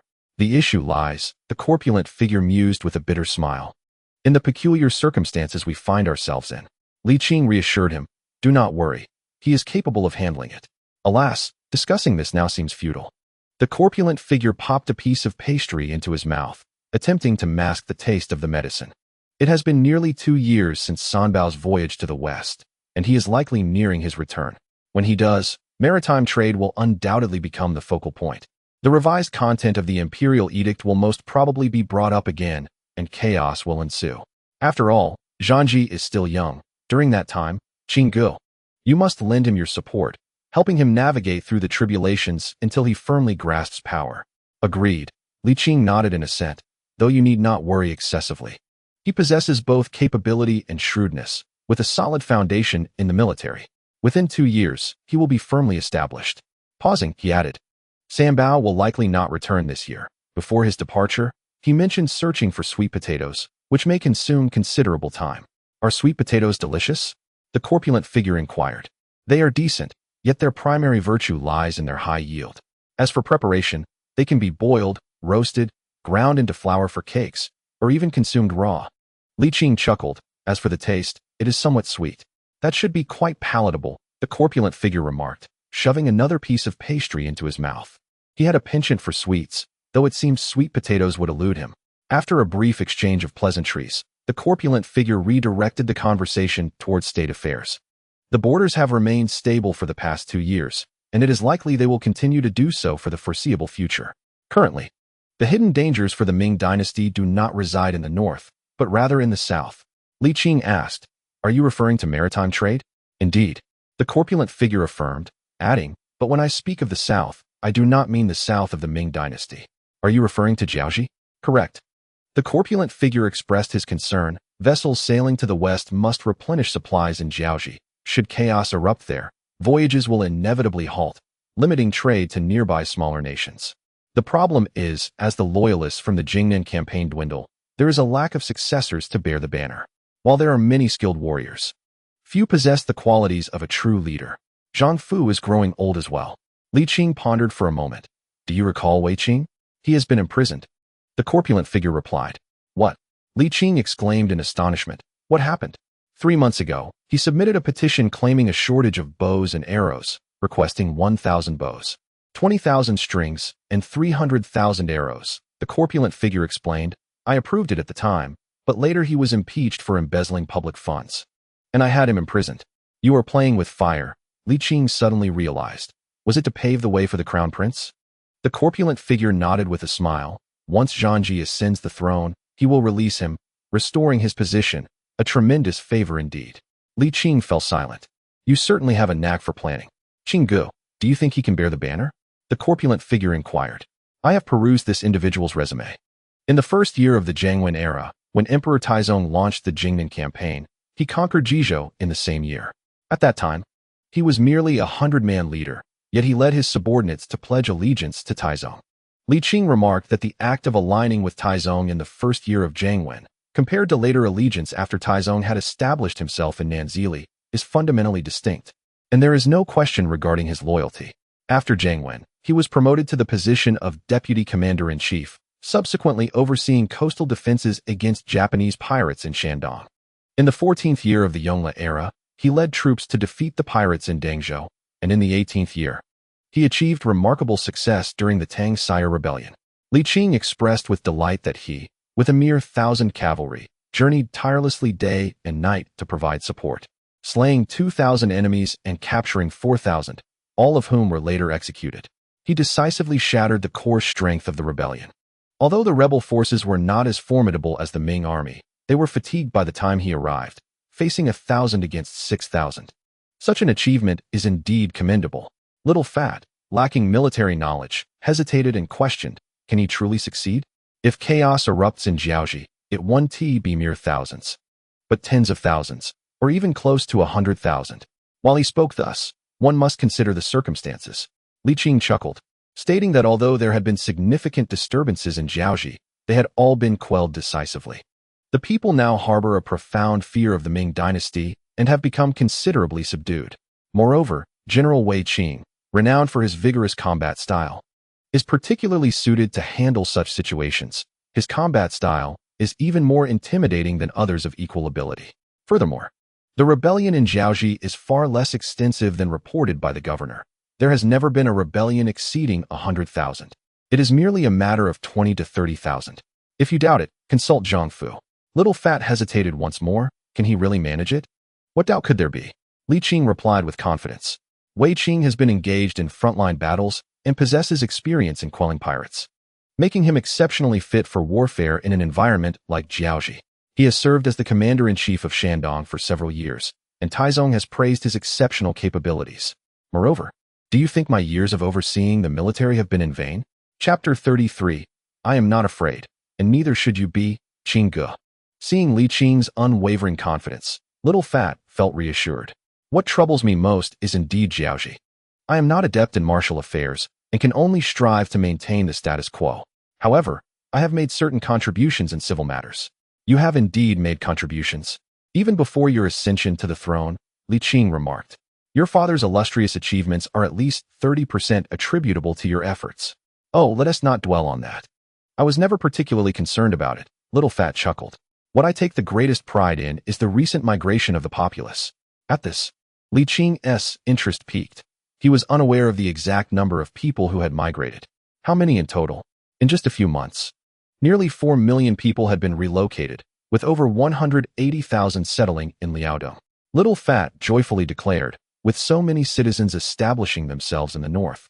It won't take a few generations for them to flourish. Although we may not rival the south, we can achieve the goal of shifting the grain storage focus northward. As the saying goes, with food in hand, one remains unperturbed. A well-stocked treasury will ease governance for the court significantly. Even if he would not witness that day, he remained elated. Upon hearing about such a substantial migration, Li Qing was equally pleased. To achieve such an accomplishment, if we could replicate this endeavor twice more, then surely. Little Fatty shook his head. In truth, this migration had incited public outrage, and it would take at least a year and a half to quell the unrest. Moreover, with the southern seas opening up, further negotiations would not be an easy feat. It was best to be content with the current situation. One must not be greedy. Indeed, Li Qing extinguished his unrealistic fantasies. To have come this far was already commendable. One must not harbor excessive desires. In fact, the Ming dynasty had undergone numerous changes that were largely positive. Admittedly, the issues of gentry bureaucratism remained unresolved. But this was not due to a lack of effort on the part of Li Qing and the successive emperors. Rather, the gentry bureaucracy had become intertwined with the feudal dynasty. It could be said that they were integral parts of the dynasty, making eradication impossible. Even the ruthless Zhu Yuanzhang, when implementing national policies, would consider the interests of vested parties, which speaks volumes. This was quite satisfactory. It was essential to maintain the status quo. Li Qing mused that in a couple of years, once the Ming dynasty stabilized, he could leave without worry. With acupuncture, herbal remedies, and medication combined, Little Fatty looked remarkably well today, brimming with vitality. The two conversed until late in the evening, and only parted once their merriment had waned. Upon returning home, enjoying light dishes and sipping chilled fruit wine, Li Qing felt at ease in the air-conditioned room. The court was calmer than ever before. The 6 ministries and the censorate had vacancies that remained unfilled, as Little Fatty refrained from making new appointments, paving the way for rewards when his son ascended to the throne. This tactic was somewhat cliched, yet highly effective. After all, who does not aspire to rise in rank? Although many were not entirely satisfied with the crown prince, most gravitated toward him in hopes of securing a favorable position in the future. For a time, Zhu Zhanji's influence was unparalleled, and his proposals were unanimously adopted by both the 6 ministries and the cabinet. Though still the crown prince, Zhu Zhanji wielded power almost indistinguishable from that of the emperor, far exceeding the authority Little Fatty held during Zhu Di's northern expedition. This was primarily due to Zhu Di's mistrust of Little Fatty, whereas Little Fatty placed his trust in Zhu Zhanji. Zhu Zhanji proved to be exceptionally capable, adeptly handling both significant affairs and trivial matters, leaving Li Qing with no grounds for criticism. This crown prince was truly admirable, possessing Zhu Di's ruthlessness, Little Fatty's gentleness, and Zhu Yunwen's fervor, full of energy and tireless. Li Qing's perception of him continued to improve. With Zhu Zhanji's stewardship, Little Fatty was genuinely liberated.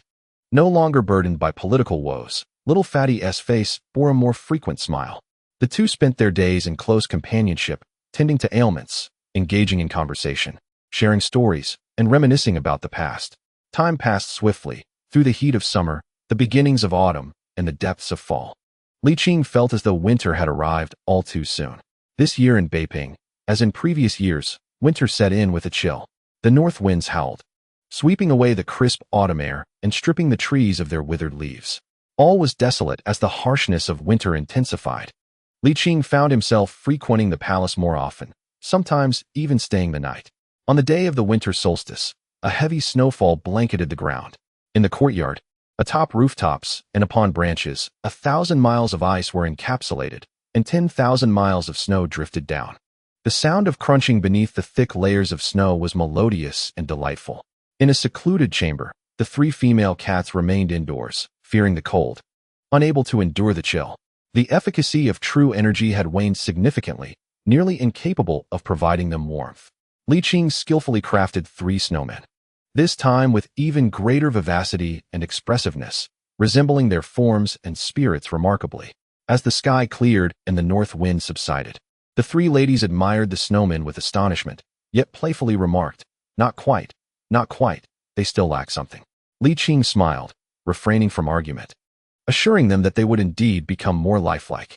Little Fat's condition had deteriorated further, prompting Li Qing to take residence in the Qianqing Palace to be closer. He remained by Little Fat's side, while Zhu Zhanji managed affairs of state entirely on his own. On the 2nd day of the 12th month, at the break of dawn, Little Fat slowly opened his eyes and softly called out, "Qing Ge." "I'm here," Li Qing replied, having been in a light slumber. Upon hearing the call, he immediately approached. "Are you feeling unwell?" Little Fat managed to smile, requesting that Zhu Zhanji and Xiao Zhang, along with the 6 ministries and the cabinet, be summoned. Li Qing's heart tightened. "Let me check on you first." "Just call for them," Little Fat insisted. "All right," Li Qing acquiesced, hastening to exit. After a brief moment, he returned, taking Little Fat's hand to check his pulse. "There's no need for fuss. I know my own body," Little Fat chuckled. "These final days have been quite comfortable, truly. I fear nothing." Li Qing's vision blurred slightly. He blinked, his voice trembling. "It's all right. Qing Ge can use true energy." As he spoke, he fervently circulated his true energy, infusing it into Little Fat. "Do not speak, it will be all right soon," Li Qing urged as he rose to retrieve a box of needles. In his haste, he inadvertently kicked a chair several meters away.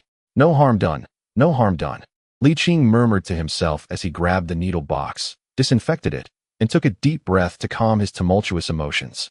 "All right," he finally declared, pinching a needle to pierce Little Fat's Bai Wei, Neguan, and Yongquan points with 3 gentle thrusts, turning the needles lightly. "They will arrive shortly. You need not worry or fear." He offered comfort, though his heart felt hollow, his stomach acidic, and his chest heavy. "I am not afraid. You need not fear either, Qing Ge." "I am certainly not afraid." Li Qing's voice rose slightly. Little Fat merely smiled, gazing at Li Qing with a warm expression. "Father." Long before his arrival, the voice had already echoed through the air. Moments later, Zhu Zhanji rushed in, clad in a simple white garment and draped in a black cloak. "Father." Zhu Zhanji knelt by the bed, opening his mouth but unable to utter a word, as if his throat were constricted. "My child," Little Fat smiled kindly. "In such frigid weather, aren't you cold dressed so lightly?" "I am not cold. I am not cold." Zhu Zhanji shook his head, his voice hoarse, large tears cascading down his cheeks. Little Fat's parenting philosophy starkly contrasted with Zhu Di's, having grown up under strict discipline. Little Fat was determined not to impose the same on his son, thus he treated him with exceptional kindness, rarely showing anger. Their father-son bond was extraordinarily strong, surpassing that of ordinary families. The emperor's voice, heavy with sorrow, called out again, as Empress Zhang hurried in, her palace gown trailing behind her, rushing to the bedside, tears streaming down her face. In such moments, women often struggle to express themselves. Besides weeping, Empress Zhang could utter not a single word. "Do not weep. I am still alive. Save your strength for when it is truly needed." Little Fatty fancied himself quite humorous, yet this joke was indeed too cold, colder than the chill of a winter's day. In this crucial moment, it was surprisingly the individual involved who spoke the most, while the onlookers could only shed endless tears. Little Fatty was not sentimental. He did not reminisce about the past nor ponder over bygone days, but merely engaged in trivial matters concerning family.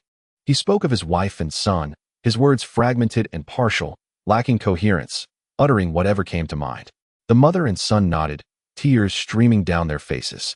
Suddenly, a cacophony erupted outside, and shortly thereafter, a young eunuch entered, whispering, "Your Majesty, the ministers have arrived. Summon them." Moments later, a throng of officials including Jiani, Xia Yuanji, Yang Shiqi, and Yang Rong surged into the inner hall, bowing deeply. "Your humble servant pays respects to His Majesty. Long live the Emperor." Little Fatty managed a bitter smile. At this moment, what is the point of long live? He strained to sit up, yet this simple action had become a distant dream. The warmth coursing through him was merely enough to sustain a breath. "Upon my demise, The throne shall be passed to the crown prince, who is benevolent, gracious, and will undoubtedly become a wise ruler. You all must assist him wholeheartedly." The ministers bowed in agreement, their faces etched with grief, awaiting further words. However, little Fatty fell silent, for the matter of entrusting the crown was merely a formality. Moreover, Crown Prince Zhu Zhanji was already 26, fully matured and capable, and little Fatty had no intention of granting these men any power to limit his son. "Does your majesty have any further instructions?" Yang Shiqi inquired, summoning his courage. Little Fatty took a breath. "Wait outside. We shall obey." The ministers bowed and reluctantly exited the inner hall. They had anticipated that the entrusted guardianship would yield some advantages, only to find it was a fruitless endeavor, leaving them with a bittersweet sense of inevitability. The crown prince truly did not require their burdens. Only little Fatty and his family remained in the room, alongside Li Qing. Little Fatty gasped for breath, glancing toward the window. "Is it dawn yet?" Li Qing turned to open the window and approached. "Yes, it's bright now. The sun will be out soon." Little Fatty hummed softly, lapsing into silence. After a considerable pause, he spoke again. "Qing Go." Li Qing squatted down by the couch. "What is it? Can you still flip?" "I can," Li Qing replied softly. "I can flip 200 times without losing my breath." Chapter 34. A lack of brightness. Li Qing stepped back a few paces, tightened his belt, and tore a silk cloth used for polishing needles into strips for binding his legs, adopting a sporty appearance. "How many flips can you do, Qing Go? Let me see." Li Qing's calves tensed, his body slightly sinking. In the next moment, he soared into the air, exerting force in his waist, executing a perfect 360-degree spin, landing gracefully on the ground. As his feet touched the earth, he lightly propelled himself upward again, twisting in midair before landing, then leaping once more. Li Qing danced with extraordinary speed, his movements fluid and unfaltering, gaining momentum like a whirling windmill. "Are you here to perform as well?" "Yes, and you?" "I'm not. I'm just here to watch." Little Fatty, with a childish voice and endearing demeanor, could not resist pinching the rosy cheeks of the little one. The delightful softness was irresistible. "If you dare pinch my face, I will spank you." A jest was made, and he was urged not to take offense. A true man ought not to be so petty. "Humph, my face is not made of dough," the chubby little boy replied, his round visage bearing a hint of maturity, an endearing contrast that delighted those around him. "How old are you this year, young master?" "I am 4.5, he declared with a proud air, as if he were already an adult. "Stay in the palace and play with me. I have wealth, and you shall dine on the finest meals." Unable to suppress a laugh, he replied, "I shall consider it." During their second encounter, the little boy, slightly vexed, questioned, "Why do you not recognize me?" "I have my reasons," came the hesitant reply, followed by an explanation. The chubby lad was easily appeased and forgave him. "I will keep your secret, dear friend. Loyalty is paramount." "Indeed, dear friend, loyalty is paramount. Tomorrow, you must not perish in battle against the king." As autumn descended, the air turned crisp. "Come inside to speak." "Little one, how have you grown so plump?" "How else could I grow but by eating bite by bite?" the boy replied with a proud huff. In their third and fourth encounters, memories flashed through Li Qing's mind like a slideshow. He twirled and spun gracefully, as captivating as their initial meeting. On the bed, the chubby boy's face was awash with nostalgia, a hint of a smile gracing his lips as morning light streamed through the window, casting a golden hue on the floor and illuminating his features. After what felt like an eternity, he fought valiantly against the encroaching darkness but ultimately succumbed. The morning light waning and the images blurring. Softly, he murmured, "Do not turn away, Qing Go, I have lost count." His heavy eyelids slowly closed, a serene smile settling upon his countenance. "Father, father!" Zhu Zhanji cried out in anguish, while Empress Zhang wept bitterly. Li Qing halted, tears streaming down his face. In the outer hall, ministers lamented in sorrowful cries. The emperor had passed away, and the palace became a flurry of activity. Donning mourning attire as officials hurried home to prepare, Li Qing trudged home, his steps heavy and spirit lost, changing into mourning garments before stepping outside. "Mr. Wanling called out to him, offering a piece of ginger, but he waved it away, refusing to accept it. Upon returning to the palace, it was draped in white mourning attire, filled with cries of grief. The emperor. Once again, the cycle repeated, yet Li Qing's heart, now numb, could not help but stir with emotions surpassing any previous experience. Everywhere he looked, there was white mourning attire. Every sound was filled with weeping.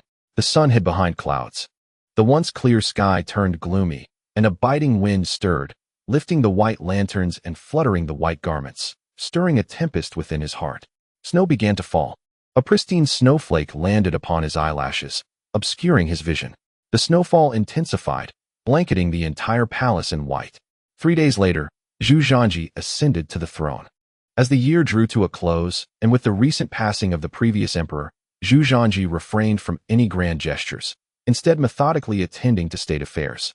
Everything returned to normal.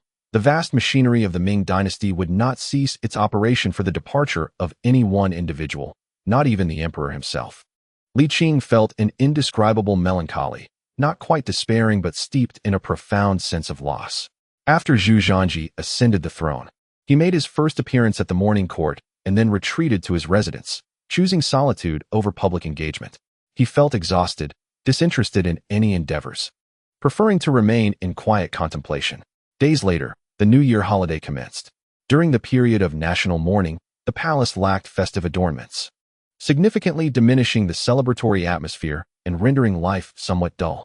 On the first day of the new year, which traditionally marked a day for the new emperor to receive greetings, Li Qing, in past years, would rise early, brimming with excitement to collect red envelopes. However, this year he lingered in bed, and it took several prompts from Wan Ling before he finally arose.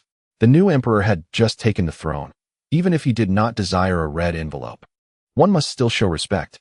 By the time Li Qing arrived, Zhu Zhanji was already distributing red envelopes. When it was Li Qing's turn, Zhu Zhanji softly instructed him to wait, saying, "Do not leave just yet. Accompany me to the imperial study shortly." Once the other ministers had departed, the two proceeded to the imperial study. Zhu Zhanji dismissed the attending eunuchs and stated, "After the new year, I intend to reform the court." Li Qing was not surprised. This aligned with Zhu Zhanji's character, and in truth, the court was indeed due for restructuring. "What do you plan to do?" he inquired. "Alter the system," replied Zhu Zhanji. "How will you modify it?" "By decentralizing power," Zhu Zhanji asserted. Li Qing was taken aback, his brows furrowing. The Taizu and Taizong steadfastly maintained control over power. "Even your benevolent father never relinquished authority. Have you truly considered this?" "I have," Zhu Zhanji replied. Taizu established the Ming dynasty, while Taizong elevated it to new heights, constructing the very framework of our empire. They laid a solid foundation for the Ming, and now, it is time for true development. Zhu Zhanji sighed lightly. "In recent days, I have pondered deeply and ultimately realized that joint governance between the sovereign and ministers is the most prudent course. Only in this manner can the Ming advance further, ensuring that prosperity does not solely belong to the dynasty but is shared by all, allowing the common people to partake in the flourishing of this era." Li Qing reflected. As Zhu Zhanji had articulated, the prosperity of the Yongle era had indeed little connection to the common folk, as it belonged solely to the dynasty. In truth, the populace during the Yongle reign did not fare particularly well. Taizu established the Ming. Taizong ventured to the west, constructed canals, subdued Jiaoji, and vanquished the northern tribes. And Renzong facilitated the migration of southern and northern citizens, opening the seas and lifting bans. These three emperors had solidified the foundation of the Ming, and now was the moment for genuine flourishing. "If we are to decentralize power, we must first establish strong authority," Li Qing remarked. "We cannot allow them to grow unchecked. Otherwise, future sovereigns will surely be undermined." Zhu Zhanji nodded in agreement. "That is only natural. I have already devised a plan." "Indeed?" Li Qing asked. "Eunuchs," Zhu Zhanji declared. Li Qing suddenly understood. "Only they will suffice." It is indisputable that in terms of loyalty, the eunuchs' dedication to the emperor far exceeds that of the officials, as their power is derived solely from the emperor. "Have you formulated specific plans?" "Not yet," Zhu Zhanji replied, shaking his head slightly. "I merely wanted to discuss this with you and hear your thoughts." Li Qing shot him a glance. "Aren't you rather confident?" A hint of embarrassment crossed Zhu Zhanji's face. "Previously, I was overly self-assured. Now, occupying this position, I increasingly feel the weight of responsibility and recognize the need to maintain humility and a spirit of progress. My own abilities are indeed limited. Your ability to think this way is already a significant advancement." Li Qing praised him, a rare compliment.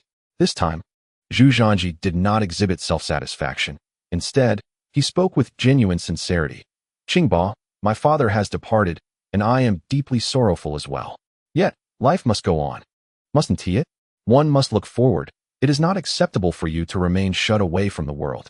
I need you. The Ming dynasty needs you. And the common people require your guidance. Enough of the flattery, Li Qing retorted with a sidelong glance. I will attend court in the morning after the new year. You never mentioned the morning court, Zhu Zhanji smiled. That would be for the best. Li Qing then rose and declared, I shall go to see your father. Together, then. Zhu Zhanji replied. But what is there to see? Apart from the coffin, there is nothing of the man left. It is merely a case of mourning through the objects. Nonetheless, Li Qing remained there for a considerable time. After the burial, he could see no more of the coffin. It is said that parting is meant for better reunions. Yet some farewells are destined to be final.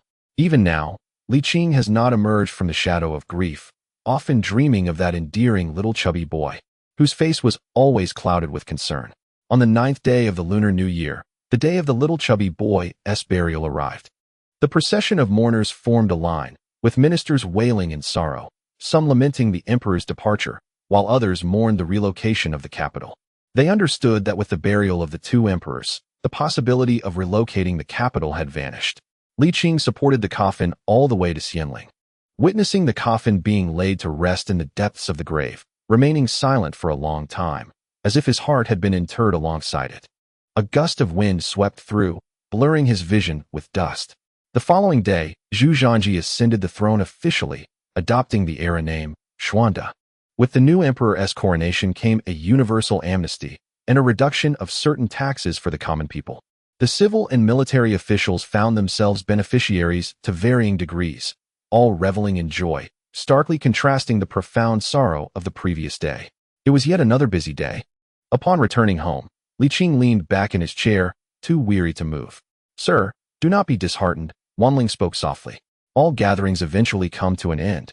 You must learn to adapt. I am not sad. Li Qing managed a smile, sighing. It is merely disappointment and regret. Wanling comforted him, saying, What part of life is devoid of regret? Indeed, there is no life without regrets, Li Qing replied with a wry smile. Yet my regrets are numerous. What of Hongxiu? I have not seen her these past few days. Wanling hesitated before responding. Sister Hongxiu is unwell. Li Qing exclaimed, sitting up abruptly. When did this happen? Wanling timidly replied. It is not a serious illness, just a chill. Sister Hongxiu mentioned she did not want to disturb you while you were in low spirits. How could that be disturbing? Li Qing said, somewhat irritated. Where is she? In the eastern chamber, Wanling replied. Upon entering the eastern chamber, he found several braziers burning brightly. Yet Hongxiu lay beneath two thick blankets, her complexion pale, with Lianxiang keeping her company. Seeing Li Qing enter with a stern expression, Lianxiang hurriedly rose, while Hongxiu sat up. Urging, Sir, please lie down. Li Qing approached swiftly, a hint of reproach in his tone. Why did you not inform me of your illness? Hongxiu replied timidly. It is merely a chill. I thought to find a doctor for a couple of prescriptions, and that would suffice. Seeing her in such a state, Li Qing could not bear to be harsh. He spoke gently. What can those doctors do compared to me? Extend your arm. Let me examine you, Li Qing instructed. Obediently, Hongxiu stretched out her hand.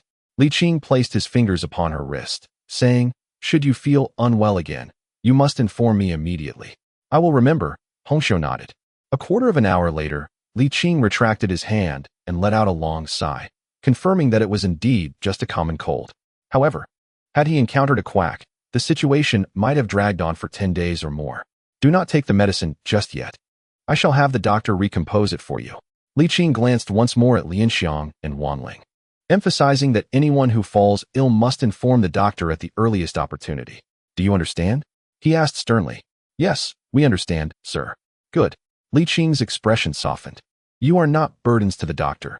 You are his beloved, his wives, his soul's solace. It is imperative that you remain well.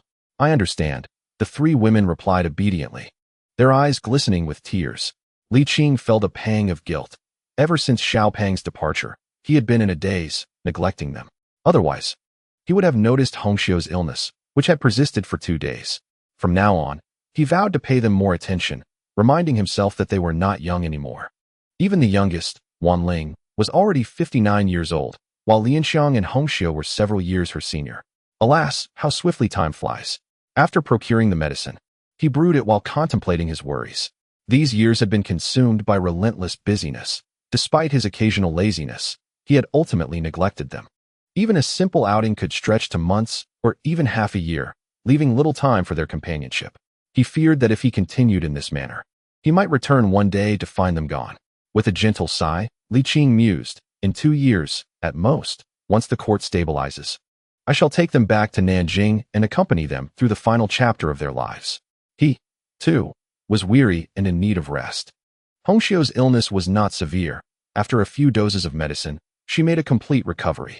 Li Qing ceased his laziness.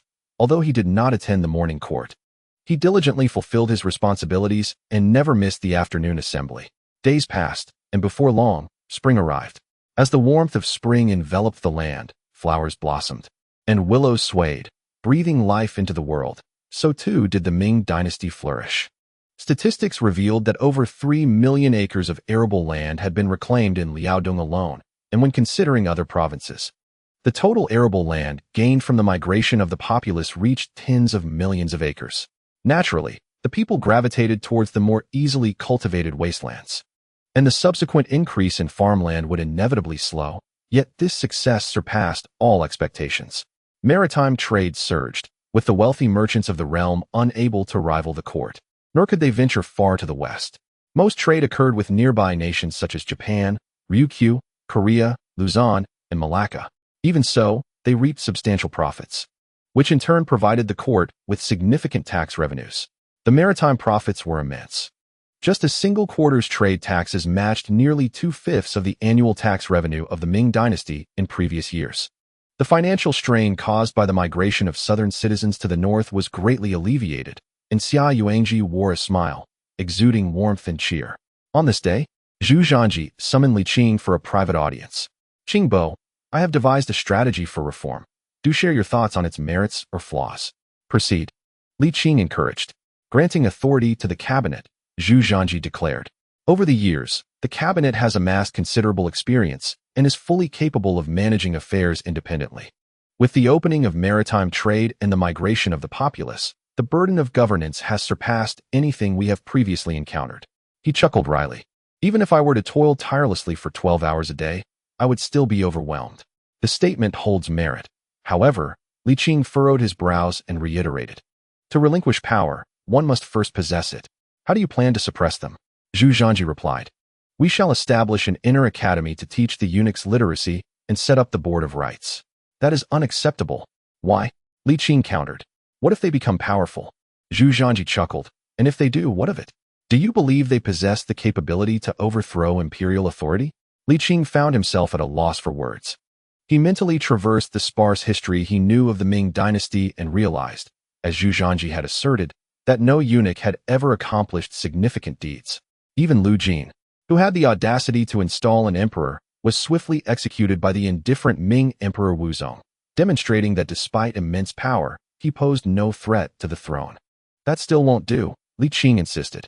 Most eunuchs have pathological mentalities. Zhu Zhanji frowned slightly. Who told you that? Li Qing hesitated. I heard it from dramas and historical accounts. He soon came to the realization that such sources could not be fully trusted, as history is often penned by scholars.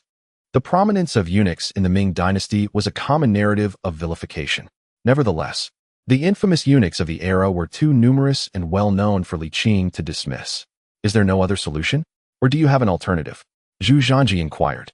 Li Qing furrowed his brow in contemplation, yet after much thought, he could not conceive a better replacement. Aside from the eunuch faction, only the nobility and military generals could rival the civil officials. However, the nobility had nearly become obsolete. Although the bureaucrats had not aggressively expanded their power, the ineptitude of the nobility was undeniable. The legacy of heroes had dwindled, and the descendants of valorous ancestors were rare. Now, many had reached their 4th generation, and there seemed to be no worthy successors in sight. Moreover, they not only failed to contend with the civil officials, but exhibited a trend toward becoming gentry, driven by the desire for wealth, which rendered them incapable of balancing the bureaucrats. Pure military leaders were equally unviable, not due to unreliability, but rather a lack of wars to engage in. This was the fundamental reason for the predominance of civil officials over military leaders in the latter stages of dynasties. Observing Li Qing's silence, Zhu Zhanji remarked, whether it be Sanbao, the Eastern Factory's Xiao Linzi, or the second and third in command of the Eastern Factory. They have performed admirably and demonstrated unwavering loyalty. Qing Bo, the animosity the bureaucrats harbor towards the eunuchs stems from the oversight of the Eastern Factory, not from the eunuchs themselves. After a prolonged silence, Li Qing suggested, then let us abandon any notions of reform. That will not suffice. Zhu Zhanji shook his head. Qing Bo, you must comprehend that to ensure the people lead prosperous lives, and for the Ming to truly thrive, relying solely on a capable emperor is insufficient. A genuine era of prosperity necessitates the collaborative governance of monarch and ministers, requiring the concerted efforts of many. Rising to his feet, he continued. The rise of the bureaucratic faction began in the Tang dynasty. In the past, Emperor Taizong Li Shimin's reliance on esteemed officials such as Fang Xianling and Du Ruhui led to the prosperous Xinguan era. Today, I aspire to emulate Emperor Taizong and cultivate a flourishing era akin to the Xuande period. Sensing that Li Qing was poised to object, Zhu Zhanji interjected, Qing Bo, are you familiar with the phrase to forfeit a meal due to a fear of choking? Li Qing responded, in tumultuous times, military leaders prevail. In prosperous times, civil officials reign. This principle is inherently understood. Indeed, in an attempt to restrict the civil officials and thereby hinder the development of the Ming dynasty, one finds oneself in a state of utter confusion. Similarly, in striving to prevent eunuchs from amassing excessive power, the unchecked growth of civil officials becomes a concern. After careful consideration, Li Qing ultimately acquiesced to Zhu Zhanji's decision. Please, elaborate on your specific plans, he inquired. Zhu Zhanji nodded, stating, firstly, at the local level. After the establishment of the Ming dynasty by the founding emperor, 3 principal institutions were established in each province, headed by the chief of revenue, the chief of surveillance, and the chief military commander. This was intended to decentralize power. However, the results have been rather comical. On the surface, these 3 bodies seem to function independently. The chief of revenue oversees administrative matters, the chief of surveillance handles judicial affairs, and the chief military commander manages the military. Yet, this independence often leads to a lack of cooperation. For instance, in the face of banditry, mountain thieves, local rebellions, or the threat of Japanese pirates, these entities begin to shift blame onto one another. To illustrate, during the rebellion of Tang Sire in the 18th year of the Yongle reign, had there been a single official overseeing all provincial affairs in Shandong, the insurgents would not have gained such strength. Li Qing nodded in agreement. So, you wish to establish such a position? Indeed, Zhu Zhanji confirmed. I have a suggestion, Li Qing proposed. We could create a temporary position, filled by mid-level officials, with no fixed tenure. This would significantly reduce the chances of any one individual gaining too much power. Excellent idea, Zhu Zhanji exclaimed. Let us proceed with this plan. What shall we call this position? Provincial Inspector. Li Qing scratched his head, pondering its familiarity. And which group will you empower in your second step? The censorate. Zhu Zhanji replied. Please elaborate, Li Qing urged. Zhu Zhanji nodded and explained. You are aware of the nature of the censors. To put it bluntly, this group seems almost designed to criticize the emperor. However, my intention in granting them authority is not to invite more criticism. In fact, many among them are quite incorruptible. Li Qing concurred, acknowledging that while they can be bothersome, holding the emperor to the standards of a sage, this group values reputation far more than material gain. So, you intend to send them to criticize local officials? Indeed, you are quite astute, Zhu Zhanji chuckled. By applying their lofty standards to local officials, we can surely benefit the populace in terms of civil affairs, military preparedness, judicial processes, and taxation. You are indeed cunning, but I find it rather appealing. Li Qing remarked with a grin. A vibrant inspection system will undoubtedly enhance governance. The power of the censors is formidable, Zhu Zhanji stated. Thus, this position shall be known as the Inspector Censor? Truly, you seem to possess an uncanny insight, Zhu Zhanji marveled. Li Qing's smile faded slightly. While I wholeheartedly support your reforms, I must admit I find your analogy rather unpleasing. Very well, allow me to share my thoughts, Zhu Zhanji said. Li Qing cleared his throat. You are familiar with the enfeoffment law, correct? Of course, Zhu Zhanji nodded. Are you suggesting a reduction of princely powers? That is unnecessary. Li Qing countered. The reductions implemented during Zhu Di's reign were already quite severe. Any further diminishment could prove disastrous. It is not a matter of fearing rebellion, but rather the implications for maritime trade, as the princes are barred from participation. If we continue to curtail their resources, generations down the line, some descendants of these princes may very well face starvation. My intention is to address the gentry, Li Qing remarked. The court has decreed that the properties of gentry and wealthy families must not solely be inherited by the eldest legitimate son, rather, regardless of age or legitimacy. All heirs are entitled to a share, ensuring equitable distribution so that none shall suffer loss. How remarkable! In chapter 36, Qianqing confesses. Zhu Zhanji's eyes gleamed with excitement. This fundamentally resolves the potential hazards of the gentry's continuous expansion. Qing, you are truly remarkable. Your insight is unparalleled. Zhu Zhanji, overwhelmed with joy, noticed Li Qing's disapproving gaze and quickly added, I am merely praising you. Li Qing retorted, you truly resemble your grandfather in disposition. Even your rhetoric mirrors his. Yet, caution is warranted, Li Qing continued. As the saying goes, policies from above are met with countermeasures below. They will still find avenues for circumvention. That is of little concern, Zhu Zhanji chuckled. Once the court's decree is issued, they will stir up their own commotion, at the very least causing some turmoil among those gentry. After a pause, he asked, Qing, do you have any further strategies? Next is the imperial examination system. Li Qing shared with Zhu Zhanji the plan he had previously discussed with Zhu Di. In essence, the court would directly determine the number of degree holders and distribute these quotas evenly among the provinces of the Ming. This would effectively prevent any single entity in the south from monopolizing the opportunities. Furthermore, there lies an additional concealed advantage. Some affluent gentry might migrate northward in pursuit of these quotas. The allocation of degree holders would undoubtedly raise the difficulty for southern candidates to unprecedented levels, whereas the educational standards in the north are relatively lower, making it significantly easier for them.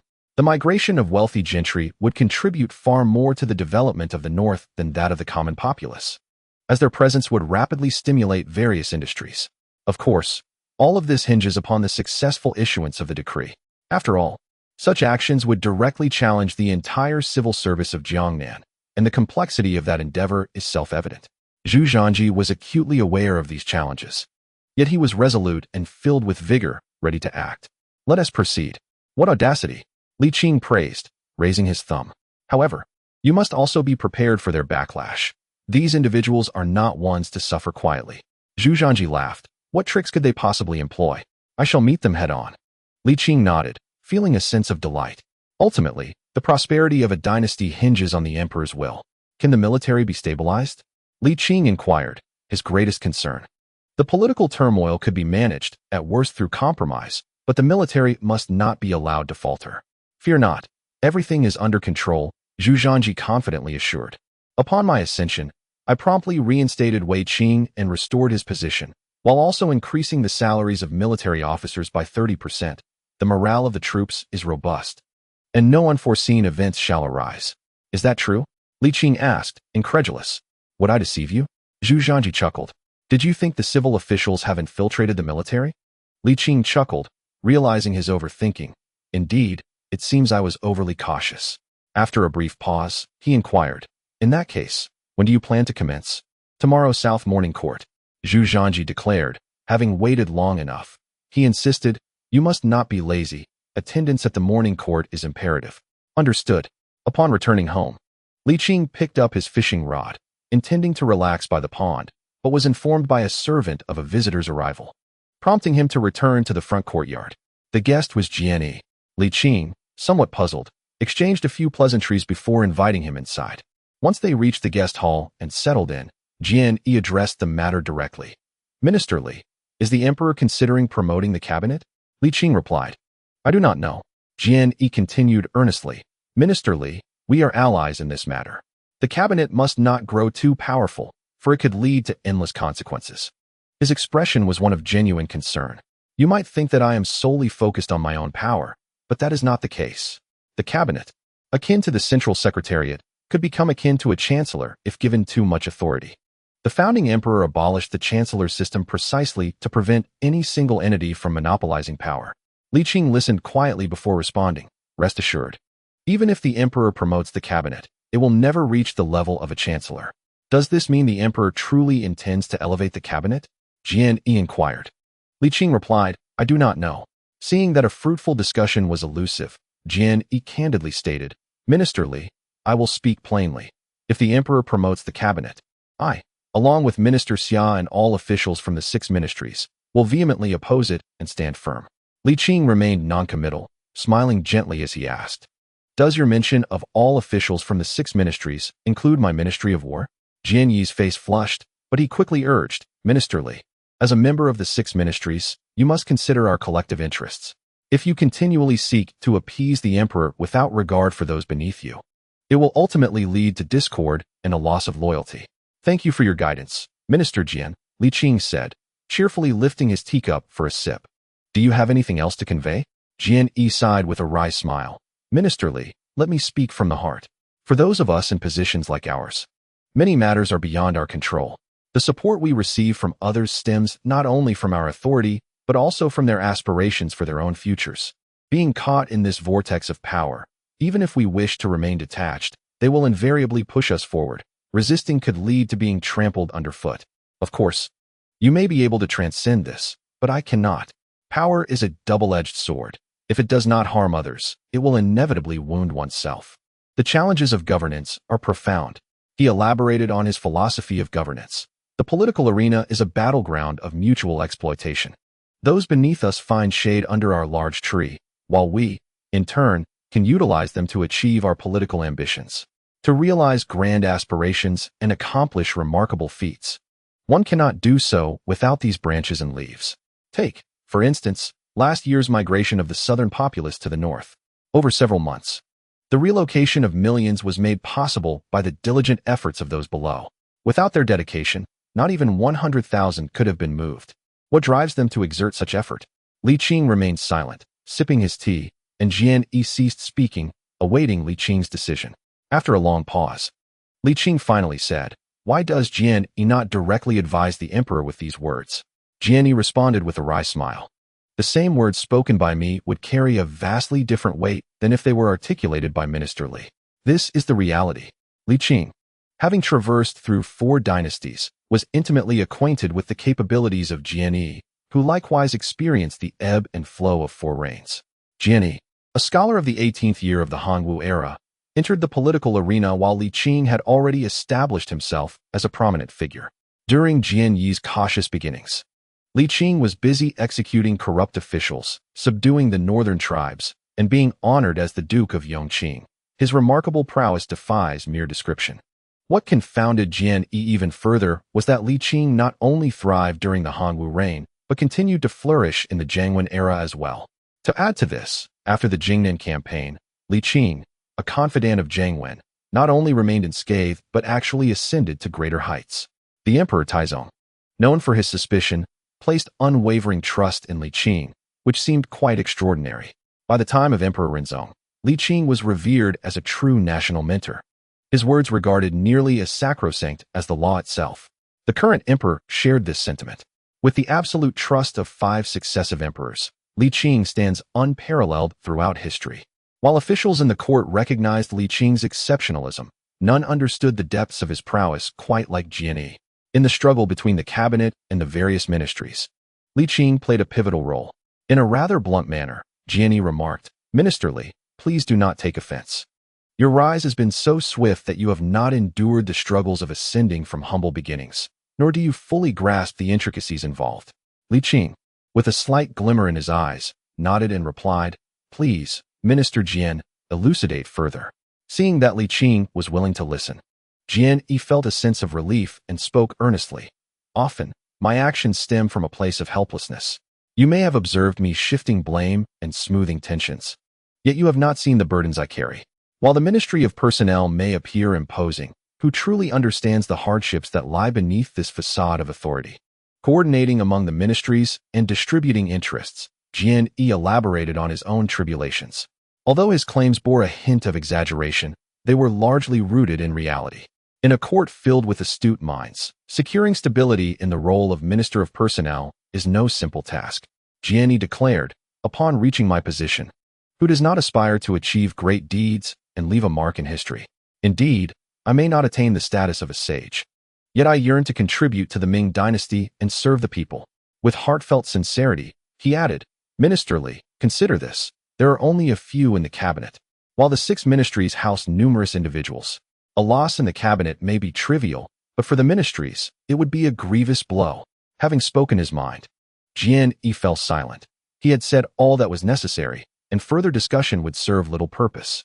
After a long contemplation, Li Qing finally expressed, Minister Jian, I shall convey your words faithfully to His Majesty. Jian exhaled in relief, rising to bow and express his gratitude. Thank you, Minister Li. Not at all. It is the least I could do, Li Qing replied, and the two exchanged polite pleasantries before Jian took his leave. Once Jian departed, Li Qing wasted no time and entered the imperial palace. In the palace hall, after a considerable wait, Zhu Zhanji arrived and inquired, What is the matter? An urgent matter has arisen, Li Qing responded. Zhu Zhanji, puzzled, stretched his sore neck and retorted, Do not speak in riddles. I have a multitude of official duties to attend to. Taking a deep breath, Li Qing stated, The following are the exact words of Jian. As Zhu Zhanji furrowed his brow, Li Qing inquired, What are your thoughts on this matter? Are you certain you wish to elevate the cabinet? Zhu Zhanji nodded affirmatively. That simplifies matters, Li Qing replied with a smile. Let us adhere to the old tradition and find a compromise. By the way, you Haven T revealed your cards directly. Have you? Zhu Zhanji shook his head. Not yet, but to incite their enthusiasm, I have disclosed a few hints. As long as you Haven T laid everything bare, that suffices, Li Qing remarked. Indeed, Jian wisely stated that the cabinet's detriment is inconsequential, yet if the 6 ministries suffer, it would be a grievous blow.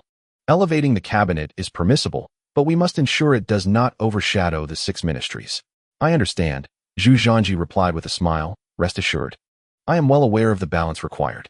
For now, the elevation of the cabinet shall be postponed for a few days. We must first implement the 2 national policies you proposed.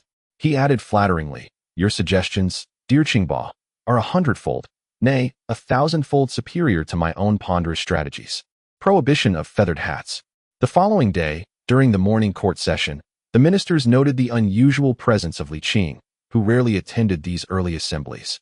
Standing in the Fengtian Hall, they realized that a significant change was imminent. Yang Shiqi, Jin Yuzi, and others narrowed their eyes, excitement glimmering within. This is a sure sign. The emperor has granted his consent, and with Li Qing's arrival today, it is evident he is here to assist us in countering the 6 ministries. At last, the cabinet shall rise. Although they were not fond of Li Qing's character, they could not deny his influence. This man was indeed formidable, a truth recognized by all. The 6 ministries felt a sense of unease, primarily due to Li Qing's unpredictable nature, despite his affiliation with them.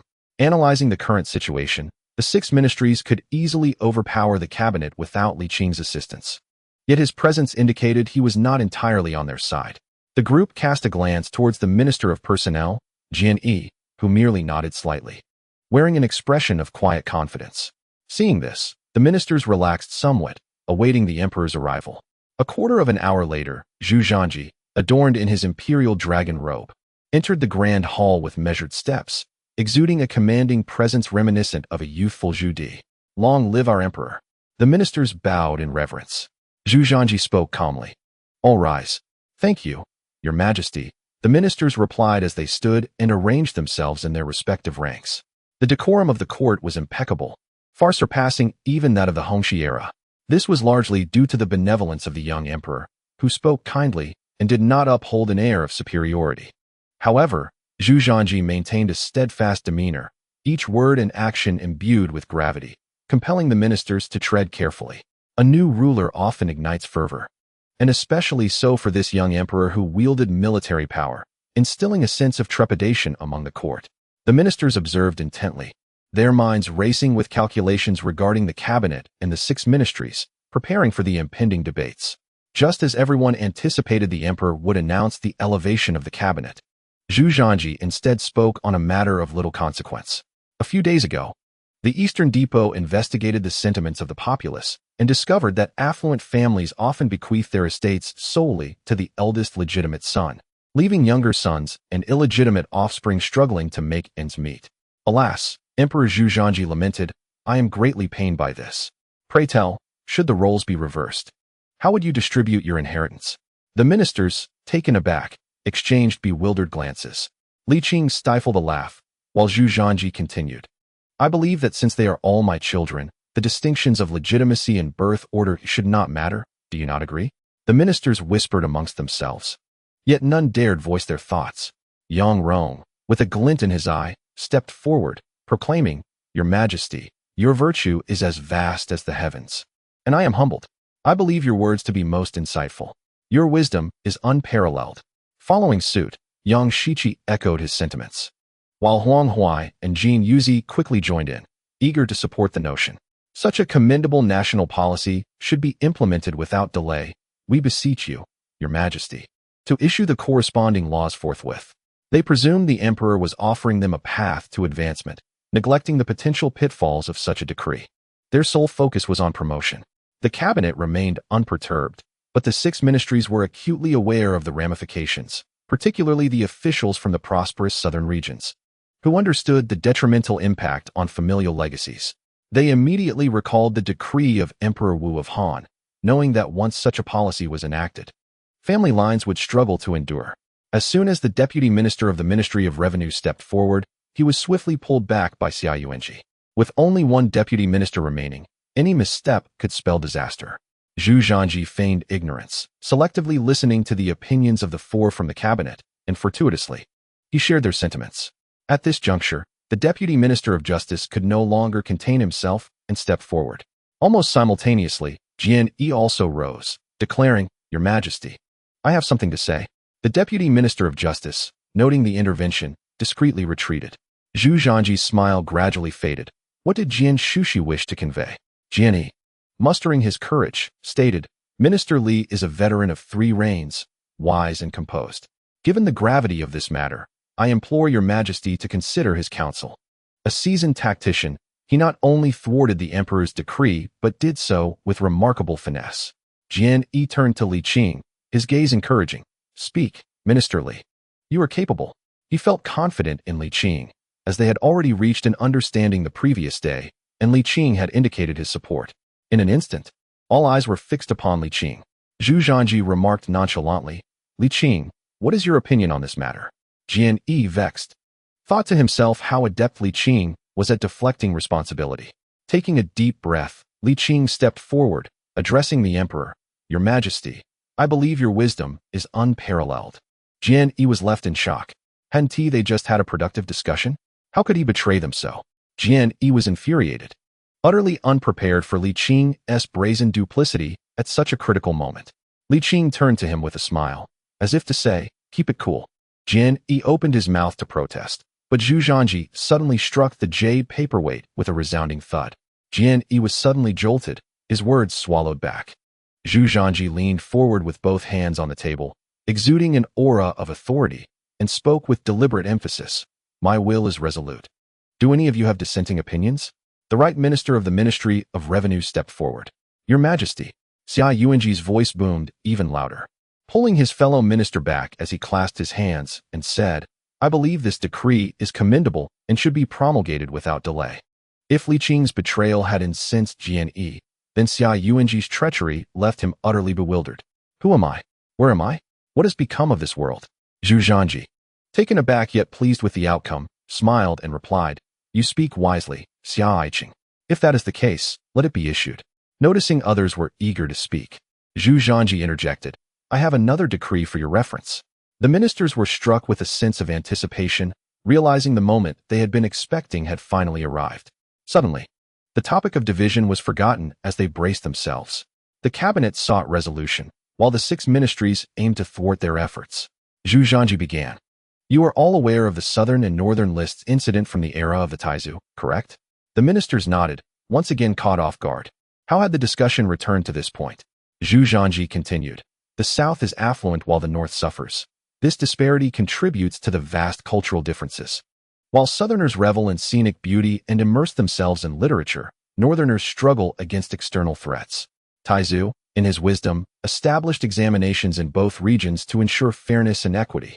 The ministers listened attentively, none daring to question Taizu's decisions.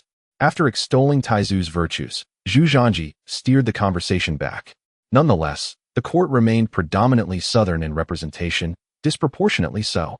In my view, merely separating the south and north does not entirely address the issue. We should allocate positions by province, ensuring each province receives equal quotas. Would you not agree? This time, Zhu Zhanji spoke candidly, without any veils. Yet this openness left the ministers uncertain on how to oppose him. Most were Southerners, and to directly oppose would be akin to championing their own homelands, fostering factionalism. Consequently, both the cabinet and the 6 ministries fell silent, each harboring discontent but hoping the other would voice their objections. The vast Fengtian hall fell into an unusual quiet. Zhu Zhanji surveyed the room with a serene smile. Since you all find this reasonable, let us implement it together. The ministers remained mute. The Southerners hesitated to speak, while the Northerners, being the beneficiaries, would surely not oppose for fear of becoming pariahs in their own regions. Zhu Zhanji rose and declared, "If any of you have memorials, please leave them for review. The court is dismissed. Long live our emperor." The ministers stiffly bowed, their minds swirling with questions. The events that transpired in court had deviated entirely from their expectations. Upon leaving the court, the cabinet hurried to the imperial study, while the 6 ministries erupted into chaos outside the palace. The Minister of Justice remarked enigmatically, "Minister Xia, your words and actions in court today have indeed earned you newfound respect. Who says otherwise? Perhaps one day the cabinet will ascend to power and grant Minister Xia a favorable position." The deputy minister of the criminal department jested. Jian furrowed his brow and replied, "Enough, this is not the place for such talk. Let us proceed." Within the inner hall of Jian Yi's residence, once everyone was seated and the servants had departed, Jian finally inquired, "Old Xia, what is the matter? Can't you see?" Xia Yuanji replied with a bitter smile. "The emperor intends to utilize this incident to elevate the cabinet. The more we oppose, the more they revel in their success. Even if we resist, we cannot prevent it. This emperor is far less amenable than the late emperor." There was an unspoken truth that Xia also agreed with the strategy of division. Silence enveloped the room. Even the mocking remarks from the Minister of Criminal Affairs and the Deputy Minister ceased. They sadly recognized that this emperor would not be swayed by their efforts. Even without that loathsome Li Qing, they were no match for him. This was due to the fact that, like Emperor Taizong, the current emperor wielded military power. Zhu Di had guided Zhu Zhanji towards military affairs from a young age, taking him on several northern expeditions during his childhood. After turning 16, Zhu Zhanji was directly involved in military campaigns, spending his days among the generals. Now, the effects of this upbringing were finally manifesting. Although Zhu Zhanji's military reputation did not yet rival that of Zhu Di, he still maintained a firm grip on the suppression of civil officials. Seeing that his words had resonated, Xia Yuanji continued, "The cabinet's fervor stems from their understanding that to advance further, they must be obedient and willing to work. If they merely pander to the emperor for the sake of their careers, would that not be a waste of their scholarly pursuits?" The deputy minister of rights retorted indignantly. Xia Yuanji countered, "The 2 edicts issued by the emperor do indeed have certain benefits for the Ming." Jian sought to mediate, stating, "Our opposition cannot impede the emperor. Rather, it would only serve to empower the cabinet. Regardless, we did not lose in this assembly. The cabinet has yet to gain any promotion." Upon hearing this, the expressions of the gathered individuals softened. Jian understood that the best way to stabilize the internal situation was to establish a common enemy. Thus he declared with fervor, "This official shares a deep animosity with the cabinet." To share a deep animosity, the others echoed in agreement.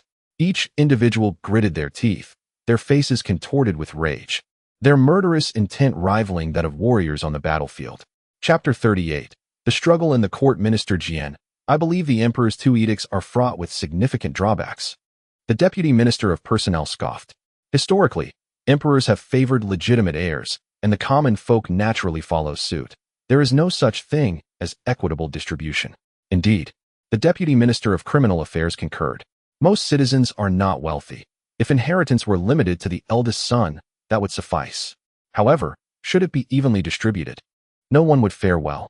The deputy minister of revenue stroked his beard in agreement, adding, "Though the emperor's intentions are commendable, they are somewhat lacking in foresight. Those who benefit from the emperor's provisions should alleviate his burdens. As ministers, we ought to counsel the emperor." The deputy minister of rights looked hopefully at Jian. "Minister Jian, what do you say?" Jian replied, "Under normal circumstances, he would deftly dismiss such concerns with a mere gesture. But now it is different.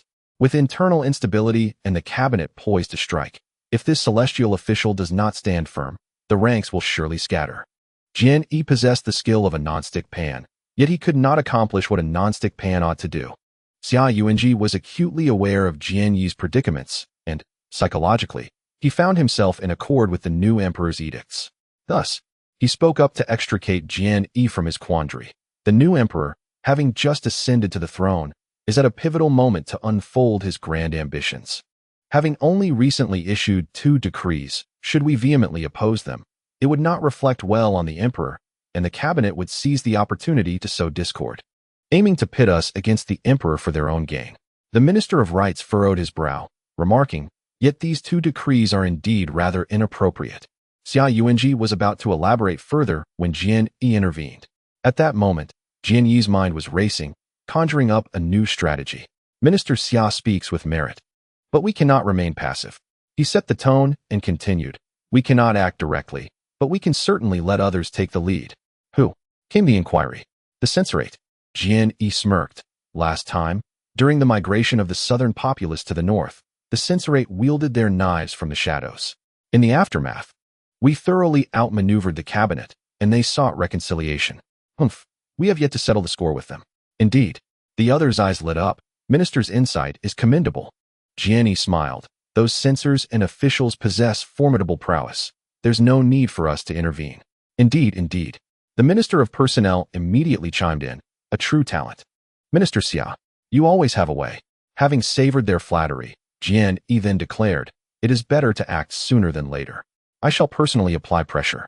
We must achieve a resolution during the afternoon court." Pausing for effect, he added solemnly, "The cabinet is our greatest adversary, not the emperor.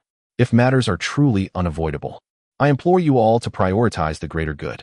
The assembly nodded in agreement. "Rest assured, Minister Jian, we understand the gravity of the situation. Whether it pertains to equal distribution of family assets or limits on the number of successful candidates, such matters seemed trivial in the face of their own power. Those who had risen to such heights were not simple-minded, and in the face of unchangeable circumstances, they naturally chose to sacrifice the small for the sake of the greater." Jian Yi finally felt at ease. In the afternoon court, Li Qing arrived punctually. Inside the Fengdiang Hall, the 6 ministries bore serious expressions, while the cabinet was brimming with enthusiasm. Li Qing was somewhat taken aback. Little Zhu's skill in painting promises has certainly improved. Despite not being promoted, the cabinet remains spirited. It remains to be seen how he will reconcile this. Moments later, Zhu Zhanji entered the grand hall. The ministers paid their respects and stood in formation, statuesque. Zhu Zhanji surveyed the assembly and declared, "Are there any petitions from the ministers?" "I have a petition." The left vice-censor of the censorate stepped forward, clasping his hands. "I beg your pardon, but I must express that the 2 decrees advocated by your majesty this morning have certain shortcomings." "Shortcomings?" Zhu Zhanji replied nonchalantly. "Then why did you not voice this during the morning court?" "I am but a dullard. I did not grasp the details at the time," the left vice-censor said. His face flushed. Zhu Zhanji smiled, reclining comfortably against the dragon throne. He appeared quite casual, yet the more relaxed he seemed, the more anxious the left vice-censor became. This emperor was not like the late one, and he did not exude an aura of benevolence. Bound by constraints, the left vice-censor had no choice but to press on, mentally cursing Jian Yi's lineage before mustering the courage to speak. "I believe the notion of equal distribution of family wealth proposed by your majesty is somewhat biased." The vice minister of the left proceeded cautiously, asserting that the inheritance of wealth should be passed down to the eldest son to ensure the continuation of the family lineage. He illustrated his point by suggesting that if a family with limited resources divides its modest assets among multiple sons, none would thrive, especially during times of calamity. Transmitting the inheritance to a single heir would preserve the family legacy and facilitate a more robust succession. He paused, reflecting on how this principle has been upheld throughout history, serving as the bedrock of the illustrious civilization of Huaxia for millennia. Zhu Zhanji remained silent, casting a fleeting glance towards the location of the cabinet. Huang Huai immediately rose. Sneering, "Vice Minister, your assertions are utterly fallacious." He proclaimed loudly, "Have the regulations of past dynasties always been correct? If they were, would those dynasties have met their demise? Are you suggesting that the Ming should tread the same path?" The sharp retort left the vice minister of the left at a loss, unable to shoulder such a heavy accusation. "That was not my intention," he stammered. "Then what exactly do you mean?" Huang Huai, being older and more tempestuous, raised his voice, startling Zhu Zhanji. The vice minister of the left, taken aback, found himself momentarily speechless. At this juncture, the vice minister of the right intervened, stating that Huang, in his attempt to dominate the discourse, had evaded the core issue. Why not address the question directly? He challenged. Yang Rong stepped forward, declaring, "Today, our great Ming is flourishing. We have opened the seas to the south and cultivated the north. Where is this notion of equally dividing inheritances that leads to despair? On the contrary, I contend that equitable distribution of wealth is the fairest and most harmonious strategy." The vice minister of the right found himself momentarily speechless, for it was undeniable that the present Ming was indeed prosperous. To counter Yang Rong would mean to contradict the achievements of the founding emperors, Zhu Yuanzhang, Zhu Di, and Zhu Zaiho. Angered, he retorted, "As a mere fifth-rank official, you should refer to me as your humble servant when debating, yet you repeatedly oppose me. What is your true intention?" Yang Shiqi stepped forward to support his friend. The court's discussions are about matters at hand, not the ranks of officials. If status determined right or wrong, who could challenge the emperor's authority without ill intent? The scene was captivating, with Li Qing observing with great interest, while Zhu Zhanji rested his chin on his hand, appearing to relish the unfolding drama. A brief silence enveloped the court, marking the conclusion of the first round, with the cabinet emerging victorious. Thus, the second round commenced. The censor-in-chief approached, sidestepping the initial question. The imperial court recruits talented individuals through the imperial examination, naturally prioritizing merit over regional quotas. True fairness is determined by capability and tangible strength.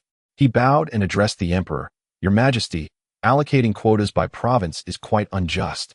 Is being born in a favorable location a testament to one's ability?" Zhu Zhanji ignored him, casting a glance at the cabinet members.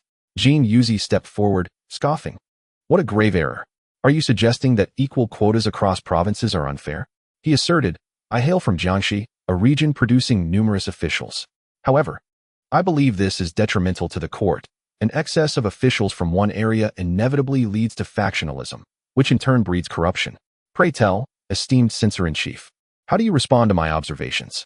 The censor-in-chief fell silent once more. Jin Yuzi has thrown caution to the wind, disregarding even the bonds of her hometown. One might ask, will you survive this? No one dares to challenge her any longer. Jin Yuzi has cast aside her shoes, leaving them no ground to stand on. Moreover, their opposition stems solely from the desire to form factions. Zhu Zhanji cast a cold glance over the assembly, his eyes glimmering with an icy resolve. Is there anyone else who wishes to dissent? The court fell into a profound silence, with no voice daring to speak. Zhu Zhanji's demeanor softened as he smiled and declared, "Since there are no objections, let us proceed. The Hanlin Academy shall draft the decree, and the Ministry of Rights will promulgate it to the world." After a brief pause, he commanded the censorate to heed his words. The very officials who had just confronted the cabinet appeared instantly transformed, their faces paling in fear as they stepped forward, exclaiming, "We await your command, Your Majesty." Zhu Zhanji reassured them gently, "Do not be alarmed, my loyal ministers. The censors and officials are here to offer counsel. Would I be angered by differing opinions?" The officials felt a wave of shame wash over them, exhaling quietly in relief, yet still wary. Zhu Zhanji continued, "For the prosperity of the Ming, it requires a shared governance between sovereign and subjects, necessitating cooperation between local and court authorities. Likewise, the censors must not confine their oversight solely to the court, but must also establish a monitoring system in the provinces." Pausing briefly, Zhu Zhanji rose and proclaimed, "I wish to appoint supervisory censors to oversee the welfare of the populace, military preparedness, judicial matters, and taxation." The court was taken aback.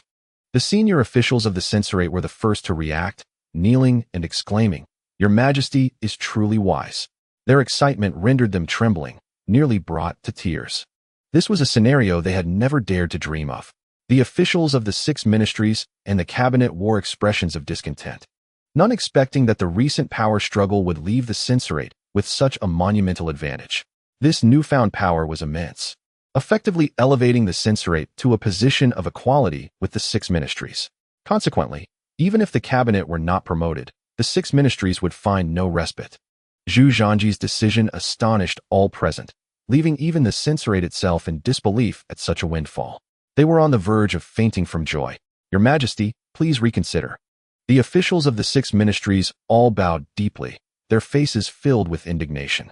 Zhu Zhanji shot a glance at the cabinet, but they were now unwilling to acquiesce. The cabinet, feeling overlooked, sought to integrate themselves into the fray and began to confront the 6 ministries. The 6 ministries, firmly entrenched, held their ground, and the cabinet, witnessing their vigor, boldly stated, "We in the cabinet acknowledge the authority of the censorate." In a spirit of camaraderie, the censorate reciprocated, collaborating with the cabinet to challenge the 6 ministries. Each invoked classical references, showcasing their talents, turning the court into a lively spectacle. Chapter 39. Undefeated Li Qing did not leave. Such a splendid performance was a rare spectacle, indeed a treasure that was hard to come by. He could not bear to depart. Regrettably, he had not brought any snacks like candied fruits or sunflower seeds to enjoy during the court session, and he smacked his lips in disappointment. Just then, Li approached him and softly said, "My lord, the emperor requests your presence in the central hall." With a resigned sigh, Li Qing acknowledged this. Upon arriving at the central hall, Zhu Zhanji immediately began to complain. "Why didn't you speak on my behalf in the court? Aren't you capable of handling it?" Li Qing rolled his eyes, feeling quite embarrassed. "It's rather unnecessary for me to intervene. They would escalate matters on their own." "Escalate matters?" Zhu Zhanji paused, then quickly instructed, "Li, dismiss them at once. If they wish to fight, let them do so." "As you command," the servant replied. Zhu Zhanji turned and sat down in a chair, gesturing for Li Qing to take a seat as well. "What brings you here?" Li Qing sat down and popped a piece of fruit into his mouth, musing that he had just missed out on a performance without snacks, and now had snacks, but no show to watch. Truly, one cannot have both fish and bear's paw. Zhu Zhanji elaborated, though the censors wield little power, they control public opinion. Previously, the 6 ministries held a monopoly, relegating them to mere vassals. However, with new opportunities for ascendance, they will undoubtedly fight fiercely for their cause. I merely need to lend my support. Yet, I am currently concerned about the establishment of the inner academy.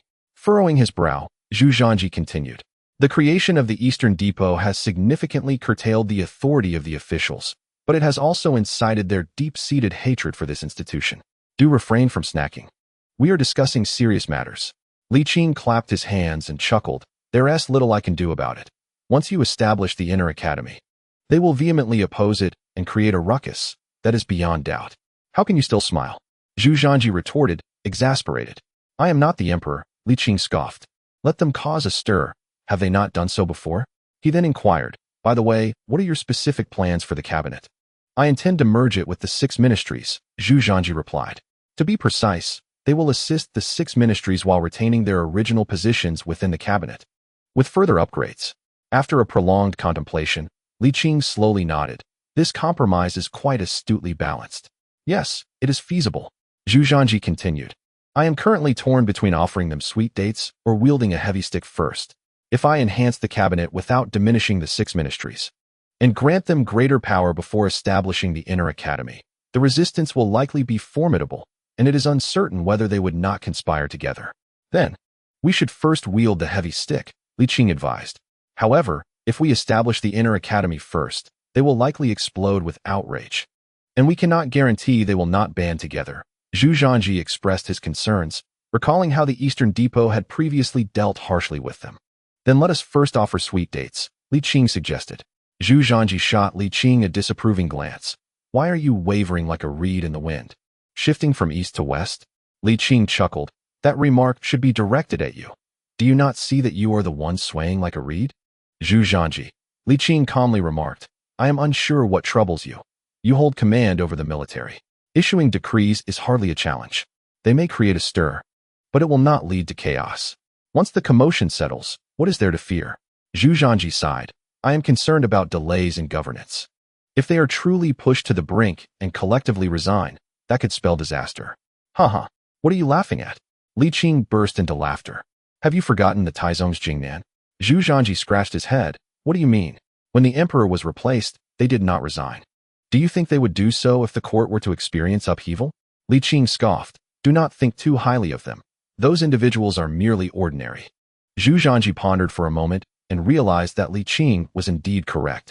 He couldn't help but chuckle, acknowledging, indeed. They managed to serve comfortably even after a change of emperor.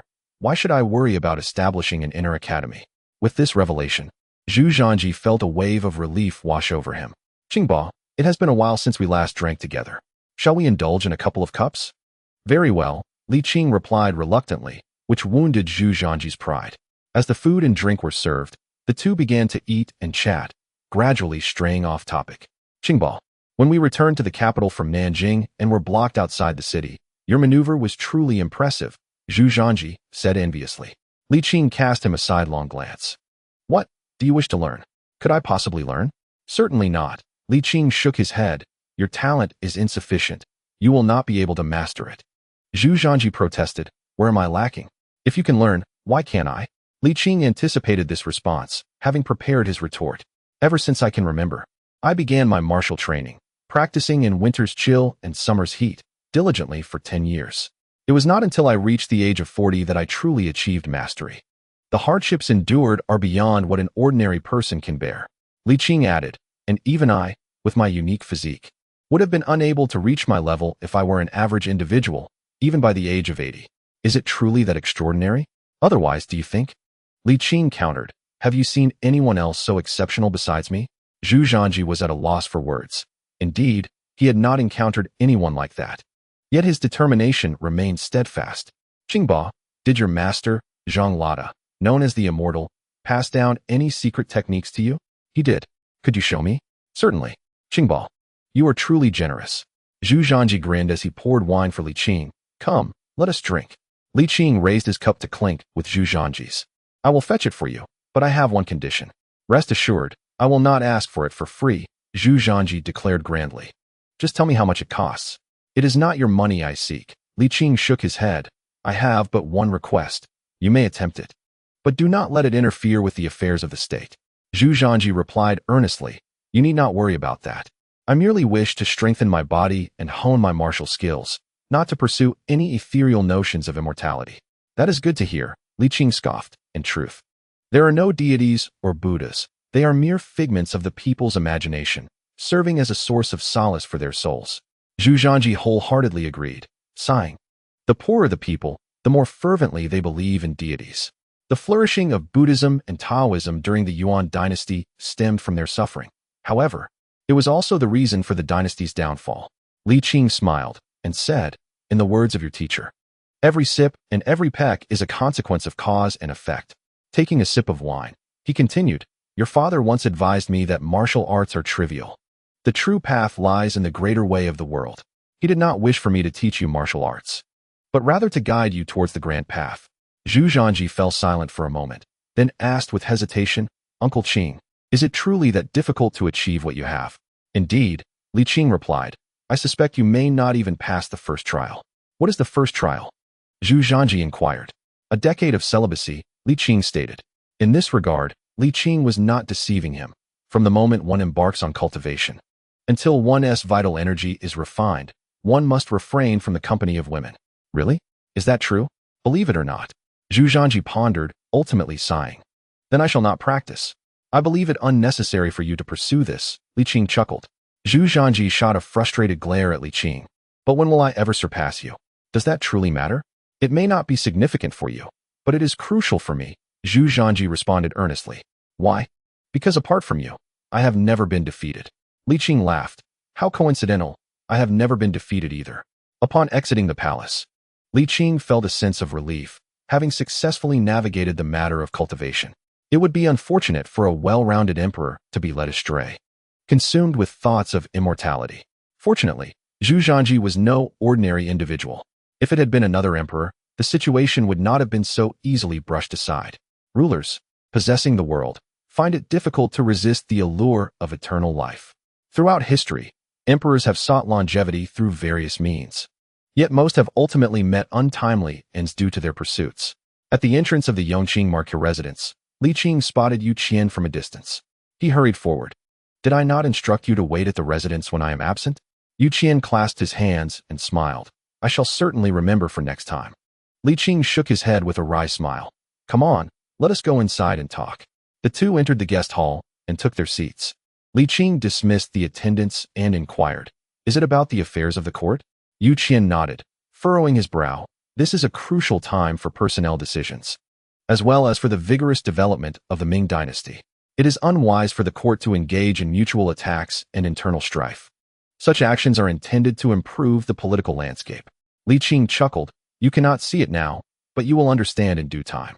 Yu Qian sighed, logically. As merely a lowly official in the Ministry of War, I should not speak too much, but I worry. With the current turmoil and the new emperor having just ascended, what if things spiral out of control? They will not spiral out of control, Li Qing reassured him, taking a sip of tea. The emperor is far more astute and capable than you realize. He would not act without absolute confidence that the situation remains within his grasp. Rest assured, the sky will not fall. Yu Qian nodded, though not entirely at ease. Li Qing chose not to elaborate further and shifted the conversation. How is the position of the official? Quite well, Yu Qian replied sheepishly, though it is rather idle. I wish to accomplish more. Li Qing encouraged him. You are still young. Work diligently, and opportunities will arise. Your future is bright. Yu Qian smiled, having heard this sentiment numerous times before. He had become completely immune to it. Li Shangshu, the political strife is indeed intense, and our Ministry of War is caught in the midst of it. Someone has urged you to choose a side, hasn't he? Li Qing inquired. Yu Qian awkwardly nodded. Your Excellency, I wish to remain neutral in party politics. But lacking the strength to do so is nearly a fantasy. Li Qing chuckled heartily, asserting with confidence, leave this matter to me. You need only focus on your own responsibilities. No one shall coerce you into taking sides in the future. Chapter 40. Bullying. Yu Qian felt a great sense of relief.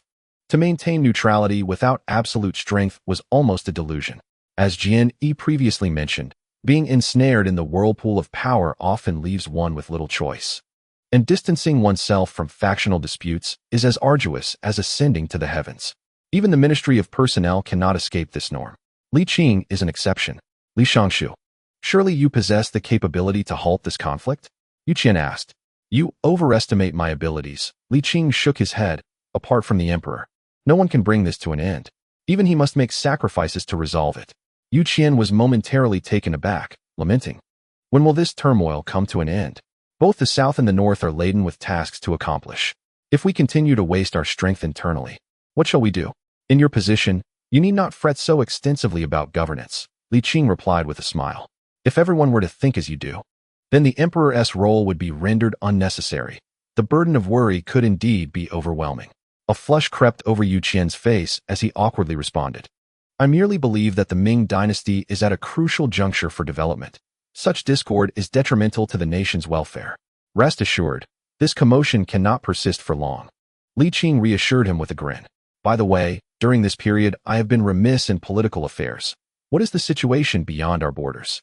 Yu Qian set down his teacup and replied, the borders have remained undisturbed. However, the grasslands are not peaceful. The Tatars remain the foremost tribal power, frequently infringing upon other tribes and steadily growing in strength. Oh, Li Qing frowned. What scale have they reached now? Fear not, they are still far from their former peak. Yu Qian replied, a rare smile breaking his meticulous demeanor. In the battle of the 22nd year of Yongle, the Tatars suffered severe losses. Their stronghold, after being compromised, significantly hampered their growth. Based on our analysis, their current fighting force is around 40,000, not exceeding 50,000, which poses no threat to the Ming. Li Qing nodded with a smile. And the Walla? With the support of the Ming tea and horse trade policy, the Walla have developed rapidly, Yu Qian explained. Though they still lag behind the Tatars, they are now capable of standing their ground and are no longer subjected to relentless defeat. Li Qing pondered for a moment. Has the Tatar launched any offensives against the Walla? Not at all, Yu Qian replied. That seems unusual. Li Qing frowned. The Tatars cannot be oblivious. If they continue to neglect the Walla, they will inevitably be surpassed or even consumed. How could they simply allow the Walla to grow stronger? Yu Qian nodded slightly, but suddenly his expression changed, and he exclaimed, could it be that they have reached some sort of agreement? Such a possibility cannot be dismissed, but it is unlikely. Li Qing mused. The tribal nature of the grasslands has always been one of plunder, and their past grievances are too profound. I am more inclined to believe the Tatars are biding their time. After a pause, he added, you must pay close attention to this matter. Once the political situation stabilizes, the Ming army must venture out once more. Whether or not we engage in battle is of little consequence, but we must maintain a posture of military deterrence. Otherwise, Given enough time, dissenting sentiments are bound to arise, including among the Walla whom the Ming has consistently supported. I shall take note of that, Yu Qian replied, bowing respectfully. The two conversed for a while longer before Yu Qian took his leave. After bidding farewell to Yu Qian, Li Qing could not help but ponder. Based on his understanding of the Tatars, he knew they would not be so straightforward. While their reluctance to attack the Ming could be understood, given their current lack of strength, their passive observation of the Walla's growing power was indeed suspect. Regardless of whatever schemes they might concoct, they would surely crumble before the undeniable might of the Ming. Li Qing scoffed at the notion of one party striving for supremacy. Such aspirations were but fanciful delusions. Nevertheless, the most pressing concern remained the court's internal affairs. In a time of instability, Zhu Zhanji could not lead a military campaign. He murmured to himself, "Tomorrow, I must stoke the flames." On the following day, within the Fengtian Hall, as Li Qing arrived, the 6 ministries, the cabinet, and the censorate were already in session. Seizing the opportunity before the emperor's arrival, a group began engaging in a sharp exchange, with the previously submissive censorate now striking back fiercely. After all, their original role was that of censors, and when they unleashed their criticisms, their combat prowess was unmatched. Even the well-established 6 ministries found it challenging to withstand the onslaught, especially with the cabinet also scheming. The 6 ministries, now outnumbered, were beginning to feel the strain. After a while, Zhu Zhanji entered the grand hall, and the ministers paid their respects. Following the customary exchange of courtesies, without needing Zhu Zhanji to initiate, they spontaneously began to accuse one another, presenting an impressive spectacle. Li Qing had anticipated this, and thus had prepared himself, pulling out some sunflower seeds to snack on. He intended to remain a bystander in this phase of contention. Zhu Zhanji, detached from the fray, quietly relished the spectacle of their mutual vitriol. After a little less than half an hour of mutual accusations, the censorate and the cabinet reached a unified stance. The opposition from the 6 ministries was merely the desperate act of those with guilty consciences.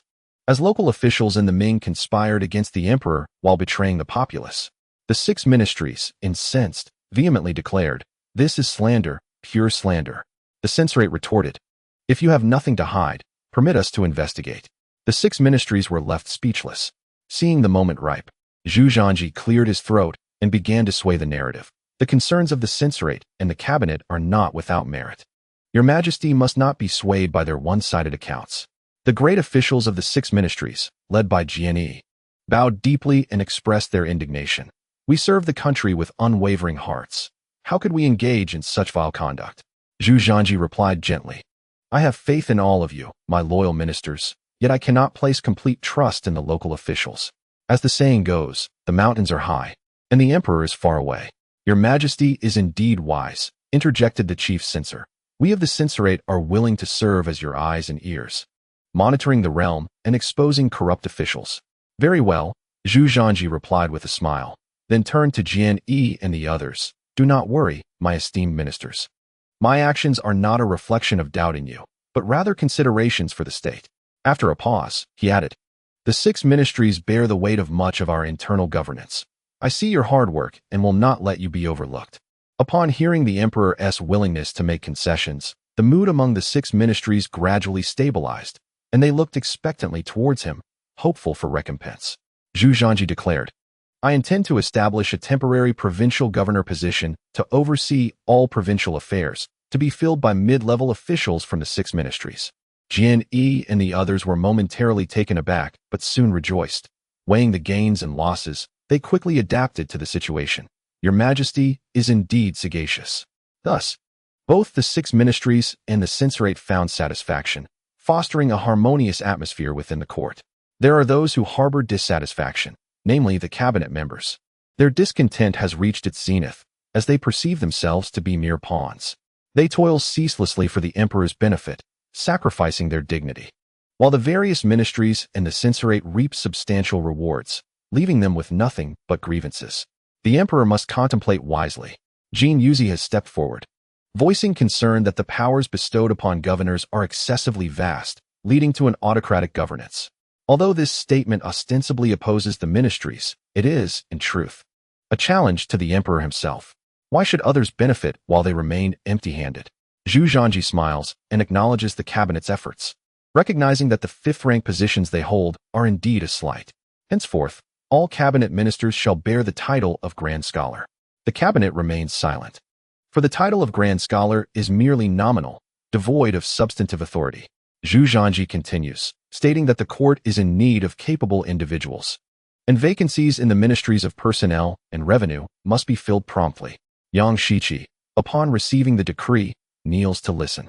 You shall concurrently serve as the Vice Minister of War, assisting Li Qing in the affairs of the War Ministry.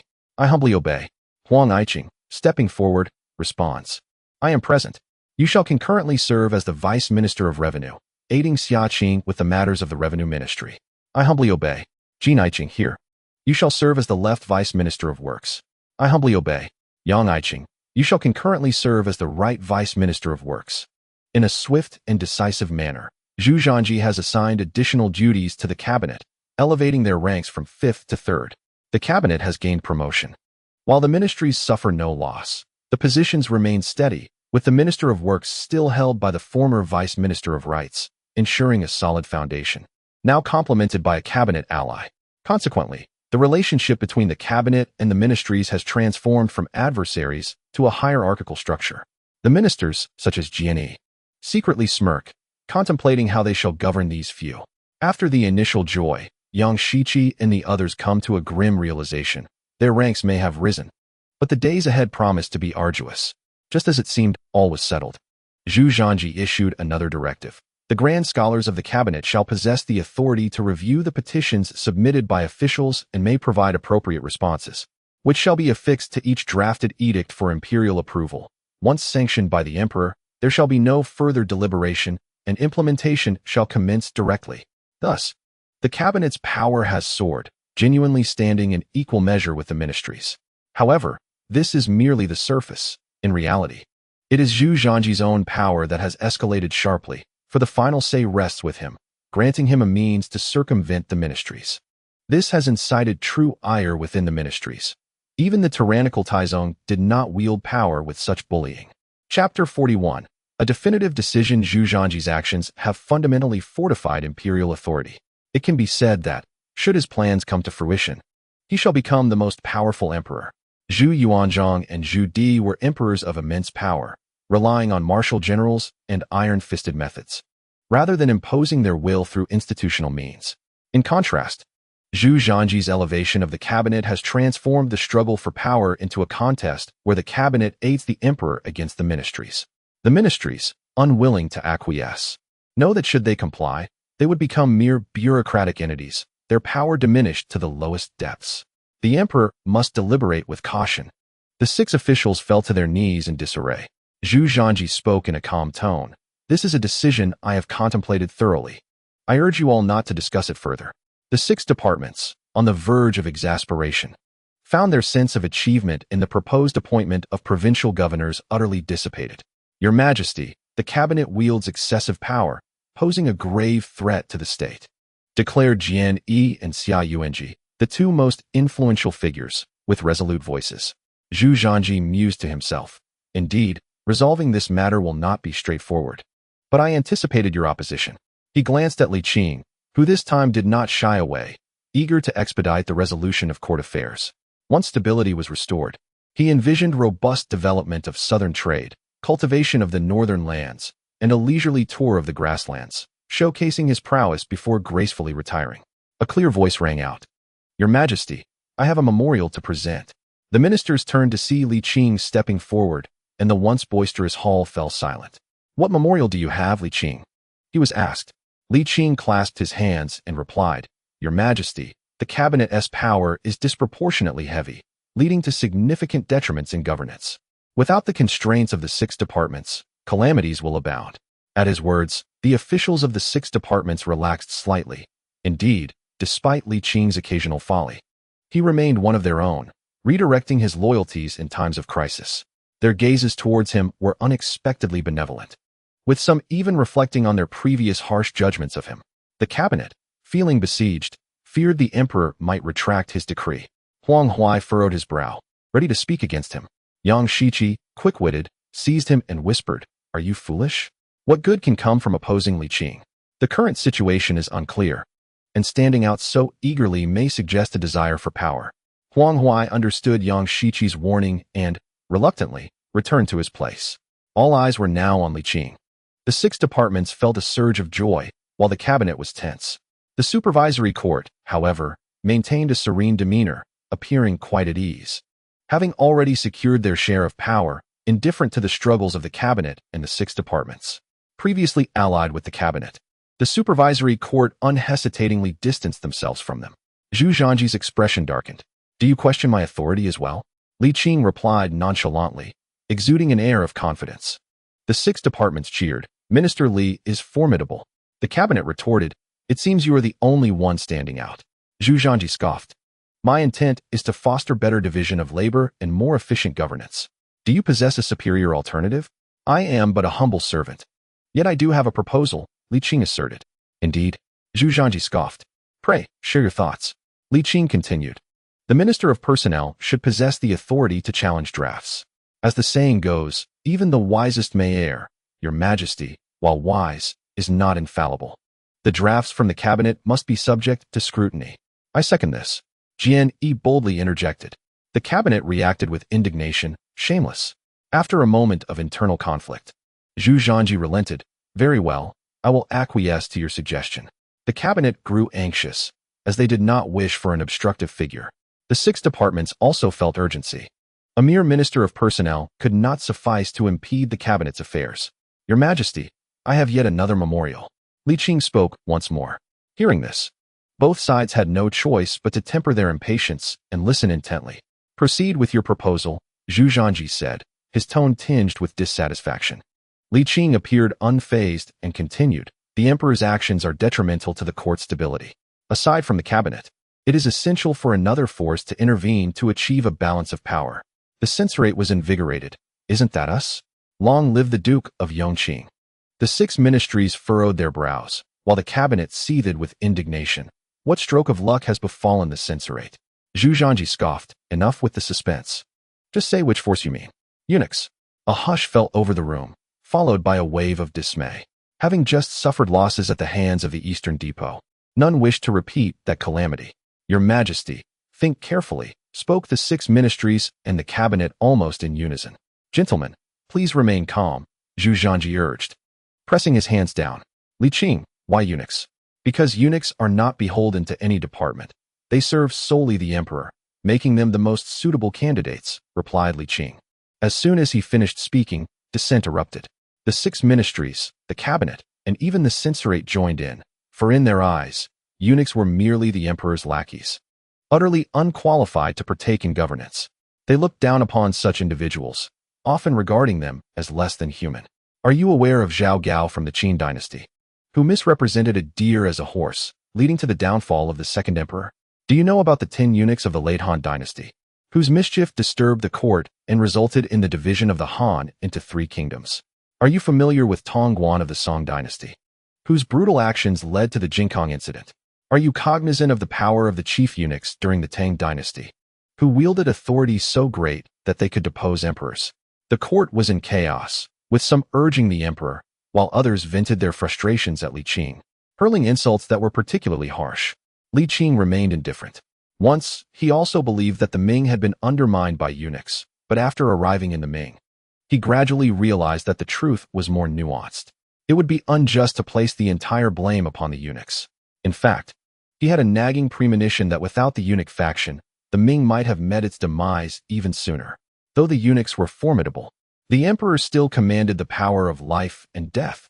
After all, the seemingly invincible Jiao Qiansui had been executed by the suddenly ascendant Chongzhen. The 6 ministries were truly furious, launching a self-destructive tirade against Li Qing, the cabinet, the censorate, and the emperor. Their sole demand was clear: do not recklessly alter the system. Everything is fine as it is. The emperor, alongside the 6 ministries, could govern just as well without introducing additional factions. This upheaval turned what had been a united front into a chaotic melee. The cabinet lashed out at the 6 ministries, with the censorate joining in to criticize both the 6 ministries and Li Qing, while the 6 ministries returned fire on all fronts. The court descended into utter disarray, and Li Qing, seemingly detached, munched on sunflower seeds, entirely removed from the fray. Unbeknownst to them, The morning court session had long since elapsed, yet no one mentioned adjourning. Zhu Zhanji sat composed, listening to the back and forth. Soon, it was time for the noon session. Li Qing finished his seeds and began to savor candied fruits. The ministers remained fervent. As noon passed, Li Qing progressed to pastries.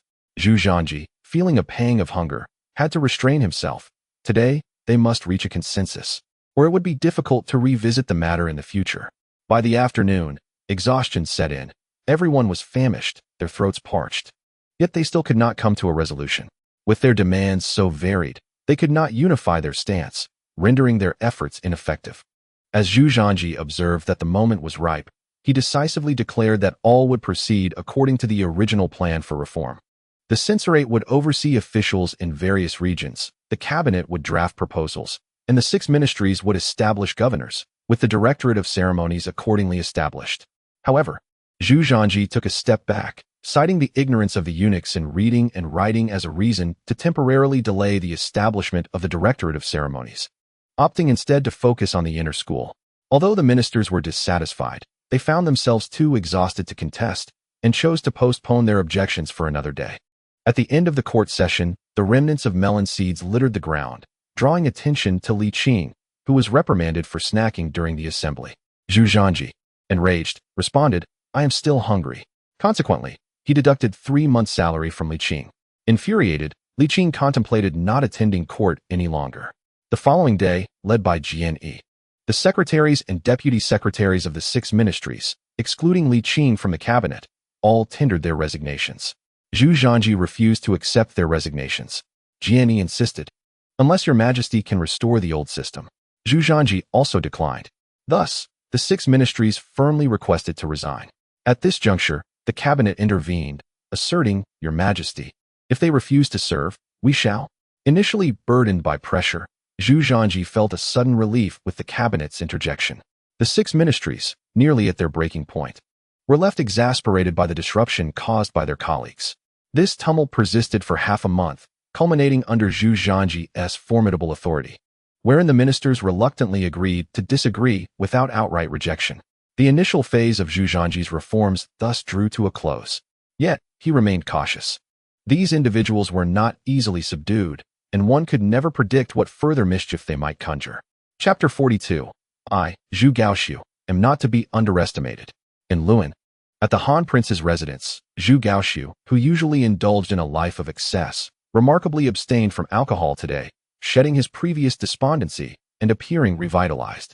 The Han Princess, witnessing such a significant transformation in her husband, could not help but feel elated.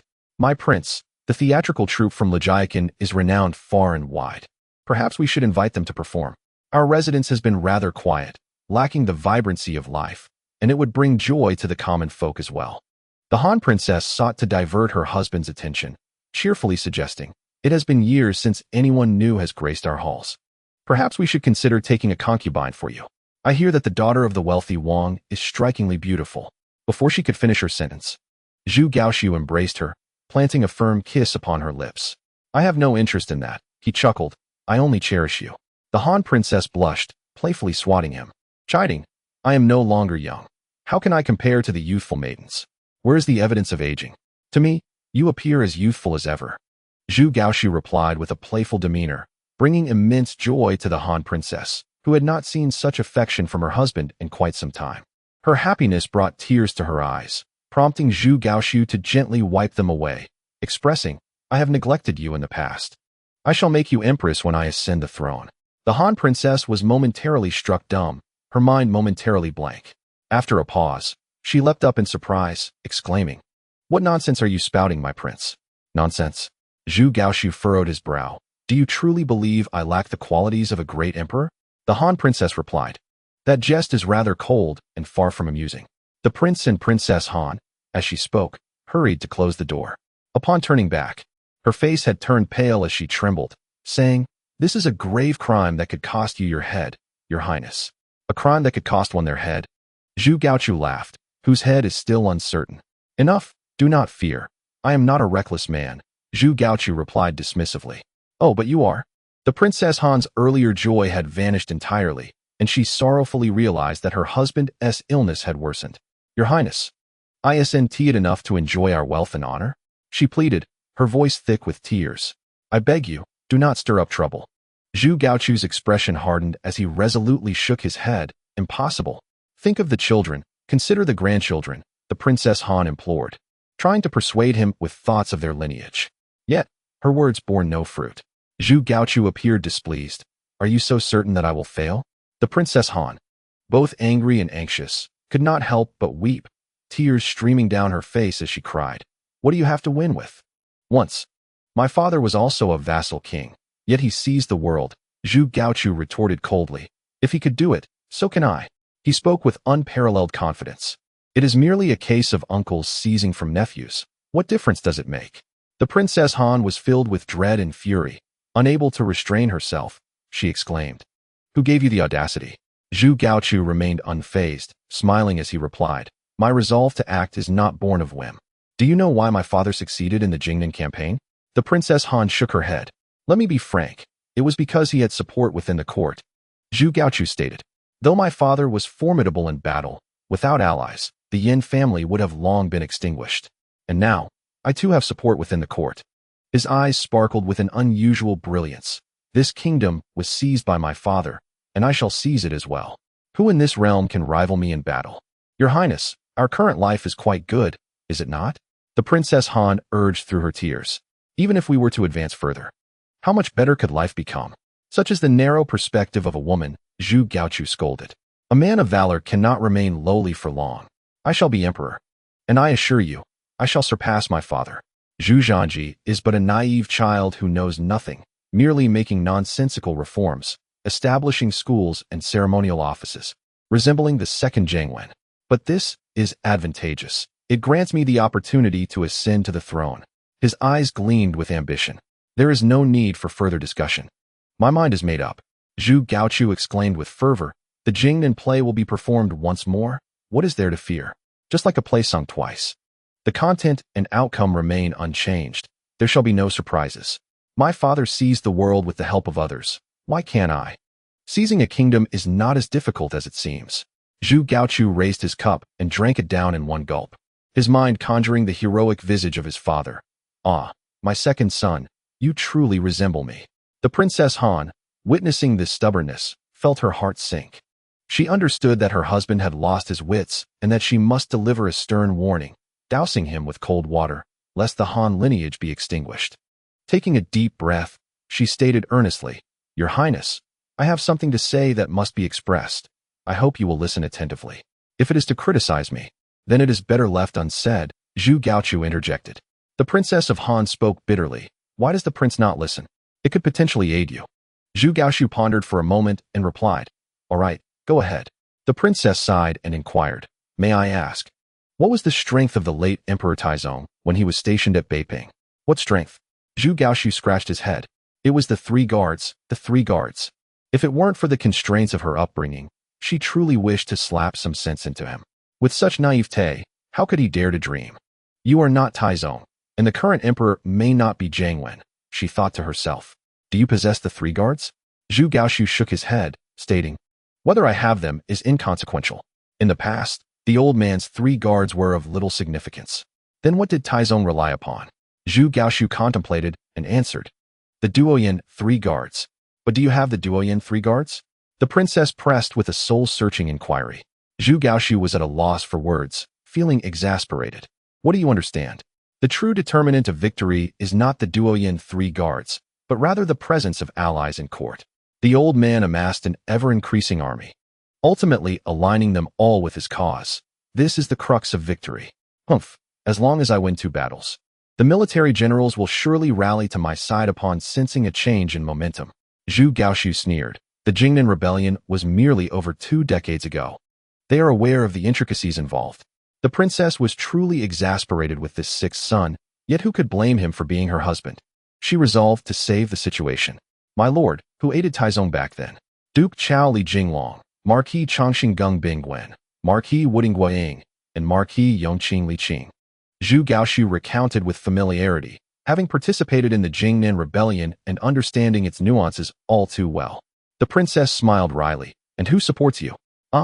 Zhu Gaochu was taken aback, but his mind was clouded by thoughts of the throne. He retorted, "Those who understand the times are the true talents. As long as I win 2 battles, the situation will become clear." You foolish man, the princess restrained her anger. "You must have the resources to raise an army, right?" "Of course," Zhu Gaoxiu declared proudly. "Do you truly think I have wasted these years? What do you possess?" Zhu Gaoxiu scoffed. "To be candid, the commander of the Qingzhou Guard, the magistrate of Lianan, Qianhu Shengjian, General Hou Hai, and Baihu Jingsheng are all my confidants." The princess facepalmed. "Taizong's supporters were all high-ranking dukes, and you are relying on mere captains. This is rebellion, or child's play. My lord, do you believe you can succeed?" Zhu Gaoxiu nodded. "I believe I can." The princess sighed in despair and rose to leave. "Where are you going?" Zhu Gaoxiu asked. The princess smiled sadly. "I shall take my leave first." "Where to?" She did not respond. Zhu Gaoxiu, infuriated, exclaimed, "Go wherever you please." The princess attempted to take her own life, but fortunately, it was discovered in time, sparing her from grave peril. Zhu Gaoxiu was furious, for he detested being questioned, just as his father had been in the past. And now his wife was doing the same. His meager pride was thoroughly shattered. Ultimately, as they had shared a bed for many years, Zhu Gaoxiu did not blame the princess, but rather confined her, assigning servants to guard her night and day to prevent her from seeking an end. Yet, his competitive spirit was irrevocably ignited. He seeks to prove himself, to demonstrate to all, "I, Zhu Gaoxiu, am not inferior to anyone." Chapter 43. This fellow is timid. The court has settled down. The censorate dispatched officials to the provinces, and the 6 ministries sent governors to assume temporary posts. The Inner Academy has also been established, with officials appointed from the Hanlin Academy. Although morale is low, development continues according to plan. Zhu Zhanji has relaxed and begun to attend to state affairs. Li Qing has also found some leisure, focusing on the situation beyond the borders, awaiting Zhu Zhanji's readiness for another personal campaign before he can retire in triumph. The tranquil days pass swiftly, and before long, summer has arrived. The summer in Beiping is somewhat more pleasant than in Jinling, yet the heat remains unbearable, with only ice to provide relief. With chilled fruit wine, watermelons, and a variety of seasonal fruits, summer is not so detestable. Beneath a willow tree, Li Qing leans back in a lounge chair with a fishing rod in hand, his eyes half closed, drifting into a light slumber. A breeze rustles the willow branches, and Li Qing's eyelashes flutter slightly. He stretches and opens his eyes. Raising his fishing rod, he finds the bait has long since vanished. With a resigned smile, he rebaits the hook and casts it back into the pond, taking a few hearty swigs from the chilled fruit wine, relishing the moment. Oh, how delightful it is to be idle. The thought of his future retirement fills him with immense anticipation. It won't be long now. Zhu Zhanji is undoubtedly a rare and excellent emperor, possessing no shortcomings, fulfilling all of Li Qing's fantasies about a sovereign. In the sweltering summer heat, when drowsiness is most prevalent, Li Qing soon falls asleep. Sir, wake up." Hearing Wan Ling's gentle call, Li Qing slowly opens his eyes. "What is it?" "The imperial envoy has come to convey his majesty's decree. He requests your presence in the palace." Such a multitude of affairs, Li Qing mutters, "Very well. I shall go at once." After a brief moment of hesitation, he sets off toward the palace. "Why have you only just arrived?" Zhu Zhanji expresses some displeasure. "I have come as swiftly as I could," Li Qing replies. "What is the matter?" "The Prince of Han has rebelled," Zhu Zhanji reveals. Li Qing pauses for a moment, then bursts into hearty laughter. "What are you laughing at? Do you believe it?" Li Qing retorts, chuckling. "Who informed you of this?" "No one." Zhu Zhanji shakes his head. "Merely some rumors. It seems certain individuals are attempting to exert pressure on me with such schemes." "No need to speculate. It is undoubtedly true," Li Qing asserts. The onset of the Jingnan campaign was marked by the radical reforms of the Zhengwen era. They wished to compel you into a compromise or even revert to the previous system. And as for the Prince of Han, Li Qing scoffs. What does he have to rebel with? Indeed, Zhu Zhanji shares his disbelief in his uncle's ability to revolt. Luan is merely a county. The Prince of Han has no troops or fortifications. Anyone with a modicum of sense would not dare to rebel. We cannot allow ourselves to be anxious over rumors. It is best to resolve them swiftly. Zhu Zhanji states, the most effective way to dispel rumors is to confront them directly. Summon the Prince of Han to the capital for a discussion, and the rumors will dissipate on their own. That is unwise. Li Qing shakes his head. Why not? Zhu Zhanji is puzzled. Isn't that the most worry-free and labor-saving approach? Li Qing nods. That is indeed correct. But have you considered the Prince of Han? While you may hear of the rebellion, he may not be so oblivious. You summoned him to the capital. How might he perceive it? Would he think you seek to vindicate him, or would he assume you aim to uphold justice against Qin? With his temperament, it is likely he would react adversely. Zhu Zhanji furrowed his brow. Am I truly as heartless as you suggest? What is your perspective? With a dismissive flick of his sleeve, he asked. What do you propose we do? Li Qing pondered momentarily and replied, let us compose a letter to serve as a caution. Once he responds, we shall make his words public, dispelling any rumors. Very well, Zhu Zhanji nodded, then instructed, you shall write it. You truly excel at delegating. Li Qing remarked as he approached the imperial desk, dipped his brush in ink, and awaited Zhu Zhanji's words. Zhu Zhanji dramatically recited, recently, there have been rumors circulating in the capital regarding the Duke's influence over the court, which I cannot believe. My uncle is my closest kin, and he is the only one I can rely upon. If there are those who sow discord, I must speak candidly, for there may be those who secretly plot against us. Thus, I must remain vigilant, for my uncle's sake. Li Qing shivered at the sentiment. How utterly sentimental of you. The notion of your uncle being your closest kin is truly laughable. After completing the letter, Li Qing blew on the ink and reviewed it once more. The affection between uncle and nephew was abundantly clear. Should this be passed down through the ages, it would undoubtedly serve as a paragon of familial bonds. Zhu Zhanji read the letter with amusement. My uncle is my most cherished companion. How could anyone sow discord between us? Have you become too engrossed in the narrative? Li Qing teased. You have always despised your uncle, have you not? That was in the past, Zhu Zhanji countered. Times have changed. No one is vying for your position now, is there? Li Qing chuckled and nodded in agreement. In truth, Zhu Zhanji was not devoid of compassion. As long as my uncle heeds my counsel and dutifully fulfills his role as a vassal prince, I shall not impose upon him. Once the ink dried, Zhu Zhanji placed the letter in an envelope, sealed it with wax, and ordered it to be sent with utmost haste to Luyện. Luyện is not far from the capital. Within a few days, a reply would arrive, and the rumors would be silenced. Zhu Zhanji was in good spirits, remarking, the comprehensive opening of the seas will greatly bolster the finances of the Ming dynasty. In a few years, our treasury will rival the most prosperous days of the Hongwu era. During the Yongle reign, we certainly earned a considerable sum, yet our expenditures were equally substantial. The treasury could hardly retain any wealth, often earning insufficient funds to cover expenses. Now, there are finally signs of a burgeoning treasury, which naturally brings Zhu Zhanji joy. Li Qing smiled as well, sensing that a flourishing era was on the horizon. After the exhilaration subsided, Li Qing cautioned, as you ascend to the throne and undertake such significant actions, it is unwise to engage in military conflict this year. Next year, however, we must deploy forces to both Jiaoji and the northern front. Whether we engage in battle or not, we must project strength. Indeed, a show of force is imperative. Zhu Zhanji nodded in agreement. The two briefly mapped out some details before Li Qing took his leave, returning home to enjoy life. In Luyện, at the Han Wangfu, Zhu Gaochun, upon reading the letter, burst into uproarious laughter. Ha!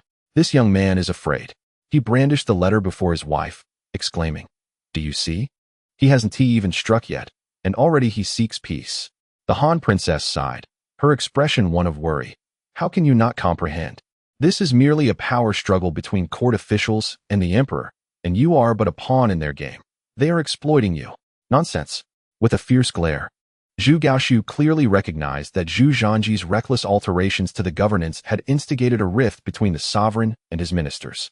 You fail to comprehend, he exclaimed, that it was in a similar manner that the throne was lost during the Zhengwen era. The empress of the Han dynasty sighed. Then how do you explain the emperor's swift knowledge of these events? Moreover, why has not a single minister who supports you revealed their identity? Additionally, have they specified how they intend to assist you? Zhu Gaoshu found himself momentarily at a loss for words. Yet, having already become obstinate, he dismissed any unfavorable counsel, retorting, that is merely because this prince has yet to rise in power. Very well, I shall seize this opportunity to express my intentions. My beloved concubine, take up the quill. What shall I write? She inquired. A proclamation of rebellion. There are treacherous ministers in the court. This prince shall uphold the mandate of heaven and restore order. Oh, what are you doing? Zhu Gaoshu exclaimed as he embraced his wife, who had collided with a pillar in anger. Are you intent on abandoning your role as empress and courting death? My lord, do you intend to obliterate the Han lineage? Obliterate? Zhu Gaoxu replied nonchalantly. The Han shall rise once more. Just then, as the words left the Han Empress's lips, she suddenly lost consciousness, collapsing before him. Zhu Gaoxu carried her back to bed. Scolding, it is often said that women disrupt affairs, and I now see the truth in that. Remain here quietly until my ambitions have been fulfilled, after which I shall release you. In the imperial capital, within the palace, Zhu Zhanji received a reply that left him utterly incredulous. How dare he? He had never anticipated that Zhu Gaoxu would dare to rebel, yet the situation had escalated to a point where he could no longer afford to remain passive. The authority of the emperor was indisputable. During the midday court session, Zhu Zhanji publicly announced the conspiracy of the Han prince, seeking the opinions of his ministers. In truth, he aimed to discern who would falter first and reveal their true colors. It was evident that the Han prince's audacity was fueled by collusion within the court. Regrettably, the ministers, each a master of theatrics, skillfully concealed their intentions, leaving Zhu Zhanji disappointed. With a sigh, he lamented, "What do you esteemed ministers believe we should do in response to this matter? Immediately dispatch troops to quell the rebellion."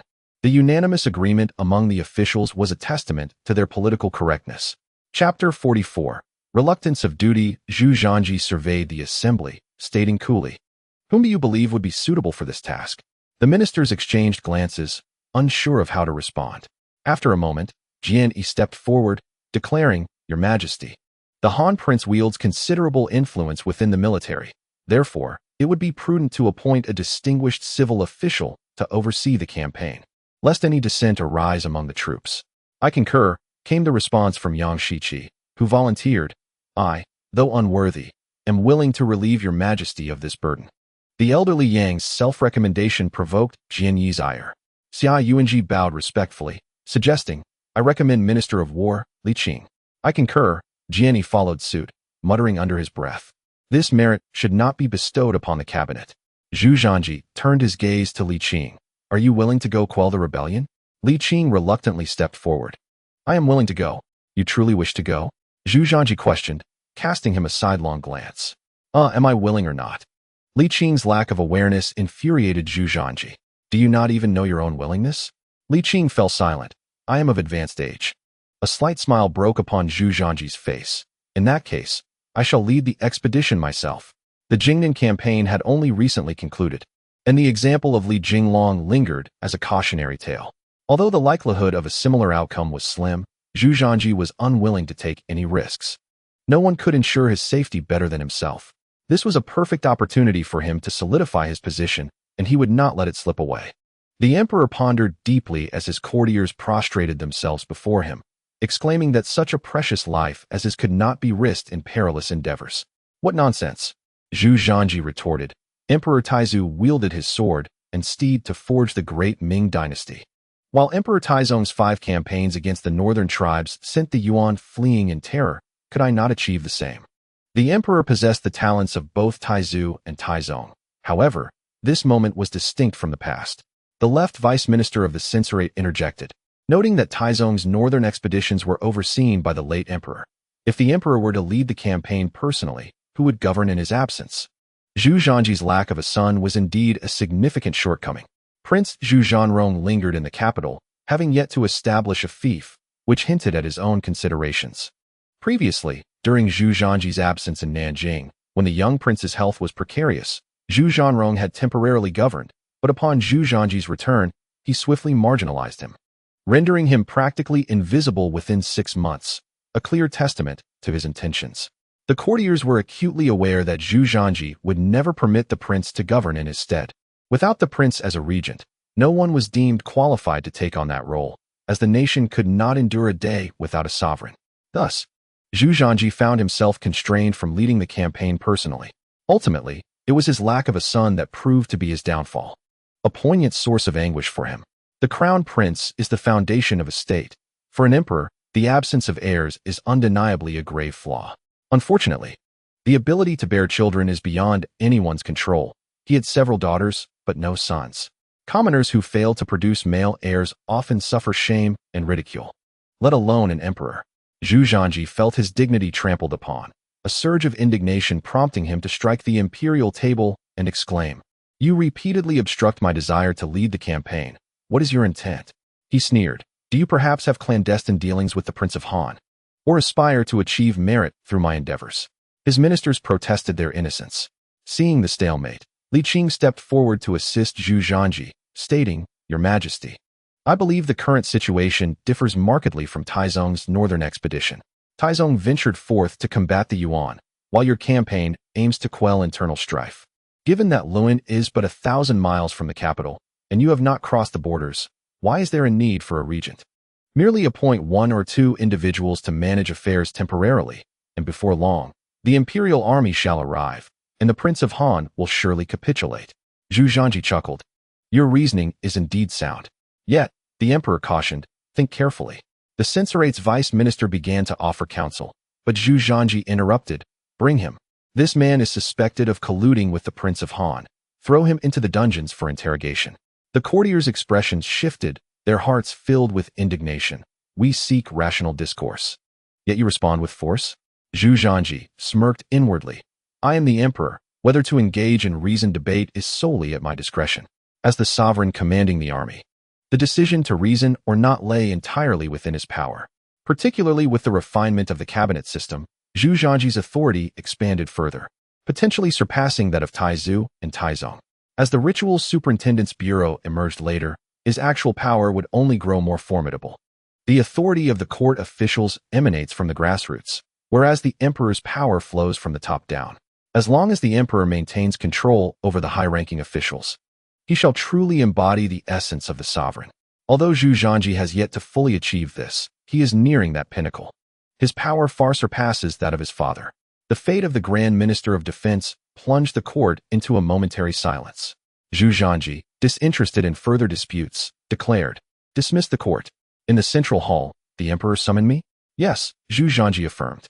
"In this rebellion, you shall accompany me." "Is that necessary?" Li Qing replied. "Somewhat at a loss. With you by my side, I feel reassured," Zhu Zhanji jested. "How is it that you can serve as the military supervisor during the Hongwu, Jiangwen, and Yongle reigns, yet not in my Xuande era?" Li Qing, who had developed an aversion to the term military supervisor, conceded, "I shall go, but I must bring someone along." "Yu Qian?" "Indeed, such a golden opportunity should not be wasted on him." Li Qing spoke candidly. "In the future, after my retirement, he is the only one capable of stepping into my shoes." Zhu Zhanji scratched his head. "Is he truly as remarkable as you say?" "At the very least, there is no one more suitable," Li Qing retorted. "No problem." Zhu Zhanji readily agreed. After a moment's reflection, Li Qing added, "For this expedition, you should bring along more individuals. For instance, Jian Yi, Xia Yuanji, Hu Wei, Yang Shiqi, Yang Rong, Jin Yuzi, and Huang Huai." Li Qing sighed. "We do not know exactly who has colluded with the Prince of Han, but their overt rejection of the inner study is evident. We must prepare thoroughly to avoid being ambushed while we are away." Zhu Zhanji, also a legitimate son born of Empress Zhang, could face dire consequences if the external officials conspired with the harem to establish a rival emperor. Though such a possibility is exceedingly slim, it cannot be entirely dismissed. The suspicious Zhu Zhanji concurred. "You are indeed thorough in your considerations, Qing Bo. We should bring these individuals along to ensure absolute safety. Let one Li Yoji remain in charge of the 6 departments, and allow Hanlin scholar Yang Pu to join the cabinet. These 2 shall temporarily manage court affairs." After contemplating, he felt a tinge of unease. "Shall we have the Empress Dowager oversee matters?" Li Qing refrained from commenting. "As you wish." Zhu Zhanji pondered and shook his head. "The harem must not interfere in state affairs. It is best left aside." "You are exceedingly suspicious," Li Qing chuckled, nodding. "When shall we march?" "We depart tomorrow," Zhu Zhanji replied, unwilling to delay another moment. Swiftly eliminating the Prince of Han would benefit both the nation and the people. "There is no need for provisions for military actions at home. You shall assemble troops in the capital while I confer with Li Yoji and Yang Pu to brief them." By the time Li Qing returned home, evening had fallen. The troops accompanying him for this expedition were not numerous, merely 35,000 elite soldiers. A force sufficient to deal with the minor threat posed by Luan, certainly an overkill. Zhu Gaoxiu is not Zhu Di, and Zhu Zhanji is not Zhu Yunwen. The political landscape of the Xuande era is fundamentally distinct from that of the Jiangwen period. Firstly, the princely states have been abolished, Secondly, Zhu Zhanji has firm control over the military. Li Qing even believed that there would be no need for conflict. Once the imperial army arrives, Zhu Gaoxiu would have no choice but to surrender. Sir, are you preparing to leave again? Wanling inquired. Li Qing, coming back to reality, responded with surprise. How did you know? Lian Xiang smiled and responded. Every time the gentleman departs, he wears this expression. In truth, it is nothing to be overly concerned about.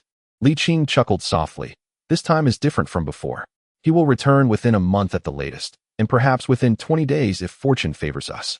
After a brief pause, she continued, by next year at the latest, he will take you back to Jinling. At that time, he will not venture elsewhere, but will spend all his days at home with you. Really? They asked in unison. Of course. When has the gentleman ever deceived you? The three women blossomed with joy. Their time was limited, and the prospect of having the gentleman by their side for the final leg of their journey filled them with happiness. The following day, after the morning court session, Zhu Zhanji donned his battle armor and arrived at the training grounds, surveying the imposing ranks of thousands of soldiers with spirited confidence. Ah, second uncle, what can you possibly use to contend with me? Do you truly believe you can replicate the drama of Jingnan? Chapter 45. The misfortunes of Zhu Gaoxiu. The grand army marched forth from the capital, heading straight for Luan. Among them were Jian Yi, Xia Yuanji, Yang Shiqi, and others, who subtly grasped the emperor's intentions. Despite the jostling of their bodies, none complained. Zhu Zhanji did not rush, advancing at a measured pace, eager to see who would dare to act against him. Over the course of 3 days of continuous travel, it became evident that no one dared to make a move. Wherever they went, local officials hurried to pay their respects and provide supplies. Zhu Zhanji felt a surge of pride, thinking, ah, second uncle, do not blame your nephew for being ruthless. This is all of your own making. In Luan, Zhu Gaoxiu was somewhat flustered. He had received news of Zhu Zhanji's military mobilization. He had not anticipated that this nephew would possess such audacity to take the field himself. Even more surprising was the absence of those in court who had claimed they would secretly assist him. Not one had shown their face or even sent a reply. Damn it, a bunch of scoundrels. Zhu Gaoxiu ground his teeth in frustration. Yet, despite the dire situation, he did not completely lose his composure. He remained convinced that he still had a chance. What the old man could achieve, I too can accomplish, he declared resolutely. He summoned his many sons and, emulating the strategies of his father, began to outline plans, ultimately enlisting their aid to contact the governor of Luan and the commander of Qingzhou Wei. Preparing to confront Zhu Zhanji in a decisive battle, Zhu Gaoxiu was confident. In terms of warfare, he was undoubtedly superior to his nephew. Ah, let him come. If I can capture him, victory will be mine. Zhu Gaoxiu grinned, pulling out his treasured sword and sharpening it with fervor. He hummed a cheerful tune, momentarily lost in the vision of the throne within reach. Zhu Gaoxiu chuckled to himself, sharpening the blade with even more vigor. Little one, do you truly believe that a few excursions with the old man in the northern deserts have equipped you for battle? I have been entrenched in the military since childhood. How could you, a mere youth, compare? Zhu Gaoxiu felt a swell of satisfaction. Ah, nephew, do not blame your second uncle for his ruthlessness. This is all of your own doing. Days swiftly passed, and Zhu Gaoxiu's sons began to return. Father, the commander of Qingzhou Wei claims to be ill and cannot mobilize his troops. Father, the governor of Luan is gravely ill and cannot provide assistance. Father, Qianhu Xingjian is also unwell. Zhu Gaoxiu was taken aback, taking a moment to regain his senses before erupting in frustration. Damn it. Are they playing me for a fool? Father, what shall we do now? A group of sons trembled in fear, nearly brought to tears. Rebellion is no trifling matter. Despite sharing blood, how could the emperor possibly show leniency in such grave affairs? A failure would lead to irreparable consequences. You worthless lot, scolded Zhu Gaoxiu. The enemy hasn't even arrived, and you're already quaking in your boots? Such cowardice. If it were during Emperor Taizong's reign, he would have flayed you alive. Father, not to mention Taizong, even the current emperor would have our skins. Zhu Zhanyuan replied, his voice quivering. Zhu Gaoxiu's eyes widened in anger. I haven't lost yet. So why are you crying? What's the difference between this and defeat? Zhu Zhanyuan thought to himself. There's no need for battle. It's already a lost cause. Father, what should we do now? What's the hurry? Zhu Gaoxiu snapped. Be quiet and let me think. His not-so-bright mind struggled to operate under pressure, his expression shifting between gloom and hope. Where did the old man start back then? After a long contemplation, A faint smile appeared at the corners of Zhu Gaoxiu's mouth. We shall fortify our defenses. What good will that do? The Princess of Han entered with a sullen expression. There is not even a city in Luyện to defend. Zhu Gaoxiu's face stiffened. Then he flared with indignation. Are you intentionally undermining me? I'm speaking the truth, the Princess of Han retorted coldly. The Han lineage is on the verge of demise. What rules can we still afford to observe? You must go and beg for forgiveness. Perhaps there is a glimmer of hope. Nonsense. Zhu Gaoxiu fumed. I would rather die than surrender. You may not fear death, but what about your sons? The Princess of Han shot back, equally furious. If you wish to perish, do not drag them down with you. How outrageous. Zhu Gaoxiu almost lost his wits. I have treated you with respect, yet you take advantage of my patience. Do you wish for me to cast you aside? The Princess of Han was exasperated, my lord. The situation is dire. How can you remain so obstinate?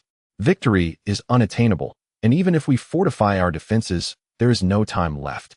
I don't care. Zhu Gaoxiu declared, even if I die, it must be with honor in battle. Surrendering is the act of a coward, unworthy of a true man. Zhu Gaoxiu huffed. Enough with your prattling. Even if I stand alone, I will still fight.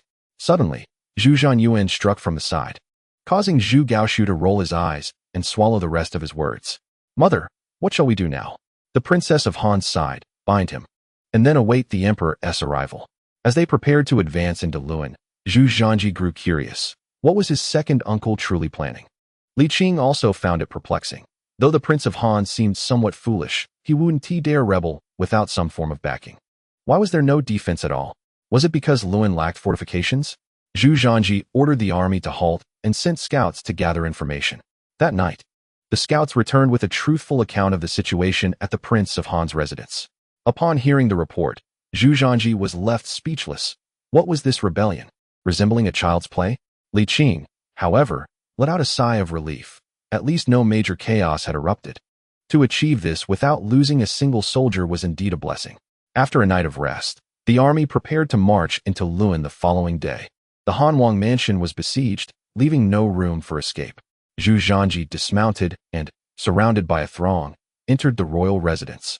Inside, the courtiers knelt in perfect alignment. Where is Zhu Gaoxiu? Zhu Zhanji called out directly. Your Majesty, the Hanwang is in the rear courtyard, came the reply from the Hanwang Fei. Trembling as she explained that her husband had come to a profound realization of his errors and had bound himself. Zhu Zhanji raised his chin and commanded, Li Qing, bring him here. As you command, Li Qing replied, bowing slightly before approaching the Hanwang Fei, requesting her to lead the way. Let me go? If you dare. Let me go? Li Qing, you have taken plenty of my gold. Zhu Gaoxiu shouted, unable to utter another word, his frustration evident as his veins bulged.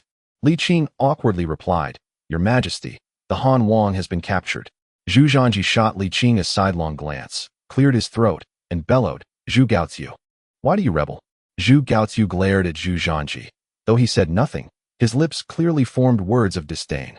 Zhu Zhanji stretched, suddenly feeling disinterested. He glanced at Yu Qian, who, upon noticing the Emperor's signal, stepped forward, albeit without grasping the Emperor's intent. Li Qing quietly advised, Your Majesty wishes for you to scold the Hanwang. Is that so? Yu Qian nodded and approached the Hanwang. What you have done is despicable and has incited my wrath. Yu Qian attempted to deliver a reprimand. Zhu Gaoxiu's eyes widened in fury, on the verge of exploding. Yet Zhu Zhanji was unsatisfied. Yu Qian, you are a jinshi of the 19th year of Yongla. Is this all your eloquence? Turning back, Yu Qian bowed and, upon facing Zhu Gaoxiu again, transformed into a fierce critic. Having once served as an official, he was well versed in the art of reproach. With resounding clarity and force, he declared, Do you not fear the wrath of heaven, bringing upon yourself an untimely demise for your unjust deeds? You are not only disloyal but a traitor to your own father. Are you truly human? You lack both lord and father. Are you not worse than a beast?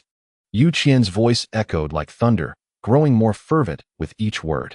He unleashed a torrent of invective, denouncing Zhu Gaoxiu as inferior to swine and dogs. Zhu Gaoxiu seethed, utterly enraged yet rendered voiceless and immobile, forced to endure the scorn. Veins protruded on his forehead, his face flushed, and his body trembled. Seeing Yu Qian garner all the attention, Yang Rong seized the moment and boldly declared, The Hanwang lies prostrate, trembling and confessing his crimes. deserving of death 1,000 times, but only your majesty's command holds sway. He scribbled notes as he spoke. Alas, Zhu Gaoziu, overwhelmed by anger, turned red as if about to explode. Such humiliation was unbearable.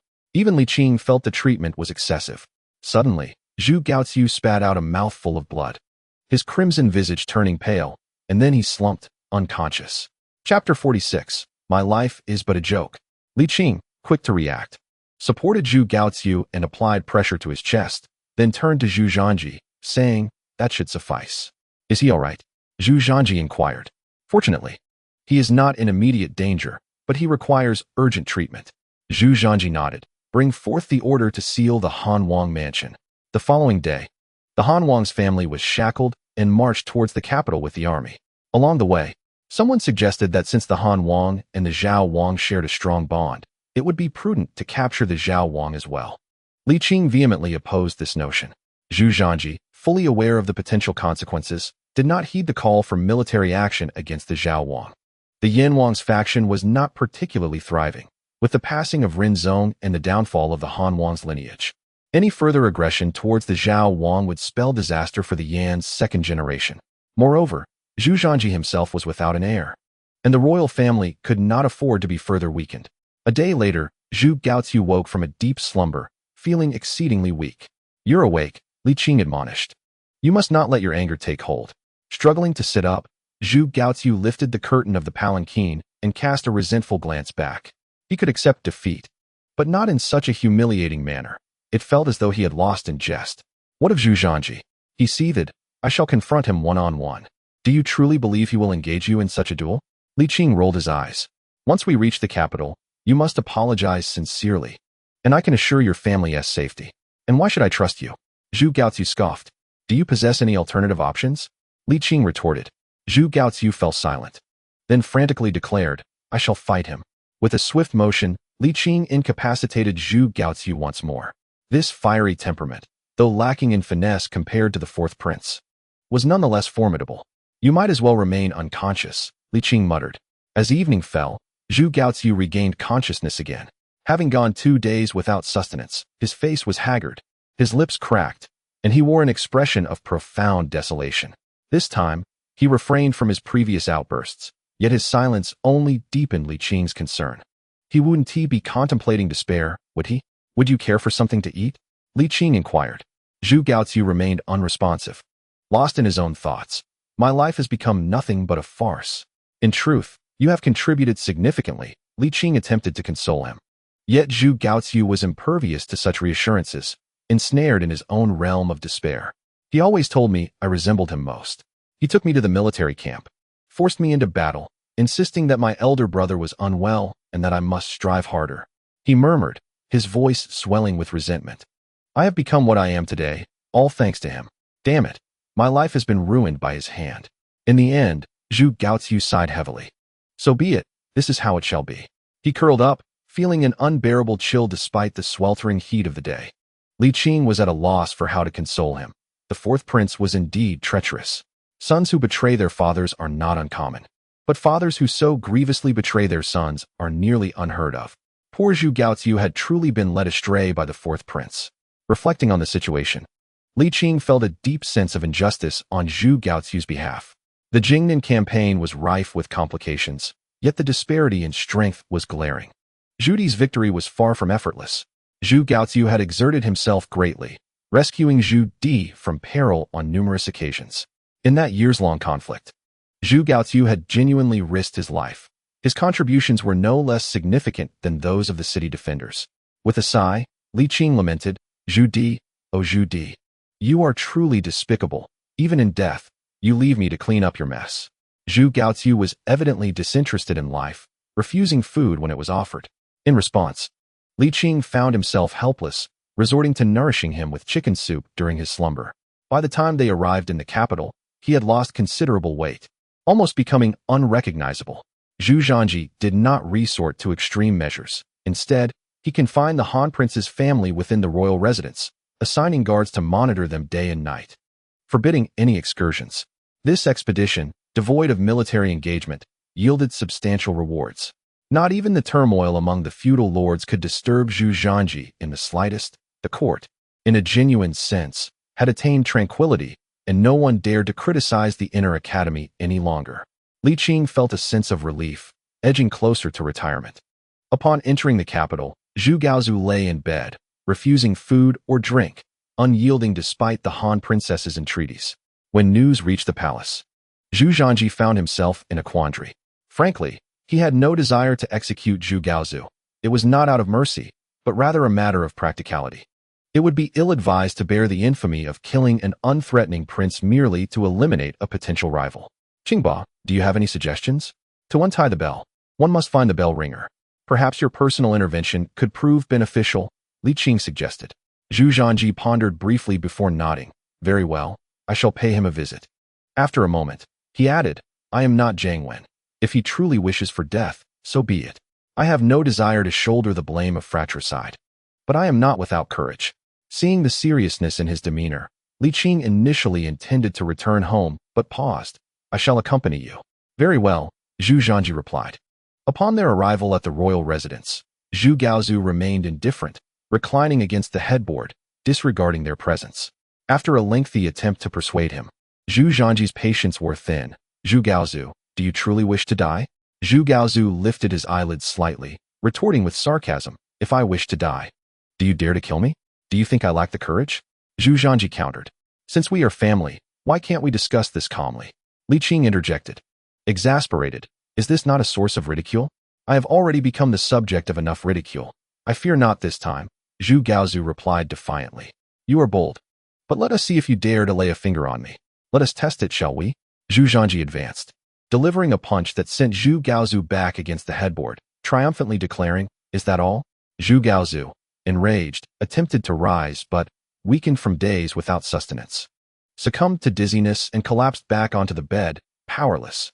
Damn it, you little wretch, taking advantage of my weakness. Let us choose another day to settle this. You have aged. Once you recover, you will not be my match, Zhu Zhanji replied coolly. Zhu Gaozu gritted his teeth. Do not revel too soon. Once I regain my strength, I will make you rue this day. Very well, I shall grant you an opportunity, Zhu Zhanji scoffed, signaling to Li Qing, let us depart. You go ahead. I shall stay for a while longer, Li Qing replied. As you wish, Zhu Zhanji retorted, flinging his sleeve as he exited in a huff.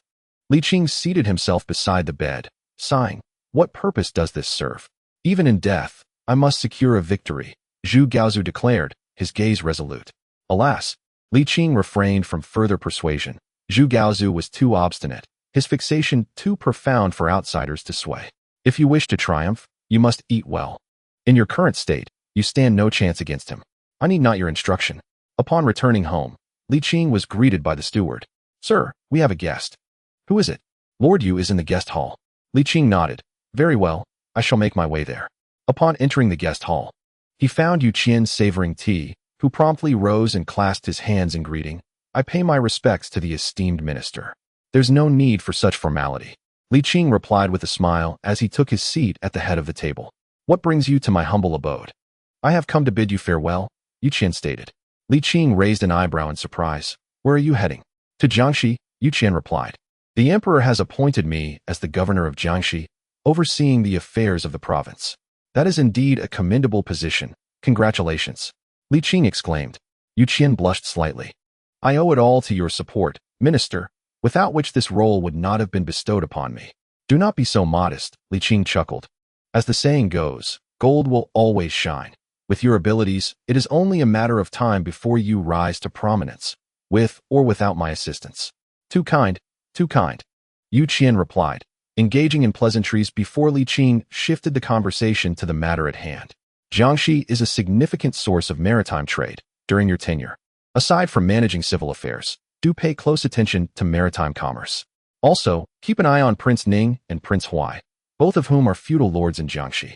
Should you discover any exploitation of the populace for personal gain, it is imperative to report it to the court immediately. I understand, Yu Qian nodded earnestly, rest assured. I shall uphold fairness, regardless of who is involved. Do not be overly rigid, Li Qing advised. The approach to similar matters can greatly influence the outcome. It is wise to conduct oneself with discretion and equity. Being obstinate is not always the best course. Yu Qian clasped his hands in acknowledgement. I humbly accept your guidance. Li Qing smiled. When do you depart? I shall leave early tomorrow morning, Yu Qian replied. Then there is still time, Li Qing said, rising with a smile. Let us go to the pavilion for a drink. Who knows when you will return? Yu Qian chuckled. It would be an honor, though I dare not impose. Chapter 47. The duel of uncle and nephew. The summer sun blazed overhead. With ice buckets at hand, fine wine to savor, and friends gathered. The heat became much more tolerable. After years of acquaintance, the two had become quite familiar, and Yu Qian shed his usual formality, feeling at ease. This departure might mean a long time before they meet again. Upon his return to the capital, Yu Qian vowed to invite Li Qing once more. He raised his glass and laughed. That would be splendid. Li Qing responded. However, by then, I may no longer be here. Should you wish to invite me, you must go to Southern Jili. Southern Jili? Yu Qian paused, astonished. Are you suggesting? Li Qing nodded, sighing. Alas, I am growing old. I often feel my strength waning. Thankfully, the current situation is stable, and the Ming dynasty is flourishing. It is time for me to make way for the younger generation. Yu Qian fell silent, letting out a soft sigh. The court will surely be less vibrant without you, minister. Li Qing smiled gently. I had thought you to be a meticulous person. I did not expect you to enjoy the spectacle as well.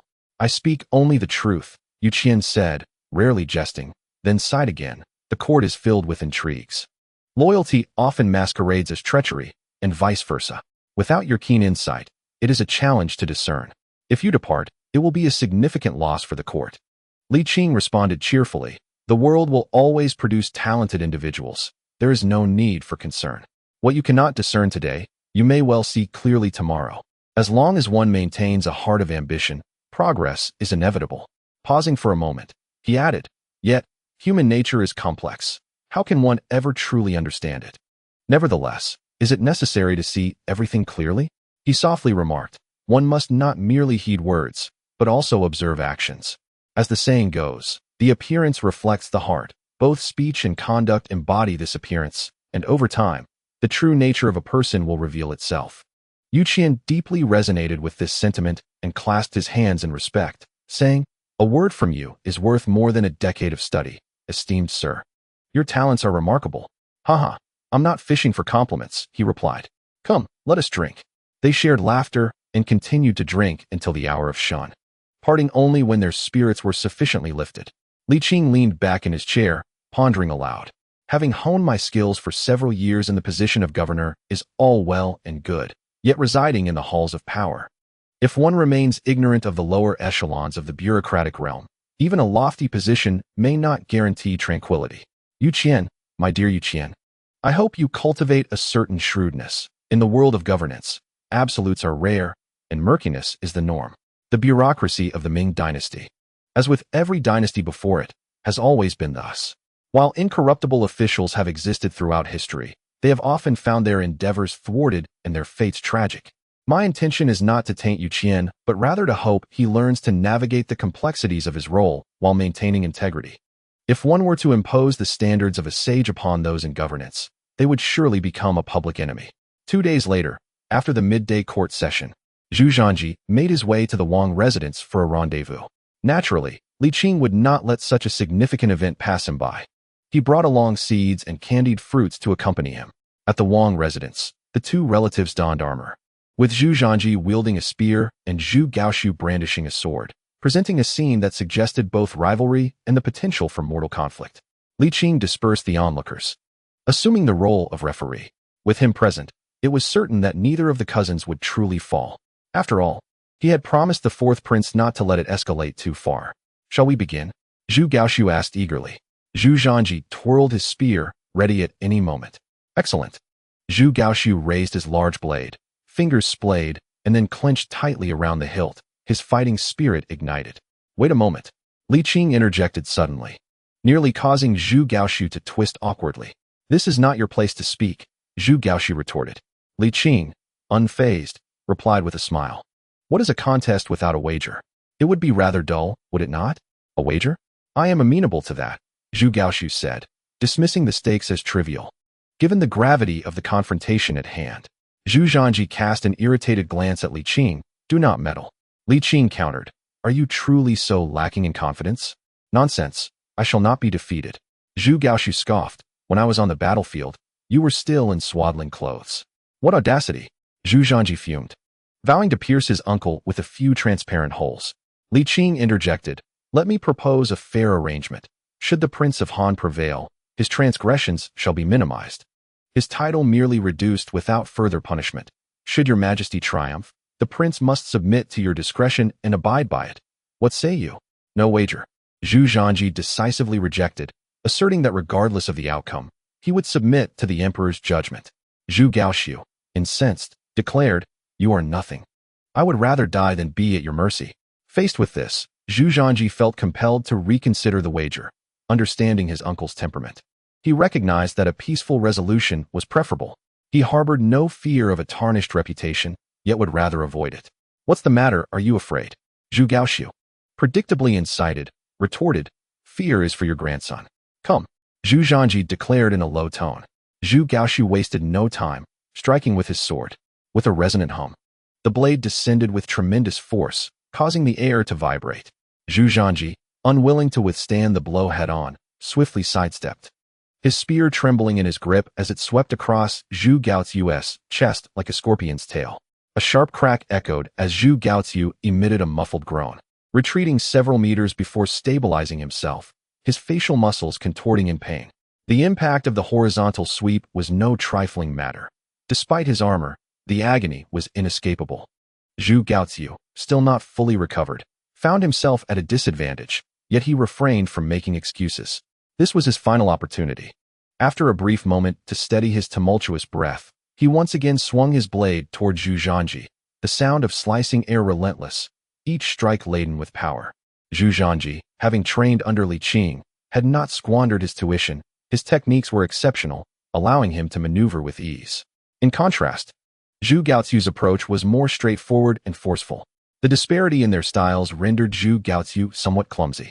The two engaged in a back-and-forth exchange. Yet Zhu Zhanji maintained the upper hand, consistently pressing Zhu Gaoxiu back. Moreover, Zhu Zhanji held a distinct advantage in weaponry, as the saying goes. An inch of length is an inch of strength. His spear far exceeded Zhu Gaoxiu's saber in length, enabling both thrusts and sweeping strikes, putting Zhu Gaoxiu at a considerable disadvantage. Nevertheless, Zhu Gaoxiu was not without the ability to retaliate. His techniques, honed through the crucible of battle, though seemingly simple, were lethal in their execution. Li Qing, munching on seeds, observed the duel intently, poised to intervene at any moment. Different realms of understanding yield different perceptions to an onlooker. This was a fierce contest, yet to Li Qing, it resembled a mere child's play. Suddenly, in a moment of desperation, Zhu Gaoxiu unleashed a powerful roar, channeling strength from his calves and transferring it through his waist, striking downwards with a furious blow, the most formidable of strikes. Li Qing perceived it clearly, the blade trembling with energy, hinting at the immense power behind the attack. Zhu Zhanji, astonished that his elder uncle still possessed such strength after an extended battle, was gripped by fear. Evasion was no longer an option, and he barely raised his spear to block. With a resounding crack, the spear shattered, and the blade continued its relentless descent, aimed directly at Zhu Zhanji's face. Had the strike connected fully, Zhu Zhanji would surely have met his end. The force of the blow generated a fierce wind that stung Zhu Zhanji's cheek, his crown shattering first, splitting into two and flying apart. In a sudden burst of movement, Li Qing intervened, his speed unmatched, positioning himself between the two. One hand still occupied with seeds while the other caught the white blade barehanded. Your Majesty, you have lost, he declared. Zhu Zhanji, now disheveled and still reeling from shock, found himself at a loss for words. In stark contrast, Zhu Gaoxiu laughed heartily, tears of joy streaming down his face. He had triumphed. He had finally won.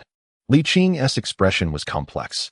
In truth, Zhu Gaoxiu had tempered his strength at the last moment. Yet the ferocity of the blow had left him little time to fully retract. Had he not intervened, Zhu Zhanji might not have perished. But severe injury and disfigurement were undeniably imminent. After what felt like an eternity, Zhu Zhanji regained his composure, his face flushed with anger and humiliation. Zhu Gaoxiu, do you dare commit regicide? What are you even worth? Zhu Gaoxiu spat in disdain, his face a mask of contempt, still laughing heartily. Zhu Zhanji seethed with rage. Li Qing cast a sidelong glance at him. Can you not handle the defeat? Your Majesty, one must accept the consequences of a wager. The strong need not adhere to rules. Zhu Zhanji is no virtuous man. He harbors murderous intent even towards his ruthless uncle. Li Qing, with a firm tone, declares, "Wager and accept the consequences. You cannot kill." Zhu Zhanji narrows his eyes. "Li Qing, I am the monarch." Li Qing nods resolutely, refusing to yield. The two stand in confrontation, the air seemingly frozen around them.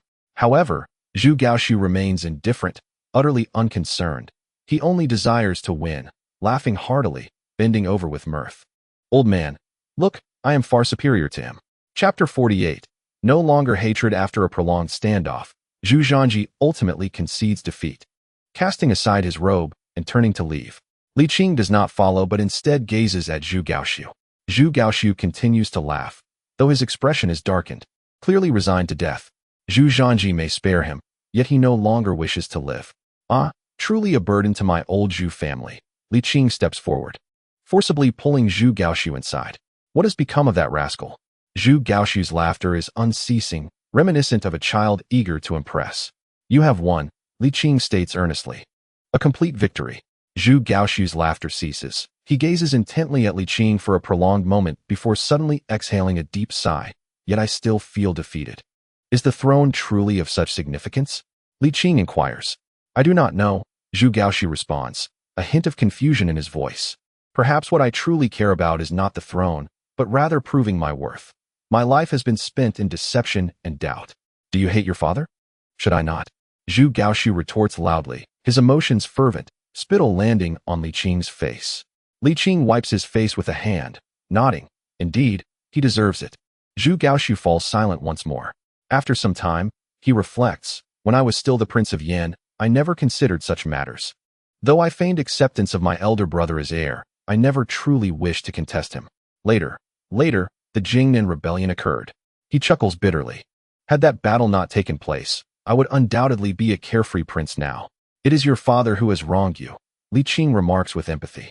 Zhu Gaoxiu lowers his head, saying, "Do you know? In truth, I initially did not care for the throne. At that time, Zhang Wen sought to eliminate the Yan lineage. My elder brother, third brother, and I were united in spirit. I only wished to overthrow Zhang Wen, to demonstrate the might of our lineage. Later, when Zhang Wen dispatched 50,000 troops to besiege Beiping, my elder brother urged me and the third brother to flee first.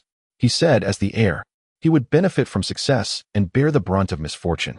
Zhu Gaoxiu looks at Li Qing. "Do you know? That was when I first truly respected him. For at that moment, success in Jingnan seemed impossible. He merely wished to shield me and the third brother. From that point onward, I ceased to find fault with him, even thinking that, should Jingnan succeed, I would not contest him. Yet, as he spoke of passing the throne to me, I was at an age brimming with ambition. How could I not be tempted by such grand allure? Subsequently, my spirits fell again. In truth, even had he not dangled such prospects before me, I would have striven with all my might. The honor and disgrace of the Yan lineage are intertwined. Such a simple truth, how could I not understand?" Li Qing remained silent, reflecting on the tumultuous figure of Zhu Di. "Ah, Zhu Di, you truly are a rogue. Yet, at times, I find myself understanding him." Zhu Gaochun forced a wry smile. The circumstances were dire, and with the precedent of a prince suing a vassal king, his hesitations were, to some extent, justifiable. However, had he succeeded in the Jingnan campaign and been forthright with me, I would have accepted it. Even upon my initial return to the vassal state, I had no intention of contesting. Yet, he called me back, instilled hope within me, only to cast me aside. Zhu Gaochun stared blankly at Li Qing, questioning his own worth. Was he merely a dog to Zhu Di, petted when pleased, rewarded with bones, and kicked away when displeased? Li Qing interjected. "It is not as you perceive it." "What do you mean?" Zhu Gaochun shouted. "If I am summoned and dismissed at will, am I not his dog? At one point, he genuinely contemplated bestowing the throne upon you. This is no deception," Li Qing stated earnestly. "Even on the very day of his ascension, he sought counsel from both Dao Yan and myself." Zhu Gaochun scrutinized Li Qing, skepticism etched on his face. "It was only through our fervent opposition that he temporarily abandoned the thought of naming you crown prince. Even after that, for many years, he continued to entertain the idea of establishing you as his successor. Do not doubt my words. They are the truth. Your father was exceedingly wise. Do you believe he would have allowed you to remain in the capital for 13 years had he no intention of making you the crown prince? Why could it not be me? Zhu Gaochuan's earlier agitation subsided. He merely sought clarity. Did they truly perceive him as inadequate? Li Qing shook his head. This has nothing to do with your worth. It is simply because you are not the eldest. Not the eldest, Zhu Gaochun murmured, memories flooding back. You resemble me, yet alas, you are not the eldest. He chuckled softly, tears welling in his eyes. Is it truly for this reason? Indeed, it is, Li Qing affirmed. To establish a legitimate heir, naming you crown prince would lead to endless calamities. The Ming dynasty requires an emperor of your elder brother's caliber. It cannot withstand turmoil. Zhu Gaochun fell silent, the bitterness within him gradually dissipating as he empathized with his father's perspective. Li Qing continued. The reason he summoned you back was to restrain the civil officials. With troops deployed, your elder brother was growing too close to them, and your father, in his suspicious nature, was not at ease. As Li Qing unveiled the hidden truths of that era, Zhu Gaochun felt a sense of release, albeit tinged with bitterness. Realizing he had been but a pawn, yet he found no animosity towards his father anymore. He felt at peace with it all. Well then, he sighed. Reclining back onto his bed, curling into himself, Li Qing approached gently, whispering, in his final moments, your father's greatest concern was you. He implored me repeatedly to safeguard you. Zhu Gaochun replied softly, it's all meaningless, truly meaningless. Are you blaming him? No, I blame no one, Zhu Gaochun asserted. If blame is to be had, it is for my unfortunate fate, not being the eldest. Everything else may be false, but your father's love for you is genuine. Li Qing declared earnestly. Among you 3 brothers, you were his favorite, with no hint of pretense. Thank you for sharing this with me, Zhu Gaochun responded, turning to meet Li Qing's gaze. But tell me, what purpose does my existence serve now? Li Qing retorted, if you fear not death, why then fear life? I am unafraid, yet it seems unnecessary, came the reply. If you find this existence meaningless, why not consider an alternative way of living? Li Qing continued, in this lifetime, there are myriad ways to exist, not solely the path you perceive. He recounted a tale of an emperor from yesteryears. As long as you are willing, I will handle the rest. Are you truly so fearful of my demise? No, I simply do not wish to betray the trust of others, Li Qing responded. However, if you find no joy in a different life and seek only death, I shall not impede you further. Zhu Gaochuan fell silent.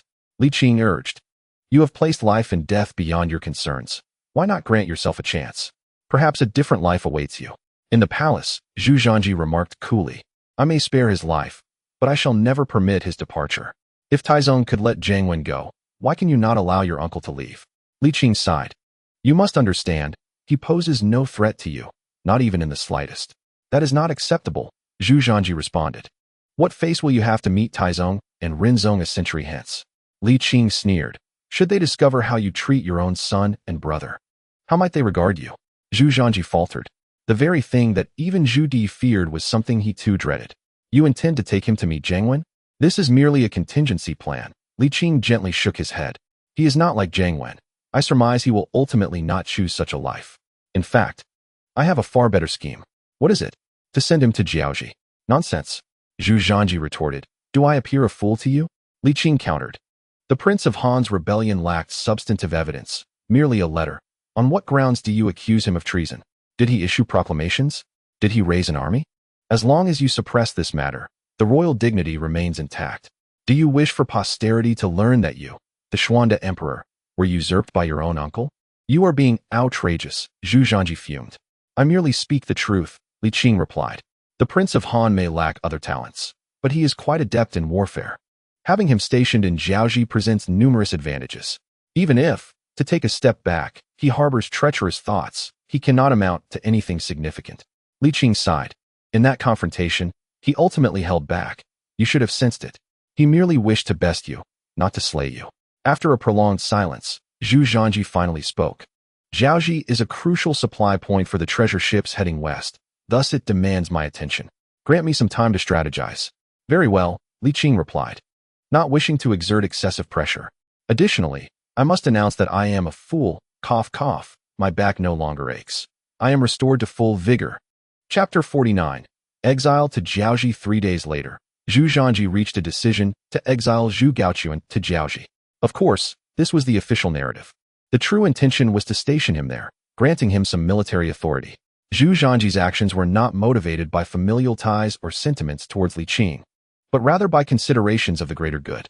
The Ming dynasty was vast, and as the founder laid the groundwork, and the Taizong ascended further, the enormity of the realm left him stretched thin, lacking the energy to address every matter comprehensively. He aspired to emulate his father's example, focusing on the development of the populace, ensuring a prosperous life for the citizens. However, this approach bore its own drawbacks. A future strategic contraction was inevitable. The fish and bear's paw cannot be simultaneously possessed. Seeking both territorial expansion and prosperity will ultimately result in losing both. Zhu Zhanji is a discerning individual. Rather than relinquishing control over Jiaoji in the future, it is wiser to entrust it to someone from the Zhu family. Even if one day Jiaoji were to sever ties with the Ming dynasty, it would not matter much, as the meat is still in the pot. In the royal court, Zhu Zhanji personally proclaimed his decree. The Han family wept bitterly, for to them, exile to Jiaoji was akin to a death sentence, perhaps even more unbearable than death itself. The ancient Chinese held a profound attachment to their homeland, and the desire to return to one's roots was a universal aspiration. Yet, Zhu Zhanji decreed that they would never again set foot in the Ming dynasty, a fate more agonizing than death for them. They would rather face exile to Guangwei. Zhu Gaoxiu, however, held a different perspective. Though simple-minded, he was not foolish. His nephew's actions undeniably pressured him towards independence. He could scarcely believe it. Were they truly sending him to Jiaoji? Indeed, for such a transgression, exile to Jiaoji was already a leniency. Zhu Zhanji's expression was grim. The decision was not up to him. This time, Zhu Gaoxiu did not retort but fixed a piercing gaze upon him, asking if he had truly considered the implications. One must not jest with the sovereign, Zhu Zhanji replied coolly. Prepare yourself. You have 3 days to depart, or do not blame me for my ruthlessness. Zhu Gaoxiu fell silent for a moment, declaring, I shall leave by tomorrow, not needing 3 days. Zhu Zhanji warned him, remember, you are forbidden to set foot in the Ming dynasty for life. Otherwise, I shall have you executed.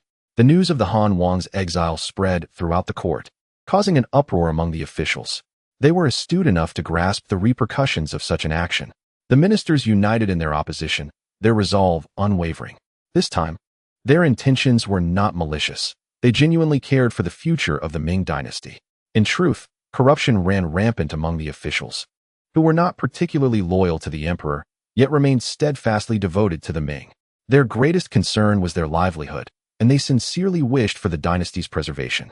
In past times, during Zhu Di's usurpation, they continued to serve in office, comforted by the knowledge that Zhu Di was a direct descendant of the founding emperor. The Ming remained the Ming, merely with a change of ruler. However, Zhu Gaoxiu's exile to Jiaoji presented a different scenario. Should the descendants of the Han Wang return with an army from Jiaoji, would the Ming still be the Ming? Although the probability was minuscule, and they could not foresee such a day, they felt compelled to consider the implications for future generations.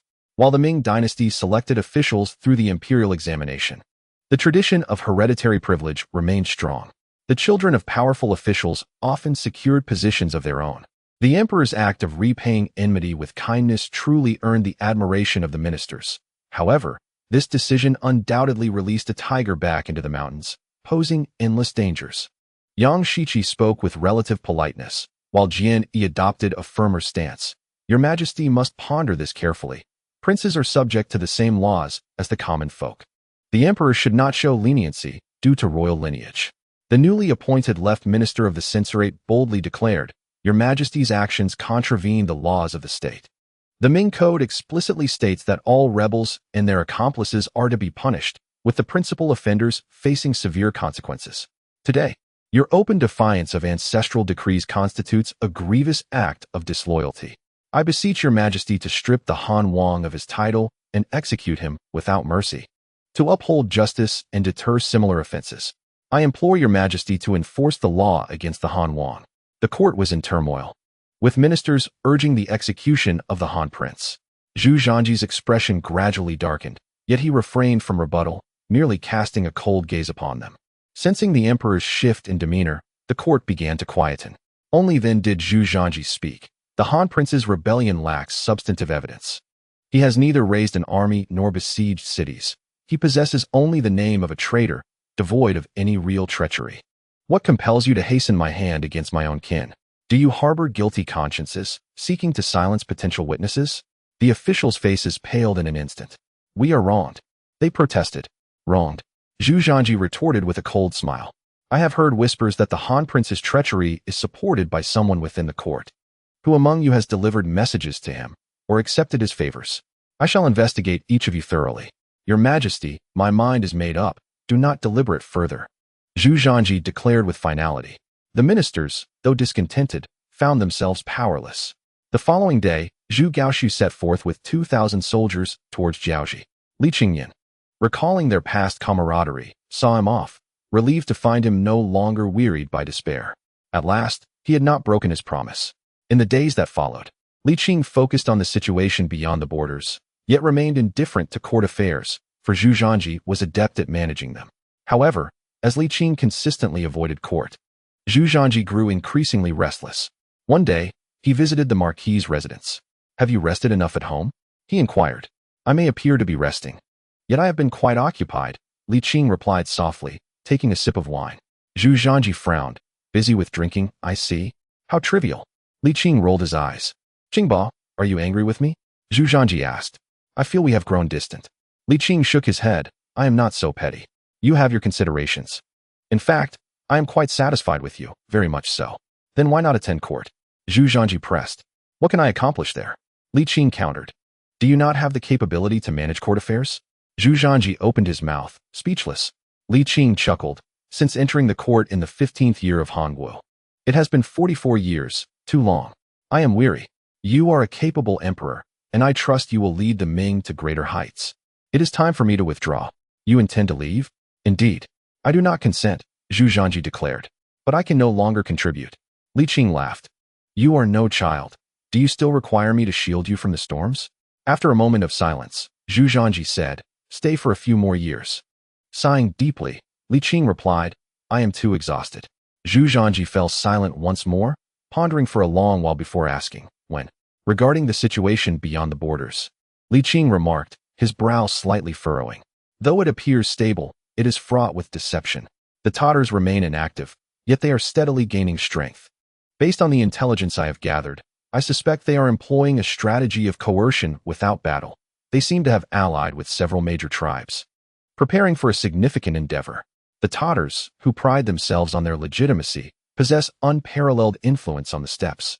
Despite the significant blow they suffered in the Battle of Yongling's 22nd year, they are not yet incapacitated, and the Walla remain no match for them. Zhu Zhanji resolved decisively. I shall lead the expedition myself. That is precisely my thought, Li Qing chuckled. I will accompany you to the steppes once more, and then I shall take my leave. Zhu Zhanji felt a deep reluctance. The populace in the north had mostly settled after their migration. Yet the opening of maritime trade in the south was fraught with a myriad of challenges. The lucrative prospects of overseas commerce were immense, yet they also fostered corruption. Despite the seemingly flourishing facade, a substantial darkness lurked beneath, veiled by prosperity. I wish to address these issues preliminarily before deploying forces beyond the borders. Your decision is commendable, Li Qing replied cheerfully. The matters of the northern deserts are not urgent. You have accomplished much this year, and a brief respite would be beneficial. It would not be too late to embark on the journey come spring. Zhu Zhanji's expression was intricate. Will you truly depart next year? Li Qing sighed. All gatherings under heaven must eventually disperse. I too yearn for a few tranquil days. Zhu Zhanji nodded silently, refraining from further comment. Days passed, the years flowed quietly, akin to a gentle stream or the fleeting passage of a white steed. What appeared slow, upon reflection, revealed yet another year had slipped away. Li Qing strolled through the heavy snow, gazing at the flurries cascading from the sky, softly reflecting. 45 years have elapsed, in the blink of an eye. It has been 45 years. How swift it is. Throughout these 45 years, he had encountered many individuals. Zhu Yuanzhang, Empress Ma, Zhu Biao, Suda, Li Wenzhong, Wan Yu, Li Jinglong, Mao Chang, Zhu Di, Dao Yan, Su Miaoyun, and the little chubby boy San Bao. And then there were the women. Some bonds ran deep, others were shallow. Some had already parted ways, while others had reached old age. And he too had aged. Chapter 50. A return to the northern deserts as winter departed and spring arrived. Blossoms flourished and willows turned green. The The three women, having concluded their hibernation, played chess and listened to music in the courtyard. They were no longer able to play. It was Li Qing who strummed the strings. Previously, they had played while he listened. Now the roles had reversed. Li Qing's fingers danced across the five-stringed instrument, releasing warm, melodious notes that nourished the body and soul. Once the performance concluded, the three women emerged from their reverie, smilingly commenting, "Your mastery of the instrument is unparalleled. Few in the world can match it." "Indeed," Li Qing replied with a proud expression. "While I do not claim to be unique, there are but 2 or 3 who can reach my level." Hong Xiu inquired, "Are you set to embark on the northern expedition?" "Yes, this will be the last time." Li Qing replied softly. "When I return, we shall go back to Jinling and not concern ourselves with court affairs any longer." "Very well," Hong Xiu smiled and nodded. Wan Ling and Lian Xiang also beamed with joy. In truth, they did not particularly favor Beiping, but it was Li Qing's presence that endeared it to them. 7 days later, the army set forth from Qianqing Pass. This expedition was not large, including the soldiers tasked with transporting supplies. There were a total of 170,000, with over 50,000 engaged in combat. Zhu Zhanji, like Zhu Di, was a suspicious sovereign. However, he lacked the fortune of having a capable heir to govern in his stead. Thus, he brought along figures such as Jian Yi, Xia Yuanji, and Yang Shiqi, under the pretense of broadening their horizons, though in truth, it was to prevent them from conspiring against him. Approaching 30, Zhu Zhanji remained without a son, necessitating precaution. With no heir established, the foundation of the state remained unstable. As the lush grasslands flourished, the march was not overly arduous. The boundless prairies, azure skies, and pristine clouds were a sight to behold, invigorating the spirit. Particularly, when a breeze swept through, the verdant grass undulated in waves, creating a splendid spectacle. Jian Yi, Xia Yuanji, and the others were experiencing such scenery for the first time, their faces alight with joy and inspiration. Li Qing, weary of their incessant chatter, reclined on the horse's back, shutting out the external world and immersing himself in his own reverie. Yang Shiqi, amused by the scene, attempted to mimic Li Qing, only to tumble from his mount and narrowly escape a grievous injury from the horse's hooves, henceforth deterred from such folly. The march was monotonous. The literati, once buoyant, quickly succumbed to a lethargic demeanor, their heads drooping like frostbitten eggplants. The imperial carriage was exclusively reserved for Zhu Zhanji, and without any wagons, they could only ride horses. However, the scholarly minds proved resourceful. Young Rome, unabashed, found comfort sprawled atop a supply cart, prompting others to follow suit, each adopting a demeanor befitting a lord. These men, no longer in their youth, could easily be labeled as elderly, but Zhu Zhanji, in his magnanimity, occasionally relinquished his horse, allowing them to ride in the royal carriage, deeply moving the elderly gentleman. A mere gesture from Zhu Zhanji transformed his image in their eyes. Li Qing was quite pleased with Zhu Zhanji's imperial acumen, recognizing him as a suitable candidate for the throne. He had grown weary of the royal carriage and preferred the allure of genuine leather seats and panoramic views of the grassy plains. As evening descended and the camp was established, Zhu Zhanji ordered provisions of wine and meat to share with Li Qing. Time had flown. He reminisced about his first campaign at the tender age of 16, now approaching his 30s. Li Qing empathized, recalling his own first expedition alongside Taizong, who had been considerably younger, barely in his 20s. Zhu Zhanji, rendered speechless, found himself unable to interject, his prestige momentarily diminished, revealing his youthful naivety. After their repast, Zhu Zhanji inquired, "I suspect this battle will be difficult. Do you possess any clever strategies?" Li Qing, stretching leisurely, replied, "You are overly concerned. We are not here to engage in warfare, but to demonstrate our might. Ensuring the tribes of the grasslands recognize that the new emperor of the Ming is also a formidable warrior, thus psychologically diminishing their desires for aggression." Sipping his wine, he continued, "As the saying goes, to besiege a city is to act from below, but to conquer the heart is paramount. The essence of war is to achieve objectives.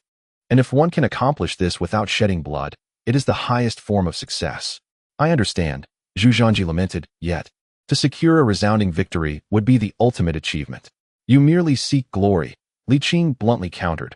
"War involves loss of life, you know. Which emperor does not wish to leave a significant mark in history? Is it so wrong to aspire for greatness?" Zhu Zhanji retorted, "Feel free to dream. in your fantasies. You can rival Qin Shi Huang and Han Wu. Li Qing chuckled, shaking his head in amusement as he rose to depart. Qing Bo, Zhu Zhanji called after this. Will you truly take your leave? Indeed, Li Qing affirmed. Zhu Zhanji sighed. You have accompanied Taizu, Taizong, and Renzong.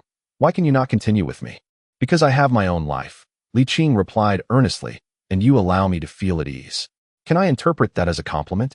Zhu Zhanji asked. Li Qing smiled and nodded. Indeed, I am praising you. The shadow left by Zhu Di over the nomadic tribes is profoundly significant. Wherever the Ming army appears, the tribes either flee in fear or come forth to pay their respects, leaving no opportunity for Zhu Zhanji to take action against them. Instead, individuals such as Qian Yi and Yang Shiqi brim with enthusiasm, eager to nitpick for accomplishments. However, all their proposals were swiftly rejected by Zhu Zhanji. Engaging in an unreasonable war would only compel the tribes to unite, which would be detrimental to the larger picture. Zhu Zhanji is a rational individual. While he desires to achieve glory, he would not forsake the greater good for personal ambition. The army's journey has been remarkably smooth thus far. Upon receiving news, the Walla leader Tuo Huan personally led his commanders to greet them 100 miles out. In the commander's tent, Zhu Zhanji warmly received Tuo Huan and his officers. Engaging in cordial conversation, Tuo Huan, eager to curry favor with the new emperor of the Ming, expressed his satisfaction with trade relations, realizing their value. Although the nomads view plundering as a natural right, it is merely a necessity born from scarcity. The opportunity to engage in amicable trade without risking their lives is something they greatly yearn for. Zhu Zhanji inquired whether the Tatars had been troubling Walla in recent years. Tuo Huan replied, "Thanks to your Majesty's imperial might, the Tatars have not waged war against Walla. However, it must be said that their influence is considerable." Tuo Huan expressed concern, noting that the Tatars pride themselves on being the rightful rulers of the steppe and possess great persuasive power. Many tribes have already pledged allegiance to them. If the Tatars were to launch an attack, Walla would find it difficult to respond. Is that so? Zhu Zhanji glanced at Li Qing. In the presence of foreign leaders, Li Qing knew he must show respect, and thus interjected, "The Prince of Shunning is exaggerating. Allegiance and assimilation are two distinct matters. The tribes have allied with the Tatars under duress, and this subordinate relationship is quite tenuous. If a confrontation were to arise between Walla and the Tatars, they would likely keep their distance and not involve themselves." Tuo Huan felt his face flush. He understood this well, but merely sought to entangle the Ming in his troubles, or at the very least, enhance trade relations. The Duke of Yongqing speaks wisely. Yet one must remain vigilant against the deeply rooted Tatars. Li Qing smiled, but remained silent. The others, including Qian Yi, wished to interject. Yet lacking understanding of the situation beyond the borders, they refrained from speaking to avoid missteps. Zhu Zhanji pondered for a moment and asked, "What are your intentions?" Tuo Huan, bowing slightly, tentatively suggested, to return their actions in kind. "You wish to install a descendant of Genghis Khan as a puppet Khan to control the narrative on the steppe?" Zhu Zhanji pierced through Tuo Huan's intentions. Tuo Huan felt a shiver. This new emperor of the Ming was astutely perceptive, rivaling Yongle himself. With a forced smile, he replied, "Your Majesty's brilliance is unmatched. My thoughts are solely to assist the Ming in better countering the Tatars." After a pause, he added, "Of course, how to proceed is entirely at your Majesty's discretion. If you command, I shall act. If you do not, I shall refrain." His demeanor was notably humble, wary of incurring the wrath of the Ming emperor, which could jeopardize his business. Unexpectedly, Zhu Zhanji readily agreed without a moment's hesitation.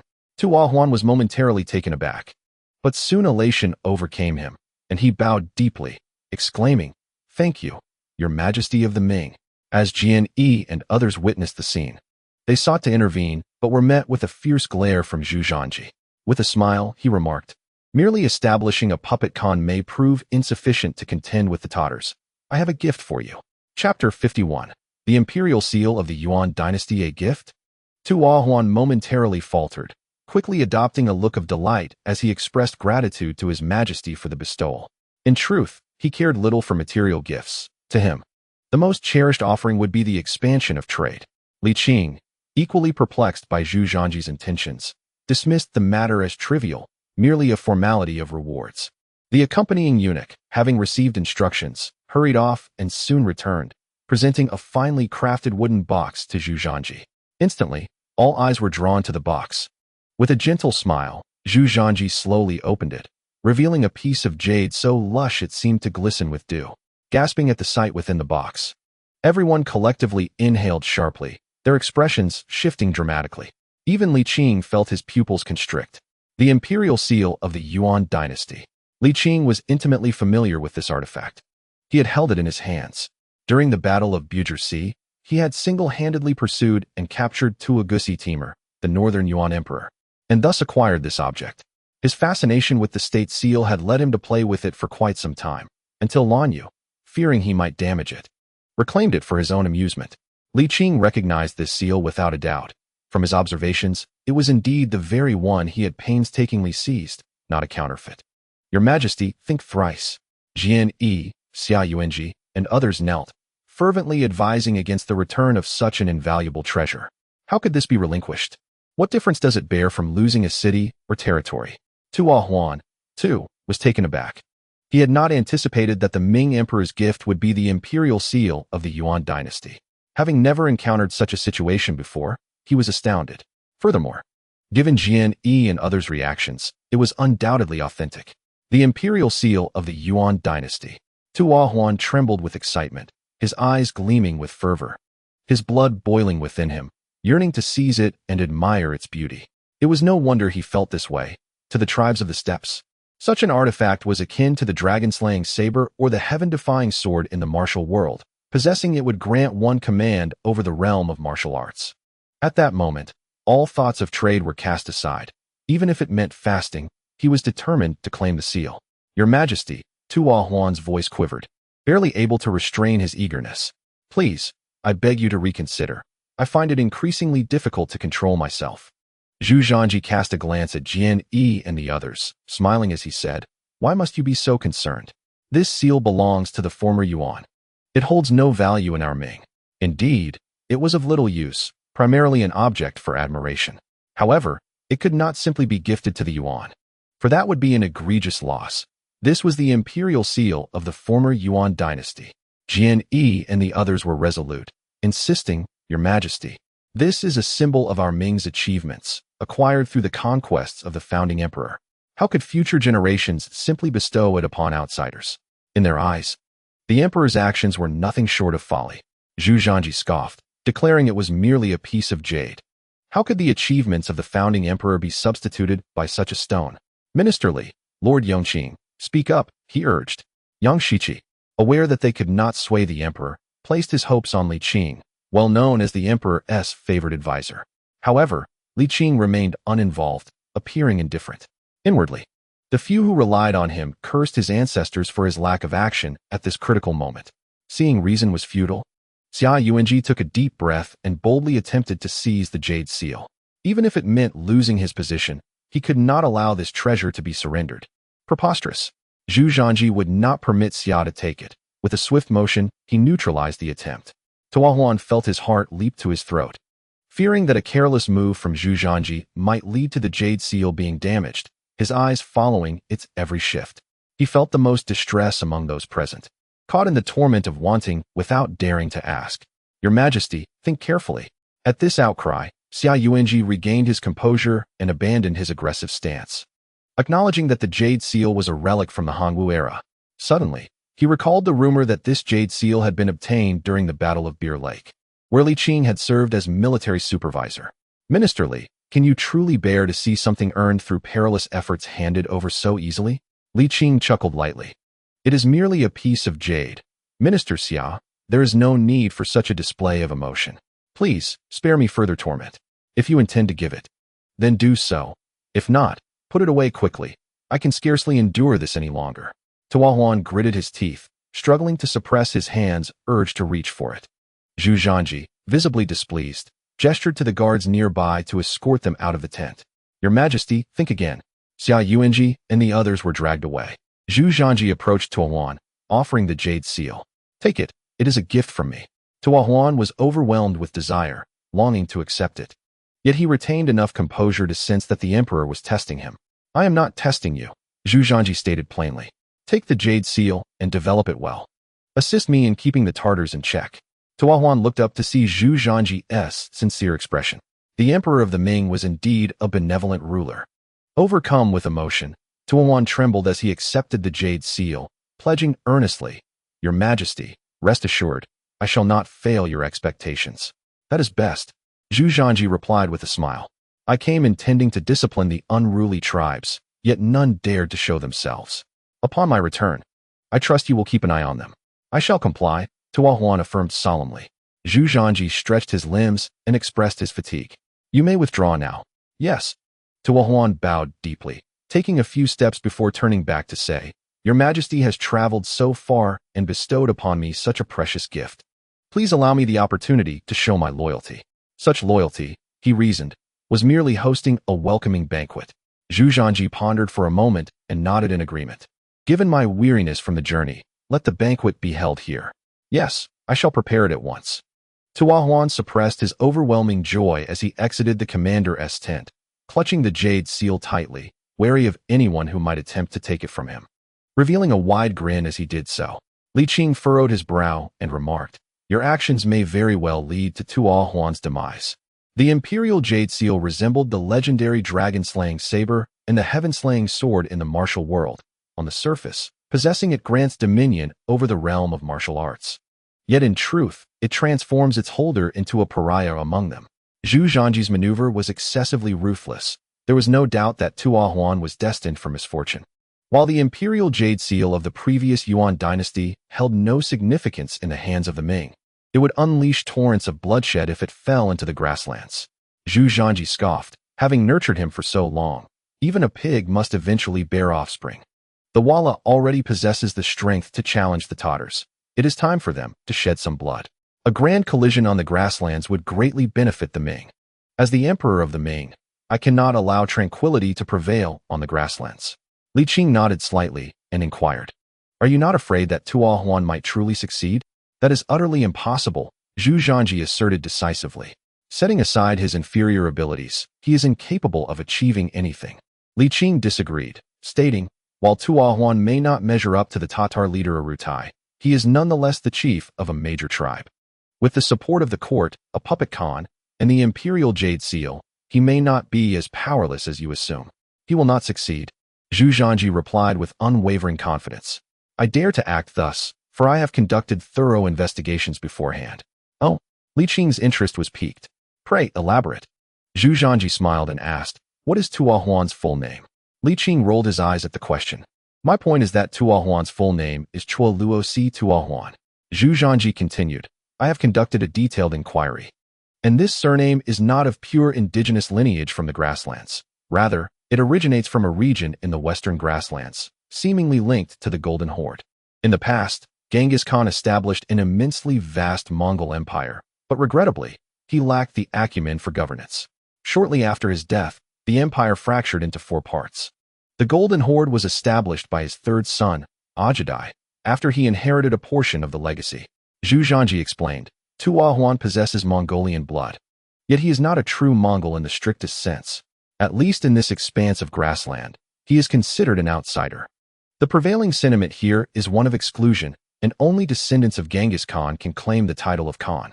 Otherwise, why would Tuo Huan go to such lengths to establish a puppet?" He further noted that even Arutai could only call himself a Grand Master, albeit under much better circumstances. As he was a local, he chuckled, "In these grasslands, only the Borgigian lineage can command respect." Chapter 52. Qing Bo, I wish to see your face without the mask. "Your investigation is thorough," Li Qing smiled, "but this will undoubtedly make Tuo Huan's life difficult. Holding the imperial jade seal of the previous Yuan dynasty will surely incite hatred against him. The Tatars alone will not let him have peace." Zhu Zhanji chuckled. "Let them stir trouble. If they do not, then we, the Ming, shall create our own commotion." Li Qing nodded. "However, Walla must not perish, otherwise, the grasslands will inevitably unify. Rest assured, I shall keep watch. When they can no longer endure, I will escalate my support," Zhu Zhanji replied cheerfully. "Neither the Tatars nor the Walla shall be allowed to vanish." With that, he rose. "I shall go see those old men." Without an explanation, it will be difficult to maintain tranquility. This time, their intentions are not malicious, Li Qing remarked. "I know." The next day, Tuo Huan, accompanied by his subordinates and a beautiful woman, arrived laden with sumptuous provisions to welcome Zhu Zhanji. They reveled in exotic dances and savored unique wines, indulging in merriment that knew no bounds.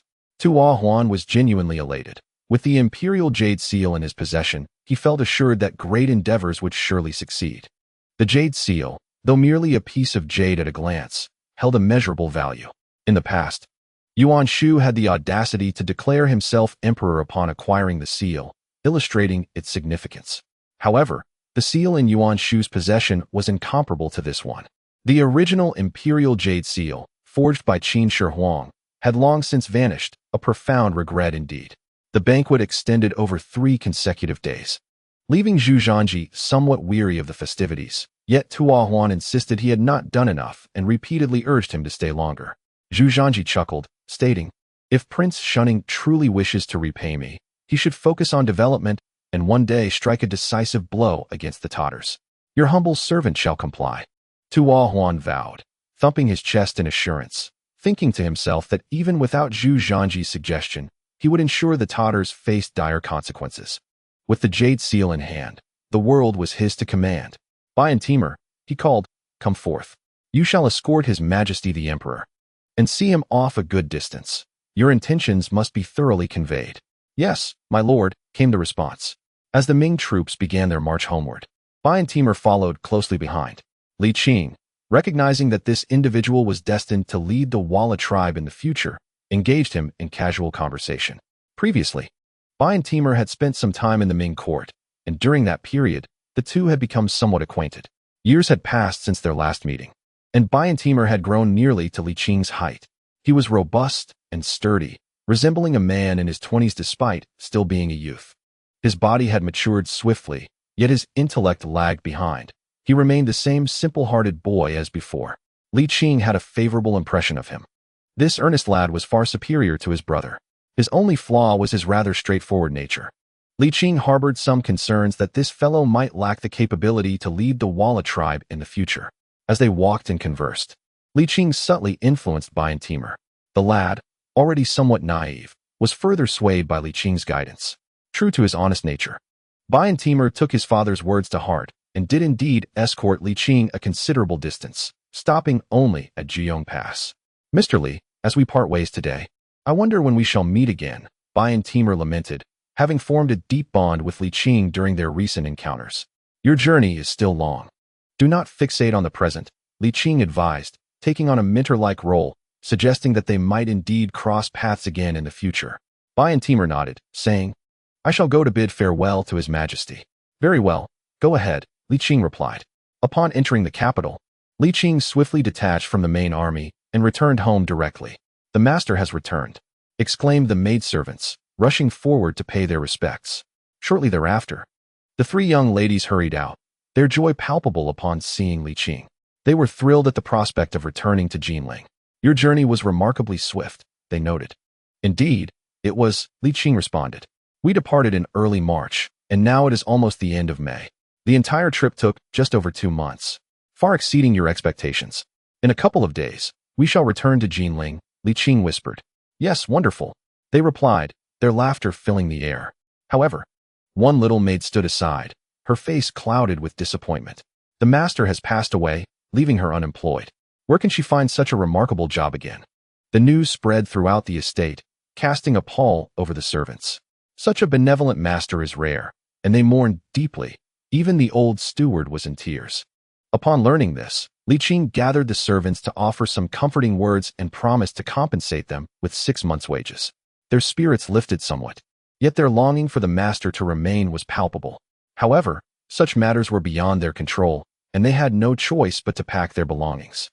After the servants departed, Li Qing rested at home for a day before heading to the palace the following day.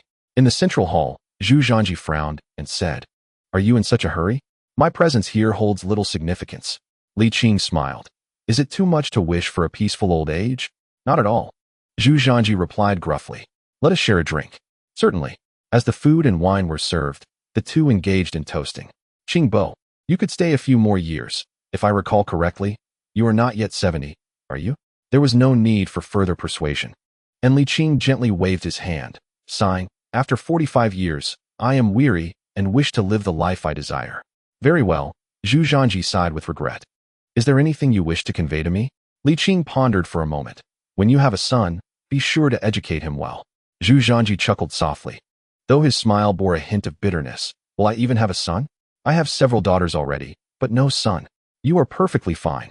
A son will surely come, Li Qing reassured him. With a serious admonition, you have been nurtured as the heir since childhood. Your accomplishments today are rooted in the good fortune sown by Taizong and Rinzong during your youth.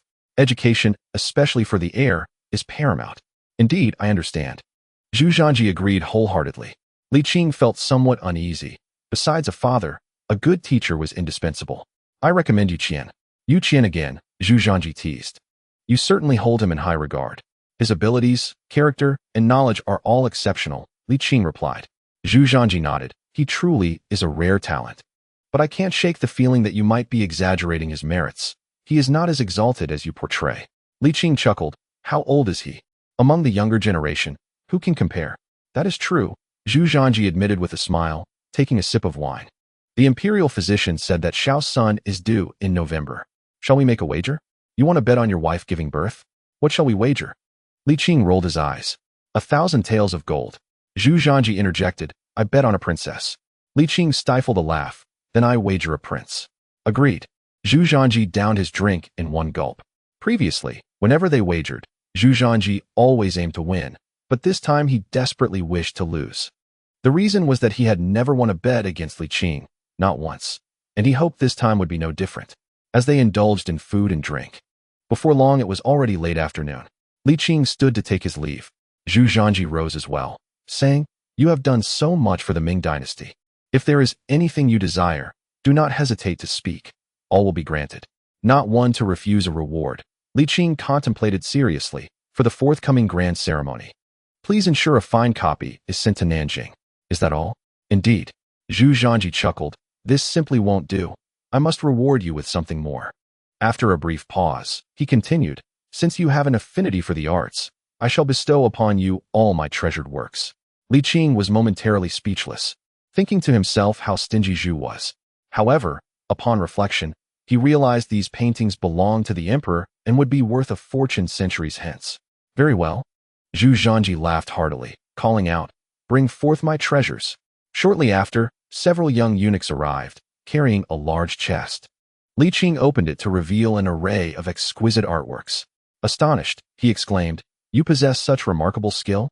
Each painting, whether depicting landscapes, figures, animals, flowers, or insects, was rendered with astonishing realism and artistic finesse. Zhu Zhanji declared with pride, I have a deep appreciation for calligraphy and painting. Li Qing closed the chest, expressing his gratitude. If this collection were to be placed in future times, it would fetch an extraordinary price. I must take my leave now. Master Qing, please stay a moment. Zhu Zhanji urged. Do you have further business? He called out. All attendants outside shall withdraw. None may enter without my command. The eunuchs complied. And soon the sound of the door creaking shut echoed in the room. Li Qing frowned. What are you up to? Master Qing, I wish to see your true face. Zhu Zhanji said, a playful smile on his lips.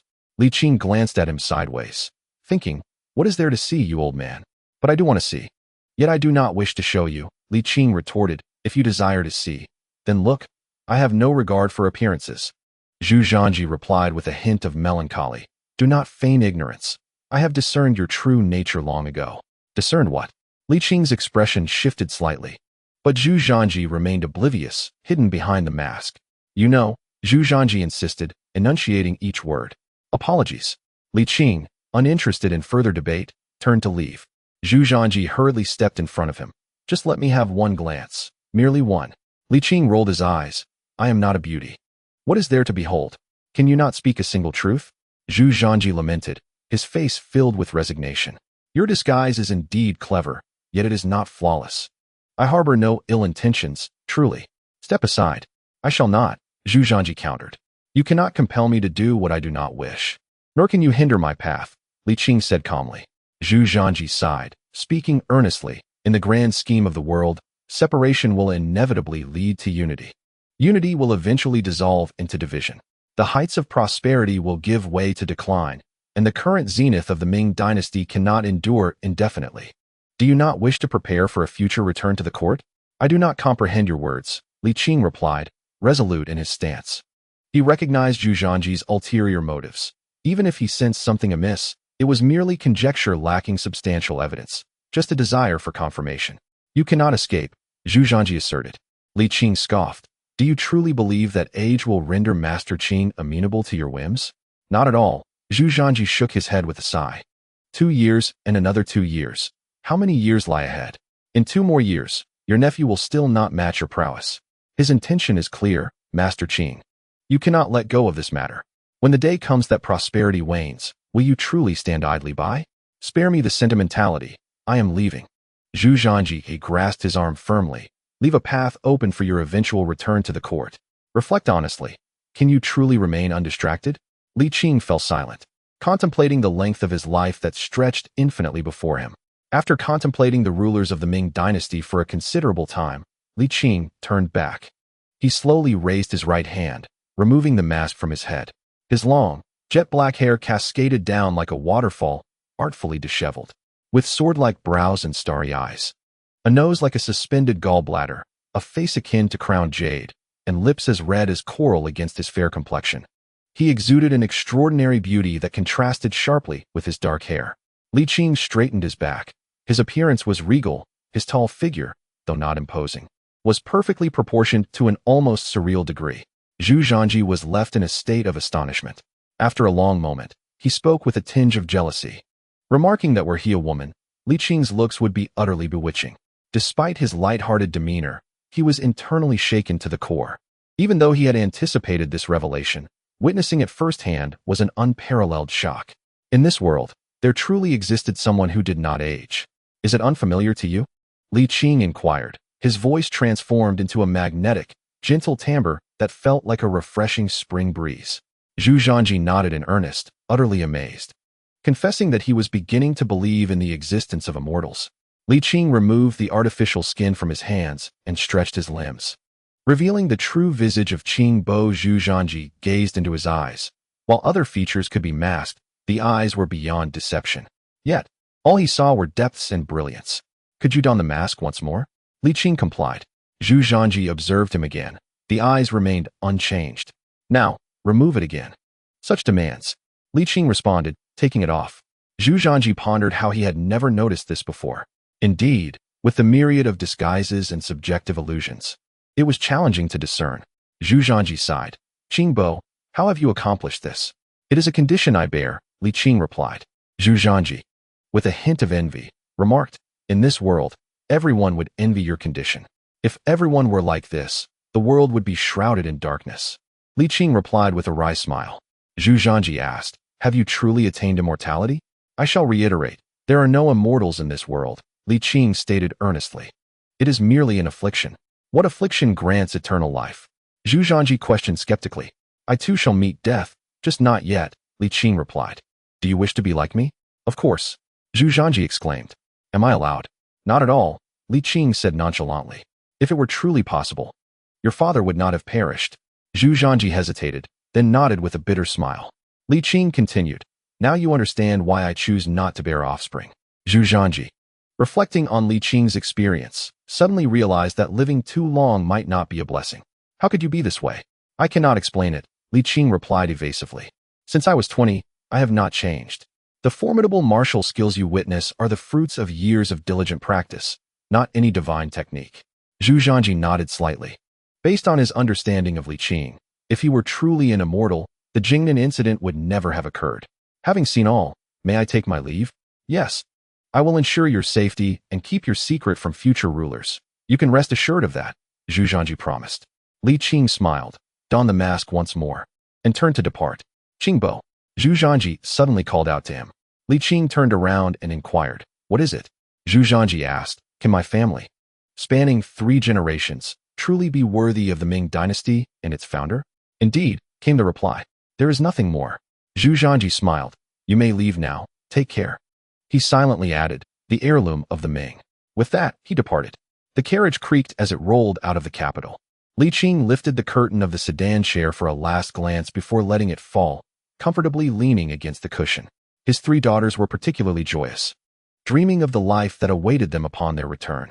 He possessed a multitude of possessions. Merely the Yongle Encyclopedia occupied 3 carriages, alongside his savings and valuable items, totaling an impressive 10 carriages. Zhu Zhanji had dispatched 500 imperial guards to accompany them, but Li Qing found himself at leisure. In July, in Qianqing, Li Qing gazed upon the flourishing city, thriving even more due to maritime trade, and felt a wave of contentment wash over him. After decades of toil, he could finally indulge in some relaxation. Upon returning home, the courtyard was well kept, free of weeds, and even the fruit trees had been tended to, with only a hint of dust indoors, indicating that someone had been regularly maintaining the place. Li Jinglong was a man of loyalty, especially towards Li Qing, and his kindness was beyond reproach. Given this generosity, Li Qing felt compelled to express his gratitude upon his return. After a refreshing bath, he ventured out to purchase gifts for a visit to the Duke of Chao's residence. In the guest hall of the Duke's estate, Li Qing waited for no more than a quarter of an hour when Li Jinglong appeared, leaning on a cane. From afar, he began to jest. "Ah, if it isn't the esteemed Marquis Yongqing. You busy man, here again for work?" Li Qing, feeling mischievous, mimicked his tone. "Oh, is that not the Duke of Chao? Long time no see. Can you even walk without that cane?" "Nonsense," Li Jinglong retorted, tossing the cane to the steward. "Even without it, I, Li Jinglong, am as spry as ever." He produced a folding fan from his waist, dramatically unfurling it and fanning himself, maintaining his flair. Indeed, he had not yet reached the point of being unable to walk unaided. Settling into the guest hall, Li Jinglong grumbled, "You aren't trying to sell me off again, are you?" "Of course not." Li Qing stifled a laugh. "Who doesn't know your reputation for loyalty?" Li Jinglong huffed in mock anger. "Your reputation is far worse than mine. How dare you speak?" "Haha, I have thick skin," Li Qing replied. Li Jinglong took a sip of tea and asked, "Are you here on business again?" "Not at all. I have retired," Li Qing announced. "I shall enjoy life here in Qianqing, without venturing elsewhere." Li Jinglong was taken aback, then overjoyed. "Really? What reason would I have to deceive you?" "Aha!" Li Jinglong laughed heartily, slamming the teacup down. "Brother, you have finally come to your senses. Tea is dull. Let us drink wine instead." Li Jinglong was elated. With his brother's return, companionship was restored, and life would no longer feel monotonous. As the food and drink were served, the 2 men sipped and chatted. "I must say, you should have done this long ago," Li Jinglong said cheerfully. "After a lifetime of hard work, it would be a shame not to enjoy it." Li Qing nodded with a smile. "To that, I say cheers." "Cheers." Li Jinglong clinked glasses with him and downed the drink in one go, his face glowing. "Let me tell you, Qianqing is quite the lively place now." Chapter 54. Zhu Zhanji under pressure. Qianqing City. Li Qing and Li Jinglong strolled leisurely along the street. Li Jinglong pointed at a man nearby, dressed in loose garments and sporting a braid, and remarked, "Look, a Ryukyuan. What is so fascinating about that?" Li Qing rolled his eyes. "He's still a man. An outsider. No less. I've never seen one before." Li Jinglong, somewhat surprised, replied, "I thought you would find it intriguing." Li Qing chuckled. "When the world came to pay homage, I didn't see you so captivated. It's different. These individuals are permanent residents. Not only Ryukyuans, but also Koreans and people from Luzon and several other nations are here." Li Jinglong elaborated with enthusiasm. "Permanent residents?" "Indeed. Many individuals have arrived in the Ming through maritime trade and have no desire to leave." Li Jinglong continued with a smile. "Last month, a foreigner passed away, and his family even approached the authorities to request that he be buried in the Ming." "And what happened next?" Li Qing inquired. Now intrigued, Li Jinglong explained, "That family was well off, and after some negotiations, they were granted permission." "You know about negotiations?" Li Qing teased. "Of course. My brother has spent so long in Qianqing. There's nothing I don't know about the underbelly of the city," Li Jinglong boasted. "Have these foreigners ever caused trouble in the Ming?" Li Qing asked. "Do they dare?" Li Jinglong scoffed. "Though the bureaucracy is murky, they are quite clear on serious matters. Over a month ago, a Ronin got drunk and caused a commotion, severely injuring someone. The victim's family took the matter to court, and that Ronin was executed." Li Qing nodded. "Though the Celestial Empire is a land of propriety, one must distinguish between individuals. Foreigners who come with good intentions deserve courteous treatment, but those seeking trouble must be met with resistance. This is not a place for them to run amok." "Indeed," Li Jinglong chuckled. "Shall we visit a brothel?" Li Qing glanced at him incredulously. With your physique, can you manage? Of course I can, Li Jinglong retorted. Besides, I'm merely looking to enjoy a drink, not engage in anything untoward. It seems you cannot after all. Li Qing suppressed a laugh. Never mind, I have no interest. Leaning closer, Li Jinglong teased. What about the women from overseas? Li Qing frowned slightly. Women from abroad come to brothels? Quite a few, Li Jinglong replied. Those small nations are eager to gain entry into the Ming. Naturally, all kinds of people are present. That poses a dilemma, Li Qing pondered. While other matters might be manageable, brothels must be regulated. Otherwise, it could easily devolve into human trafficking. It's not as dire as you suggest, Li Jinglong countered. What is absent now may not be so in the future. Li Qing shook his head. A thriving economy invariably fuels the entertainment industry, which often relies on women. If such establishments are not controlled, who knows how many virtuous women may be led astray. You simply seek to deny yourself pleasure while forbidding others from enjoying it. Li Jinglong jested. Suit yourself, Li Qing replied. The two continued their stroll, eventually visiting a theater, where they munched on sunflower seeds while enjoying the performance, relishing the pleasures of retirement. That evening, Li Qing penned a confidential letter detailing the situation in Qianqing and the perils of brothels, instructing a surviving member of the Jinyue to deliver it. A prosperous economy would inevitably spur the growth of the entertainment sector, and in this era, such amusements often involve women. If not regulated, one could only speculate how many virtuous maidens would be dragged into this world. Retirement is a life of ease and delight, free from the burdens of court attendance and governmental affairs, spent in indulgence and merriment. Though somewhat languid, it brings joy. Li Qing has engaged several servants to carry him and his 3 daughters around in a sedan chair, leisurely wandering, even making a stop at Westlake. However, the daughters, having aged, lack the vigor of their youth, and their enthusiasm for exploring the mountains and waters has waned. Concerned for their well-being, Li Qing decided to return home early. 2 months later, feedback from the capital arrived. Emperor Zhu Zhanji issued an edict declaring that all individuals, regardless of nationality, must strictly adhere to the laws of the Ming dynasty. Violations would be met with severe punishment. Officials who shield offenders would be held equally guilty, stripped of their positions, and their descendants forever barred from public service. Additionally, Zhu Zhanji imposed a strict prohibition against officials patronizing prostitutes, with those who transgressed facing immediate dismissal. A 3-month deadline was set. Should brothels continue to operate, the consequences would be dire.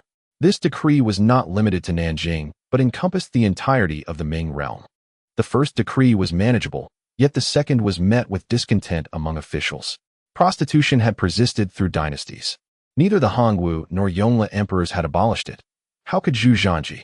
Li Qing was astonished by Zhu Zhanji's decisiveness.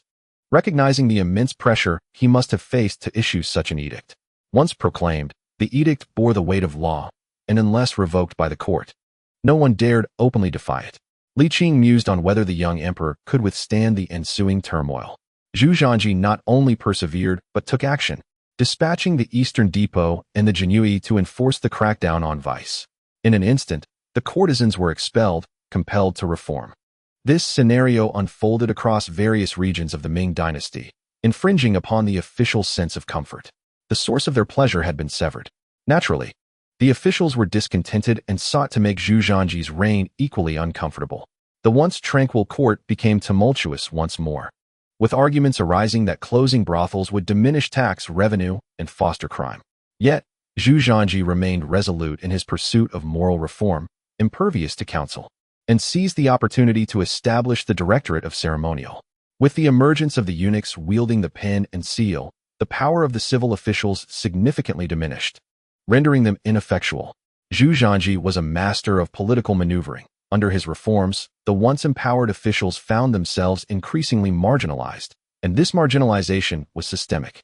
The authority of the 6 ministries was partially usurped by the cabinet, further diminished by the eunuchs' involvement. The dynamics of court power shifted from the emperor and the 6 ministries to a triad of the emperor, eunuchs, and the ministries, with the cabinet and the 6 ministries often at odds. Zhu Zhanji, in essence, fortified imperial authority. A single employer, now surrounded by 3 employees, inevitably fostered competition among them, rendering the employer's influence particularly potent. Zhu Zhanji's strategy was paradoxical. He augmented the administrative powers of local officials while concurrently undermining their operational authority at court. This approach was both astute and effective. Although Li Qing was not present in the capital, he could surmise the situation. Recognizing that the prolonged closure of brothels indicated the success of Zhu Zhanji's campaign, days of languid existence slipped by swiftly, and soon the year-end approached. After decades of commanding the court, Li Qing found that the winds of retirement had completely faded. Officials from Nanzili, after multiple tributes without reciprocation, ceased their visits. Realizing he had lost their attention, Li Qing informed his 3 daughters of his intention to step out and set off alone on horseback to seek his master. After all these years, it was time to fulfill his filial duty, as even his master could not live forever. Galloping swiftly along the path he once traveled to the capital, he headed towards the small temple.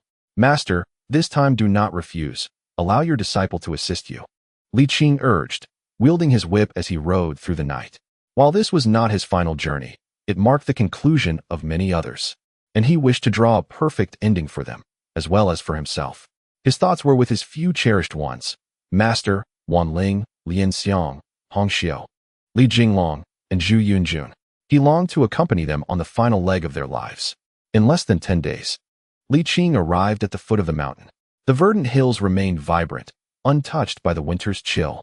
He inhaled deeply, the crisp air infused with the scent of grass and wood, refreshing to his senses. Following the winding mountain path, he ascended to the long-anticipated small temple. Under the eaves, a snow-haired old man and a man in his 50s were engrossed in a game of chess, the atmosphere harmonious. No, I've made a mistake. This move doesn't count," the old man protested playfully.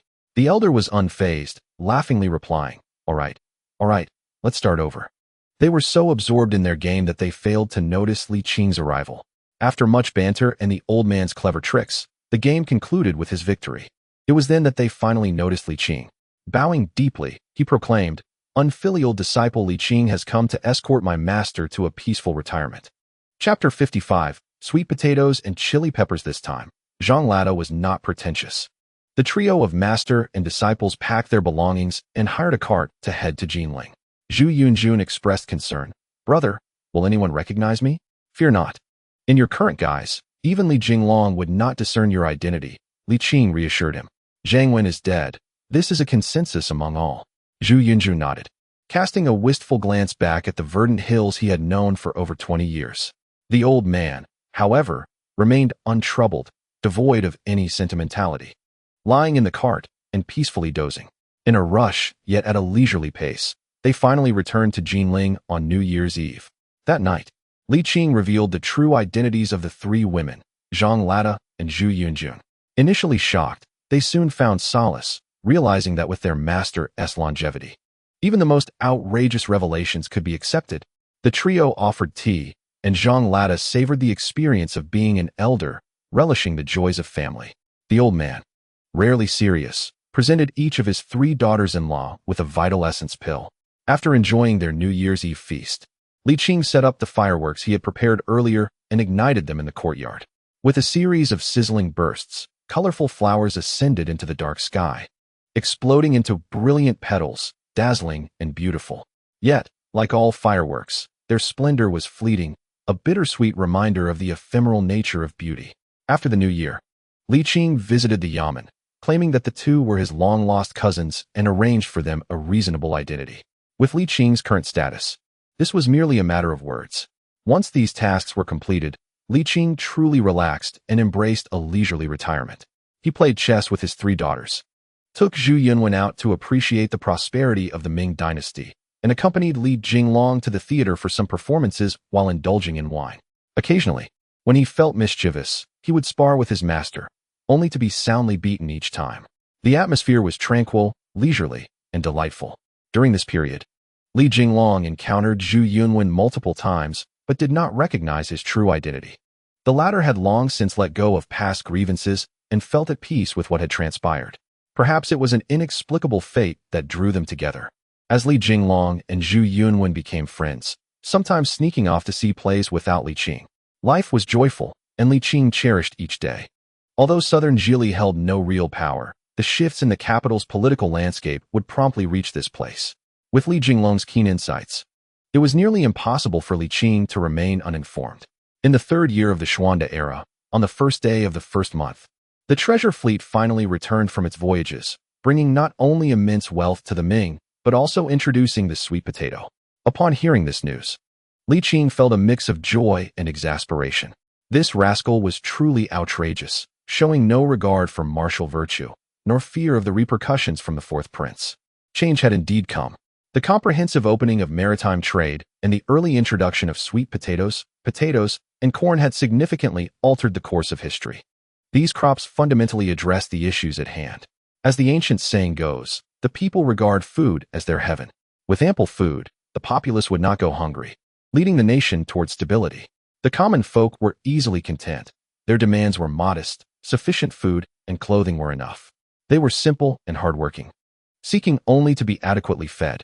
Li Qing was genuinely pleased and boasted to Zhang Lada, "Master, you said that the trend is irreversible.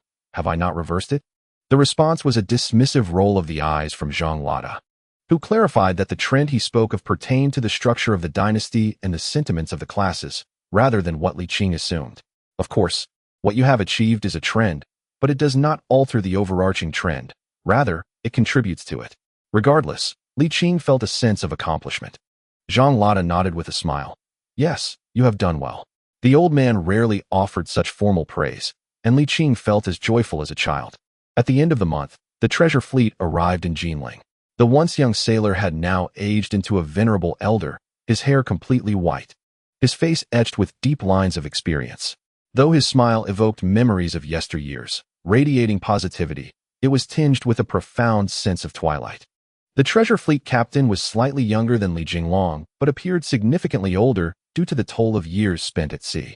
Seeing him in such a state, Li Qing felt an inexplicable pang of sorrow. After many years apart, they met again, uncertain of how to begin their conversation. After a long moment of reflection, he finally asked, "Are you well?" "Quite well," the captain replied with a smile and a nod. Come, let us go inside," Li Qing said, taking the captain's hand and leading him into the house. "It has been far too long since we last gathered. Today, we must share a drink." Not long ago, Qianqing was enveloped in a series of rainy days, the air thick with a damp chill.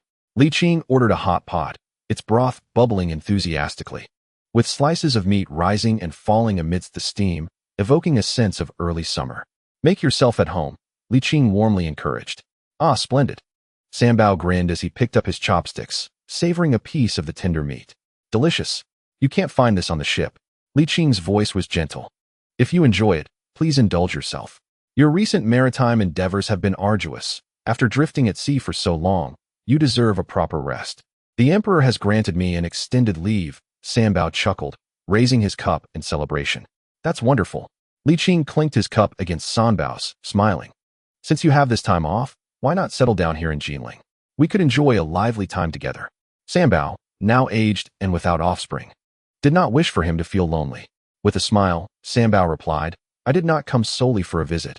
I have official business as well." "What business?" Li Qing inquired, puzzled. "Did you not say the emperor granted you leave?" "It's nothing significant, merely fulfilling a wager for the emperor," Sanbao explained with a grin. "The emperor is overjoyed with his dragon son and mentioned he owes you 1,000 taels of gold, instructing me to deliver it to you." "Could the dragon's son be Zhu Zhanji?" Li Qing mused.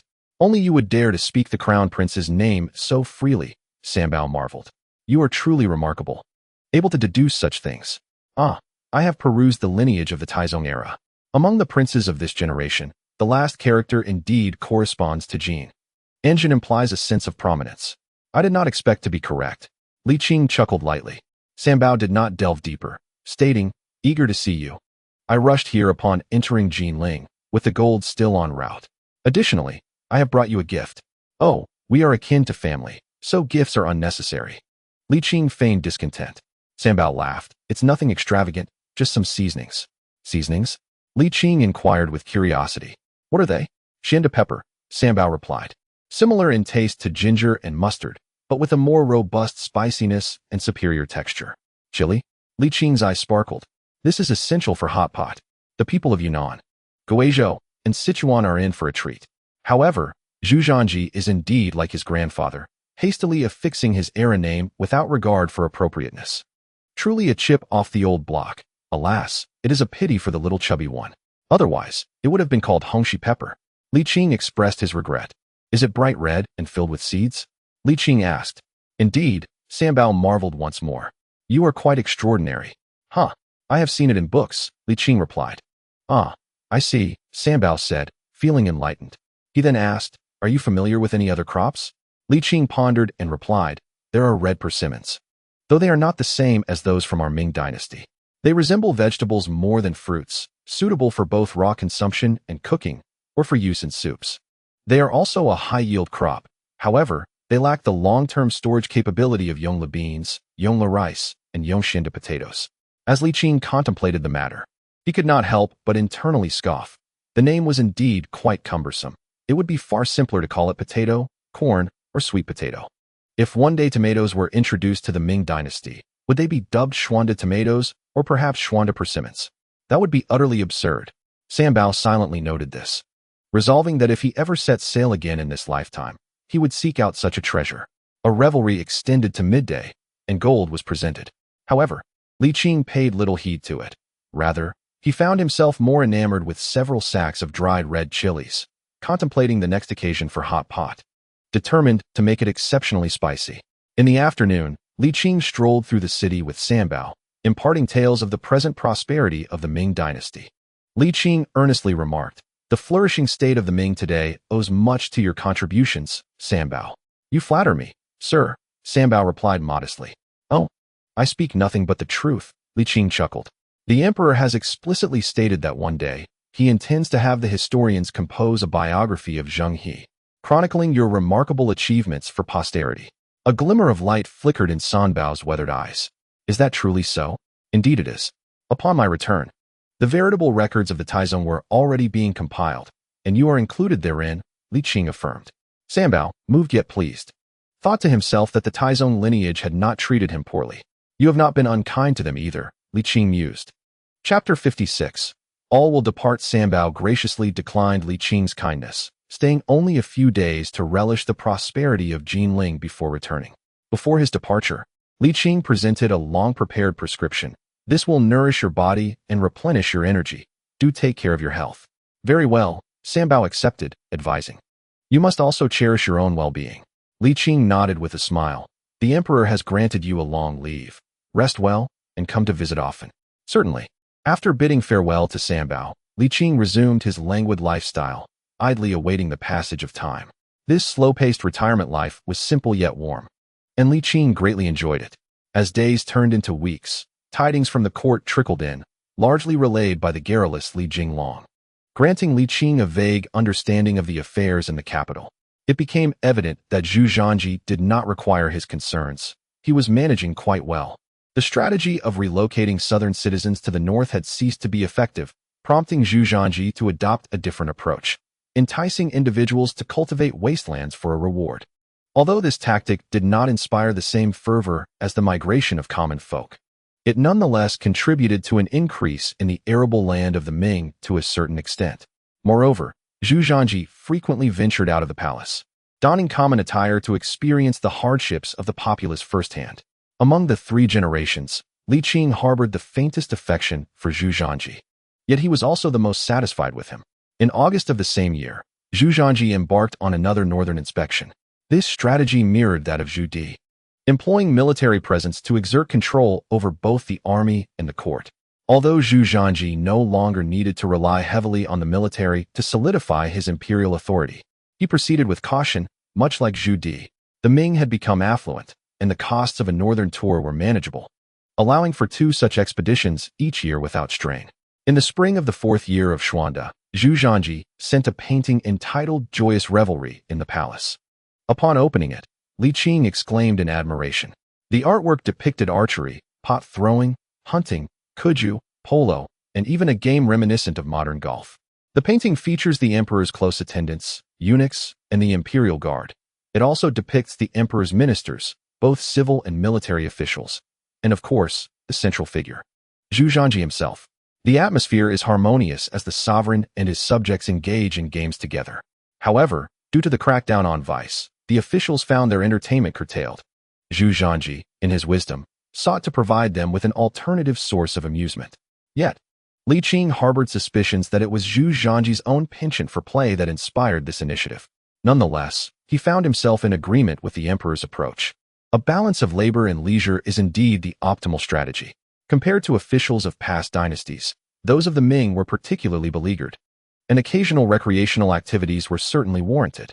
With the court officials settled, the stability naturally extended to those in the provinces. Historically, the court had been a realm of solemnity and oppression, especially during the Han Wu and Yongle eras, where officials not only felt stifled but also lived in constant trepidation.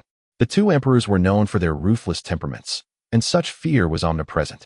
Though they managed to maintain control over their ministers, it was through bloodshed and brutality, leaving many officials with a mindset of avoiding mistakes at all costs.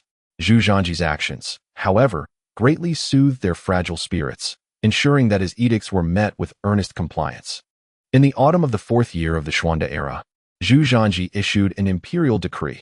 Citizens were permitted to wear garments adorned with patterns and to don accessories beyond mere silver adornments. At first glance, this decree seemed trivial, yet it stirred the ambition of the populace. People inherently aspire to a more beautiful existence and relish in comparison. Zhu Zhanji's actions indirectly bolstered social productivity and, to a degree, liberated the thoughts of the common folk. The societal atmosphere had become markedly more open compared to the Han Wu period. Observing Zhu Zhanji's increasing adeptness in governance and his shrewd royal maneuvers, Li Qing felt a profound sense of relief, allowing himself to enjoy life. As autumn transitioned into winter, flowers wilted and leaves fell, marking yet another cycle. Hong Xiu fell ill. Her ailment persisted despite prolonged treatment, compelling Li Qing to seek his master's assistance. True to his role, the master exerted little effort before Hong Xiu was restored to health. Li Qing, overwhelmed with joy, exclaimed, "Marvelous." However, Zhang Lata, bearing a worried expression, pulled Li Qing aside, hesitating to speak. "What troubles you, master? Is Hong Xiu not well?" Li Qing inquired, anxious. Zhang Lata sighed with a bittersweet smile. "You are not unfamiliar with medicine. That girl evidently has little time left. How can this be? She has recovered. Alas. Accept it. All must depart in due time." Zhang Lata gently patted his shoulder. "Even I shall someday take my leave." Li Qing remained silent, consumed by his thoughts. As Zhang Lata had predicted, not long after, Hong Xiu's condition deteriorated rapidly, her illness worsening. Li Qing fashioned a wooden wheelchair and took her for leisurely strolls around Nanjing. After just a few days, Hong Xiu expressed her reluctance to continue, fearing she might bring shame to her teacher. Unable to persuade her otherwise, Li Qing acquiesced and meandered within the courtyard, regaling her with tales. Reclining in her chair, Hong Xiu listened to her teacher's stories, reflecting on her life, a smile gracing her lips. With the duo's earnest efforts, Hong Xiu managed to endure through the eve of the new year and welcomed the arrival of spring. Yet, ultimately, she was unable to partake in the Lantern Festival. Hong Xiu departed from this world. The departure was serene and filled with happiness. Before leaving, he consoled Li Qing, expressing how fortunate and content she was to have met her husband in this lifetime. Li Qing did not weep bitterly, nor was she engulfed in despair. Instead, she felt an endless sense of loss. The empty, crimson sleeves were interred on Qixiao Mountain, where she had often remarked that the sunset was the most beautiful. In the 5th year of the Xuande era, during the first month, Sanbao arrived. Clad in the attire of a high-ranking eunuch, his once straight back now stooped. He straightened himself as best as he could, a smile gracing his lips reminiscent of his youth. Li Qing understood that he was concerned she might worry for him. Was he to embark on another journey to the west? Observing such a Sanbao made her heart ache. Was there truly no one else in the court capable of taking his place? Sanbao chuckled, saying, "While the act of sailing can be substituted, the dialogue with foreign nations and the dissemination of our celestial culture cannot be handed over. Even if the emperor does not say so, I must go." "When do you depart?" Li Qing inquired. "I shall leave shortly. I must bid farewell to my husband along the way," Sanbao replied with a gentle smile. Feeling a twinge of sorrow, Li Qing softly said, "I will see you off." Uncharacteristically, Sanbao did not refuse her offer this time. Very well. Li Qing accompanied Sanbao to the port of the Yangtze River, where the main fleet had already set sail, leaving only a medium-sized vessel for passengers on the water. The two paused at the shore, and Li Qing urged, "Take good care of your health. Do not overexert yourself. Upon your return, we shall celebrate together." Bao cheerfully agreed, reminding her to also take care of herself. Many were waiting on the ship, and Bao could not delay for long. After a brief conversation, he took his leave, stepping onto the gangway that extended towards the ship. Li Qing watched his stooped figure, a breeze blowing, causing her nose to tingle and her eyes to well up. Bao. She sighed. Bao turned back, his smile radiant. Li Qing inhaled deeply, forcing a smile as she urged, walk slowly. All right, he waved, turning back to continue towards the ship. Though his steps had slowed considerably, they both understood that this farewell would be eternal. As Bao departed, the ship gradually receded, ultimately vanishing from sight. Li Qing's life continued, yet the absence of one person rendered her home noticeably quieter.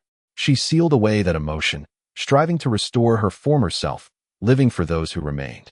She took her companions out in a carriage, shared stories, and indulged them with gifts, her chatter incessant, almost like a chatterbox. Life appeared to be, on the surface, still beautiful. However, the good times were fleeting. 6 months later, Lianxiang fell ill. The effects of her treatments were minimal, resulting in a worsening condition. And Li Qing felt an overwhelming sense of guilt. Had he not devoted his energy to nurturing the 3 women, perhaps his abilities could have yielded miraculous results now. Zhang Lada recognized his thoughts and scolded him harshly. Li Qing dared not retort. He feared that one day, even his master would cease to reprimand him. Lianxiang, ever optimistic and the boldest among the 3, cheerfully insisted on exploring the streets from the wheelchair once occupied by Hongxiu. Li Qing, of course, did not refuse, accompanying her on shopping excursions and engaging her in delightful conversations. The wooden wheel turned in circles, as if with each rotation it could carry away a portion of the life force of the person seated upon the chair. Chapter 57. Time. On the bed, Li Qing sat quietly, with Lianxiang nestled in his embrace. Sir, I am here. Li Qing's voice trembled softly. I must depart. Lianxiang, with a face full of affection, ultimately transformed her sentiment into playful nonchalance, teasingly remarking, You promised Sister Hongxiu that you wouldn't be sad and would always be well. You must keep your word. No sadness, I promise, Li Qing replied, holding her tenderly. A smile graced Lianxiang's lips. Sir, tell me another story. Very well. What would you like to hear? The tale of Liang Shanbo and Zhu Yingtai. All right. Li Qing began to recount the revised story of Liang and Zhu, narrating how Liang Shanbo, on his way to the academy, encountered the cross-dressing Zhu Yingtai, and they became sworn brothers upon their first meeting. He spoke softly and with great sincerity. After a long while, the lovers finally united, living in happiness and fulfillment. A century later, on a serene day when the winds had ceased and the rain had cleared, with rainbows arching in the sky, the couple transformed into butterflies, dancing gracefully amidst the fragrant blossoms and melodious birdsong. My dear, did I tell the story well? There was no response. Lianxiang was also laid to rest on Qixiao Mountain, beside the tomb of Hongxiu, where these sisters of many years could keep each other company, ensuring they would not feel lonely. Li Qing visited Jiming Temple, offering the most expensive incense and paying homage to the most revered Buddha. Time. Li Jinglong arrived, leaning on a cane, eager to share new tidings with Li Qing. Brother, did you know? The Xuande Emperor has gone on another inspection tour. You wouldn't believe it. He truly embodies the spirit of the Taizong. Li Jinglong spoke volubly, aware that this was a topic Li Qing cherished. Do not worry about court matters. He is managing quite well. The next day, brother, the neighboring garden has acquired 2 new scripts for plays. I have been holding back from going, but come. Accompany me to take a look. On the 3rd day, do not remain cooped up at home. You often say that life lies in movement. On the 4th day, all right. You may not enjoy the scripts, but surely you would relish a drink?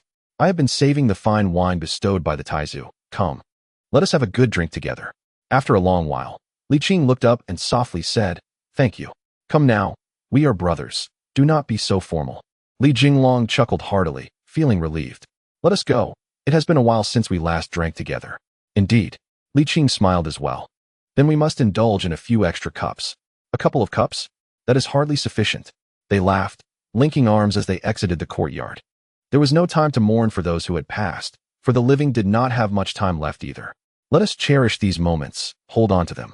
Li Jinglong, though no longer young, remained spirited after a few cups, exuding the vigor of his youth, boasting that the entire Ming dynasty was his domain. They reminisced about their initial acquaintance, their subsequent conflicts, and their campaigns against the northern Yuan court. As they conversed, Li Jinglong shed tears, reminiscing about Lan Yu. Li Qing turned to comfort him.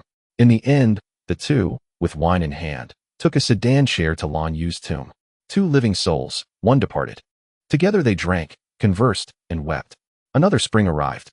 The fruit trees sprouted tender buds, and the flowering trees blossomed. Time, relentless in its theft, was also generous in its gifts. Alas, though today's flowers bear a semblance to yesterday's crimson blooms, they lack the vibrancy of the past. Despite their striking resemblance, they are ultimately not the same blossom. Beneath the fruit tree, Wanling meticulously stitched shoe insoles, her needlework tight and precise. Her vision had begun to blur, limiting her capabilities to this solitary task. In truth, she had crafted an abundance of insoles, yet still felt it insufficient. The days ahead for her master were numerous, and she was determined to produce more. "Child, what are you up to?" Li Qing called out from a distance, pushing a wooden cart. Wanling hurriedly tucked her needle and thread into a bamboo basket, concealing it beneath the stone table, and retrieved a book of tales she had prepared earlier. Smiling as she replied, "I am reading, master." Li Qing deliberately slowed his pace, feigning ignorance. "Come, let me take you for a stroll." "Where shall we go?" she inquired. "Wherever you wish, we shall go," he replied with a smile. After pondering for a while, Wanling sighed. "I do not know where to go." "Then let us simply wander," Li Qing suggested, urging her to board the cart. "Let us take the sedan chair instead," Wanling proposed. "What joy is there in a sedan chair?" she added. "I can still walk." "You would tire yourself, master." With no further protest, she obediently settled into the wooden wheelchair. Upon reaching the front courtyard, Li Qing called out to Zhang Lada, who was practicing his martial arts. "Master, off to shop, are we? Go have your fun. I have no interest in frivolities. Recently, I have had new insights into my martial arts. I must seize this time to refine them. With age, my memory falters, and if I do not reinforce my learning, it will slip away." "Very well," Li Qing responded. "What would you like to eat? I shall bring it back for you." 1 pound of braised pig's head from Old Wong's, 2 tails of fried peanuts, half a pound of osmanthus cake from Old Lou's, a serving of candied chestnuts from the stall by Zhao's tailor shop, and half a pound of liquor from Wu's distillery. The old man had an excellent memory when it came to food and drink. Li Qing chuckled in agreement. "By the way, where is your junior?" "That fellow, Li Jinglong, has gone to see a play," Zhang Lada replied, continuing his practice. "I do not require tending. You may enjoy yourselves." "Then I shall take my leave." "Go on, then." In the theater, lively melodies resonated. On stage, a stunning performer sang the Kunku opera The Tale of the Jean Hairpin, a male actor possessing an alluring femininity, his voice enchanting and indistinguishable in its gender. Li Jinglong swayed to the rhythm, exclaiming, "Truly, a premier talent unearthed from Suzhou, simply exceptional. If only I were inclined towards male beauty." "What say you, brother Zhu?" Zhu Yunwen smiled. "Indeed, exceptional. How dull. Do you not understand witty banter?" Zhu Yunwen scratched his head. "What is witty banter?" Li Jinglong rolled his eyes. "You possess no sense of humor." "What is a sense of humor?" "Ask Li Qing when you return," Li Jinglong said, fanning himself and stretching lazily. "You are a learned individual, yet you lack wit. Have you ever participated in the imperial examinations?" Never," Zhu Yunwen replied, somewhat embarrassed. "Why not?" Li Jinglong inquired, puzzled. Zhu Yunwen hesitated. "I had no need in the past. Later, I went to the mountains to cultivate." "Ah, so your family has fallen on hard times." Li Jinglong sighed, then quickly added, "My apologies, I tend to speak without thinking, not out of malice." "Ah, it is of no consequence." Zhu Yunwen chuckled. "Brotherly speaks candidly. He is indeed a genuine person, and there's no need for concern." Zhu Yunwen did not take it to heart, pondering how trivial the matter was. After all, he had entrusted this fellow with an army of 500,000, and even personally bid him farewell, performing the grand ceremony of sending him off. Yet, this man had failed to breach the defenses of a mere 10,000 soldiers in the small city of Beiping. Reflecting on this, what was there to be angry about? Li Jinglong felt a twinge of guilt and said, "Brother, have you considered the imperial examination? I could pave the way for you." "No need," Zhu Yunwen replied, waving his hand. "I am 54 this year. Even if I were to succeed, what would be the point?" This assertion was misguided. What was so wrong with being over 50? Many individuals, with their hair turned white, still pursued the examination well into their 70s and 80s. Li Jinglong laughed. "Brother, your constitution is robust. You still have time." "What is that saying?" "Ah, yes. Ambition knows no age, while a life without purpose is a mere existence. Zhu Yunwen was at a loss for words. Though I possess a broad-minded disposition, your persistence is rather excessive. Zhu Yunwen chose to ignore Li Jinglong, who mistakenly assumed Zhu Yunwen was merely shy. Brother, as long as you express your desire, I shall take care of everything. Li Jinglong, with a warm heart, patted his chest in assurance. Thank you, but it's unnecessary, Zhu Yunwen replied, his good-natured spirit beginning to wane. Is this not yet finished? He stood up, stating, Really? It's not needed. I must return now. Ah, do not leave just yet. The performance is not complete. Li Jinglong stood and followed. Look at you. Why are you still upset? Allow me to treat you to a drink. Perhaps another day, Zhu Yunwen responded. I've been out for a while. I need to check on my master. Isn't there Li Qing? As they conversed, the two exited the theater, just in time to see Li Qing pushing Wanling. Li Qing. Over here. Li Jinglong waved his hand and called out. Li Qing looked up, seeing the two who had evidently become good friends, and couldn't help but exclaim, Ah. The passage of time is both merciless and tender. Merciless in that it seizes beauty, yet tender in its capacity to heal wounds. Chapter 58. Cousins, what a coincidence. Li Qing approached with Wanling and smiled. Have you just finished watching the play? Indeed, Zhu Yunwen replied. Brother, did you take sister-in-law out for a leisurely stroll? Li Qing nodded, and Wanling greeted the two men. The four of them made their way back together. Throughout the journey, Li Jinglong chattered incessantly, his conversation revolving around Zhu Yunwen's potential for the imperial examination. Zhu Yunwen found it increasingly irksome, stating, You all converse. I shall take my leave. Do not rush off. You should buy some things, Li Qing suggested, listing the items the elder wished to eat. Very well, I shall go procure them, Zhu Yunwen replied eagerly. Li Jinglong scratched his head, puzzled. What has gotten into him? Li Qing rolled his eyes, having deciphered the situation from the snippets of conversation, quipped. Isn't it simply that you are too bothersome? That is excessive, Li Jinglong exclaimed, looking hurt. I merely wish to assist him in finding his path. Seeing as he is unrecognized, each has their own aspirations. If he does not desire the examination, why must you insist? Li Qing, knowing Li Jinglong meant well, smiled. I appreciate your good intentions, but he is not suited for this path.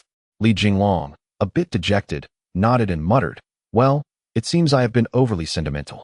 After a brief pause, the brother leaned in closer to Li Qing and whispered, Your master, did you not say he has already passed away, departed from this world? The elder must be a rather unkempt immortal, I suppose. Li Qing raised an eyebrow. What do you think? Li Jinglong, at a loss for words, replied. How would I know? I'm merely seeking your confirmation. Li Qing's smile faded. No. Li Jinglong, momentarily taken aback, pouted. I see. They are all your relatives. At this point, a sudden realization struck him, and his expression transformed dramatically as he gazed at Li Qing in astonishment. Brother, could it be that Zhu Wen is? No. Li Qing insisted, his tone laced with a warning. Li Jinglong may not be exceptionally clever, but he was certainly not foolish. Seeing Li Qing's demeanor left him utterly stunned. He murmured, No wonder I thought so. By the time he regained his composure, Li Qing had already pushed Wanling away, moving further ahead. Brother, wait for me. At the Yongqing Marquis. In the pavilion, Li Jinglong and Zhu Yunwen sat across from each other, with Li Qing seated beside them, accepting the tea served by a servant. Li Qing instructed, There is no need for anyone to attend to us here. You may all take your leave and refrain from disturbing us. Yes, sir. The maid replied with a bow and gracefully retreated. Once the servants had distanced themselves, Li Jinglong hesitantly spoke, the Jiangwen Emperor. He struggled for an appropriate title. Just call me Zhu Wen, Zhu Yunwen replied. Ah, Zhu Wen. Li Jinglong's earlier warmth and friendliness vanished, replaced by a face full of shame, feeling utterly exposed. The years had passed, and now he was but a commoner. Zhu Yunwen smiled gently. Of course, if you wish, you may still address me as before.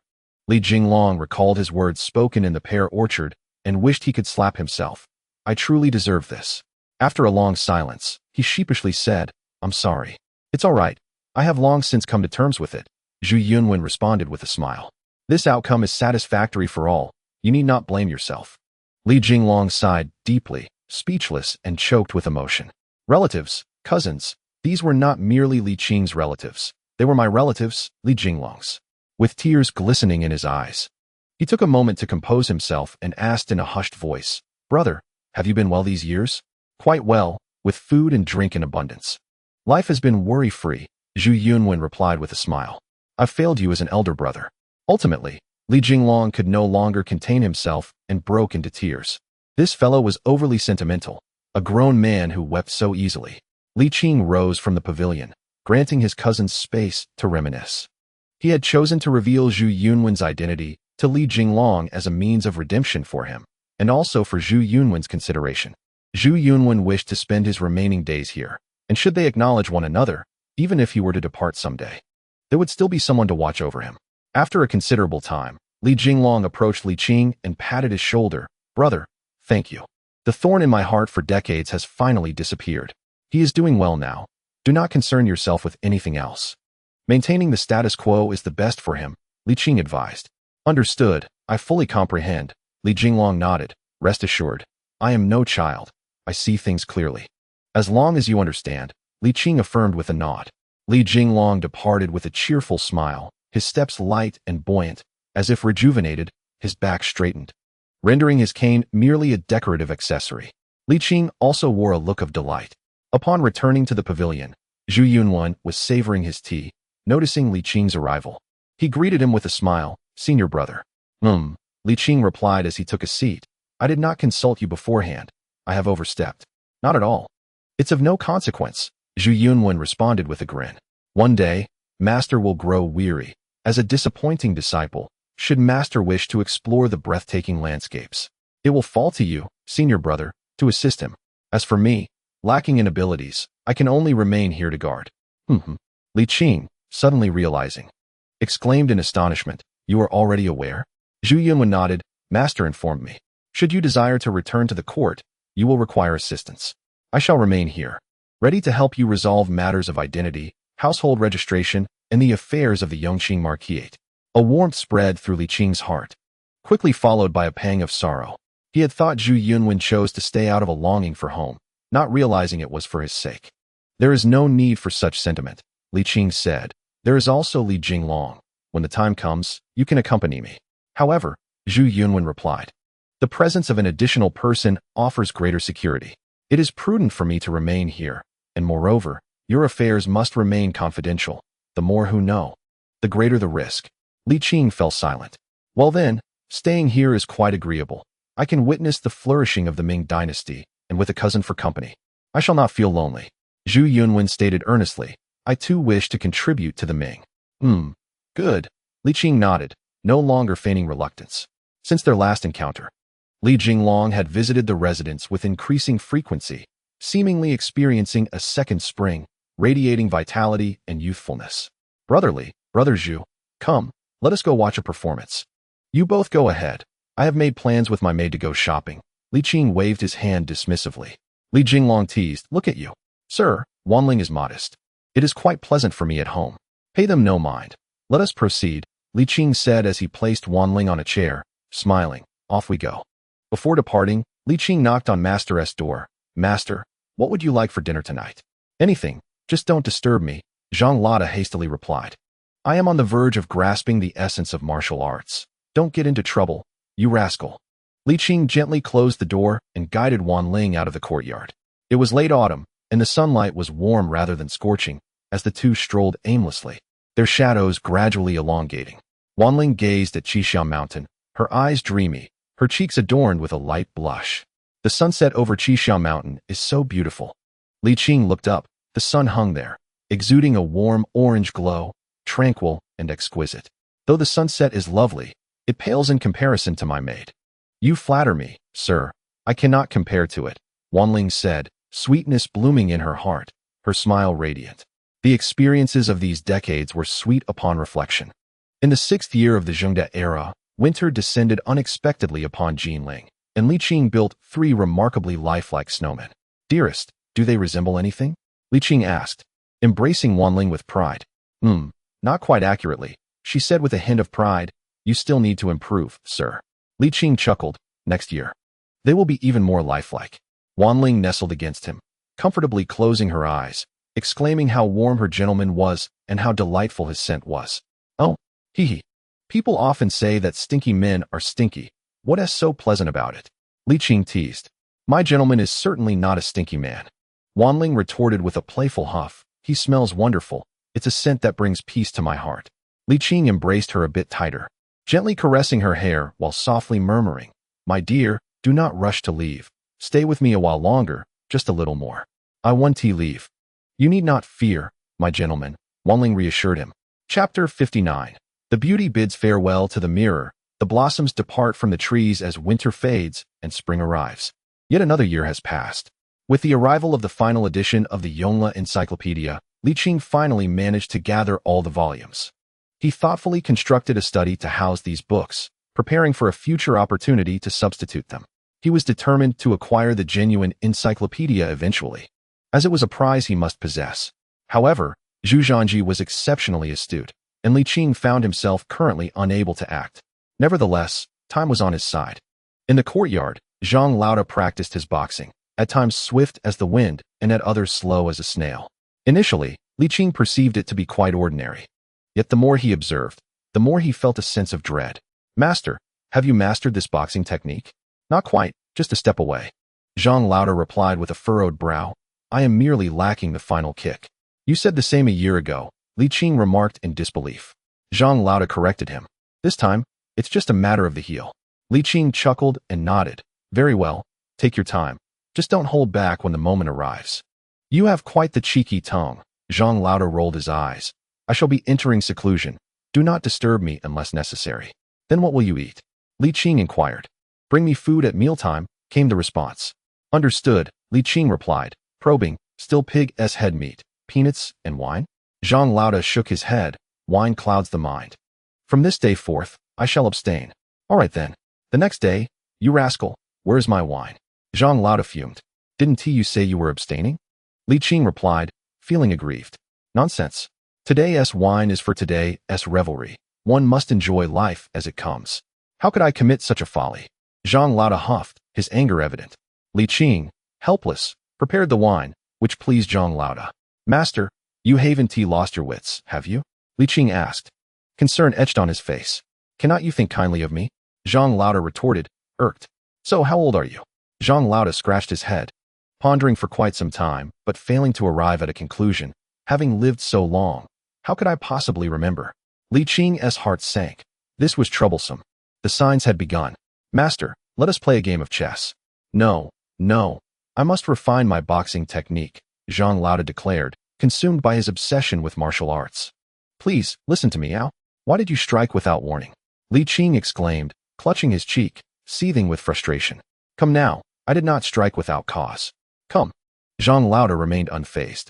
Defeated, Li Qing thought to himself that even if his master had truly lost his mind, he was by no means a match for him. "Master, what is the merit of martial practice? Allow me to take you to see a performance. That is far more lively." Li Qing attempted to divert his master's attention, but it was utterly futile. The old man was stubbornly determined to perfect his boxing technique. Li Qing wished to persuade further, yet was halted by Zhu Yunwen, urging him to allow his master to engage in what he cherished. With a soft sigh, Li Qing nodded in silence. Time flowed ever more swiftly, revealing Wanling's fatigue. Her memory waned, to the extent that Li Qing often found himself gazing intently to recognize her. He yearned to sever the passage of time, but felt utterly powerless.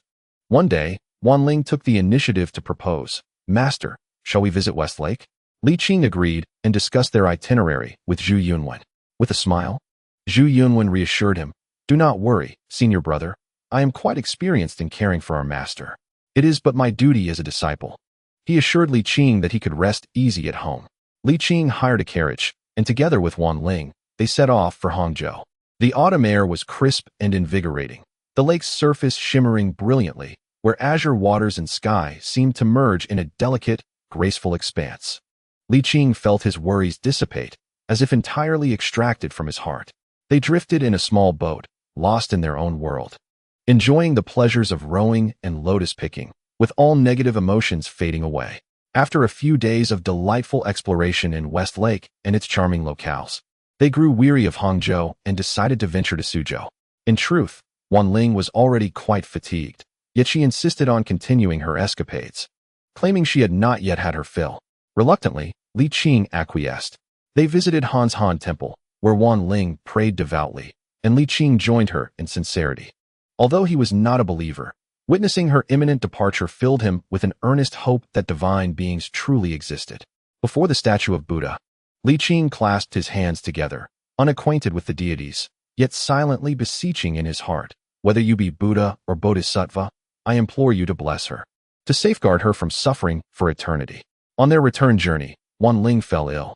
Li Qing, having anticipated this, prepared medicine, administered acupuncture, and unreservedly infused her with vital energy. Ling complied fully, consuming every drop of the concoction he brewed. "My dear, hold on. We are almost home," he murmured, embracing her, gently caressing her hair with his chin, his voice trembling. "Shall I tell you a story?" "Yes," Ling smiled. "I adore your stories, master." 3 days later, as the carriage entered the city of Jinling, Ling reached her limit. "Master, let us not return home. I wish to visit Qixiao Mountain." "Very well. To Qixiao Mountain it is." The coachman, a sturdy man, could not help but shed tears. His exceptional horsemanship took them swiftly and steadily to their destination. Upon reaching the mountain's base, Li Qing produced 2 large ingots of gold. "Kind sir, please procure a fine coffin and some joss paper." "Rest assured, I shall attend to it immediately," the coachman replied. Li Qing carried Ling up Qixiao Mountain. The fiery red maple leaves danced from their branches, appearing to soar, yet ultimately falling. The orange-hued sun cast a gentle glow upon their faces, a sight of exquisite beauty. In that moment, the seemingly infinite splendor of the sunset felt within reach, yet also like a reflection in water, elusive and unattainable. "Sister Hongxiu and Sister Lianxiang are waiting for me," Ling whispered. "I do not suffer, not at all. Please do not weep, master. Do not cry, do not cry." Li Qing embraced her tightly, inhaling the scent of her hair. As Ling faced the setting sun, she whispered softly, "Having endured the bittersweet partings across the vast expanse, I cannot speak of my return. The fallen blossoms are as numerous as this. Beneath the flowers, we exchanged no words. The verdant window and spring are both ephemeral. When the time comes to express my longing under the lamp, a thread of new affection intertwines with 1,000 strands of old grievances. Most sorrowful is the transient nature of existence.